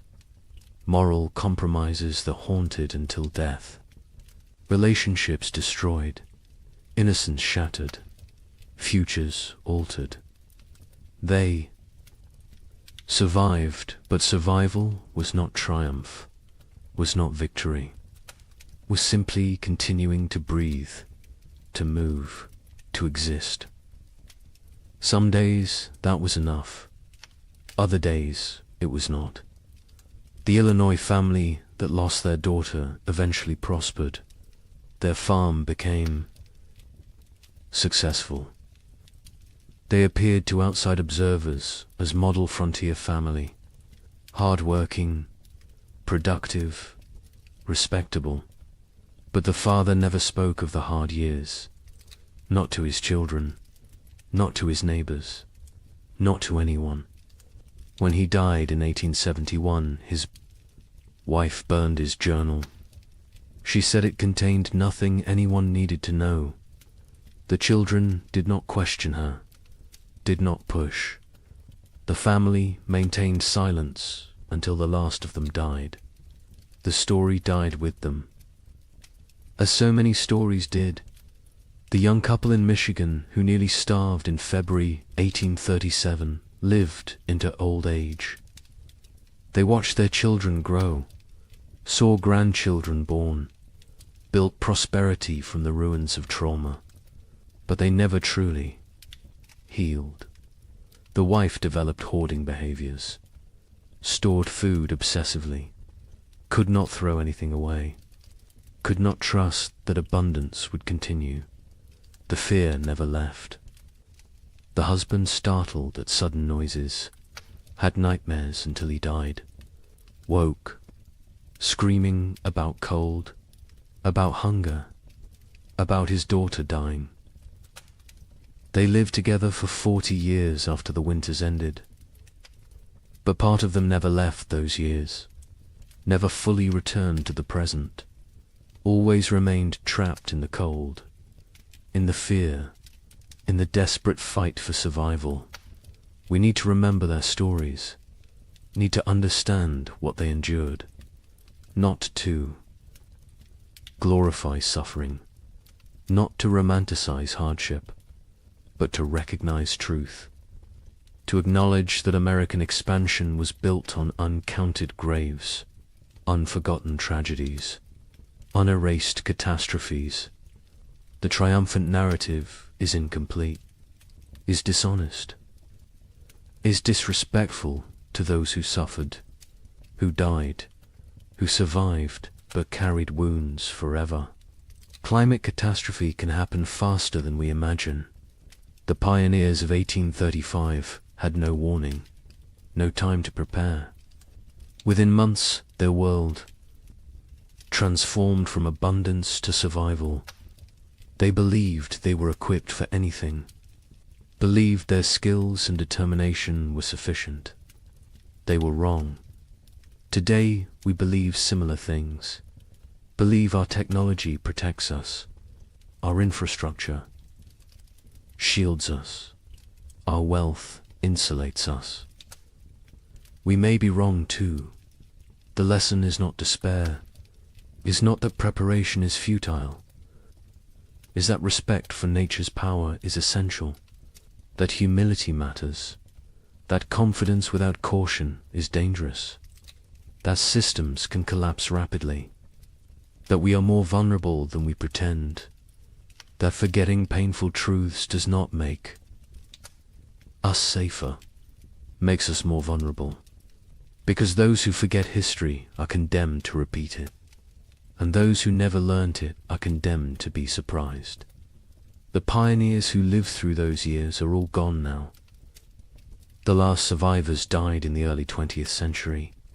They took their full stories with them, the memories, the details, the small human moments that made the horror real. We have fragments, evidence, documentation, but we do not have them. Do not have their voices, their perspectives, their truth in its fullness. That loss is permanent, irretrievable, another cost of the forgetting, another price of erasure. But on cold nights, in old cabins scattered across the Midwest, some say you can still hear something.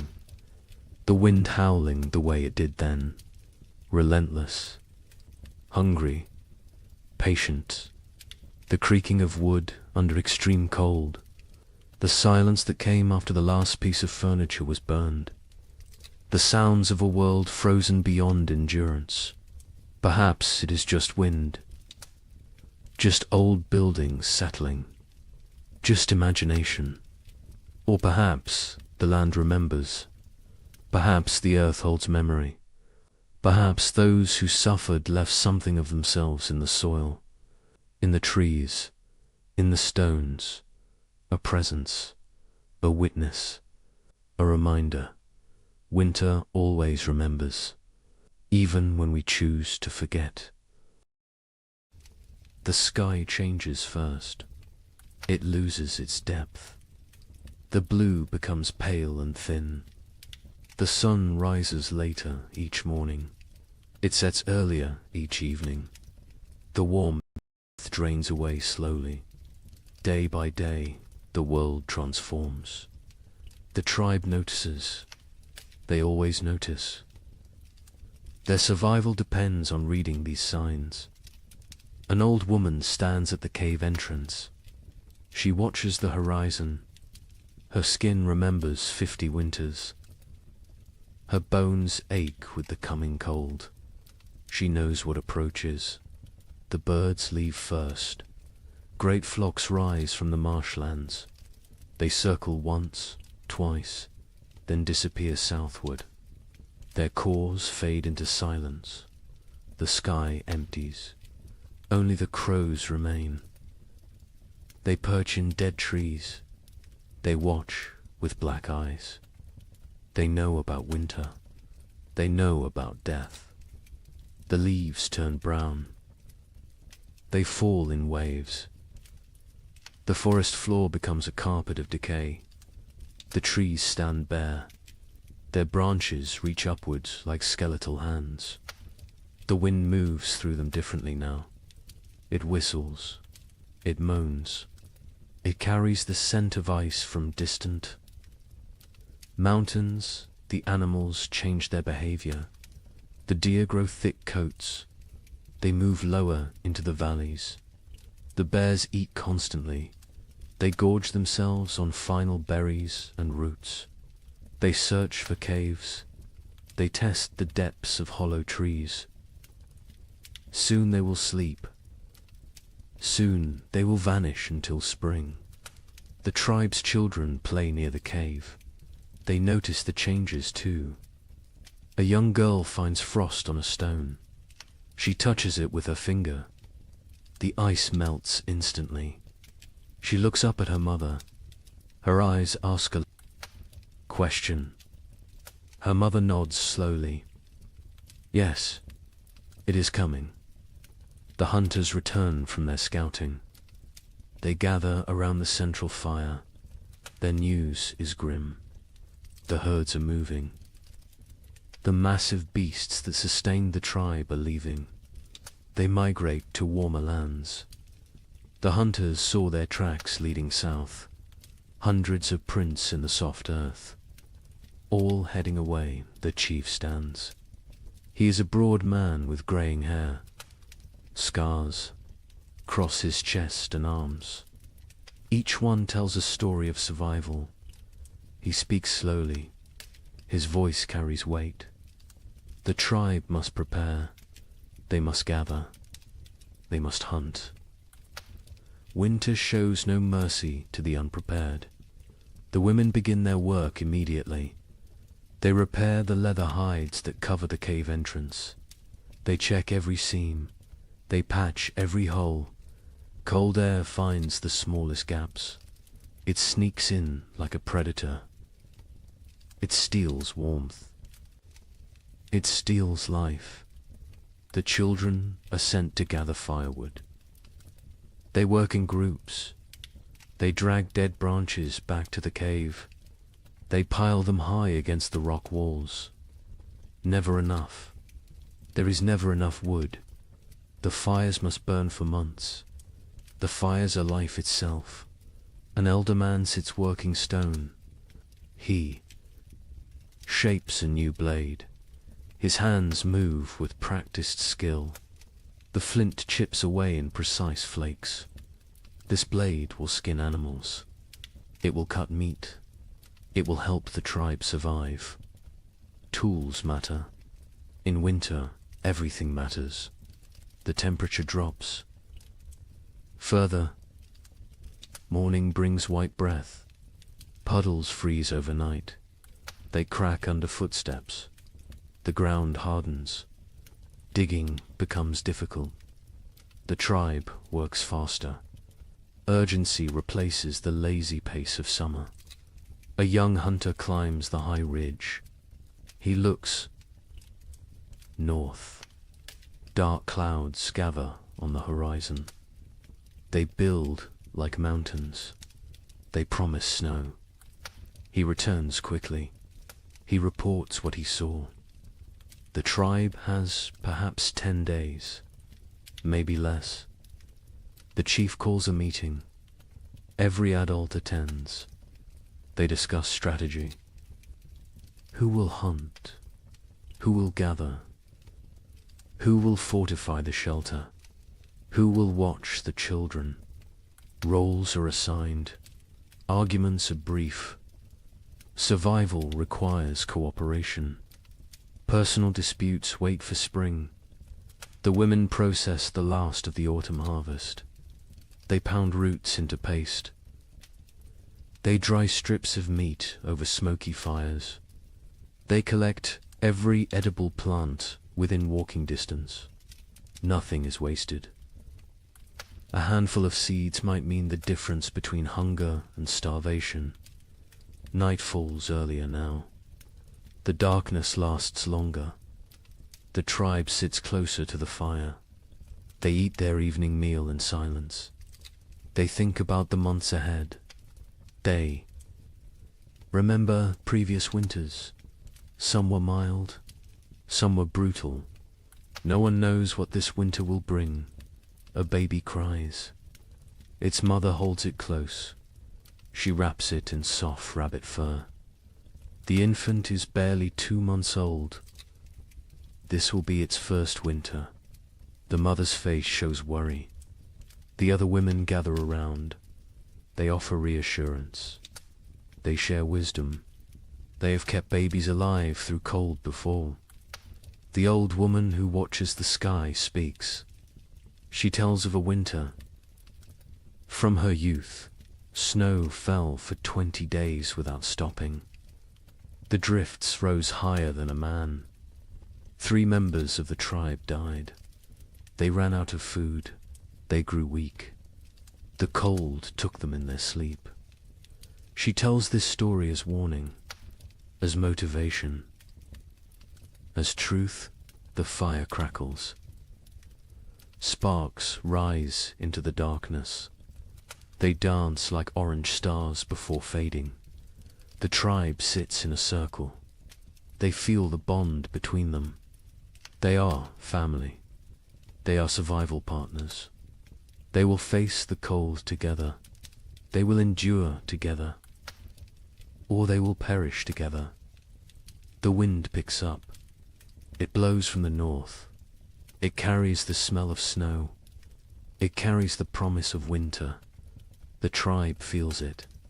Every man, woman, and child knows what approaches. The season of death has begun its descent. The time of testing is here. Tomorrow, the real work begins. The hunters wake before dawn. 6 men rise from their sleeping places. They move quietly. They do not wake the others. The air inside the cave is cold. Their breath makes small clouds. They gather their weapons in silence. The chief hunter is called Kra. He has seen 30 winters. His body is lean and strong. Scars mark his arms and legs. Each scar tells a story. Each one represents survival. He checks his spear.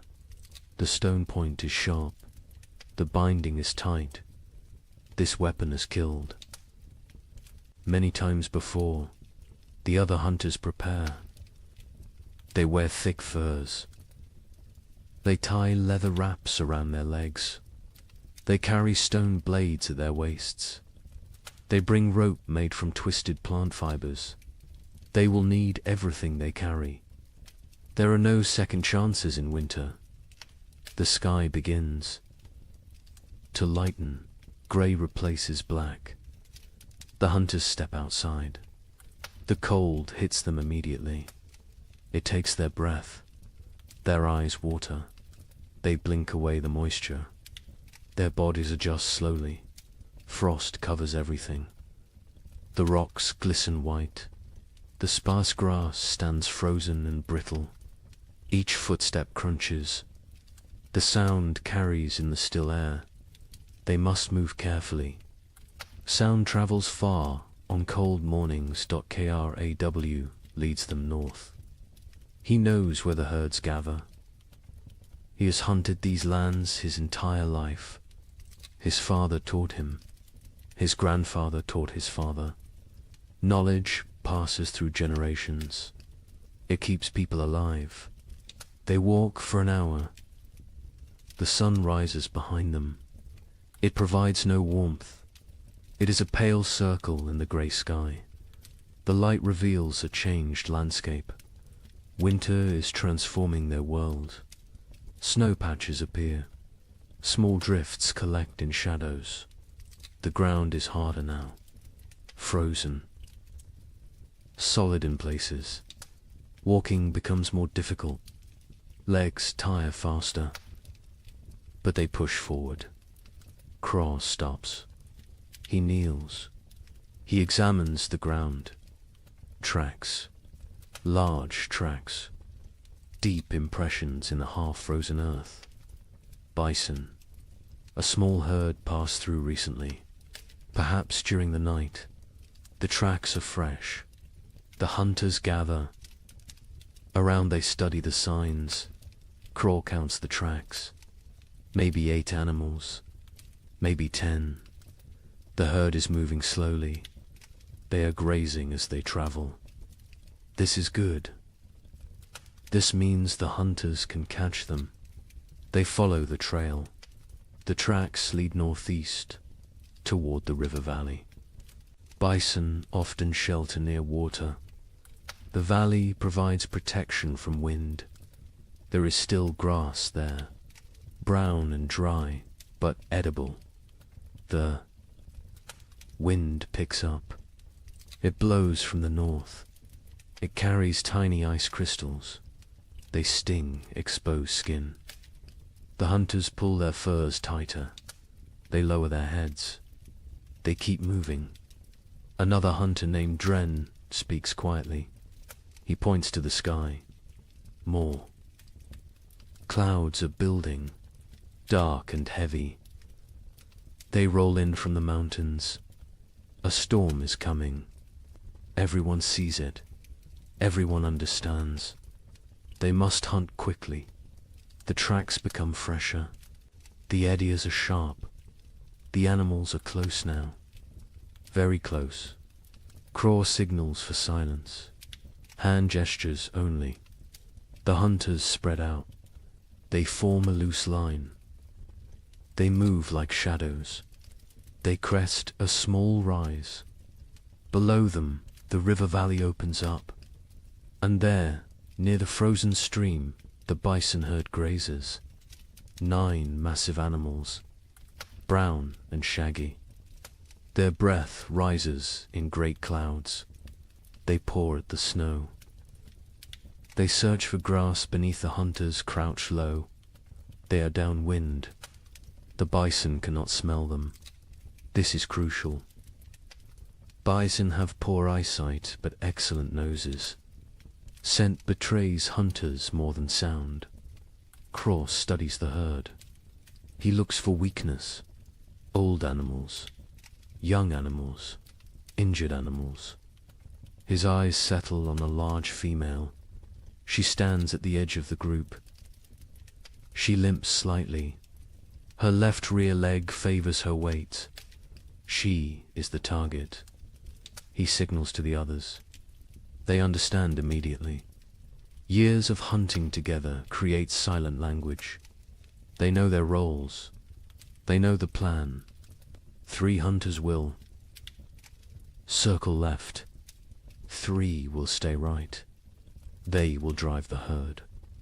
They will separate the weak one. The maneuver begins. The hunters move like wolves, patient, calculated. They use every rock for cover, every depression in the ground. They become part of the landscape. The left group reaches position. They wait. Timing matters. Rush too soon and the herd scatters. Wait too long, an opportunity vanishes. Craw watches. He feels the moment. He rises. His shout breaks the silence. The other hunters echo him. The bison startle. Their heads snap up. Panic floods through the herd. They bunch together. They begin to run. The injured female falls behind. She tries to keep pace. Her bad leg betrays her. The gap widens. The hunters close in. Their legs pump. Their lungs burn. The cold air sears their throats. Craw is fastest. He closes the distance. The female sees him. She turns. She tries to change direction. Too slow. Crow throws his spear. Years of practice guide the weapon. The stone point strikes true. It sinks deep into her shoulder. The bison bellows. Pain and rage combine. She spins. Blood sprays across the snow. bright red against pure white. She charges at Craw, massive and furious. Death approaching on 4 legs. Craw dodges, barely. The bison's horn scrapes his side. His fur tears. He rolls away. Another hunter throws his spear, then another. Both strike the animal's flank. She staggers. Dren moves in close, very close, dangerous close. He thrusts his spear upward, into the chest, between the ribs, toward the heart. The bison's front legs buckle. She goes down. The hunters surround her. They wait. She kicks twice. Her breath comes in gasps. Her eyes roll, then stillness. The fight ends. The hunt succeeds. The hunters stand panting. Their bodies steam in the cold. Sweat freezes on their skin. They look at each other. Grins break across their faces. They survived. They won. They have meat. But celebration is brief. Craw points at the sky. The storm clouds are closer, much closer. The wind grows stronger. Snow begins to fall. Light flakes at first, then heavier. They must work fast. Butchering takes time. This animal weighs more than 10 men combined. They cannot carry everything. They must choose. They must prioritize. Stone blades come out. Sharp edges gleam. The hunters begin cutting. They work with practiced efficiency. The hide comes off in sections. The best meat is removed. Organs are carefully extracted. The liver, the heart, the kidneys. These provide vital nutrition. Blood stains the snow. It pulls and freezes. The hunter's hands go numb. They ignore the pain. They keep cutting, keep working. Their survival depends on speed. They bundle the meat in the animal's own hide. They create packs they can carry. Each hunter takes a load. Heavy loads, impossibly heavy. But fear provides strength. The storm provides motivation. The journey back begins. The snow falls harder. Visibility drops. The wind howls. It pushes against them.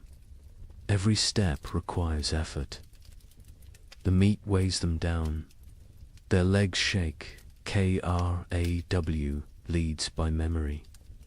He knows these lands, but the snow obscures landmarks. Everything looks the same, white and grey and endless. He trusts his instincts. He walks steadily south. One hunter falls. The weight and exhaustion combine. The others help him up. They redistribute his load. No one is left behind. This is the unspoken rule, the absolute law. Hours pass. Terrible, grinding hours. Cold seeps through their furs.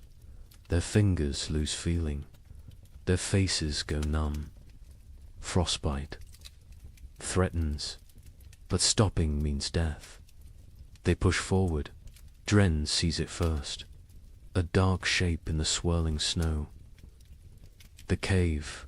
Home. Relief floods through them. They stumble faster. The last 100 paces feel like miles. They enter the cave. Warmth hits them. The central fire burns bright.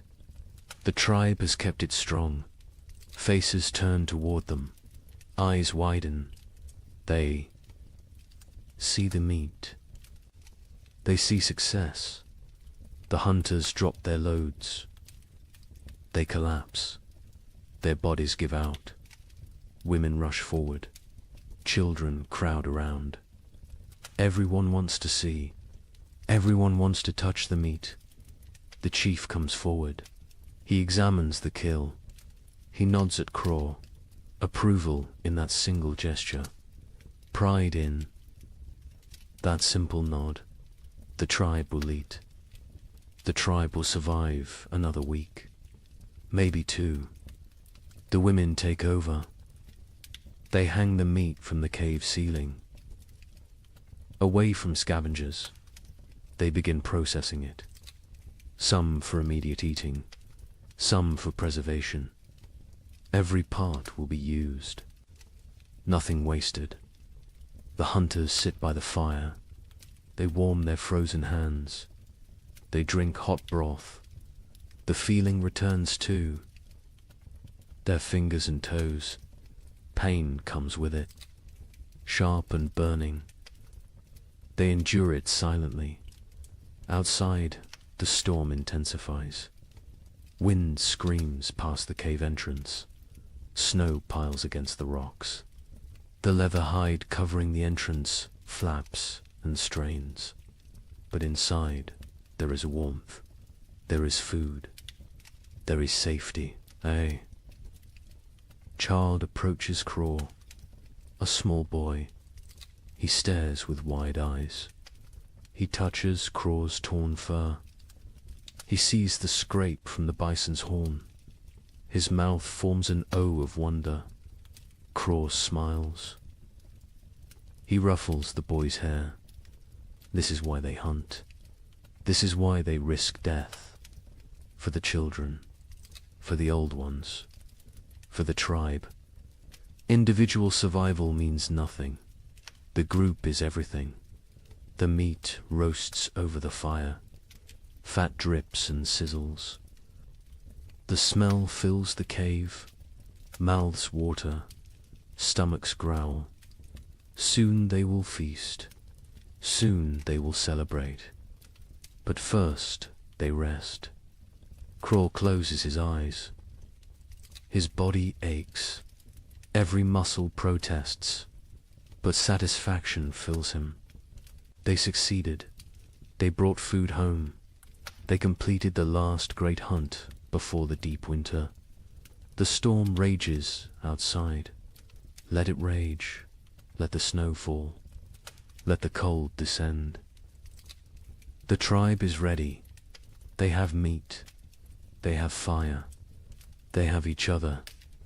This hunt might sustain them for weeks. It might mean the difference between survival and starvation. No one knows what the winter will bring. No one can predict the future. But today they won. Today they live. And in the primitive world, today is all that matters. The storm passes after 3 days. The snow stops falling. The wind dies down. The tribe emerges cautiously. They squint against the brightness. Snow covers everything. The world looks different now. Transformed. Dangerous. The work begins immediately. Winter preparation cannot wait. Every day matters. Every hour counts. The tribe divides into groups. Each group has specific tasks. Organization means survival. The women examine the cave entrance. The leather hide covering took damage in the storm. Wind tore several seams. Snow forced its way through gaps. Cold air invaded their shelter. This cannot happen again. An older woman named Mira leads this work. She has repaired shelters for 20 winters. Her hands know the work. Her eyes spot every weakness. She directs the younger women. They listen carefully. They learn by doing. They take down the damaged hide. It is stiff with ice. They carry it to the fire. The heat makes the leather pliable again. They can work with it now. They can repair the tears bone needles come out. Thread made from animal sinew, the women sit in a circle. They stitch the tears closed. Their fingers move quickly. They push. Needles through tough leather. They pull thread tight. Each stitch must be perfect. Weak stitching means cold air. Cold air means death. While they work, others gather moss. They find it on the north side of rocks. They peel it away carefully. Moss provides insulation. They stuff it into cracks in the cave walls. Every tiny gap gets filled. The cave must become a sealed chamber. The men focus on firewood. They need mountains of it. What they have is not enough. It is never enough. They venture into the forest. They search for dead trees. Dead wood burns best. Green wood smokes and sputters. A young man named Torg swings a stone axe. He strikes a dead trunk repeatedly. The impacts echo through the forest. Chips of wood fly. His arms burn with effort. Sweat forms despite the cold. He ignores the discomfort. The work must continue. Other men drag fallen branches. They create trails through the snow. Long paths marked by dragged wood. Back and forth. Trip after trip. Their backs ache. Their hands blister. They keep working. Children help too. Even the smallest ones.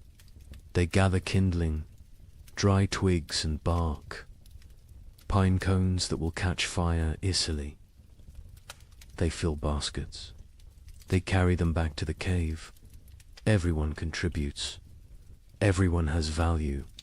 By afternoon, wood piles grow. They stack it along the cave walls, high stacks that reach toward the ceiling. The cave begins to shrink. Storage takes space, but space is less important than fuel. Inside the cave, women organize food storage. The meat from the hunt hangs from the ceiling. They wrap it in bark. This protects it from insects, from moisture, from mold. Preserved meat can last months if stored correctly. Dried roots go into leather pouches. They stack these near the back wall, the coldest part of the cave. Natural refrigeration. The cold preserves. It prevents rot. Nuts and seeds fill clay pots. These pots are precious. Making them takes skill and time. They seal with wooden lids. They keep contents dry. They protect from rodents. A woman counts the supplies. She uses stones to track quantities. 1 stone for each pouch of roots. 1 for each bundle of dried fish. The counting is important. They need to know what they have. They need to ration carefully. The chief watches this inventory. His face shows concern. They have food, but is it enough? 6 months of winter stretch ahead, maybe 7. No one knows how harsh this winter will be. He makes a decision. Starting tomorrow, 1 meal per day, not 2. Rationing begins now, while they still have surplus. Better to be cautious early. Starvation at winter's end kills many tribes. The sleeping areas need attention. The tribe sleeps in a specific arrangement. This is not random. This is survival strategy. The weakest sleep closest to the fire. Infants and small children. The very old. Those who are sick. Adults sleep in the middle ring. They provide a barrier. Their bodies block drafts. They generate warmth. They protect the vulnerable. The strongest hunters sleep near the entrance. They endure the coldest positions. They wake first if danger approaches. They are the first defense. This hierarchy never changes. Women spread fresh pine boughs on the ground. These create mattresses. They provide insulation from the cold stone floor. They replace old bows that have compressed and lost their cushioning. Furs are distributed. Each family gets a share. Thick bear hides for the children, wolf pelts for the adults, rabbit skins sewn together for extra layers. Everyone must stay warm through the night. The fire pit requires work. It sits in the center of the cave. Stones ring it. These stones were carefully chosen. They hold heat. They radiate warmth long after flames die down. But some stones have cracked. The extreme heat damages them over time. Cracked stones can explode, send sharp fragments flying, cause injuries. The men remove the damaged ones. They bring new stones from the river, smooth and solid. The warning comes at dawn. The air feels wrong, too still, too heavy. The pressure changes. Animals sense it first. Birds that remained through autumn flee. They rise in frantic groups. Their calls sound panicked. Even the crows abandon there. Perches, got KRAW, stands outside the cave. He tastes the air, metal on his tongue, the taste of coming snow. His joints ache. Old injuries throb. His body predicts weather better than his eyes. A massive storm approaches, perhaps the worst of the season. He returns to the cave quickly. He finds the chief. They speak in low tones. The chief's face hardens. He knows what this means. He has survived 40 winters. He recognizes the signs. This storm will trap them inside. For days, maybe a week. The chief raises his voice. Everyone stops. Everyone listens. The blizzard comes. They must secure everything. Now, immediately. No delays. The tribe erupts into controlled chaos. Everyone knows their emergency roles. They have practiced this, prepared for this moment. Speed matters now. Organization matters. Men rush to bring in final wood loads. They grab everything nearby. Dead branches, split logs, even greenwood. Anything that burns. They pile it inside until the cave floor disappears beneath fuel. Women grab the drying meat. Some pieces are not ready, still moist, still vulnerable to spoilage. But leaving them outside means losing them. Animals will steal them. Snow will ruin them. Everything comes inside. Children are sent to fill water containers. They run to the stream.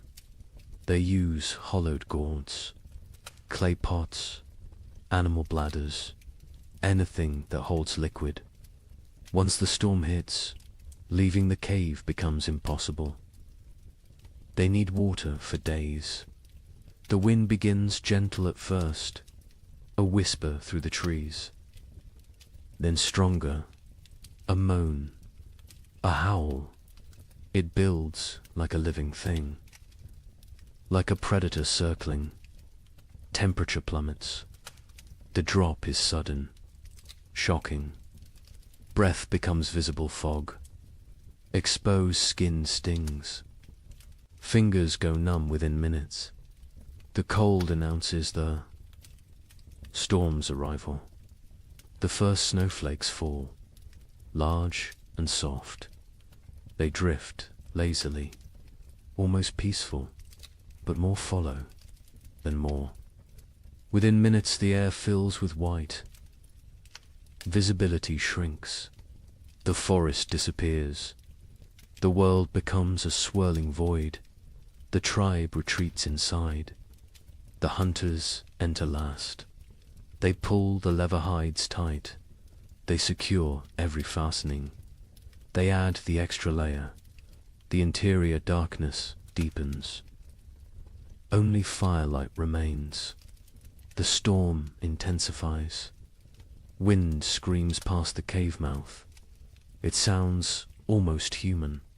Anguished wails and shrieks. The leather hide strains against its bindings. It flaps and snaps. The noise is constant, overwhelming. Snow drives. Horizontally, it finds every tiny gap. Fine powder forces through the leather weaving. It dusts the cave floor near the entrance, creates small drifts. The tribe watches with concern. They cannot stop this invasion. The fire becomes their universe. They feed it constantly.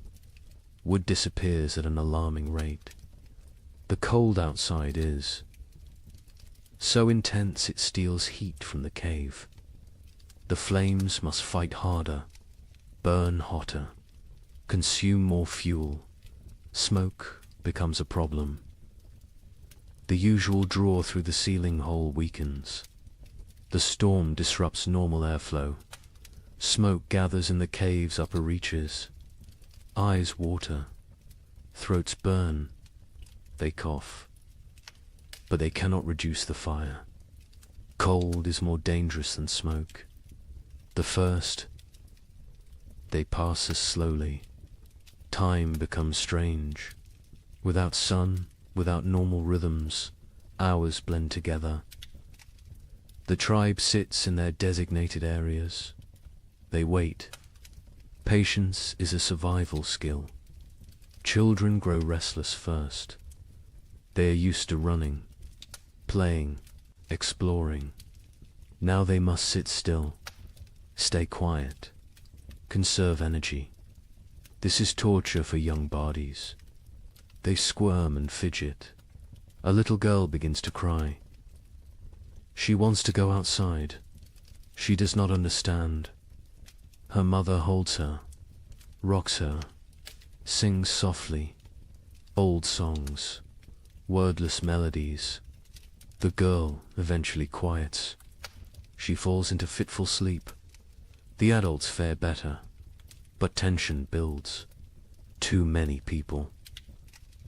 In too small a space, personal conflicts simmer. Old grievances resurface. A young hunter glares at another. Some past dispute, some imagined slight. The chief notices. He moves between them. His presence prevents escalation. Mira tells stories. Her voice cuts through the wind's howl.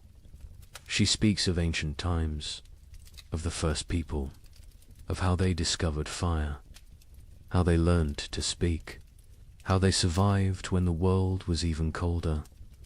The children gather around her, even the restless. Once her words captivate them, transport them. For a while, they forget the storm, forget the confinement. They live in her stories. Night comes. They know this only because their bodies tell them. Fatigue sets in. Eyelids grow heavy. The fire must be maintained through darkness. The hunters establish a watch rotation. 2 men awake at all times. 1 feeds the fire. 1 watches the entrance. Sleep comes hard.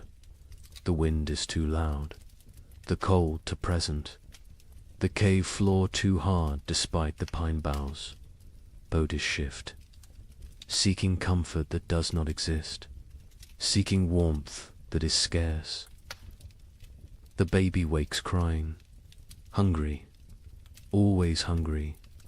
Its mother nurses it. But her own hunger makes her milk weak. Thin. The baby feeds but does not satisfy. It cries again. Other children wake. The mother's face shows exhaustion, desperation. An older woman brings warm broth. made from bones and snow water. She encourages the mother to drink. Liquid helps produce milk. The mother drinks. The broth is barely warm, barely flavored, but it is something. The second day brings no relief. If anything, the storm worsens. The wind reaches new levels of fury. It sounds like raging beasts, like angry spirits. The entire cave vibrates. Small stones fall from the ceiling. Dust rains down. Fear creeps in. What if the storm never stops? What if they run out of wood? What if the cave collapses? These thoughts spread silently, visible in worried eyes, in tense shoulders, in clenched jaws. The chief sits straight. Projects. Confidence. But privately he worries. The wood piles shrink rapidly. Too rapidly, he calculates. 3 more days, maybe 4. Then they burn sleeping firs. Then they face choices. Terrible choices. Food rationing becomes stricter. 1 small meal, barely enough to sustain. Stomachs growl constantly. Children whimper. Adults endure silently. Hunger is familiar. Hunger is survivable. For a while, Torg's hands have healed from the axe work. Now they crack from the dry cold. Blood seeps from split skin. He wraps them in leather strips. The bleeding stops, but the pain remains. He says nothing. Complaining helps no one. A hunter notices moisture on the cave walls, condensation from their breath, from their bodies. This moisture freezes, creates a thin layer of ice. The cave becomes a frozen chamber. Beauty and danger combined. Mira leads. The women in work. They cannot hunt, cannot gather, but they can prepare. They sort through supplies. They repair torn clothing. They sharpen stone blades. Idle hands create despair. Work provides purpose. The women sit together. They speak quietly. They share memories of other winters. Some worse than this, some better. They draw strength from survival stories. From knowing others endured. One woman speaks of losing her first child to cold 10 winters ago. The baby simply did not wake one morning, frozen in sleep. Her voice breaks. Others reach out, touch her shoulder, her arm. Physical. Connection matters. They grieve together. They heal together. The 3rd day breaks their spirits slightly. The storm continues unabated. White chaos outside. Grey despair inside. Hope becomes harder to maintain. Faith in survival wavers. A young child develops a cough, deep and wet. The sound echoes in the cave. His mother's face shows terror. Winter. Coughs kill. They start small. They grow. They steal breath. They take lives. The healer examines the child. An old woman with knowledge of plants, of remedies. She has dried herbs, stored carefully. She makes a tea, bitter and strong. The child refuses it. She forces him. He must drink. He must fight. The child drinks. He gags. He sputters. But the liquid enters his body. The healer wraps him in extra furs, keeps him near the fire. She monitors his breathing, his color. She has saved children before. She has lost children before. She does what she can. The fire burns lower. Fuel supplies deplete. The chief makes a decision. Smaller fire, colder cave, extended resources, survival over comfort. The tribe huddles closer. They share body heat. They become one organism, one survival unit. Stories continue, but energy for telling wanes. Voices grow hoarse. Throats hurt from smoke and dryness. Still they persist. Stories are medicine. Stories are hope. Stories are memory. Kraw dreams fitfully. He dreams of the hunt, of running through snow, of warm blood on cold ground, of meat and plenty. He wakes to cold and hunger. Reality disappoints. But reality is what they have. The fourth day brings a subtle change. The wind decreases slightly. Not much, but enough to notice. Enough to spark hope. Ears strain, listening for further improvement. Praying for silence. By afternoon, the wind drops to a steady roar instead of a scream. The leather hide stops its violent flapping. Stillness seems possible, seems real. The tribe exchanges glances. Cautious optimism. The chief crawls to the entrance. He carefully lifts the hide edge. A tiny gap. Snow immediately blows in, but he can see outside. Barely. The world is still white, still falling, but less violent, less deadly. He drops the hide. He turns to face the tribe. His expression gives them their answer before he speaks. The storm weakens, not over, but weakening. They will survive. They will see the end. Relief flows through the cave, visible, tangible. Shoulders relax. Faces soften. Tears form in some eyes. The trial continues, but the worst has passed. That evening, the coughing child breathes easier. The healer's tea worked, or luck worked, or sheer will worked. The reason does not matter. The child will live.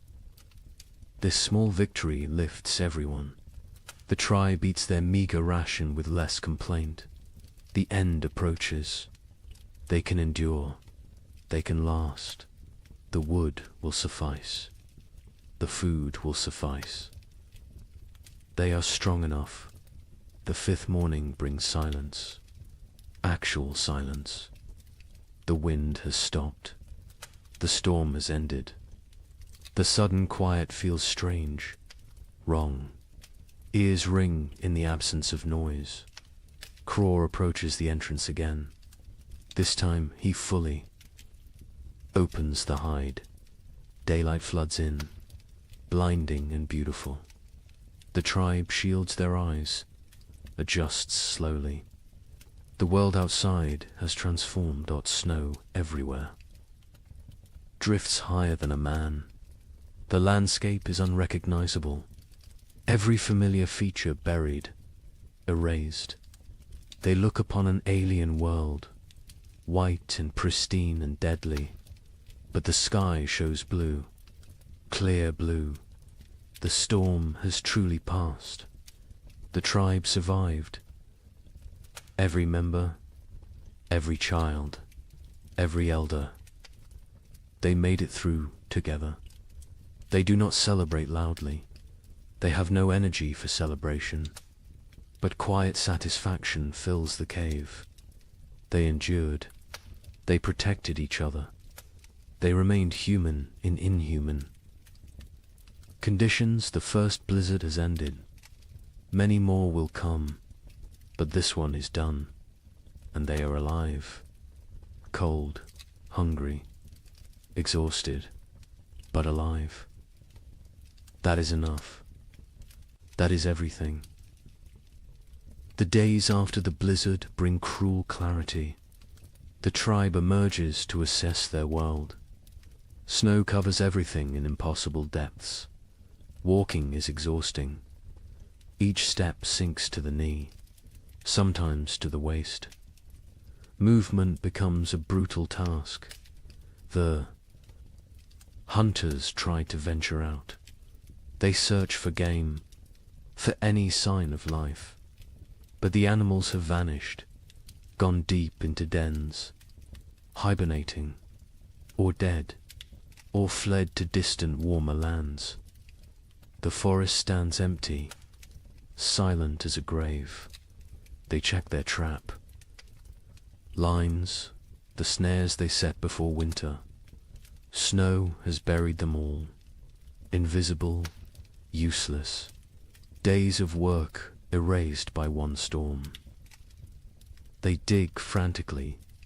They find 3 traps, all empty, all sprung by falling snow. The tribe returns to the cave. Their faces tell the story. No food, no prospects, only what they stored, only what hangs from the ceiling, only what sits in clay pots. They must make it last. They must ration carefully. The chief counts the supplies again. He uses his stones. He moves them slowly. His count confirms his fears. Not enough. Even with strict rationing, even with 1 meal per day, they will run out before spring arrives. Weeks before, he does not share this calculation. Not yet. Fear helps no one. Panic kills faster than hunger. He will wait. He will hope. Perhaps another opportunity will come. Perhaps luck will shift. The moon rises full and bright. It illuminates the frozen landscape. Everything glows silver, beautiful and deadly. This moon marks the deepest part of winter. The coldest nights, the longest darkness. The tribe calls it the moon of hunger. Every winter it appears. Every winter it tests them. Food becomes an obsession. Stomachs growl constantly. Sleep brings dreams of feasting, of plenty, of meat dripping fat. People wake disappointed, wake to cold reality. Wake to emptiness. The single daily meal shrinks. Further, what filled a palm now fits in fingers. Barely enough to taste. Never enough to satisfy. Children cry after eating. Still hungry. Always hungry. Mothers have nothing more to give. The baby suffers most. Its mother's milk dries up. Her body has nothing left to convert. She tries to nurse. The infant sucks desperately, gets nothing. Its cries become weaker, more pitiful, more heartbreaking. The women try to help. They chew dried meat until soft. They feed this paste to the baby, tiny amounts. The baby takes it, swallows. But infant bodies need milk, need fat, need nutrients this paste cannot provide. Mira grows weaker. Her old body has few reserves. Age makes winter harder. She sleeps more, moves less. Her skin seems to hang on her bones. Her eyes sink into her skull. She knows what is happening. She accepts it. This is the way of things, but she still tells stories. Her voice is thin now, barely audible. The children lean close to hear. She speaks of abundance, of spring, of flowers and green grass, of warm sun on skin. She gives them hope. She gives them something beyond hunger. A hunter named Breck volunteers to venture far, to search for game in distant valleys. Perhaps the herd's sheltered somewhere. Perhaps hunting is possible. The chief considers this. The risk is enormous. But starvation is certain. He agrees. Breck leaves at dawn. He carries a spear, a stone blade, nothing else. Weight would slow him. He must move fast, cover distance, return quickly, or not return. At all, the tribe watches him go. A small figure against vast white. He grows smaller, smaller, then disappears over a ridge. They pray to spirits, to ancestors, to anything that might listen. Bring him back with food. Days pass. Breck does not return. Hope fades. The tribe assumes the worst. The cold took him, or hunger, or predators, or simple bad luck. They mourn silently. They cannot waste energy on elaborate grief. The fire burns lower, with supplies critical now. They cannot gather more easily. The snow is too deep, the cold too intense. They burn less. The cave grows colder. Ice forms on interior walls. Breath becomes visible even inside. People huddle together constantly.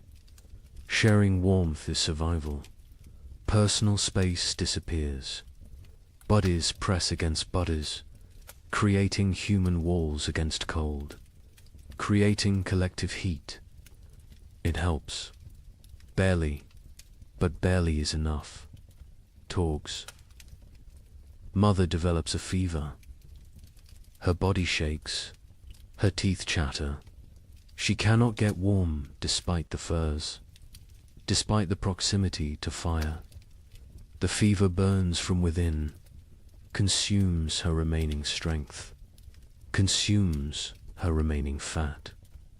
The healer examines her. She recognizes the signs. Starvation, fever, the body eating itself, trying to generate heat, trying to survive. But without food, the body destroys itself. Muscles become fuel, organs become fuel. Death approaches. The healer makes another tea. Her herbs are nearly gone. Only a few precious leaves remain. She must choose. Who gets treatment? Who goes without? These choices haunt her, but she must make them. She gives the tea to Torg's mother. A chance. A small chance. The woman drinks. The liquid burns her throat. She coughs violently, but she keeps it down. She wraps herself tighter. She closes her eyes. She fights. Her body fights. Time will tell if fighting is enough. The children stop playing. They lack energy for play. They sit quietly, stare at nothing. Childhood vitality drains away. They become small, old people, serious, silent, waiting. One boy asks his father when they will eat more. The father has no answer. He pulls his son. Close, he says, spring will come. Spring always comes. The boy asks when. The father says soon. He lies. Spring is months away, but the lie is kindness. The tribe begins eating leather. They take old, worn pieces. They boil them. The leather softens slightly, becomes chewable. It provides almost no nutrition, but it fills the stomach, tricks the body temporarily, delays the inevitable. They scrape hide scraps, collect tiny bits of dried meat, particles that fell, that were missed. They gathered these with desperate care. Every crumb matters. Every fragment could mean another day. The chief notices people eyeing the stored seed. Small amounts save for spring planting. Eating that seed means no crops next year. Means starvation then instead of now. But now is very real, very present, very tempting. He moves the seed, hides it in a far corner, tells only 2 trusted hunters. They will guard it. Die before allowing it to be eaten. Future survival demands this sacrifice. Present suffering must be endured. On the 7th day of the moon of hunger, the baby dies. It simply stops breathing during the night. Its mother wakes to cold stillness. She does not scream. She has no energy for screaming. She holds the small body, rocks it, as if warmth could return life. The women come. They gently take the infant. They wrap it in soft rabbit fur. They place it near the cave entrance. The frozen section, it will keep there. When the ground thaws, they will bury it properly. For now, this is all they can do. The mother sits empty. Her arms feel wrong without the weight. Her chest aches with useless milk that finally came. Too late, always too late. Other women sit beside her. No words exist for this loss. Presence is enough. Mira's breathing becomes labored, wet and rattling. She lies on her furs. She does not complain, does not demand attention. She simply fades. Life seeping away like water into sand. The tribe knows. They have seen this before. Young. Ones are brought to her. One by one, she touches their faces, whispers blessings, passes final wisdom. Her hand trembles with the effort, but she completes this duty, this last gift to the future. That night, Mira stops breathing, peacefully, in sleep. Her face relaxes, tension disappears. She looks younger suddenly. The years fall away. She returns to some earlier self. The tribe covers her with respect, with gratitude. She gave them everything, even her final breath. 2 deaths in one day. The tribe feels the weight. They are fewer now, weaker now, more vulnerable now. But they must continue. Must endure, must survive for those who did not. The 8th day brings a miracle. A shout from outside. The hunters rush to the entrance. They peer out. A figure approaches, limping, struggling, but alive. Breck has returned. He collapses at the cave entrance. His lips are blue, his face is white. Frostbite blackens his fingers, his toes, but he smiles. He gestures weakly behind him. There, in the snow, a shape dot the hunters rush out. They find his kill, a mountain goat, not large, but fresh, real, actual meat. Breck tracked it for days, followed it to high cliffs, killed it with a desperate throw, then dragged it back. Somehow, against all odds, they bring the goat inside. They bring Breck inside. The tribe crowds around. They cannot believe it. Food, real food, hope made flesh. Tears flow freely. Relief, gratitude, joy. The women butcher immediately. They work with trembling hands. Blood flows. Precious blood. They catch it. Blood soup will feed many. Nothing wastes. Nothing spares. They roast small pieces. The smell fills the cave, mouths water, stomachs cramp with anticipation. The wait is agony, but the meat must cook. Raw meat brings sickness. Patience is required. Finally, the meat is ready. The chief distributes it. Tiny portions, barely a bite each. But that bite is everything. Rich, warm, nourishing. People chew slowly, savor every second. Some cry while eating. Breck receives his portion, receives gratitude, receives respect. He risked everything. He saved them, not permanently. This meat will last only days, but days matter. Days a lifetime when death looms close. The healer tends his frostbite. His blackened fingers will probably fall off. His toes are lost. He will be crippled, but he will live. He made the trade willingly, his pain for their survival. No one will forget this sacrifice. Torg's mother survives. The tea worked, or her will worked, or the tiny bit of meat worked. Perhaps all three.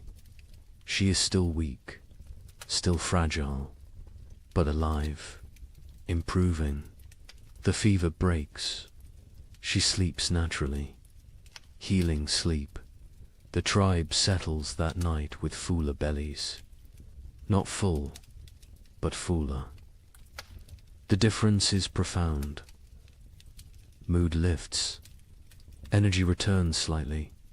Conversation resumes. Small jokes are made. Laughter sounds strange, foreign, but welcome.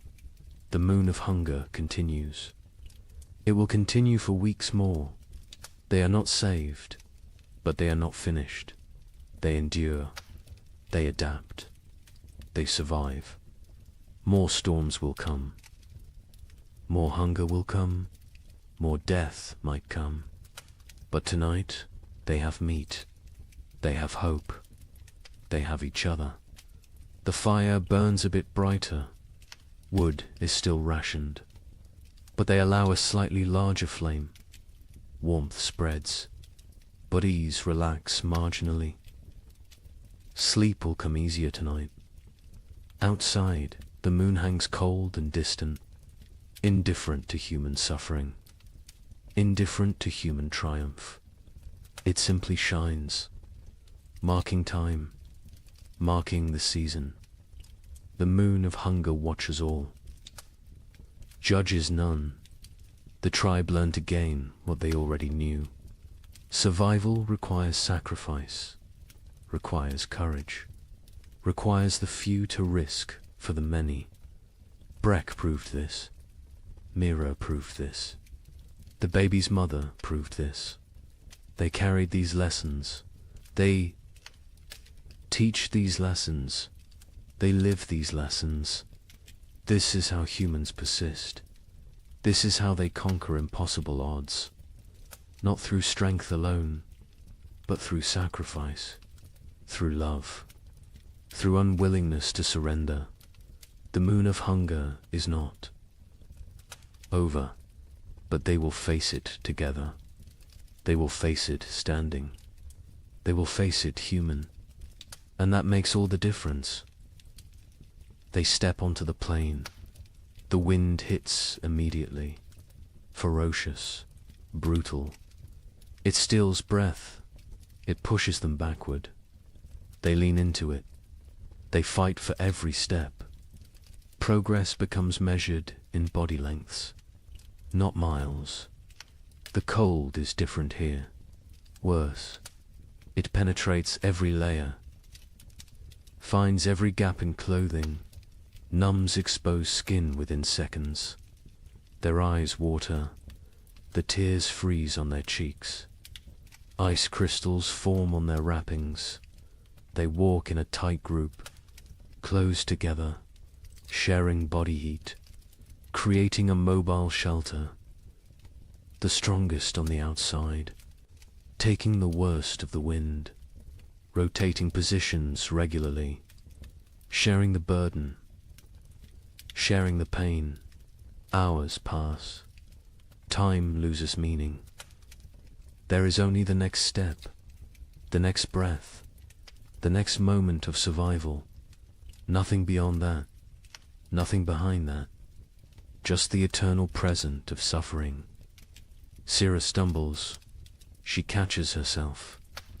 But barely. Her legs shake. Exhaustion shows.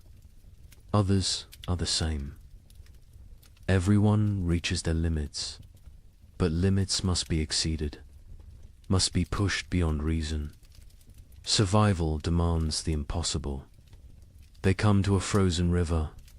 Ice covers it completely. Thick. Ice.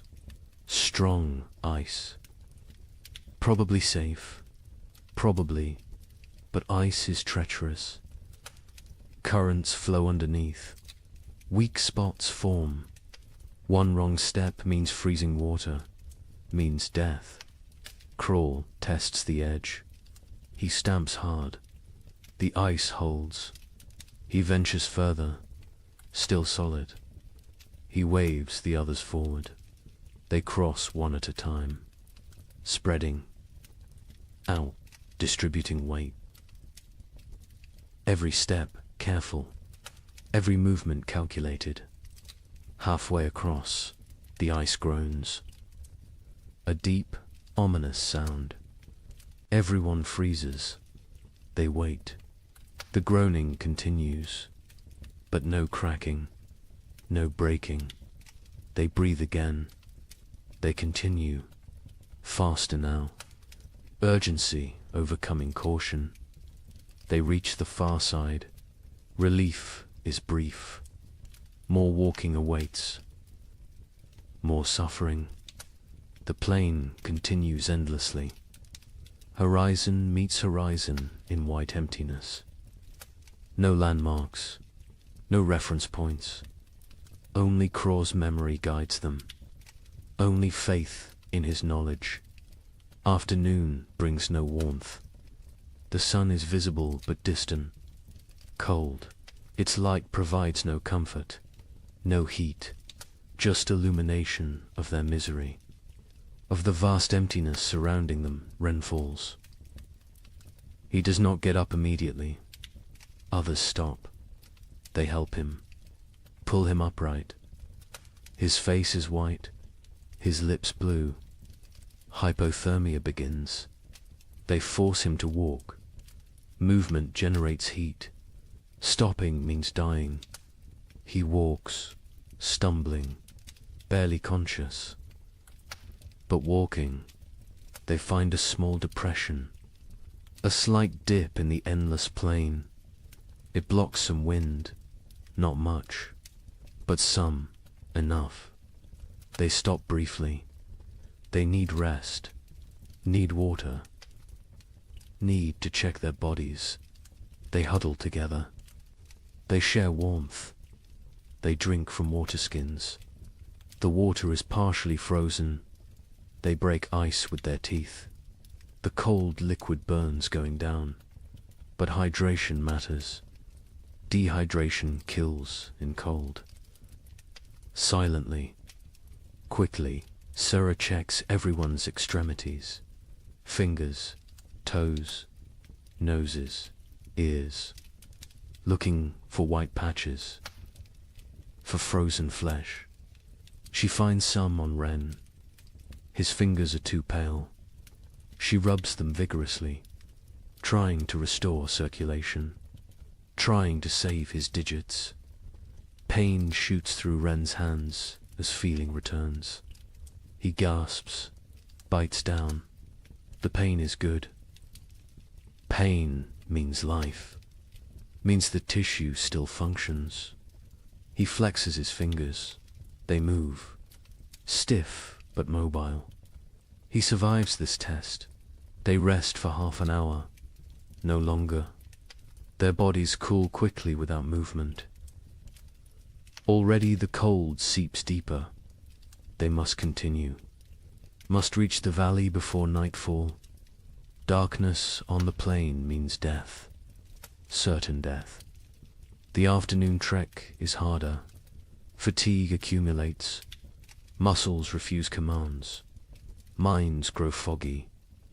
This is dangerous. Clear thinking preserves life. Confusion kills. They focus on simple goals. Next 100 steps. Then next 100. Then next, they see shapes ahead. Dark forms against white. Rocks. Trees. Hope. Surges, but distance deceives. The shapes are far. So far. What looked like minutes away takes hours to reach. The plain plays tricks, tests sanity. Finally, they arrive. Not trees, just large boulders. But boulders provide shelter. Wind breaks around them, creates calm pockets. They can rest here. They can survive the night here. Relief is overwhelming. They collapse against the rocks. Their bodies give out. They have nothing left. They walked for 14 hours, maybe 15, through impossible conditions.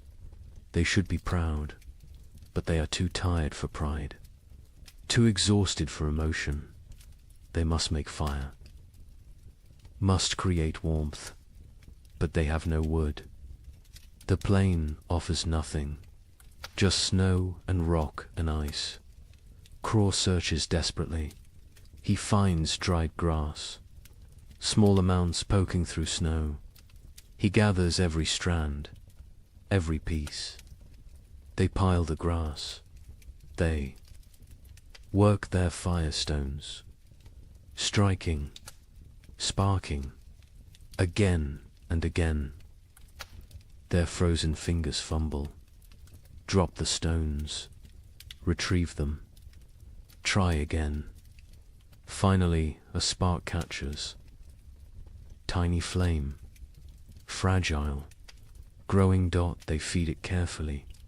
Grass burns fast, too fast. The flame provides momentary warmth, psychological comfort more than physical heat, but it helps. It reminds them they are human. They can create. They can fight nature. The fire dies within minutes.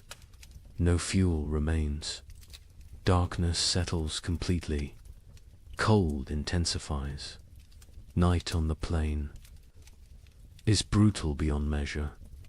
They huddle together, all 10 bodies pressed close, creating a human ball. Preserving core warmth, sleep comes in fragments, minutes at a time. Someone must stay awake, must watch, must ensure everyone breathes, must prevent the final sleep that never wakes. They rotate this duty, share this burden. The night lasts forever. Time becomes meaningless. There is only cold, only suffering, only the desperate clinging to life. Some pray to spirits, some think of family, some think nothing, just exist, just breathe, just survive. Dawn arrives, grey and grudging. They survived, all 10, frozen, hurting, but alive. They check each other. Frostbite has spread. Fingers are white. Faces are damaged. But they can walk. They can continue. They eat tiny portions of dried meat. The food is frozen solid. They soften it in their mouths. It provides minimal energy, but enough. Enough for another day. Enough for more walking. The valley must be close. Croft feels it. He cannot explain how, but he knows. A few more hours, maybe half a day, they can make it. They must make it. They walk again, Bodhi's screaming protest. Every joint aches, every muscle tears. They walk anyway. They walk because stopping is death, because the tribe needs them, because they are human and humans endure. The terrain begins to change, subtle at first, a slight slope, a gentle descent, then more pronounced. Hills appear, the valley approaches, energy returns, hope fuels them. They increase pace. By midday, they see it. The valley spreads below, protected, sheltered. Trees grow there, dense forest. The sight is beautiful, salvation made visible. They almost run, almost forget their exhaustion. They enter the valley, wind stops, silence surrounds them. The temperature feels warmer immediately, still cold, still winter, but survivable, bearable. They made it. Against impossible odds, against nature's fury, they made it. Now they must find food, must justify the journey, must save the tribe. The trek was only half the battle. The real test begins now. The valley delivers on its promise. The hunters find game within hours, deer sheltering in thick forest. A small herd, 5 animals, healthy and fat. They have survived winter well, protected by the valley's embrace. The hunt is successful. 2 deer fall, 2 coordinated spears. The hunters work efficiently. They butcher, they preserve, they prepare for the return journey. Success tastes sweet, sweeter than the meat itself. They saved the tribe. They accomplished the impossible. The journey back takes 4 days. They carry heavy loads, meat wrapped in hide, dragging it through snow. The weight slows them, but spirits are high, high enough to overcome exhaustion, high enough to push through pain. The tribe spots them from a distance, 10 figures approaching, all walking, all alive, and carrying something, carrying hope. The cave erupts in celebration, crying, shouting, relief pours out. They feast that night, controlled feasting, rationed celebration, but feast nonetheless. Meat fills bellies, strength returns to limbs, color returns to faces. The tribe steps back from death's edge, not far, but enough days pass into weeks. The meat lasts longer than expected. Careful rationing, careful preservation. The tribe survives, continues, endures. Then something changes, subtle at first, easy to miss, but Craw notices. He always notices. The air feels different, less sharp, less cutting. The quality of cold has shifted. He mentions it to the chief. The chief feels it too. Something is coming, something changing. They watch, they wait, they observe. The days grow longer, minutes at a time, barely noticeable, but cumulative. Dawn arrives earlier. Dusk comes later. Light increases. Darkness retreats. The balance shifts. The sun rises higher in the sky. Its arc changes. It climbs further before descending. Its light hits at different angles, penetrates deeper into the cave. These are signs. Ancient signs, remembered signs. One morning, water drips. A single drop from the cave roof, then another. Ice is melting, slightly, temporarily, but melting. This has not happened in months, not since autumn. The tribe gathers to watch, to witness this miracle. Liquid water, life returning. The dripping stops when temperatures drop again. But the message was sent. Winter weakens. Its grip loosens. Imperceptibly, gradually, but definitely. Birds return. Not many, just a few scouts. Ravens first. Always ravens. They circle overhead. They call to each other. Their voices break the silence of months. The sound is jarring, almost forgotten, but welcome. So welcome. The snow begins to change. Its texture alters. Morning crust forms. The surface freezes hard overnight. Supports weight. Walking becomes easier. No more sinking to the thighs. Progress quickens. Movement improves, but afternoons bring different snow. Soft, wet, heavy.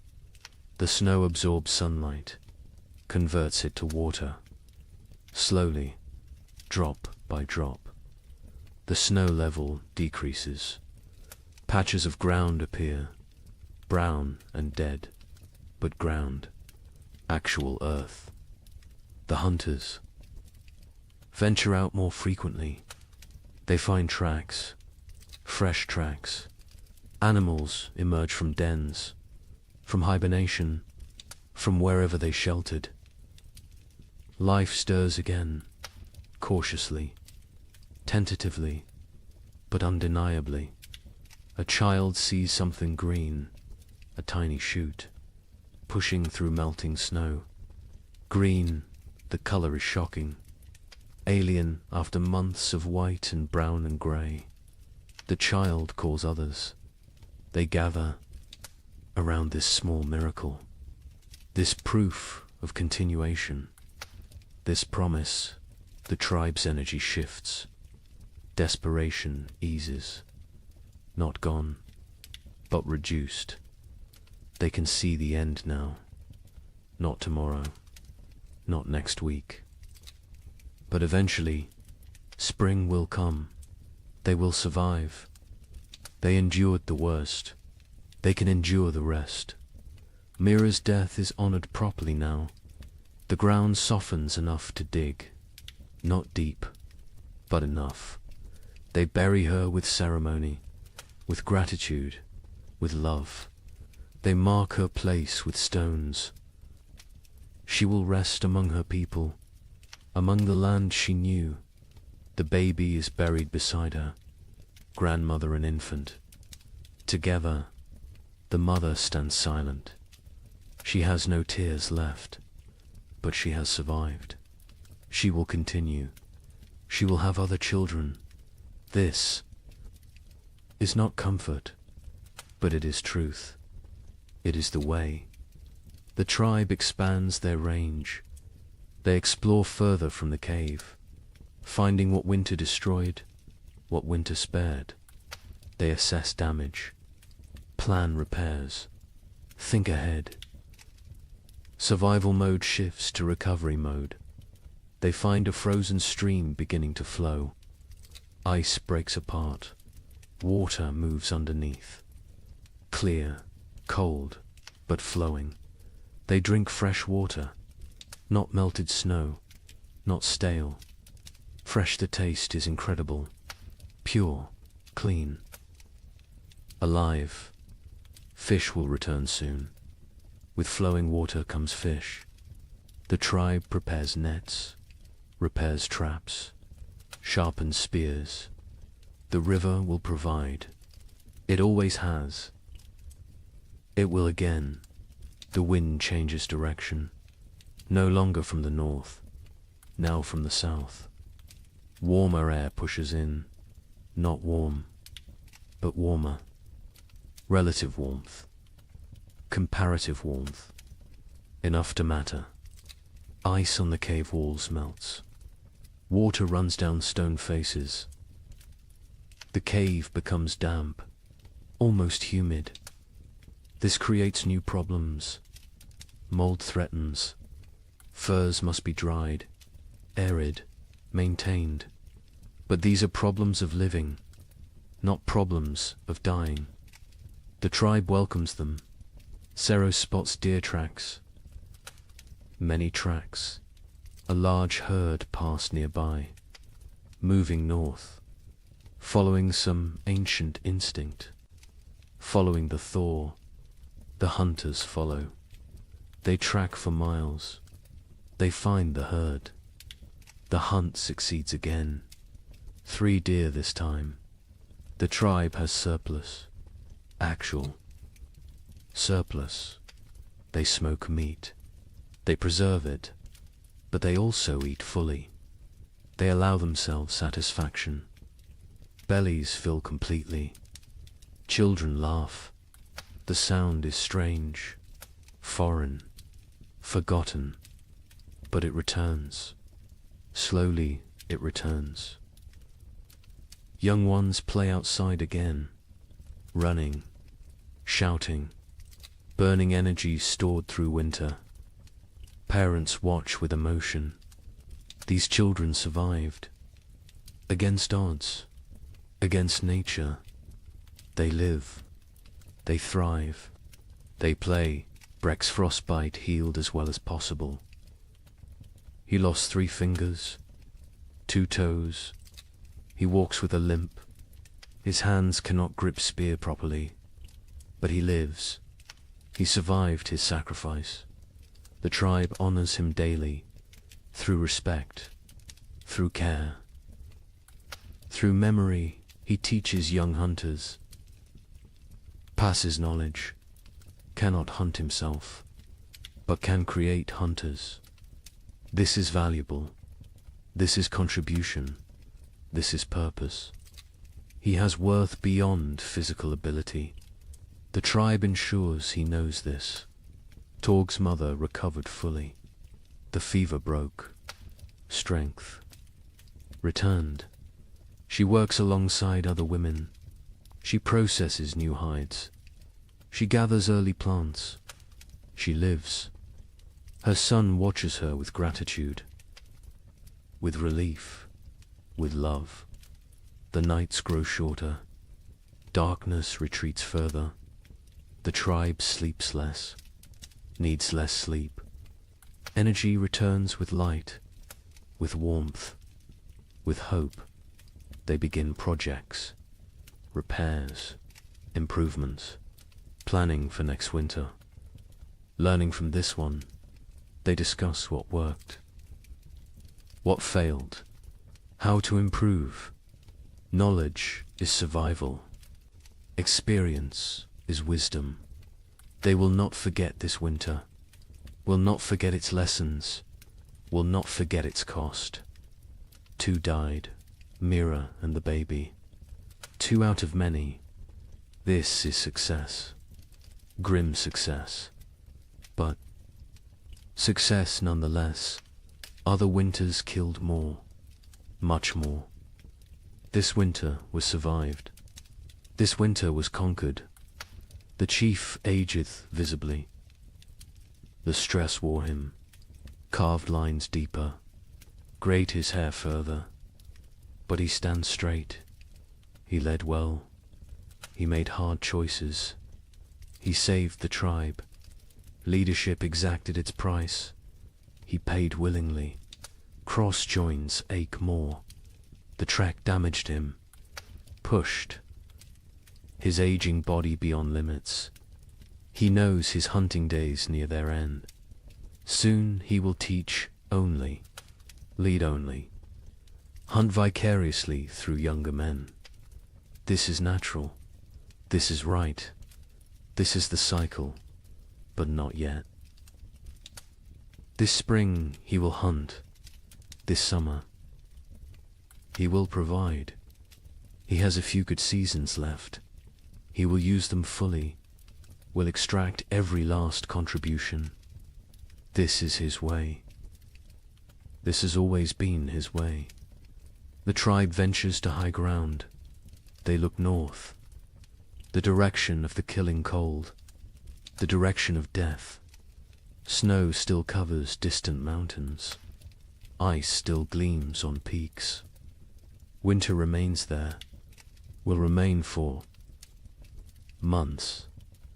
But here, in the valley, in their home, spring approaches, green spreads, slowly, gradually, but visibly. Grass emerges, leaves bud, flowers prepare to bloom. Color returns to the world. The monochrome existence ends. Life reasserts itself. Birds return in waves, small ones first, then larger. They sing, they call, they mate, they build nests. They choose to live here, choose to raise young here. The tribe takes this as blessing, as approval, as sin. Children collect eggs, carefully, leaving some, taking some. The birds can spare them. The birds will lay more.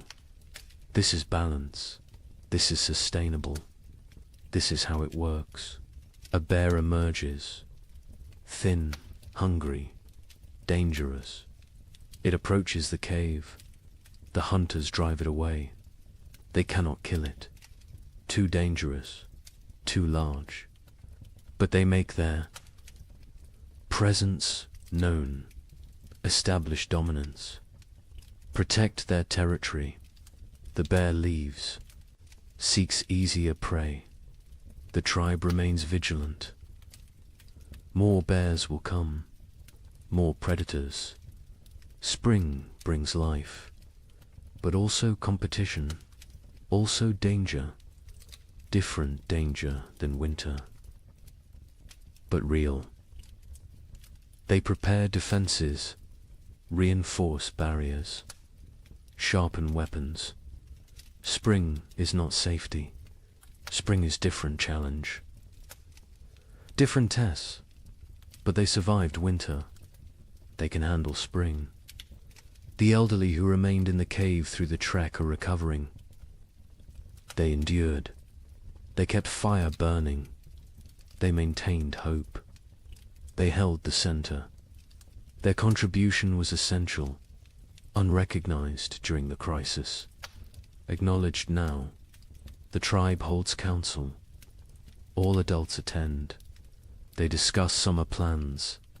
Where to hunt, where to gather, what to store, how to prepare for next winter. Always next winter. Winter always comes again. But between now and then, between this moment and that future threat, there is spring, there is summer, there is abundance, there is life. They will live fully, live completely, live gratefully.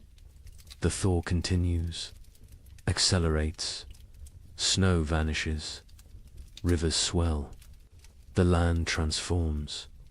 The frozen death world becomes living green world.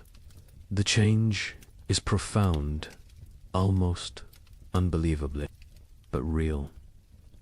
Witnessed, experienced. The tribe survived. All but two. They endured when winter meant death. They outlasted the brutal cold. They conquered the primitive darkness. They proved again what humans are, what humans do, what humans will always do. They survive. They adapt. They continue. Spring has begun. The tribe gathers in evening light, not inside the cave, outside, under open sky. This gathering is ritual, sacred. It happens after every winter, after every survival. The time has come to speak, to remember, to learn. The chief sits at the center. Elders form a circle around him, hunters behind them, women next, children at the outer ring. Everyone has place, everyone has voice. This is how knowledge passes. This is how wisdom survives. The fire burns. Between them, not for warmth now, for ceremony, for focus, for connection. Flames dance, sparks rise. The tribe watches, reflects, prepares to speak their truths. The chief begins. His voice carries weight, authority earned through survival, through sacrifice, through leadership in darkness. He speaks of the winter, its harshness, its cruelty, its lessons. He names those lost. Mira, the infant, their names spoken aloud. Remembered, honored, he speaks of choices made, rationing food, sending the trek, hiding the seed. Hard choices, choices that saved them, choices that cost them. Leadership is burden. This winter proved it again. He carries these decisions, will carry them forever. Cross speaks next. He describes the hunt before the storm, the desperate race, the near miss with the bison's horn. He shows his torn fur, his scar, physical proof of survival, of risk, of success. He speaks slowly, choosing words carefully. Each word teaches. He talks about the trek, the frozen plain, the endless walking, the night without shelter, the valley discovered, the game found. He does not glorify, does not exaggerate, simply states, truth is lesson enough. Truth needs no embellishment. The other hunters add details. Each perspective matters. Each view completes the picture. One speaks of exhaustion, another of fear, another of hope sustained. Together they create full understanding, complete knowledge, shared experience. Breck holds up his damaged hands. 3 fingers gone. Stumps healed now, scarred. He speaks of tracking the goat, days alone, nights frozen, the desperate throw that killed, the impossible drag back. His voice is steady, no regret, no bitterness, only statement, only fact. He says he would do it again, would sacrifice again. The tribe is everything. Individual is nothing. This is core truth. This is survival principle. This is what separates humans from animals. Willingness to suffer for others, to die for others. If necessary, the women speak. Myra's daughter tells of her mother's final days, her weakness, her continued teaching, her peaceful end. Tears flow, but also pride. Mira lived well, died well, left legacy. This is all anyone can hope for. The baby's mother speaks, briefly. Her voice breaks. She cannot say much, but she says enough.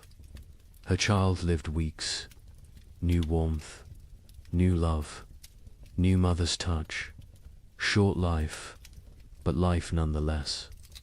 She will honor it, will remember it, will carry it forward.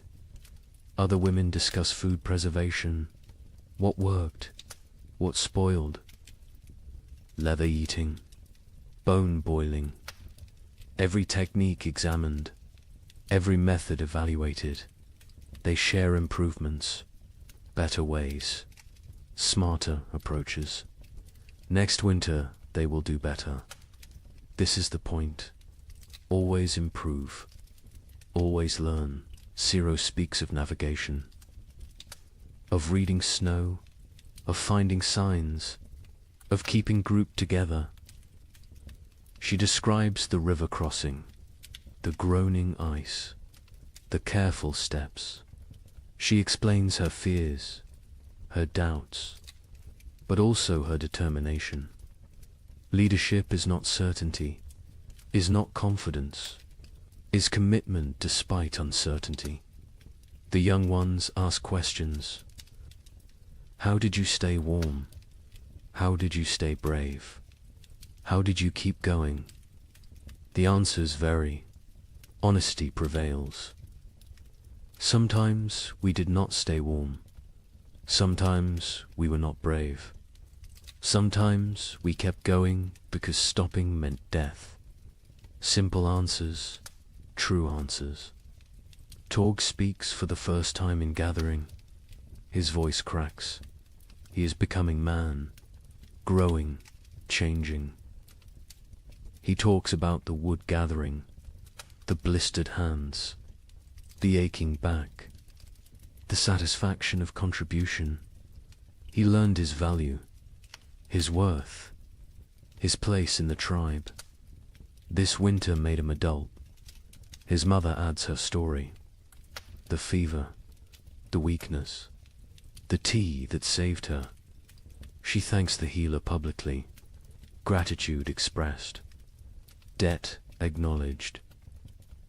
The healer nods, accepts thanks, but says she only did what she knew, what others taught her, what Myra taught her years ago. Knowledge circles, returns, perpetuates. The healer discusses her herbs, what she used, what she saved, what she needs to gather. She lists plants, describes locations, teaches identification. Several women listen intently. They want to learn, want to help, want to preserve this knowledge. The healer accepts students, welcomes them. Knowledge must spread, cannot die with one person. Talk turns to preparations. What they should have done, what they will do next time. More wood, always more wood. Better storage, improved insulation, stronger entrance barriers, backup supplies, hidden caches, distributed resources. They brainstorm, they plan, they commit. Someone suggests splitting the tribe, half in one cave, half in another. If one location fails, the other survives. Discussion follows, arguments for, arguments against. The chief listens, considers, makes no decision tonight. This needs thought, needs time, will be decided before next winter. The feast day arrives with warmth, actual warmth. The sun climbs higher. It stays longer. Its rays penetrate winter's final defense. The cold retreats, step by step, day by day. Life returns. The tribe moves through mourning with purpose. Women prepare food, all the food, reserves brought out, smoked meat, dried fish, roots saved, seeds roasted. Nothing held back today. Today's abundance. Today is celebration. Today is life affirmed. Children run wild, energy unleashed, months of confinement explode into motion. They chase, they climb, they shout. Their laughter echoes off rocks, off trees, off the sky itself. Parents watch with full hearts. This sound, this joy, this is why they fought, why they suffered, why they survived. The hunters bring fresh game, killed this morning, deer and rabbits. Prepared quickly, cooking now. The smell fills the valley, rich, savory, irresistible. Mouths water, anticipation builds. The feast approaches. By midday, everything is ready. Food covers flat rocks, arranged, displayed. More food than seen in months, more than anyone remembers. It looks impossible, looks like dream, but it is real, earned, deserved. The chief stands. He raises his hands, silence falls, even children quiet. He speaks briefly, thanks the spirits, thanks the ancestors, thanks the tribe. Each person contributed, each person matters, each person survives because all survived. This is truth. This is their way. Then he gestures. Begin, eat, celebrate, live. The tribe descends on food with controlled urgency, not greed, not desperation, but hunger, real hunger. Months of deprivation cannot be ignored. They fill their hands, fill their mouths, fill their bellies. The taste is incredible. After bland rations, after leather, after nothing. This food is ecstasy, simple food, basic food. But to them it is feast worthy of gods. They eat slowly, savoring, appreciating, grateful for every bite. Children eat until they cannot move, then play, then eat more. Their bodies demand fuel, demand rebuilding, demand growth delayed by winter. Parents smile, let them eat, let them grow, let them live. Adults pace themselves. Years teach moderation, but they eat fully, satisfied fully, for the first time in forever. Bellies are tight, bodies are warm, hearts are full. This moment is perfect. This moment is earned. This moment is theirs. As afternoon settles, the tribe relaxes into contentment. Some sleep, some talk, some simply exist, peacefully, completely, without fear, without hunger, without cold. Present moment contains everything needed. Stories begin again. Different stories now, lighter stories, funny memories, embarrassing moments, gentle teasing. Laughter comes easily. Naturally, the tribe remembers how to be happy, how to be human beyond survival, how to live rather than merely exist. Brexits. With young hunters, he demonstrates techniques despite damaged hands, shows them tracking signs, explains animal behavior, shares decades of knowledge. His hunting days may be over, but his contribution continues. Different form, same value, same importance. The healer sits with her new students. They examine plants, learn properties, memorize uses. She teaches patiently, thoroughly. She knows she grows old. She must pass knowledge before she cannot, before it dies with her. The young women listen intently. They understand the gift. They accept the responsibility. Sira walks the valley's edge, exploring, mapping, planning.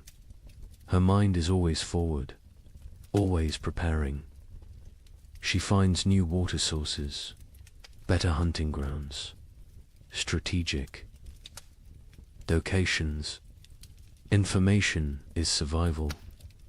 Knowledge is power. She gathers both constantly. Craw sits alone briefly, watching his tribe, his family. He feels his age, his exhaustion, his mortality, but also satisfaction, pride, purpose. He has lived well, provided well, protected well. If death comes tomorrow, he is ready. He is complete. He is content, but death does not come. Life continues. Spring unfolds. Days stretch longer. Warmth increases. Green spreads across the land like water, flowing, growing, transforming everything it touches. Other tribes exist. Other peoples, scattered across the vast lands. Each endured their own winter. Each fought their own battles. Each lost their own members. Each survived through strength and sacrifice and will to the north. Coastal peoples weathered storms. Ocean. Winds brought different cold. Wet cold. Penetrating cold. They huddled in driftwood shelters. Ate fish when they could. Kelp when they must. They survived. Barely, but survived to the south. Dozer peoples faced different trial. Cold nights, scorching days, extreme swings, no middle ground. They sheltered in caves, conserved water, endured. They know survival has many faces. Cold is only one. Each environment tests differently. Each demands different strengths. Mountain peoples lived with the snow, always. Surrounded, buried, isolated. They knew winter intimately, understood its moods, its dangers, its rare gifts. They moved with the seasons, migrated, adapted, survived through flexibility. Through knowledge, through respect for nature's power, plains peoples tracked the herds, followed them south, followed them to survival. They lived nomadic, always moving, always hunting, always one step ahead of starvation. Their winter was journey, was constant motion, was different struggle, same stakes. All these peoples, all these tribes, all these humans, connected by nothing except species, except determination, except refusal to surrender. They do not know each other, will never meet, will never share stories, but they share experience, share struggle, share humanity. Winter tested all, cold respected none. It killed without preference, without mercy, without meaning.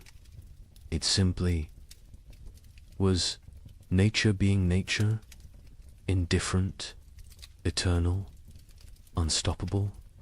But humans stopped it anyway.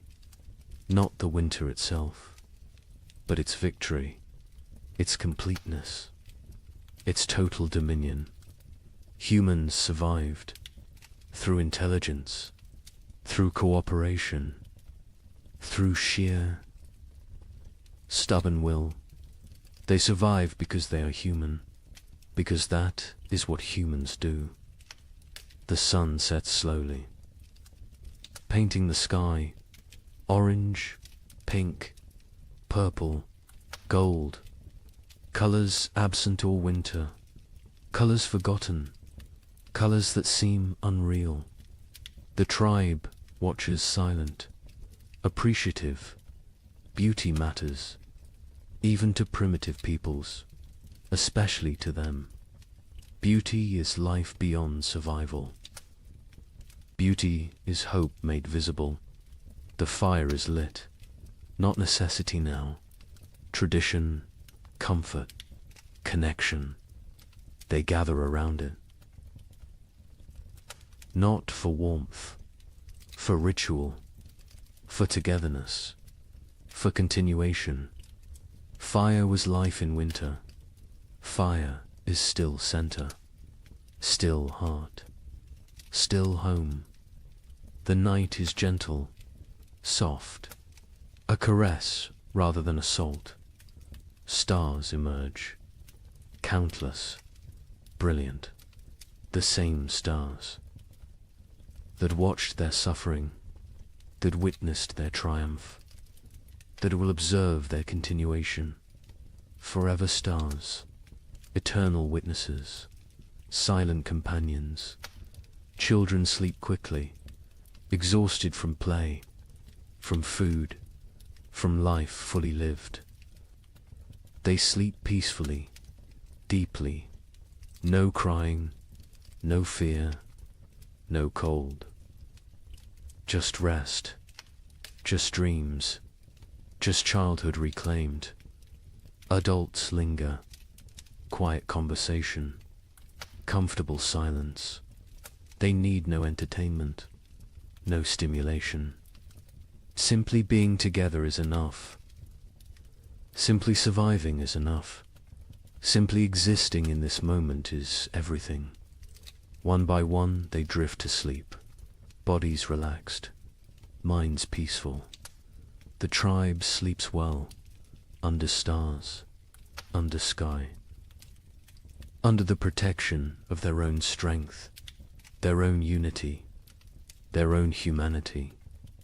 The night deepens, the fire burns low, embers glow, red, orange, fading.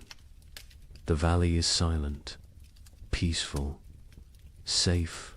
Life sleeps, life rests. Life prepares for tomorrow, somewhere.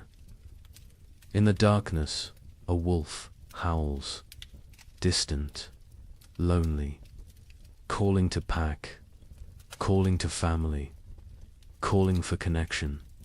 The sound carries, echoes, fades. The tribe does not wake, does not fear. Wolves are neighbors, not enemies. All creatures struggle. All creatures survive. All creatures seek pack, seek family, seek belonging. The echo continues. Not just wolf, but all sounds, all voices, all stories. They echo through time, through generations, through eternity. This tribe will fade. These people will die. But their echo continues. Their legacy persists. Their survival matters. Because they are not the end. They are the beginning, the foundation, the root. From them come others, many others, countless others. Every human alive carries their echo, their determination, their refusal to quit.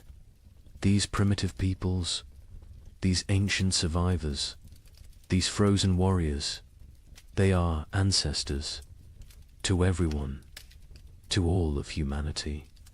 Their winter is our winter. Their struggle is our struggle. Their survival is why we exist. The night holds all of this, all of history, all of future, all of possibility. It holds the sleeping tribe, the dying fire, the silent stars.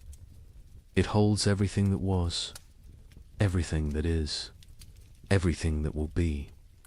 And in the morning, they will wake, they will continue, they will live another day, then another, until winter comes again.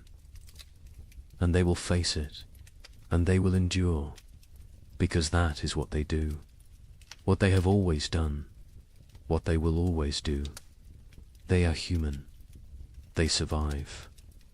The night knows this. The stars know this.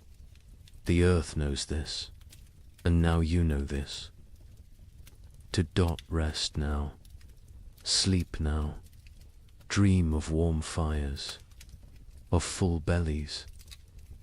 Of tribes that endure. Of humans who refuse to quit. Of ancestors who gave us everything, including survival itself. The echoes continue, forever, always, in the night.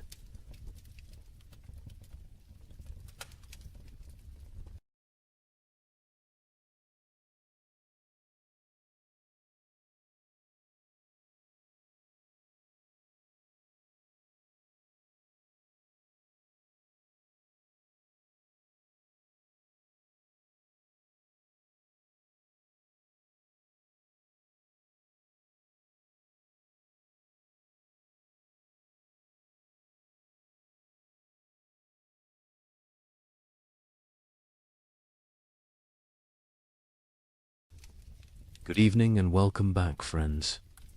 Tonight we're diving into the fascinating world of the Roman Empire. As always, let me know where in the world you're listening from.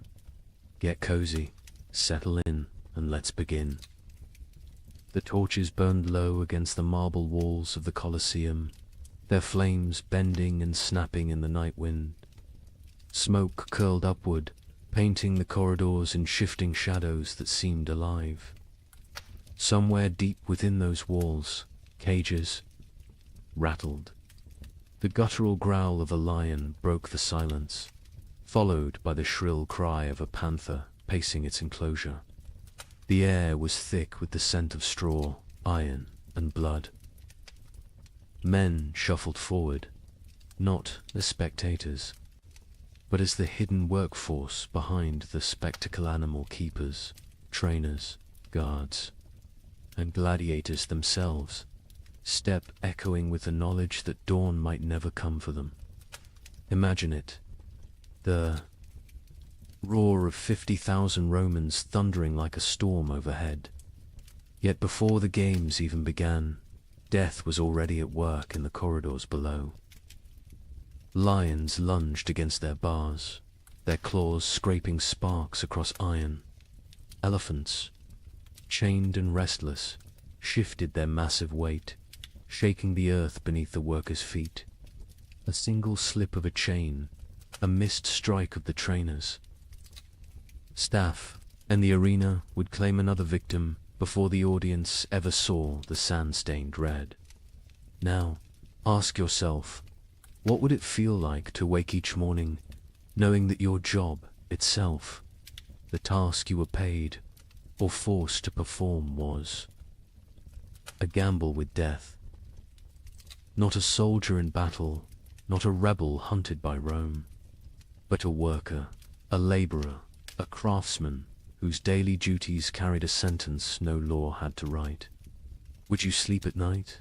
Or would your dreams be haunted by the growls from the cages, the weight of the stones above your head, or the smell of lead dust clinging to your breath?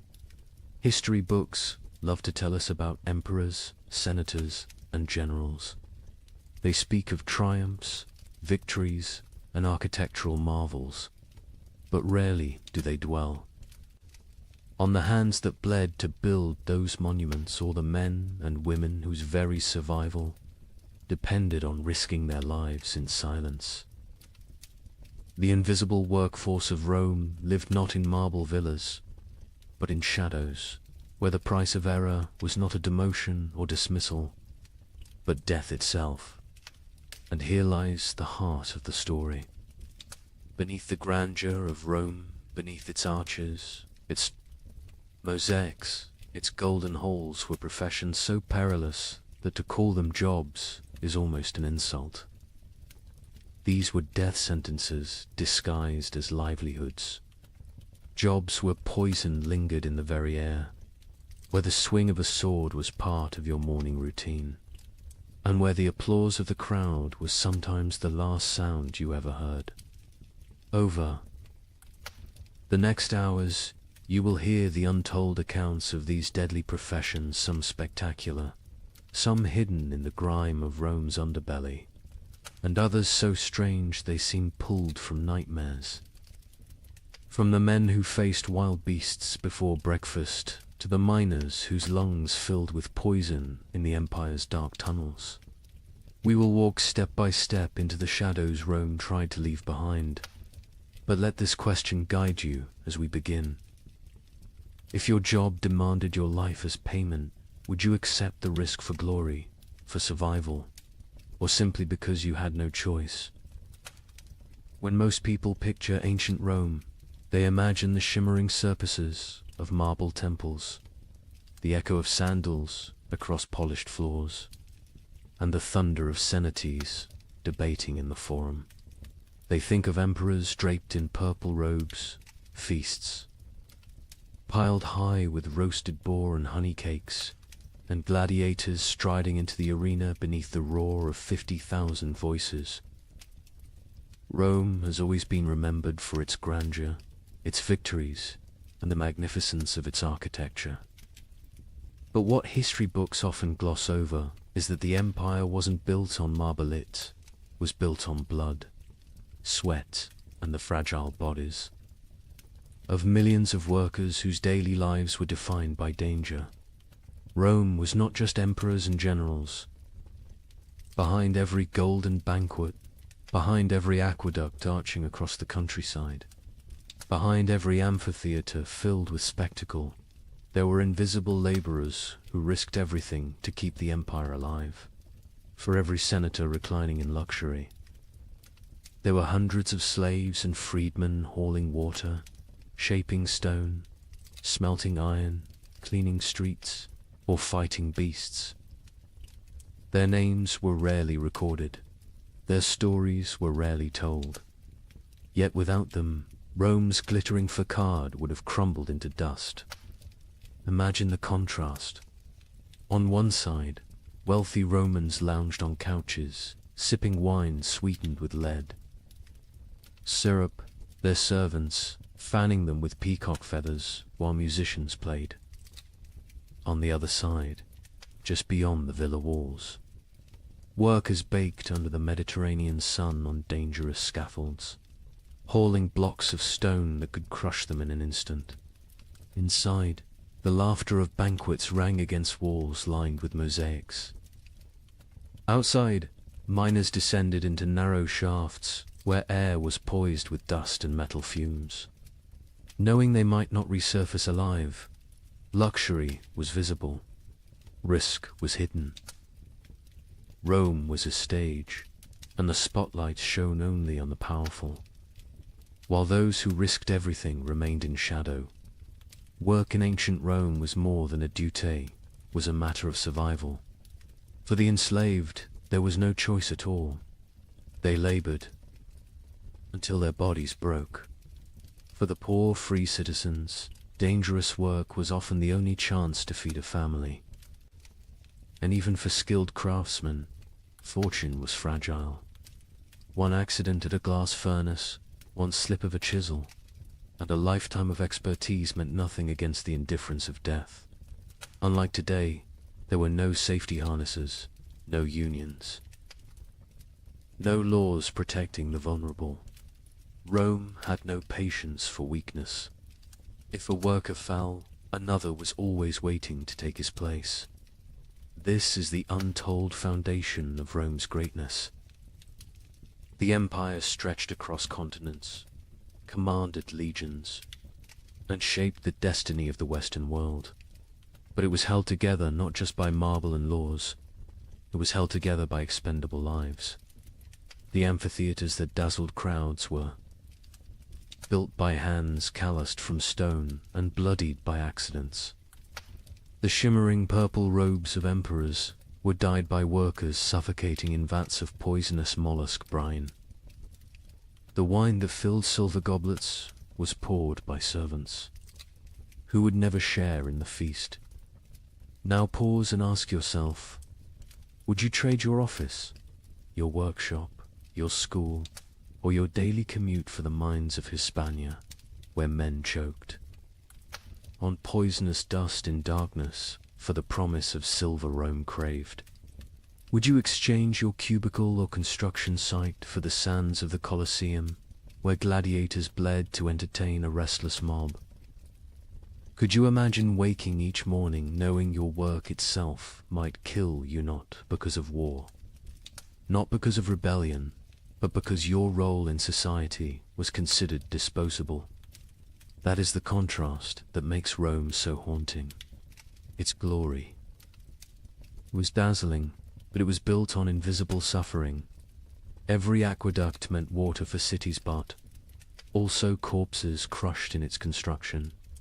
Every road meant trade and travel, but also slaves dying in the ditches. Every banquet meant celebration, but also bakers coughing from flour dust, servants poisoned by fumes, and children forced into brutal apprenticeships. Rome was not just a civilization of luxury. It was a civilization of calculated risk, where millions lived knowing their value extended only as far as their usefulness to the empire. As we step deeper into these stories, keep this in mind. The history of ancient Rome is not just about triumphs and monuments.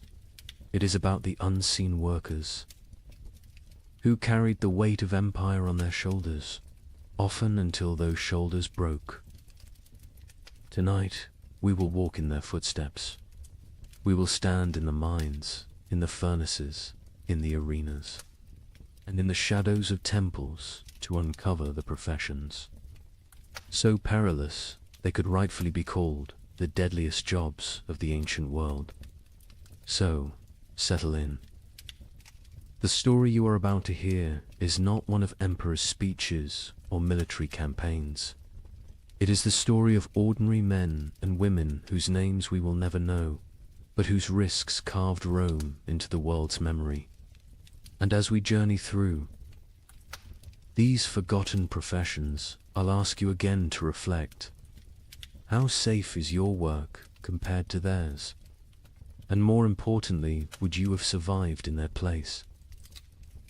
Beneath the Colosseum, night was never silent. Torches sputtered against damp stone walls, smoke trailing upward into the labyrinth of corridors. From the shadows came the sound that froze even hardened gladiators in their tracks, the rattling of iron bars, the scrape of claws against cage doors, the guttural growl of beasts that did not belong to Rome but had been dragged here from the farthest corners of the empire. Leopards shipped from the rocky coasts of North Africa, half-starved, to make them hungrier. Tigers, stolen from distant India, pacing in restless fury. Bears hauled from the frozen forests of Germania. Even elephants, towering and furious after months of brutal marshes, swayed on their chains, slamming tusks into wooden barriers that cracked under the strain. The ground itself trembled when these creatures roared, and the men tasked with keeping them under control knew the truth. They were one mistake away from being torn to pieces.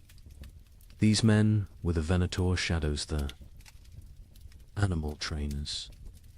History rarely records their names, but their presence haunted every spectacle.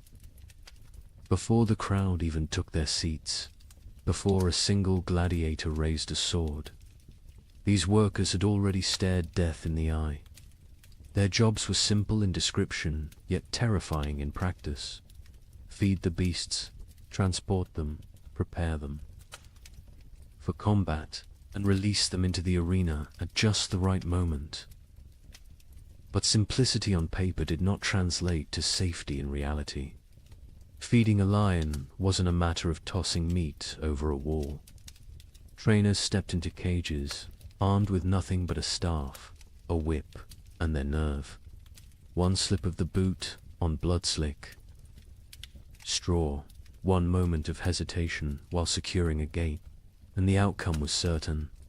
The animal lunged, claws raked, jaws snapped shut, and no one risked entering the cage to drag the trainer's body back. The suspense of those moments was unbearable. Imagine holding a slab of raw meat in your hand, the smell driving the lion to frenzy, its amber eyes locked onto yours as though you yourself were the meal. Imagine the tremor of the bars as the beast hurled itself against them, the iron shrieking like thunder in the confined corridors.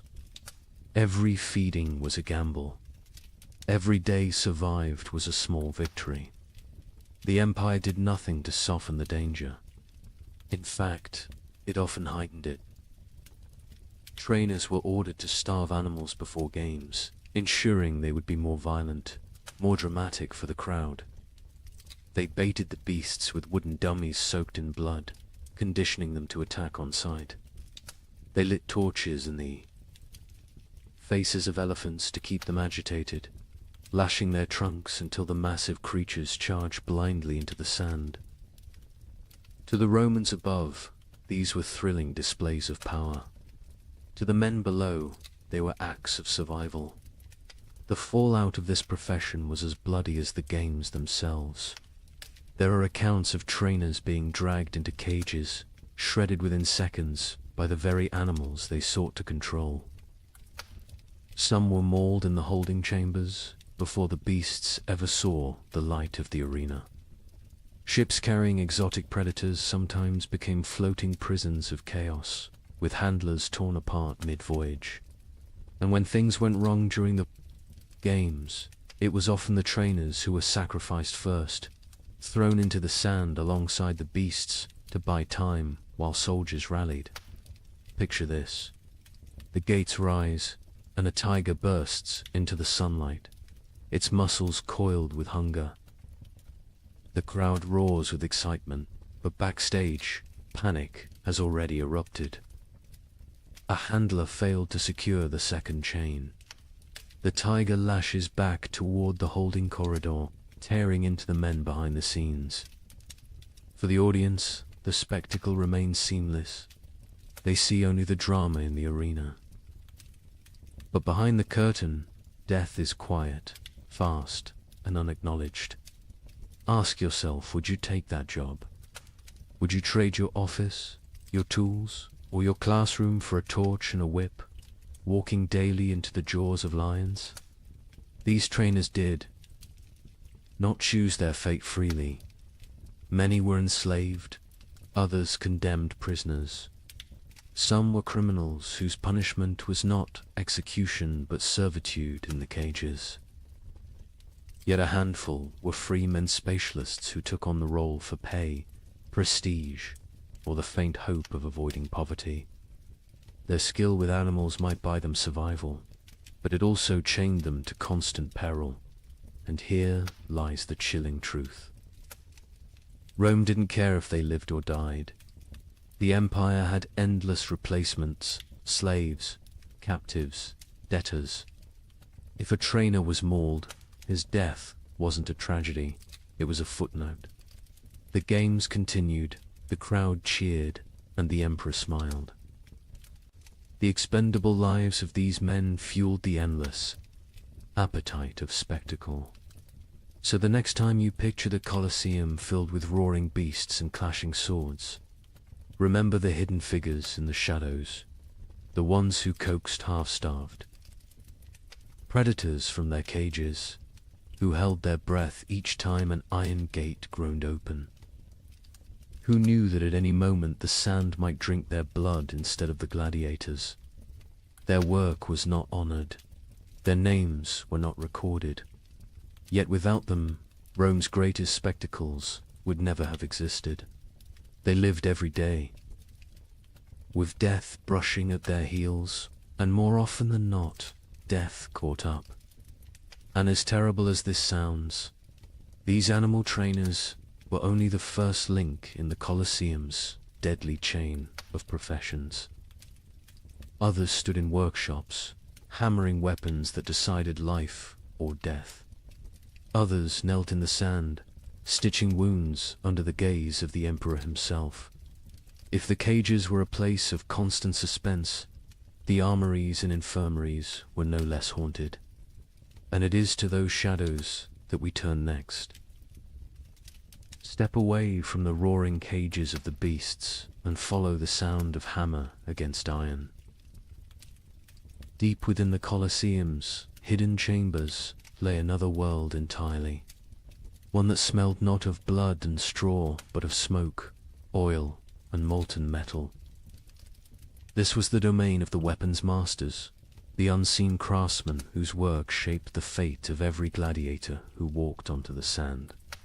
Picture it, a forge glowing in the half-dark, the air heavy with heat, sparks flying like fireflies as iron is struck again and again on the anvil. Grindstones hiss as edges are sharpened, the rhythm of stone against blade echoing like a heartbeat through the chamber. The tension here was no less suffocating than in the animal pens above, for in this place, the smallest error did not simply ruin a weapon, it ruined a man's life.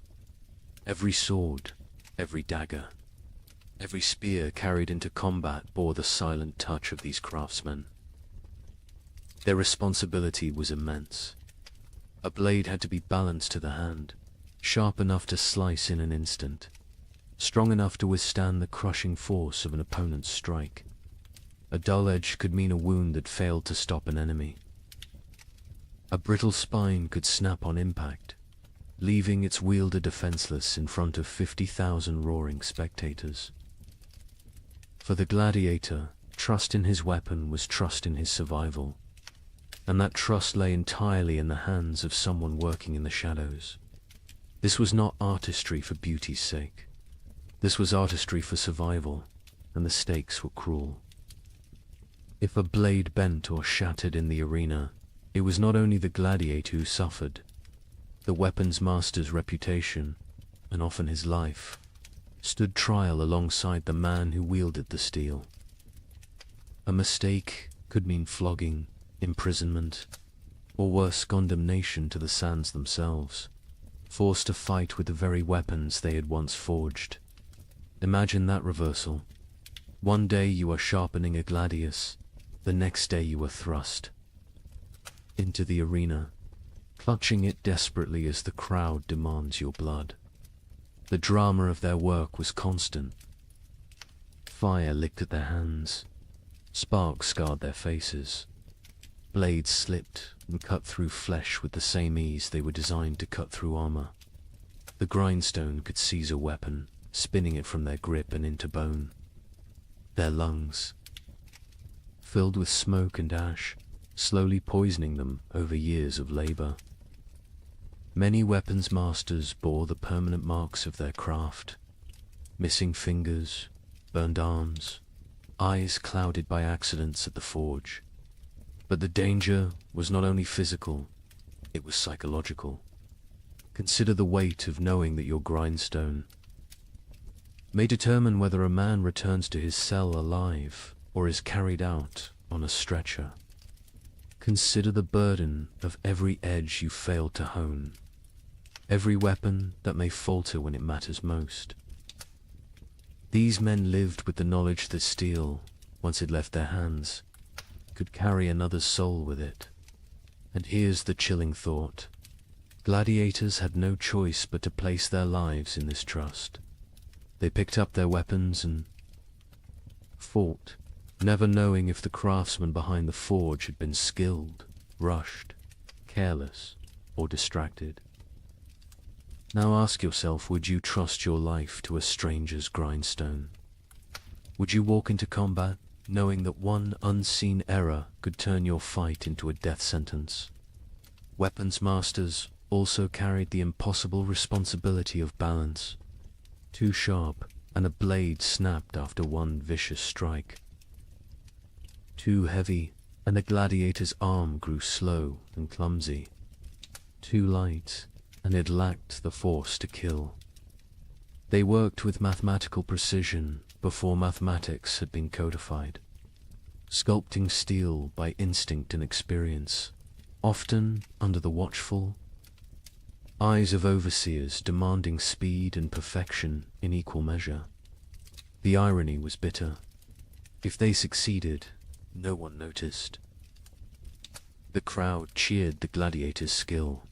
The emperor judged the fight, and the craftsman remained invisible.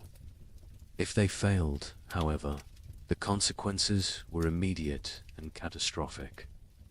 The Colosseum was merciless, not only to fighters, but to those who supported them. And yet, despite the danger, some sought this path willingly. Freedmen and poor citizens took apprenticeships, learning to hammer steel in hopes of steady work. Others inherited the trade through family lines, fathers teaching sons to temper blades in the same fires that scarred their own hands. For them, the forge was not just survival, it was a way to carve meaning into their anonymity. Even if history forgot their names, still, every clang of the hammer carried tension. Every hiss of the grindstone was a reminder that death hovered close. These were not glamorous artisans. They were men whose craft was measured in heartbeats on the sand above. So as you imagine the gladiators locked in battle, their swords flashing in the sun, remember the unseen masters in the forge. Their sweat coated the blades. Their mistakes bled into the sand. Their unseen hands carried just as much responsibility for life and death as the fighters themselves. And this was only one profession in the Colosseum's deadly ecosystem.